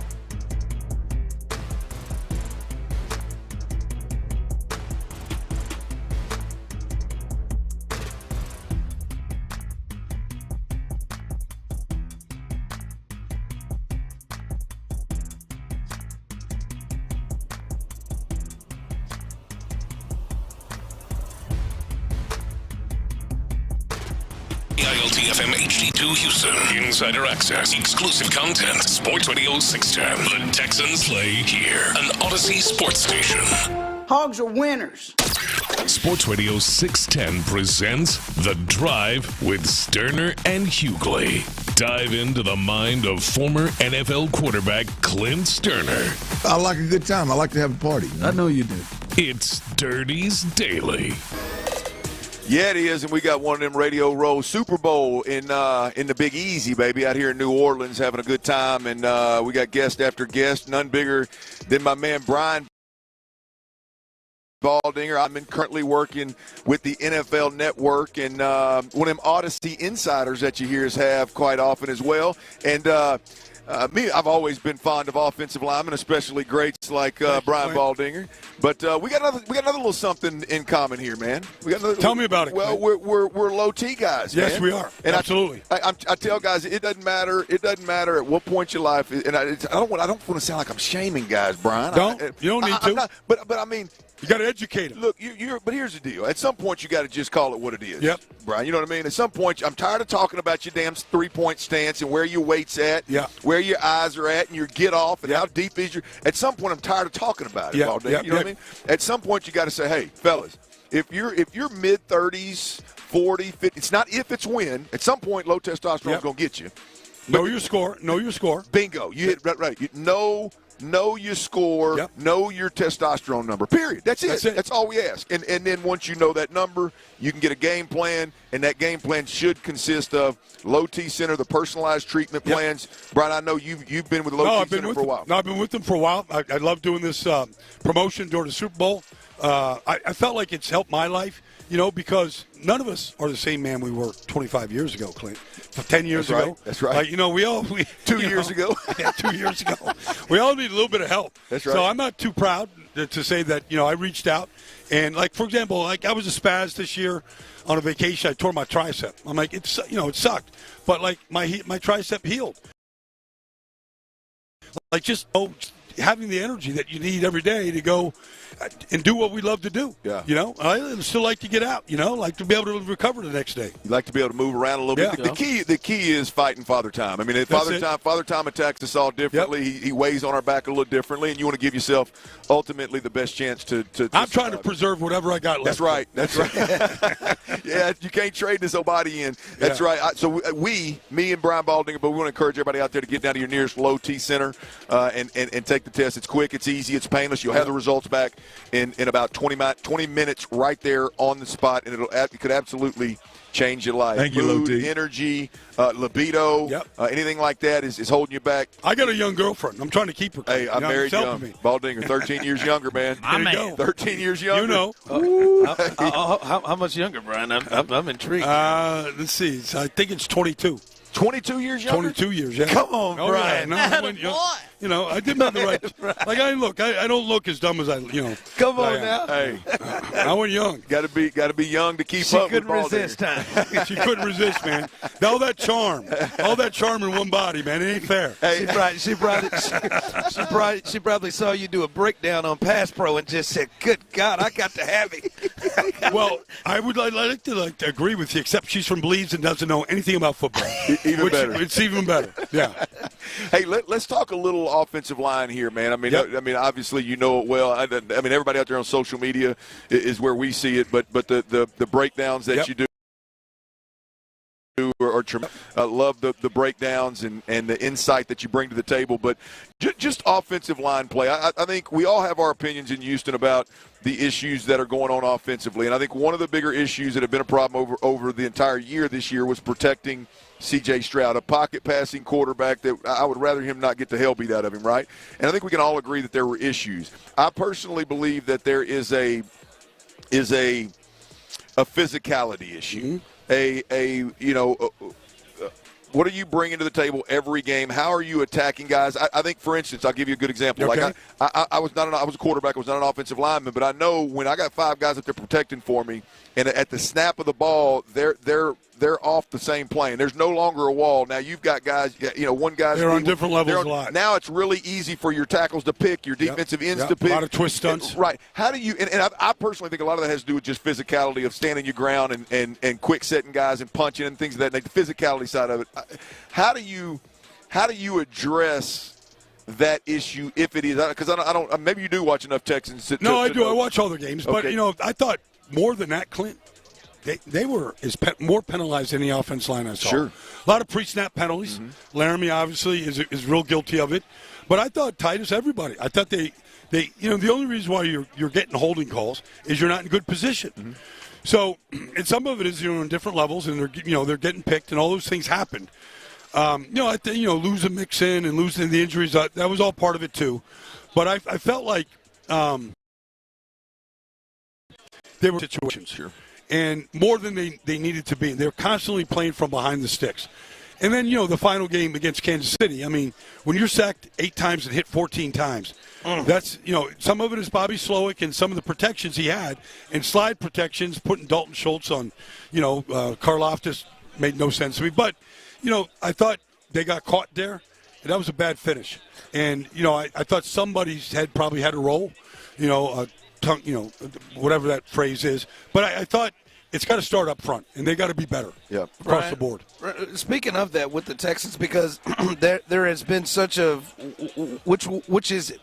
Is it the dudes? Do they got the right dudes, or was it more what you watched on tape, the scheme and the coaching? Like that's to me, it's a weird thing. They fired. I've been here 5 years. They've had this is their 6th offensive line coach they've had in 5 years, but a lot of the faces are the same. What did you get a sense of seeing it? They got the young players in Scruggs and Patterson, and Titus has moved from one position to another. Laramie's still at left tackle. Coaching matters. It just does. If you look at these two teams in the Super Bowl, they've got the 2 longest tenured offensive line coaches in the business right now, Andy Heck and Jeff Stoutland. They've been there for 13 years, or 12 years. And so, continuity at that position, if they're good, you got to do everything you can to keep them. And so I think that's a big part of it. It doesn't look like it's a well-coached group. And I'm not saying the players need to be upgraded. Yeah, they do. Because, again, it was the same issues over and over again, and all we were hearing from Bobby Slowick was, they got to execute. Well, man, at some point in time, you got to change what you're asking them fellas. Well, if you're asking them to do too much, then, okay, what can they do well? Yeah. Go back to that. Yeah. Is it pocket protection? Is it slide protection? If it is slide, how are we helping the guy that they're sliding away from? So there's things, structurally, coaching matters that you have to be able to do. Yeah, let's shift gears a little bit. I can have protection questions and conversations with you about the Texans all day long. But let's shift to the big game, man. All right. This weekend, who do you like and why? Well, when the seedings came out for the postseason, January 5th, that Sunday night, I thought the Eagles would go 4-0, regardless of where they went. Green Bay, if they had to go to Detroit, whatever it was, I thought that they would go 4-0. And so here they are against Kansas City, and I think they're a better team than Kansas City. I think they're better in the trenches. I think the running back is the MVP of this league in Saquon. I think there isn't a weakness in the defense right now. They tackle excellent. They're very well coached. The young guys have played way beyond their years. The one weakness, if there is one, I think is in the kicking game. I don't think the kicker is great right now, whereas Kansas City, their kicker is probably the best in football. Yeah. Butker. I've wanted to talk to you about this. And speaking of the game, just what's happened with Joe Thuney, and you have played up and down the line. You've played center guard tackle. I feel like Joe Thuney has saved the Chiefs' season with that move. I agree. How difficult is that a transition to move from left guard to left tackle, especially some of the guys he's had to go up against? It's not easy, but it was the best thing for the team. I was that guy that had to go from guard out to tackle because of injuries, whatever. And, it's funny because when I played left tackle or right tackle, I looked like a left guard playing left tackle. And Thuney looks like a left guard. He doesn't have the length that you want or the size that you want. But he's a technician. His first game at left tackle was in Cleveland against Myles Garrett. And he didn't give up a sack. I don't know if he gave up a pressure, a quarterback hit. And I thought, he can do this. he's a technician, so he's working on his footwork, his hands. Like a lot of things he did inside at guard, he can still get away with at tackle. And he's protecting his inside. I think Daniil got a sack against him, in the playoff game. But other than that, I think he's pitched a shutout almost every single week. Talk to me a little bit about Jalen Hurts. He's an H-Town kid, man. Channelview, Texas. Channelview. Is his dad still the coach?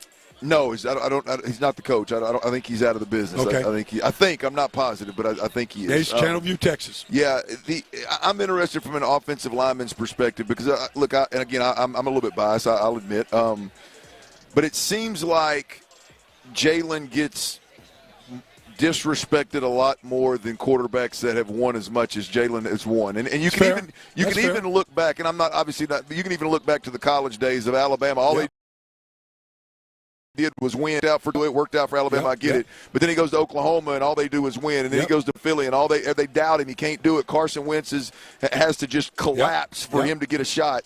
And then all of a sudden, boom, he's won as many games as anybody not named Pat Mahomes. And it's just it's hard for me to I think communicate the message, but I think an offensive lineman talking about that kind of guy leading your huddle. Just your thoughts on Jalen Hurts.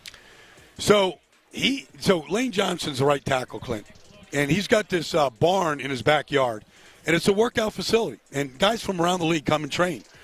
He's got a trainer there. They feed you. I mean, it's just great. It's great. I live pretty close to where Lane lives, and the first time I met Jalen was at the barn, and he's deadlifting like an offensive lineman. And so, I wanted to kind of try. I wasn't like a reporter trying to get to know him better, but I was like, when do you run and work out? And he goes, 5 o'clock every morning. I go, where? I go, can I come and meet you? He goes, yeah, but we start at 5. The guy, so I went there the next morning. There he was at 5 o'clock stretching, ready to go. Put in a 2-hour workout, running the route tree with different guys, whatever.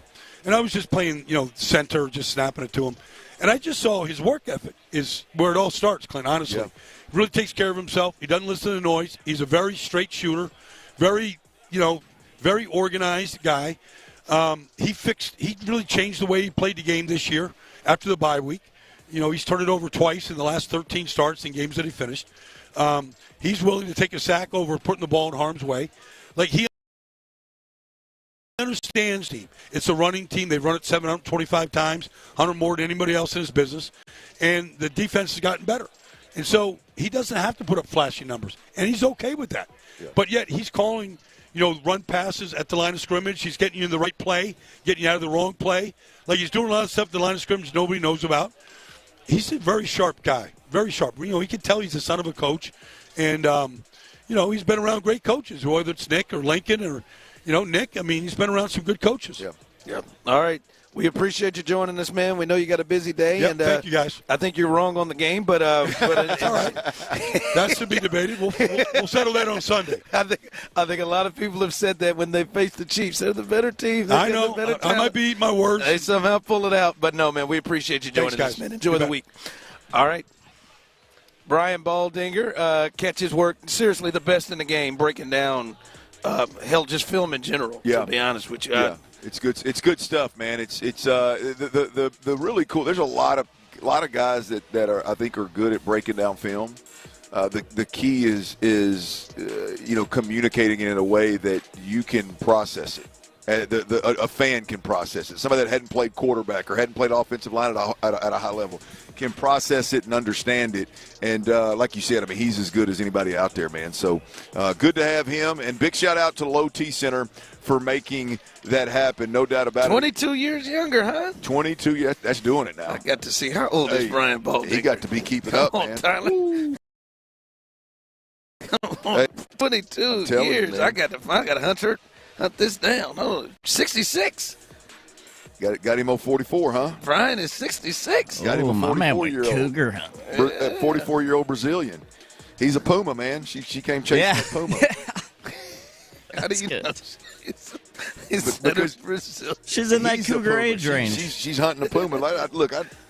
Never mind. I better keep that to myself. Everybody's wearing camo here. Hey, I do want to remind everybody that Odyssey contest we got going on, though, Ron. Real quick, man. Listen, there's an Odyssey contest we got going on. I want to remind y'all every day because you can never say that you didn't get an entry because Clint Stoerner didn't tell you. All right, what you need to do is download the Odyssey app, log in, and listen to Sports Radio 610 for 60 minutes a day. 1 hour a day gets you one entry. Now, you can't listen for 5 hours and get 5 entries. You listen for 60 minutes, you get an entry for that particular day. 60 minutes next day, you get another entry. You get the drift all the way up till February 23rd. And here's what the contest entails, right? You do all that, download the Odyssey app, log in, listen for 60 minutes a day. You get one entry, get as many entries as you want per day. As many days as you want until February 23rd. You can get one entry per day. Airfare and accommodations for 4 to Vegas. So you plus 3, airfare and accommodations to Vegas for the first 2 rounds of the college basketball tournament, plus $20,000 to do what you please with while you're in Sin City. We're going to Las Vegas. That's a hell of a deal. AUDACY. Download the app, log in, give Sport Day. It'll get you an entry, and good luck moving forward. All right, there it is. Come on out, hang out with us as we continue riding here live, Radio Row. I think there's something interesting to look at when you look at what the Texans are doing right now. As you see, we see who their play callers are. We understand who their offensive coordinator is and their defensive coordinator is. Where does that compare to the rest of the other teams in the AFC? We'll discuss that next. All right, y'all, check it out, man. Breathing is one of the most essential parts of living, man. You got to breathe well to sleep well.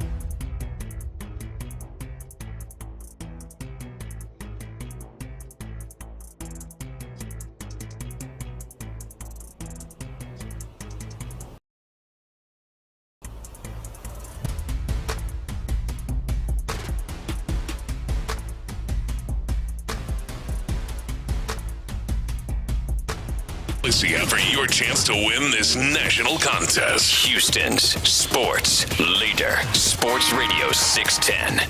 Rock and roll, meow. Live from New Orleans, Flight by Yingling presents Sports Radio 610 on Radio Row. Here's The Drive with Stoerner and Hughley. Back at it here from Radio Row here in New Orleans as we continue. The Drive continues to be live here, and we're having a good time trying to bring you the best coverage that we can in the city, thanks to Brian Baldinger. I saw several people messaging and tweeting and texting into the show about some of the things he had to say, some of the breakdowns he had to say about the Texans' offensive line, so that was good to hear. Now, Brian was great, but he bumped your story. He bumped what you wanted to talk about in the 4, which was you wanted to give the part 2 to the dinner situation. Well, I mean, I really wanted to just set the table for you to kind of take it over. I mean, I don't want to steal the show or oversell it here, but I thought me, you, and Brandon Scott, we went over to Doris Metropolitan last night in New Orleans, and I just thought I know you started to a little earlier. I wanted you to give you a chance to give the people the lowdown and what you thought about the spot, man. No, man, you made a good selection. Whoever was giving you the recommendations did a great job. We got to see great food, and I got to give you credit. I love to do this. It's very natural for me to just give you credit, Clint. I don't believe it is, but go ahead. Is that my boy Ron? It is. I enjoy it. Clint ordered something that I would have never ordered. This little beet. It was a beetroot. Beetroot. What was it? What was inside of that? There was some kind of cheese, like I think 6 different cheeses inside it. Yeah, it was delicious, boy. We tore it up. Well, I gotta give you credit. I would have never tried that or ordered that. I like beets, but I wouldn't have taken a chance. He is on that highfalutin. It was. I'm telling you, Tyler, this was a spot. Like, and look, in Lopez and Aaron's, in their defense, it's a little pricey. I get it. Now, once we subtracted our $75 of per diem off of it, then it was a decent little meal. But the key is when you go to restaurants like that, like you want the vibe to be right. The vibe was tremendous. In fact, over Ron's shoulder was one Puka Nakua and his people just kind of chilling. So you clearly were in good company. Couldn't miss his head. Yeah, wide head, man, big head. Wow, but there's, I wanted to kind of get him away. We couldn't get him away from the family because I really wanted to pick his brain up. He never got up from the table with his family. I thought it'd be a little too intrusive to literally go down and pull a chair up at dinner table with 8 people. But the beetroot was tremendous. The tuna appetizer, tuna tartare was fantastic. Was off the charts. I had lamb chops, came with 3 of them in some kind of puree at the bottom. Absolutely fall off the bone, tremendous. My short ribs were fantastic. Yep, and butcher's cut is what B. Scott had. He had a heck of a deal. And they brought us complimentary little, let's be honest, they were donut holes, but they had the Mardi Gras colors on them with the little cream. Well, Clint tried to lie to the fellow, and the fella, and I got to say, with an upset, sniffed him out. Oh. Yeah, our waiter. Damn, what I do? Our waiter, I would just say, did not fit the profile of the guy that knew late 90s SEC football the way that he ended up knowing. His name was Hung. Yes, that's right. He was an Asian guy named Hung. Guy named Hung. Yes. Stop it, Tyler. Tall Asian guy.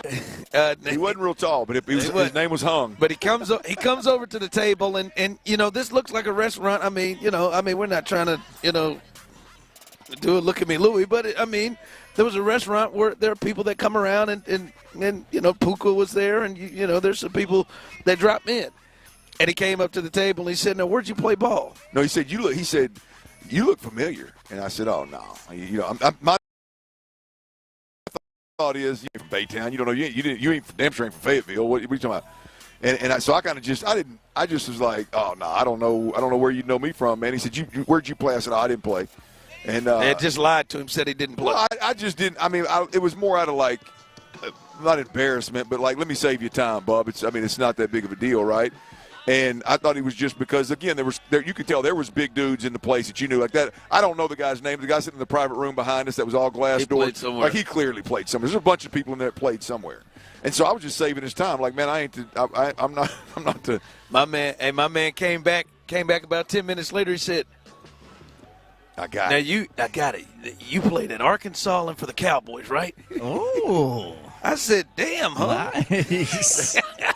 Damn, Hung. I said, but you sharper than I thought you were, bub. That's a deep dive, man. I said, well, Hung. I got to thinking about it. I was like, he hadn't seen, like, I didn't give a last name when I made the reservation.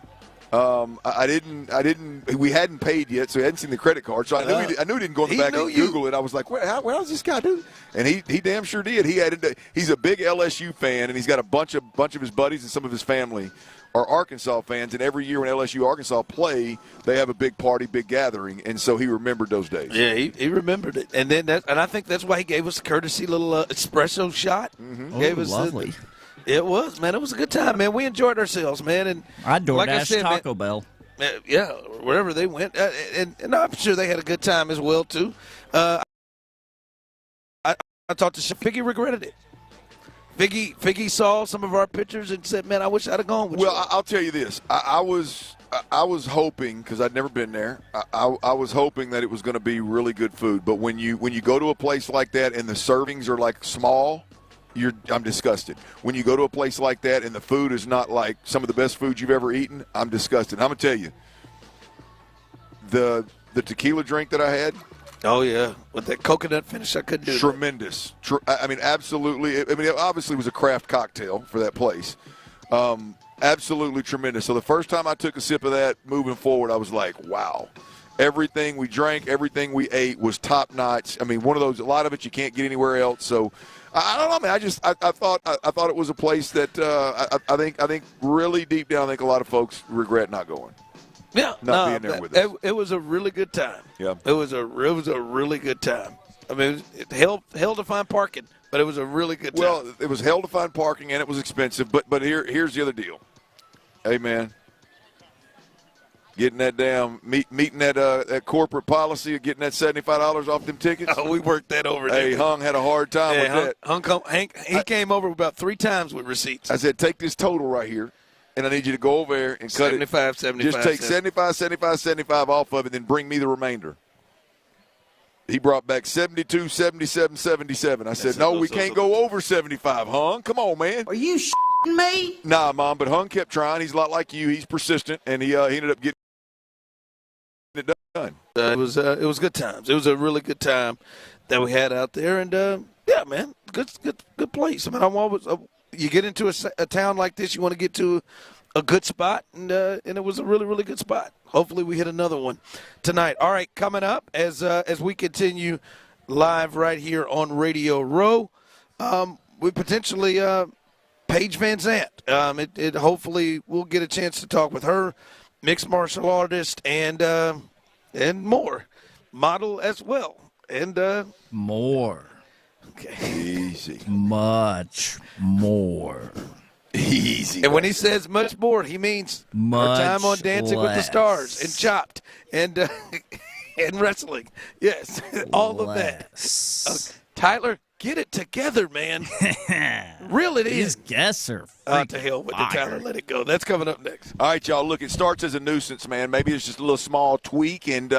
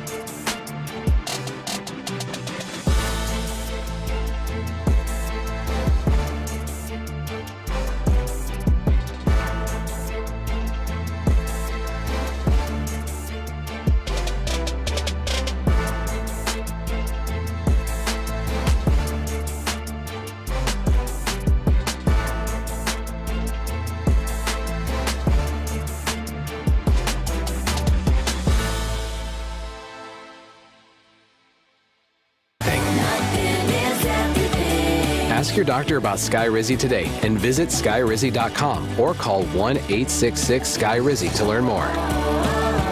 Get a free estimate from Generator Supercenter, the nation's #1 Generac dealer. GeneratorSupercenter.com. Live from New Orleans, Flight by Yingling presents Sports Radio 610 on Radio Row. Here's The Drive with Stoerner and Hughley. All right, welcome back in as we are live here on The Drive. That's right, Clint. We are live here on The Drive, Radio Row, as we will be joined by a couple of fighters. Paige Van Zandt and Hannah competed in the UFC, mixed martial arts, much more. Tyler, are you going to reel it in? It's a couple here. And, yes, they are with the Global Fight League, GFL as well. But hopefully you can fight it, Tyler. Hopefully you're going to be able to reel yourself in. And they say no. All right, and enjoy yourself because these two can clearly kick your ass. And they might probably try to kick my ass to try to get to your ass if you take I this hope thing. they do. That'd be freaking awesome. That would be such a great moment for this show if you got. That would not be awesome. Why do you want me to get my ass kicked by this? That would be legend. That would be a moment we would never forget. I mean, especially you. I don't know. I don't know. It would be great. It would not. Houston sports host gets ass kicked on Radio Row. That might get us up 10 spots, wouldn't it? Might get into the top 10 with that one. That's right. Ron Hughley gets his ass drug across the entire Radio Row. I might ask her, hey, Paige, do you think you can kick my ass right here up and down Radio Row? Let's just create let's go viral. Let's create a moment. Hey, within a matter of 2 steps, that old long ass crack, you got to be hanging out for everybody to see. Have you in a pretzel. Rip my vest off, rip my shoes off. I mean, I want you to really sell it. I want to look like Jim Carrey, that damn liar. Do you mind? Oh, that is great. Somebody said, they texted in and said, Ron, why don't you piss these off? Piss these guests off. Yeah, that'd be a nice one. Yeah, I think I am going to ask her that. Why don't you kick my ass right here? We can Hold on, Joe. Just throw a punch. I tell you what, you get it done. Me and whichever one decides to stay and not get involved in the ass whooping, we'll carry the radio. We'll do play-by-play. So we'll have radio and then we'll have film. Well, no, we'll do play-by-play, and Aaron will pick up the camera, so we got it all taken care of. Y'all just don't go too far away. Our Yingling sign right here, I can't see around it. Holy smoke! Flight by Yingling, by the way. That would top WIP. WIP keeps singing if Paige ran me across their whole desk. Speaking of, I told you. See, like it was great. They got a nice little stick going. Now we got the guys next to him singing. Now, they do that? Now we got old buddy next to him just doing. What's up, Bird? I heard him do it yesterday. You're right. He actually did it with Page and company here. He did it with Page? Yeah, they were over there singing. Nice. So yeah, I mean, he's the first guy to do it's really cool. The second guy, not so much. Somebody said kick his silky underwear ass. They are silky.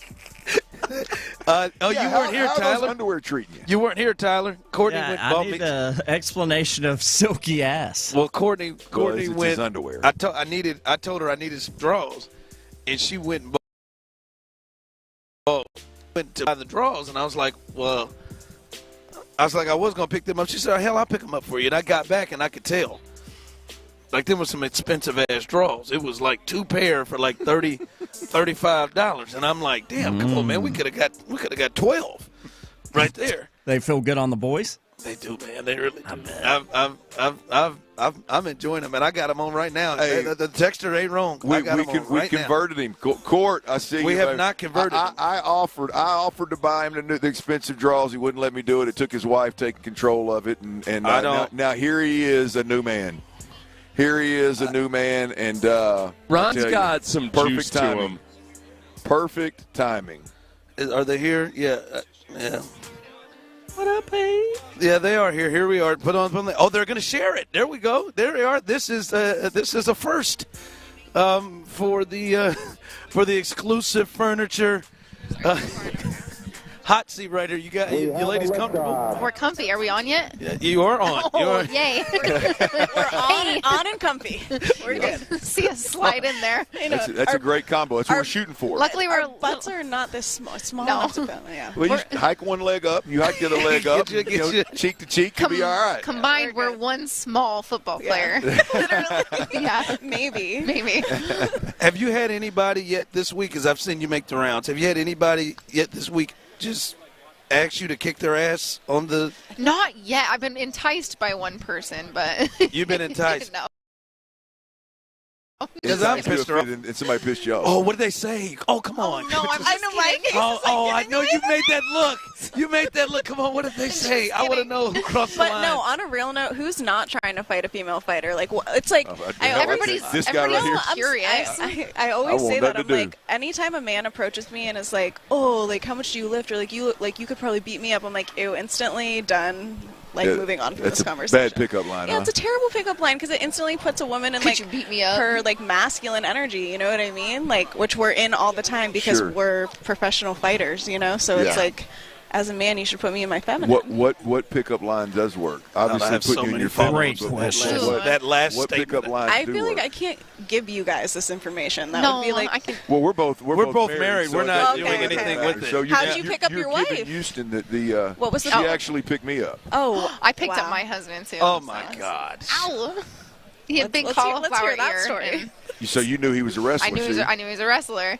No, you got to start with a joke. You got to if you can make a girl laugh, you can take her to bed. You just got to make her laugh. Oh my God! I was just trying to date her. Hannah or Paige? Paige or Hannah? Where we? This is Paige right here. So Paige, Hannah. Okay. So there have been successes that tell a good joke and you get to bed like that night, or I'm just not you got a second date. Here. Second date. Okay. Happily married, going on 7 years. Fair. I'm single. And he told you a hell of a joke, and it was like he is bam. the only man that could make me laugh, and he still makes me laugh every day. Great. Ear, laugh, bed. Oh, well, no. He also was wearing socks and sandals, and I thought it was kind of a vibe. Slides or in between the toes? So in between the toes. In between the toes? Oh my gosh, Austin, thong. you psycho! I didn't know that about him. So socks with thong flip-flops Well, on? he seems psychotic. No, let me tell you what. Guys with cauliflower ear, they're the only ones that get away with that. Ain't nobody going to say nothing. If my ass is walking around New Orleans with socks and thong flip-flops on, they'd be like, good God, who is this? Like, he's confident. Hannah, and he can kick ass with his ears, right? I'm judging just like you are I right mean, now. I love Austin so much, but I'm going to have a conversation with him about that. That must have been a hell of a joke. He moved into my house 2 weeks later, so. There you go. He's doing something right. Yeah. Good for him. All right. Tell us a little bit about how you guys have reached this point. You've done a lot of different things in the business, obviously successfully, MMA career, and now more social media, things like that. Kind of give us your story a little bit. So, we're here because we just signed with the GFL. So, we both have taken some time off of the MMA space. I was doing, bare knuckle boxing, power slap, this and that. We just re-signed with a new MMA organization called the GFL, and they're putting together a fight league that's basically going to be similar to the NFL season. So, there's going to be fight cards both on Sunday and Mondays, and you're going to follow a full team season. So there's 6 teams spaced over the entire world. Team Miami. We're Team Miami, so we're here to represent Team Miami, and you'll get to see us. We're in the same weight class, so there'll be 2 fighters. But yeah, they're doing similar to the NFL, and they're taking care of us. They're doing a 50% revenue share with the athletes, which has never been done before, and we get insurance. We get taken care of. Yep, we're excited. I'm sorry, I had to pull up the slap video. I was not listening to you. I'm sorry. You know what? I just had to pull this I saw that firsthand. I got it. Did you? Yeah, I was at her first slap. Have you ever seen Power Slap? That's what I knew. Somebody slaps you and then you slap them and go back and forth? Can I take one? Yes. Only if I'm allowed to give it 100%. Bruh. No, don't do this. Do it. Please. Will I go down? Can I take it? Can I take one? No, I'll put you down. You don't know how to take a slap. You don't know how to take it. Can you give me 50% of it? No, I could give you 5%. I am really intrigued. I want to take this slap. I might blow your eardrums out. I want to. Yes. Can you just get right here? Right here. Yeah, it'll break your jaw. Legally, she's gonna get power slap rules. See, she's making me nervous. Like I feel like I am looking at, and I feel like I could take this if you took the rings off. My lawyers said I'm not allowed to. But you come to my gym, you sign a waiver, I'll do it all day. You thought about it all day. I did think about it. You thought about it. I haven't slapped anybody in a while. More than she did. I'm like, I want to see it. Let her try. No. So you want to see me get put down? I wouldn't mind. Is there a team in Houston? There is not a team in Houston. Damn, Paige. I don't believe. No, there is Paris, Sao Paulo, Dubai, LA, Miami, LA, New York. Oh wow. Yeah. That's pretty cool. Pretty cool. So we'll be fighting. Ron's over there watching. Ron's over there watching. That's to be you. I want to hear how each of you guys got into the fighting game, because all of this is like the bare knuckle stuff to me is wild. Like I view the other stuff as sport. Like the bare knuckle stuff is barbaric. The slap is. I mean, I don't mean that negatively. I just mean it's like it is. To me, it's a different level. I completely agree. Like for me, when I did bare knuckle boxing, it feels far more similar to a street fight, and it's short rounds. It's a sprint. You want to go in there and you want to touch somebody as fast as possible, as many times, and not get cut open. So yeah, bare knuckle boxing is exciting and crazy from bell to bell. How did we get there? How did we get to a point where I mean, you guys both look like, I mean, y'all are attractive women, and you had options in your life. It wasn't like, to hell with it. I'm just gonna get beat on. I'm gonna beat the hell out of somebody. Like, how did you get into? I had options when I was young. I mean, I went to college. I got a college scholarship, an academic scholarship to go to college for free when I was 16. So I went to college at 16. I kind of started training.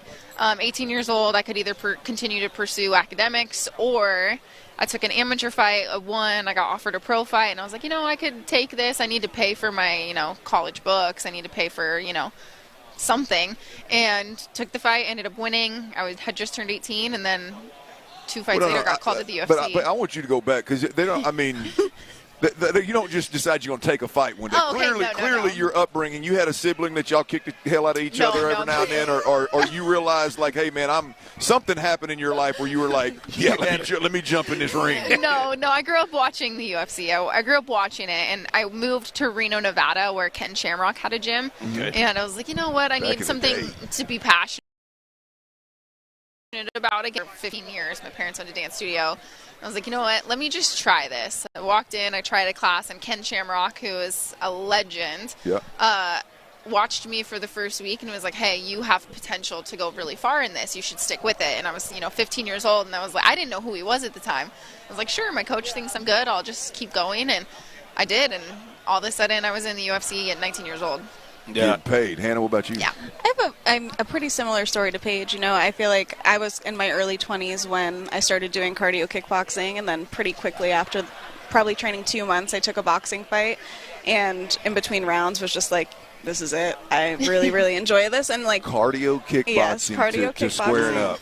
Yeah, literally. I remember I was so nervous for my first fight. My coach was like, I was the main event. Like it was at like a little like UFC gym, sure. But he's like, you're the main event. I'm like, I'm the main event. Oh my gosh. He's like, yeah, go take a nap. I like slept for 2 hours, woke up, got in the ring with this girl, and like I remember I was so nervous the first round, and then the second round I was like smile ear to ear, like this is amazing. I love this so much. And fate just works the way that it does, and brought the right people into my life, and that was it. For our listeners, let people know GFL, how they can watch it, what's it about, and how they can support you guys. Yeah, so the GFL, you'll find them.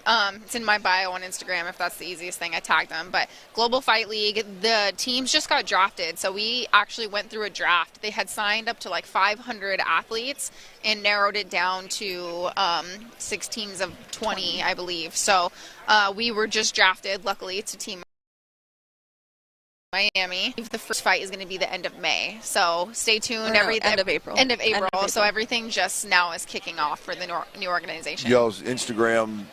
Oh, Paige Van Zant. Paige Van Zant. Hannah Goldie. Hannah Goldie. That's very easy to find. And the GFL information is linked in your bio, and you can find everything you need. Perfect. I got so much more because you competed in Chopped, and that's my damn show. I got a whole resume. How far did you get on Chopped? I won. Okay. I'm a good He's like, I don't want to get slapped anymore. What was the dessert? I made apple pie and ice cream. What were you given? I was given, I don't remember. I know what I made, though. Apples. Apple pie Obviously, ice cream. apples. This was so Start long. there. This was so long ago. I'm kind of questioning if you won. All right, Paige. Google it. Google. Holly. Google me. Thank you. She said Google me. Thank you so much. I wish you would have slapped the hell out of me. I would have got at least 1,000 followers off of that. All right. Do it for the clout. Do it for the clout. 5 o'clock fire coming up next right here live on the drive. All right, y'all, check it out. Coshada Casino Resort is where it's at. Look, if you want to just get on I-10, head east, cross over that Louisiana line, and it is –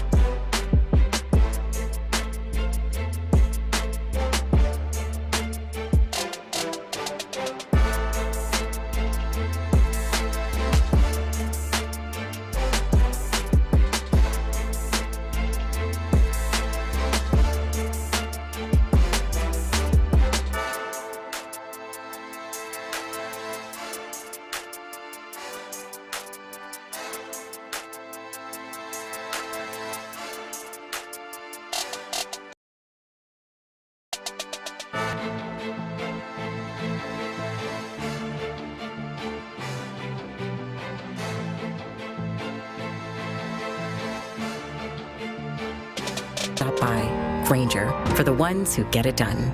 KILT FM HD2 Houston. Insider access, exclusive content. Sports Radio 610. The Texans play here. An Odyssey sports station. Clint's mama told me he used to strut around when he was a high school star wearing a banana hammock. We have a liftoff. Sports Radio 610 presents The Drive with Stoerner and Hughley. It's the 5 o'clock fire. It is 5 o'clock. Congratulations. Hopefully you're off work. Luckily for you, Old Dirty and the Blonde Tip Bomber and T-Mill, a.k.a. Psycho T, had the latest. And the latest is, it is 5 o'clock fire, and we're live here in New Orleans on Radio Row. And many people on the text line, they are disappointed. I see from the text line, slap your ass. Show, tell her to slap your ass. Do it. Come on, Show, do it. Slap his behind. No waiver needed. Would have been awesome. Hey, I was dead serious. I didn't want to see it, man. I stood up. I love you too. You think she'd have knocked me out? I think if you could guarantee me that she wasn't going to knock you out or break your jaw, if you could guarantee me those two things wouldn't happen, I could enjoy you getting slapped. When I watched it, and then I said, if I go half speed, can you go half speed? Because she said I could. 5 or 100. I don't know if you're on YouTube and Twitch, you could see it. And I know many of you were very, very captivated and staring down. She looked like she thought about it. Like she looked like she entertained. She absolutely thought about it. And somebody, either my man that was standing here or the lady that was standing behind her, said, "No, you can't make that happen. Your attorney had to sign off on it." I don't think she came to her senses. I think she was ready. I think she was ready to see if you could handle it. I wanted to give it a shot. I wanted to see if I was going to go down on this table and then come back up and be ready for 5 o'clock fire. That's how I want to know if I could have hung in there for 5 o'clock fire. No, but we appreciate Hannah and Paige, Holly and Paige, excuse me. No, Hannah was right. Was it Hannah? Yep. Did I call her Holly? That's all right. She's over there. She didn't hear you. She's good. Yeah, it's okay. Hannah, though. Hannah, and I think I called her Holly while she was signing this thing. Maybe she was about to slap the hell out of me. Maybe that's why she didn't answer. But, no, we enjoyed our time with them as we had a good time there. All right, 2 o'clock, and as soon as our show started, that was when the NBA trade deadline ended. And, Clint, the Rockets, they did make a small move. They add Cody Zeller. They make a trade with the Atlanta Hawks, bring in another big. They give up a 2028 second-round pick. This is interesting, too, Clint. The Rockets, according to Brian Windhorst on ESPN, the Rockets are potentially a target for Ben Simmons, who could get bought out. That the Rockets could bring him in. If you remember Ben Simmons, he can't shoot worth a damn, doesn't even attempt to shoot, kind of a bit of a head case at times, but has, good skills, can defend, was once one of the best, all-around defenders in the league, can pass and can get up and down the floor. So that's a wonder. I don't know how much he brings to the table, but I think overall what we're learning at the end of the trade deadline is the Rockets didn't decide to make any kind of a big move. Not really surprising. Brandon Scott was talking about that. Other people who cover the Rockets kind of talked about that. There were some options out there, but ultimately the Rockets seemed to decide, we'll just roll with this group. We're comfortable rolling with this group right now. Well, I mean, remind me, I don't remember Cody Zeller. I hadn't seen Cody Zeller since the college days. I remember him from college, but he's balding. He obviously is kind of a tweener between the two guys they got, right? I mean, a little more athletic, a little more explosive, I would say. Yeah, depth. I don't. Just kind of a depth guy. He's probably a little bit more explosive than Steven Adams. That's what I'm talking about. Obviously not. Yeah. But not a big asset. We'll see. I doubt he makes a major impact. Yeah. Like a depth bench guy. So I think it was just in case injury or whatever, we need to get something going here. They didn't. I thought they may add at least somebody that is a guaranteed rotation piece. Yeah. I don't even know if Cody Zeller is, but clearly they said we don't want to make any rash moves or any quick moves or any quick fix these cats that we're rolling with right now. And it's going to be an interesting thing to watch because they are the 3 seed currently after this 4-game slide And Oklahoma City has made multiple moves. Nothing huge, but they probably didn't need to make one. And the Lakers, obviously, they got a center and they got Luka. Dallas, obviously, what they did with the Lakers. The Spurs made some moves. Yep. So other teams around them in the West decided to go after things as they kind of set comfortably with what they got. Yeah, look, I like the Rockets as is. I like them. I think they, as I said earlier, I think their margin for error is razor thin. But the thought that we would have a team at this point in time in 2025 that you feel like, again, playing their best ball, everybody healthy, could compete with anybody in the league. I am absolutely stoked to be there. Would I have liked to see them make a move that would give them that superstar that gives you that surefire answer in critical moments, allows your margin of error to expand a bit? Sure, I would have liked to have seen that. But as is, they're going to be an interesting watch the rest of the way, and I'm excited as hell to see it. Yeah, we'll see. And look, I don't think there's anything at all wrong with the decision they made in terms of, hey, we don't feel the need to go and make some kind of a huge move right now. We'll just roll with where we are. So either way, as I think they're in good shape the way they've set this thing up. Also a reminder with the Rockets, a little scheduling update against the Timberwolves will now be televised on ESPN. It is televised nationally on ESPN. It'll be a 8:30 tip-off for that game. So the Rockets will be shown to the country. Them against Anthony Edwards and the Timberwolves. So if you're looking for them on Space City, you can go head over to ESPN and watch that game at 8:30. Let's go, Rockets. 5 o'clock fire. All right, as we look at the Astros and this Bregman situation, our own MLB Odyssey MLB insider John Heyman spoke on the latest with the Bregman news and spoke on who he believes is the favorite to land him. At this moment, as we sit here today, I don't think the Astros can be considered the favorite. At this moment, I think the Cubs have done a lot of stuff. I think they're probably the favorite in that division anyway, but they put themselves in a great spot. They've gotten Tucker, they've gotten Presley, two guys or teammates of Bregman. I'm sure they're in the ear of Jed Hoyer and all the Cubs people right now talking him up. Not that you'd have to because he's an outstanding all-around player, but at this moment, whether it be on a 6-year deal or a 4-year deal with opt-outs, as that report from that mystery writer, because I don't know his name offhand, but good for him, suggested with opt-outs, I feel like the Cubs have a decent shot at getting Bregman. Could be proven wrong. We shall see. It is a fluid situation. What's wrong with you, Tyler? It is a fluid situation. A lot of things. Yeah. Your issues with John Heyman is you gotta control that. But no, so Cubs could be. It looks like he sees them in the driver's seat. I don't think that's a surprise, right? I don't think many people right now believe the Astros are in the driver's seat. I will say this, Clint. I think Houston is where he wants to go. Like it feels like that is the case to even let them back in. Look, to me, if you're Alex Bregman, I mean, from New Mexico, played at LSU, has played your entire pro career in Houston. Look, I'm telling my agent, you got to convince me to go elsewhere. If I'm going to take a per year cut, I'm going to take a per year cut in Houston.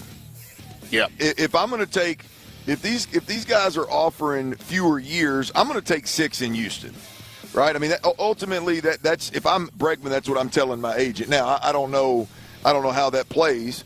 I tell you what I do love is that my squad, the Astros, are standing pat and firm with how they've handled the situation from jump. Here's our offer. Take it or leave it. You want to go shop? Go shop.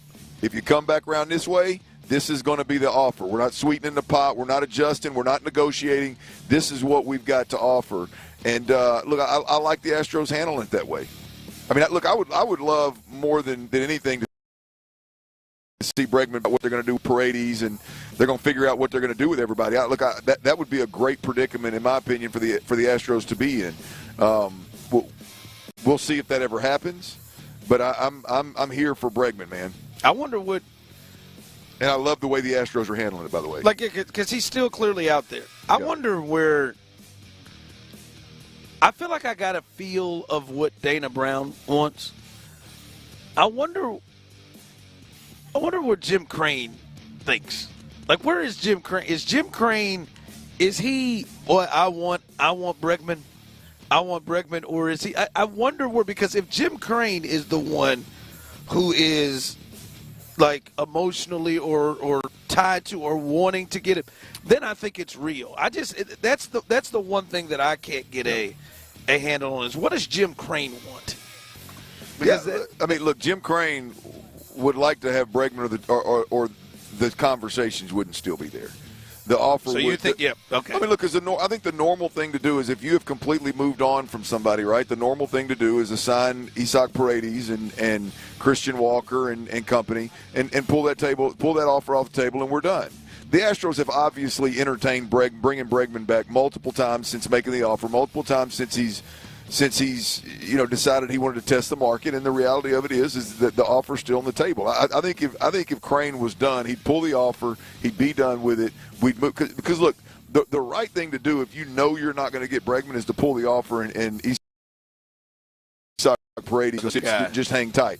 Whereas they clearly don't feel the need to do that. So I got to think there's still an outside shot that Bregman's here, and I got to believe that Crane is probably leading the charge. Got to be right. 'Cause, I mean, Dana don't sound like he is. Dana don't sound like a guy that's going to let a guy go, especially not one of his guys, go shop the market. Yeah, you're right. And he's going to make a move and bring somebody in, and then he's going to go, oh, but yeah, we'll still. Yeah, to me, I could be wrong. Because, look, Dana just wants what's best for the Astros, and maybe Bregman being back is best for the Astros in everybody's eyes. But it sure seems like to me that's something that's probably led by Crane. I said it all along. I think when you look at the players that have been long-term Stros, I think Altuve's number one in terms of Crane and, like, his fondness of players. I think Altuve's number one and Bregman's number two. Yep. We'll see. We'll see. Hopefully this thing ends. By the way, if he does go to the Cubs, if that does happen, that means him, Tucker, Presley, all in Chicago with the Cubs. Yep. Yeah, Astros North right there. I kept it real as a true professional myself. 5 o'clock fire. Yeah, we know you did, Dana. Everything about that statement is just fantastic. You remember Shohei Ohtani, what was his assistant, his dude that did all that gambling? Yeah. Mazahara, he has been.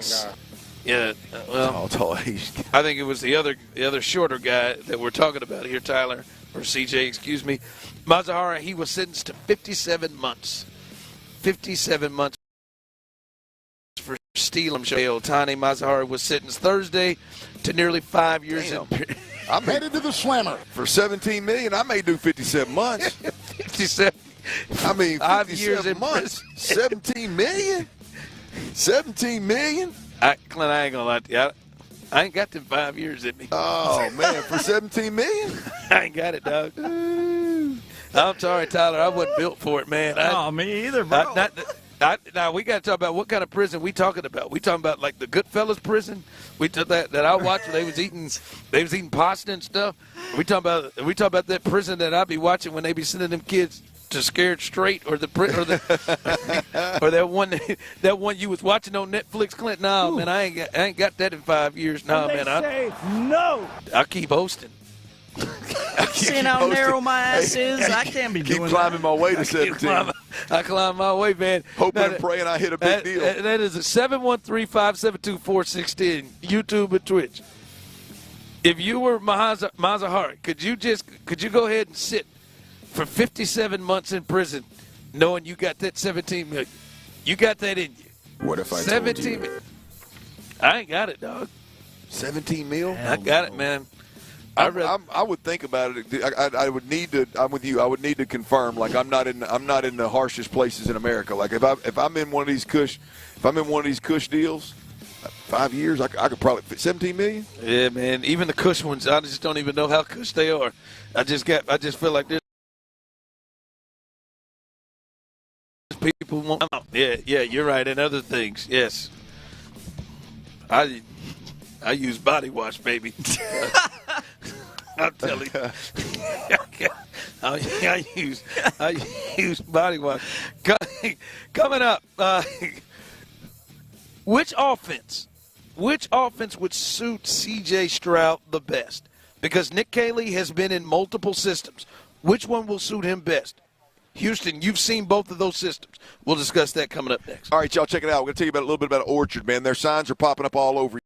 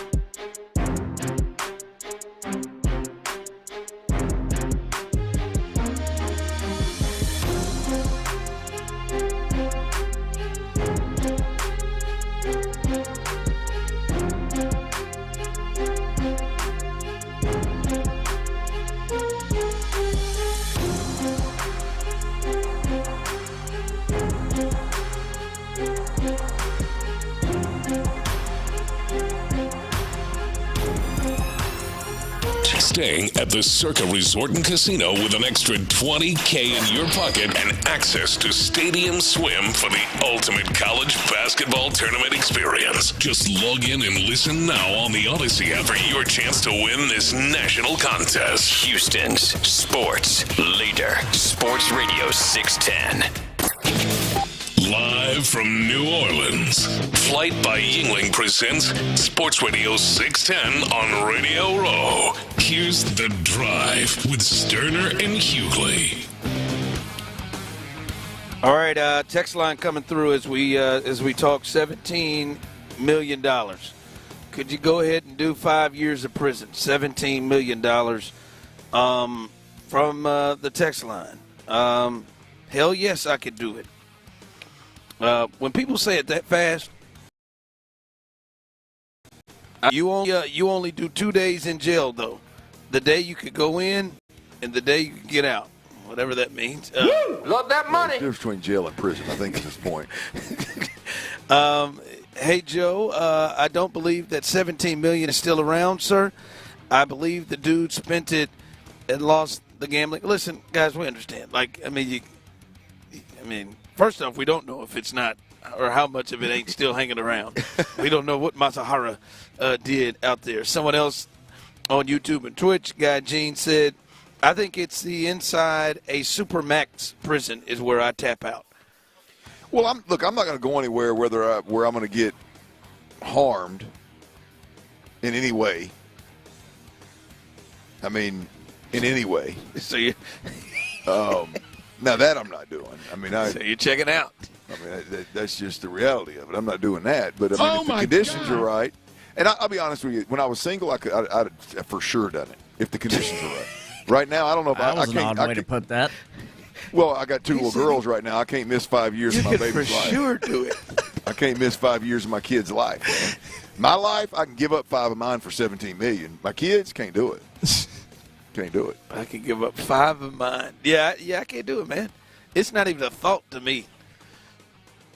Them prisons, them shows I didn't seen and watched. No, I can't. Oh, I can't get well, conditions matter. Yeah, hell yeah, they do.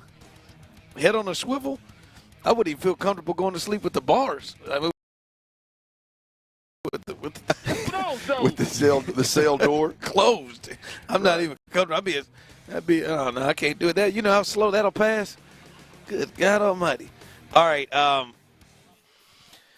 we were talking about this a bit, and I do find this interesting because I don't think we can clearly, and obviously the Texans know, but we won't know until we start to see it or we hear from D'Amico Ryans or we hear from Nick Caserio or we hear from Nick Caley. We won't have an understanding of what it is, but I think it is up in the air on what this team's offense will actually be. Mm-hmm. Because Nick Caley has, and I think this is one of the positive things about Nick Caley is, he has been in multiple systems, right? When they brought Bobby Slowick over, you knew exactly what he was going to be. He's been in one system, which some people kind of thought about the adjustment period. But here, I don't think we know. The last 2 years, he has been in the similar system, that McVay system, that Kyle Shanahan system under Sean McVay for the last 2 years. But before that, his entire NFL career was, the Josh McDaniels, the New England Patriots, Tom Brady situation where he was a tight ends coach there. So it could be either one of those offenses. Now, you tell me if I'm wrong. You play quarterback. You've watched these.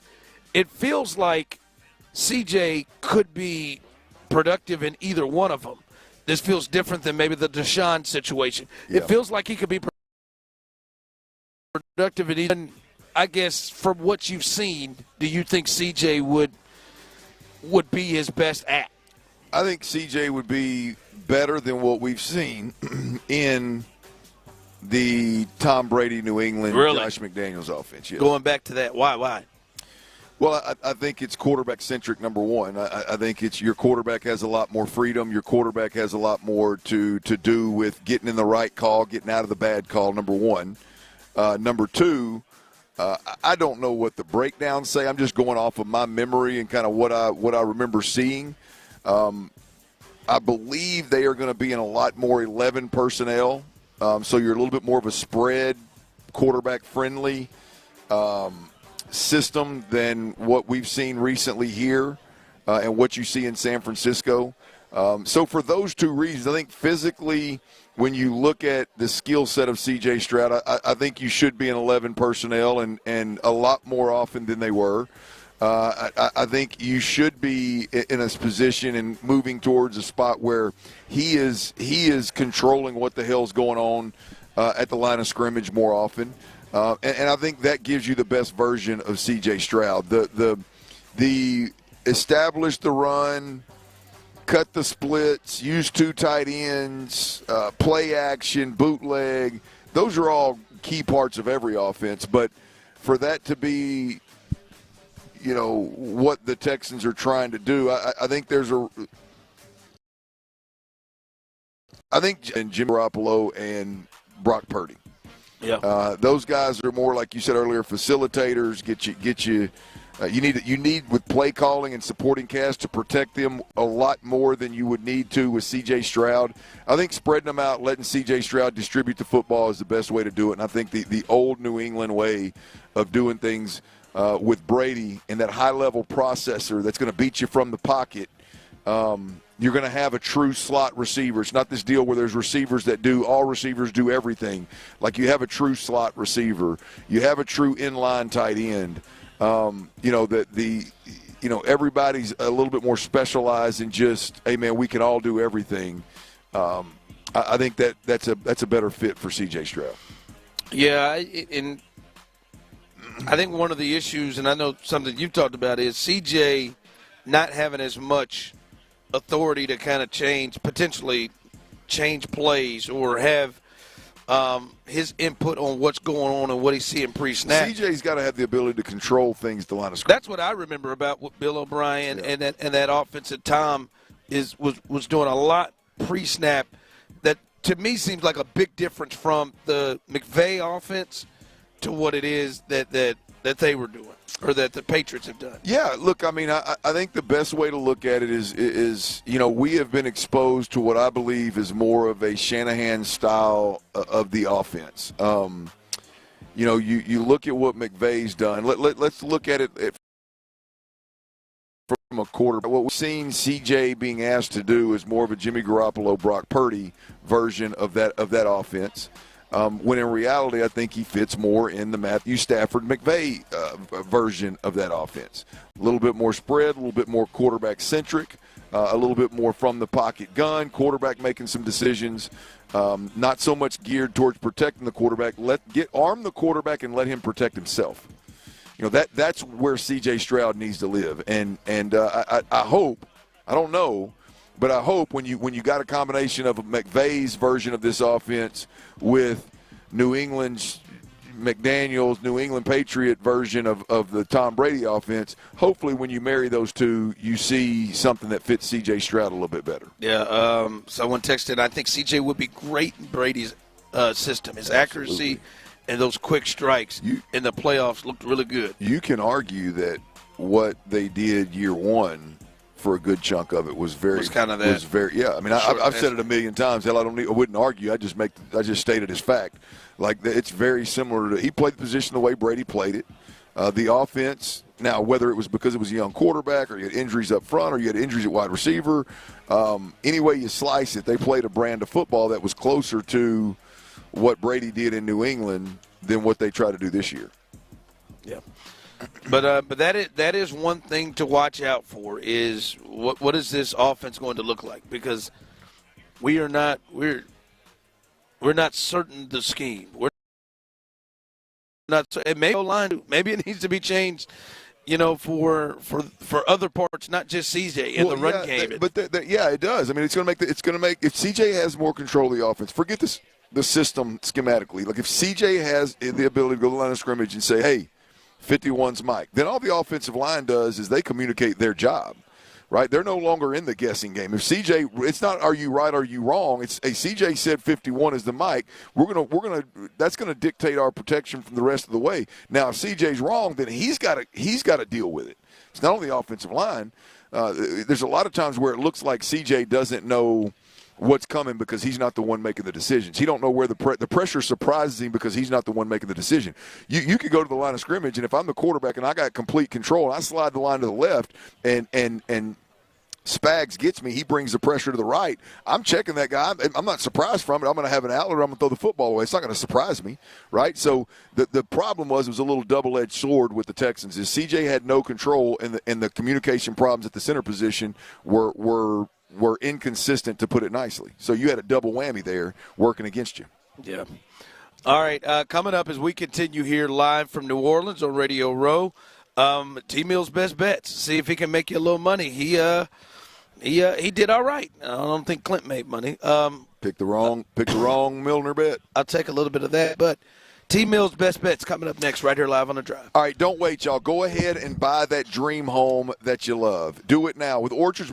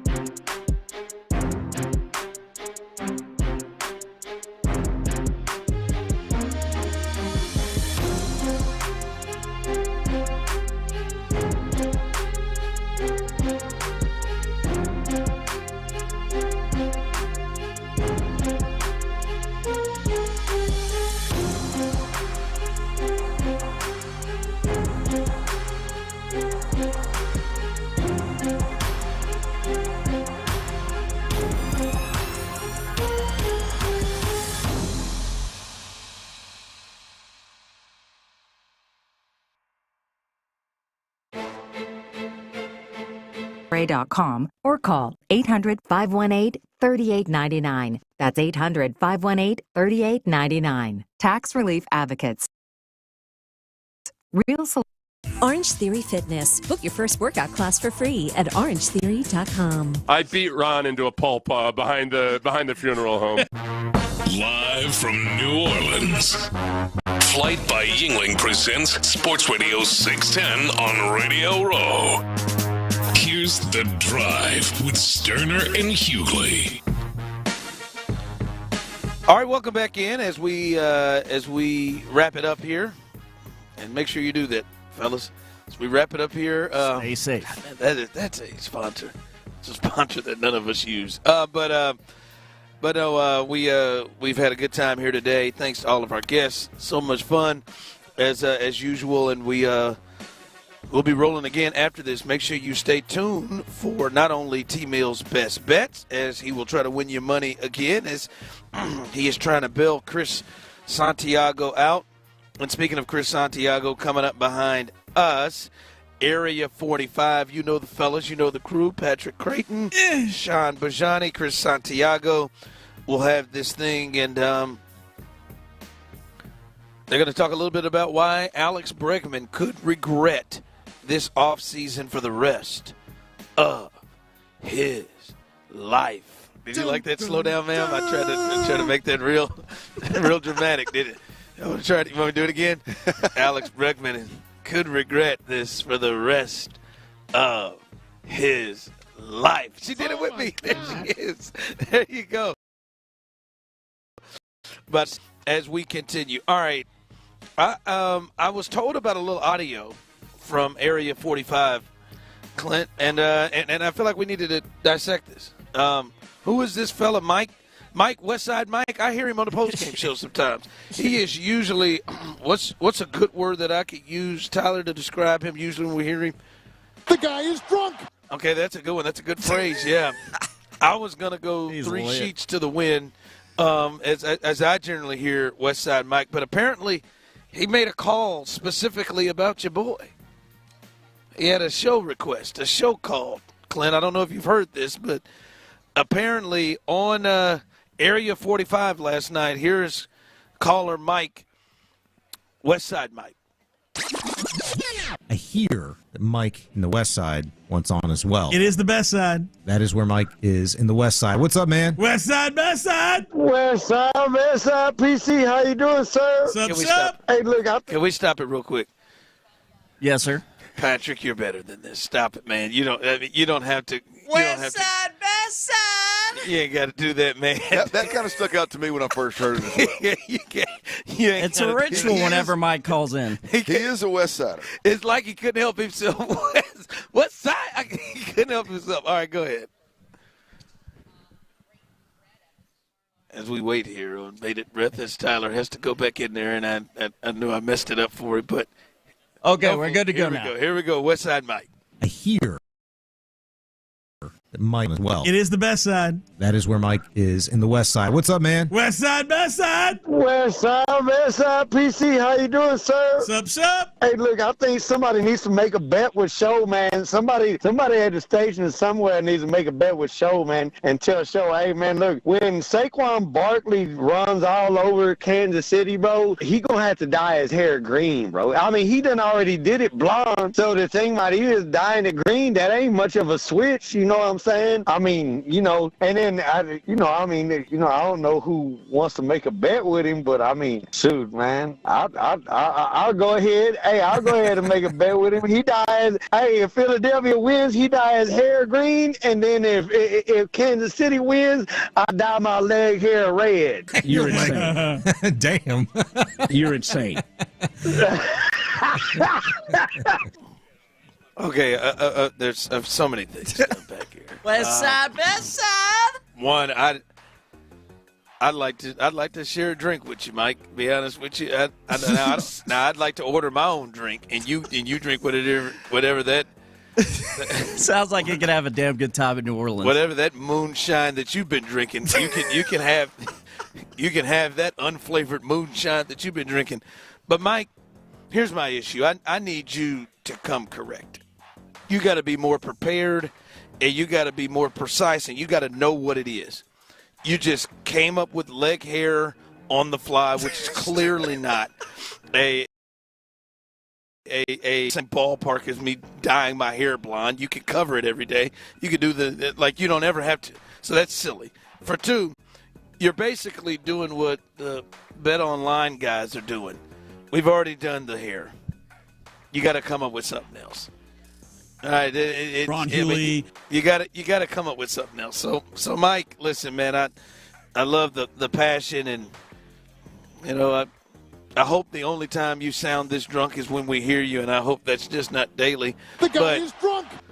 But damn, man, come on, man, you're better than that. You gotta have it together and ready. You know who Mike is? Oh God. You don't remember Mike? Buffalo Wild Wings brought his son. Right before we left, another dude walked in, introduced us to his buddy his. I'm not remembering it. Oh man, I'd like to have a drink with Mike. Thin dude.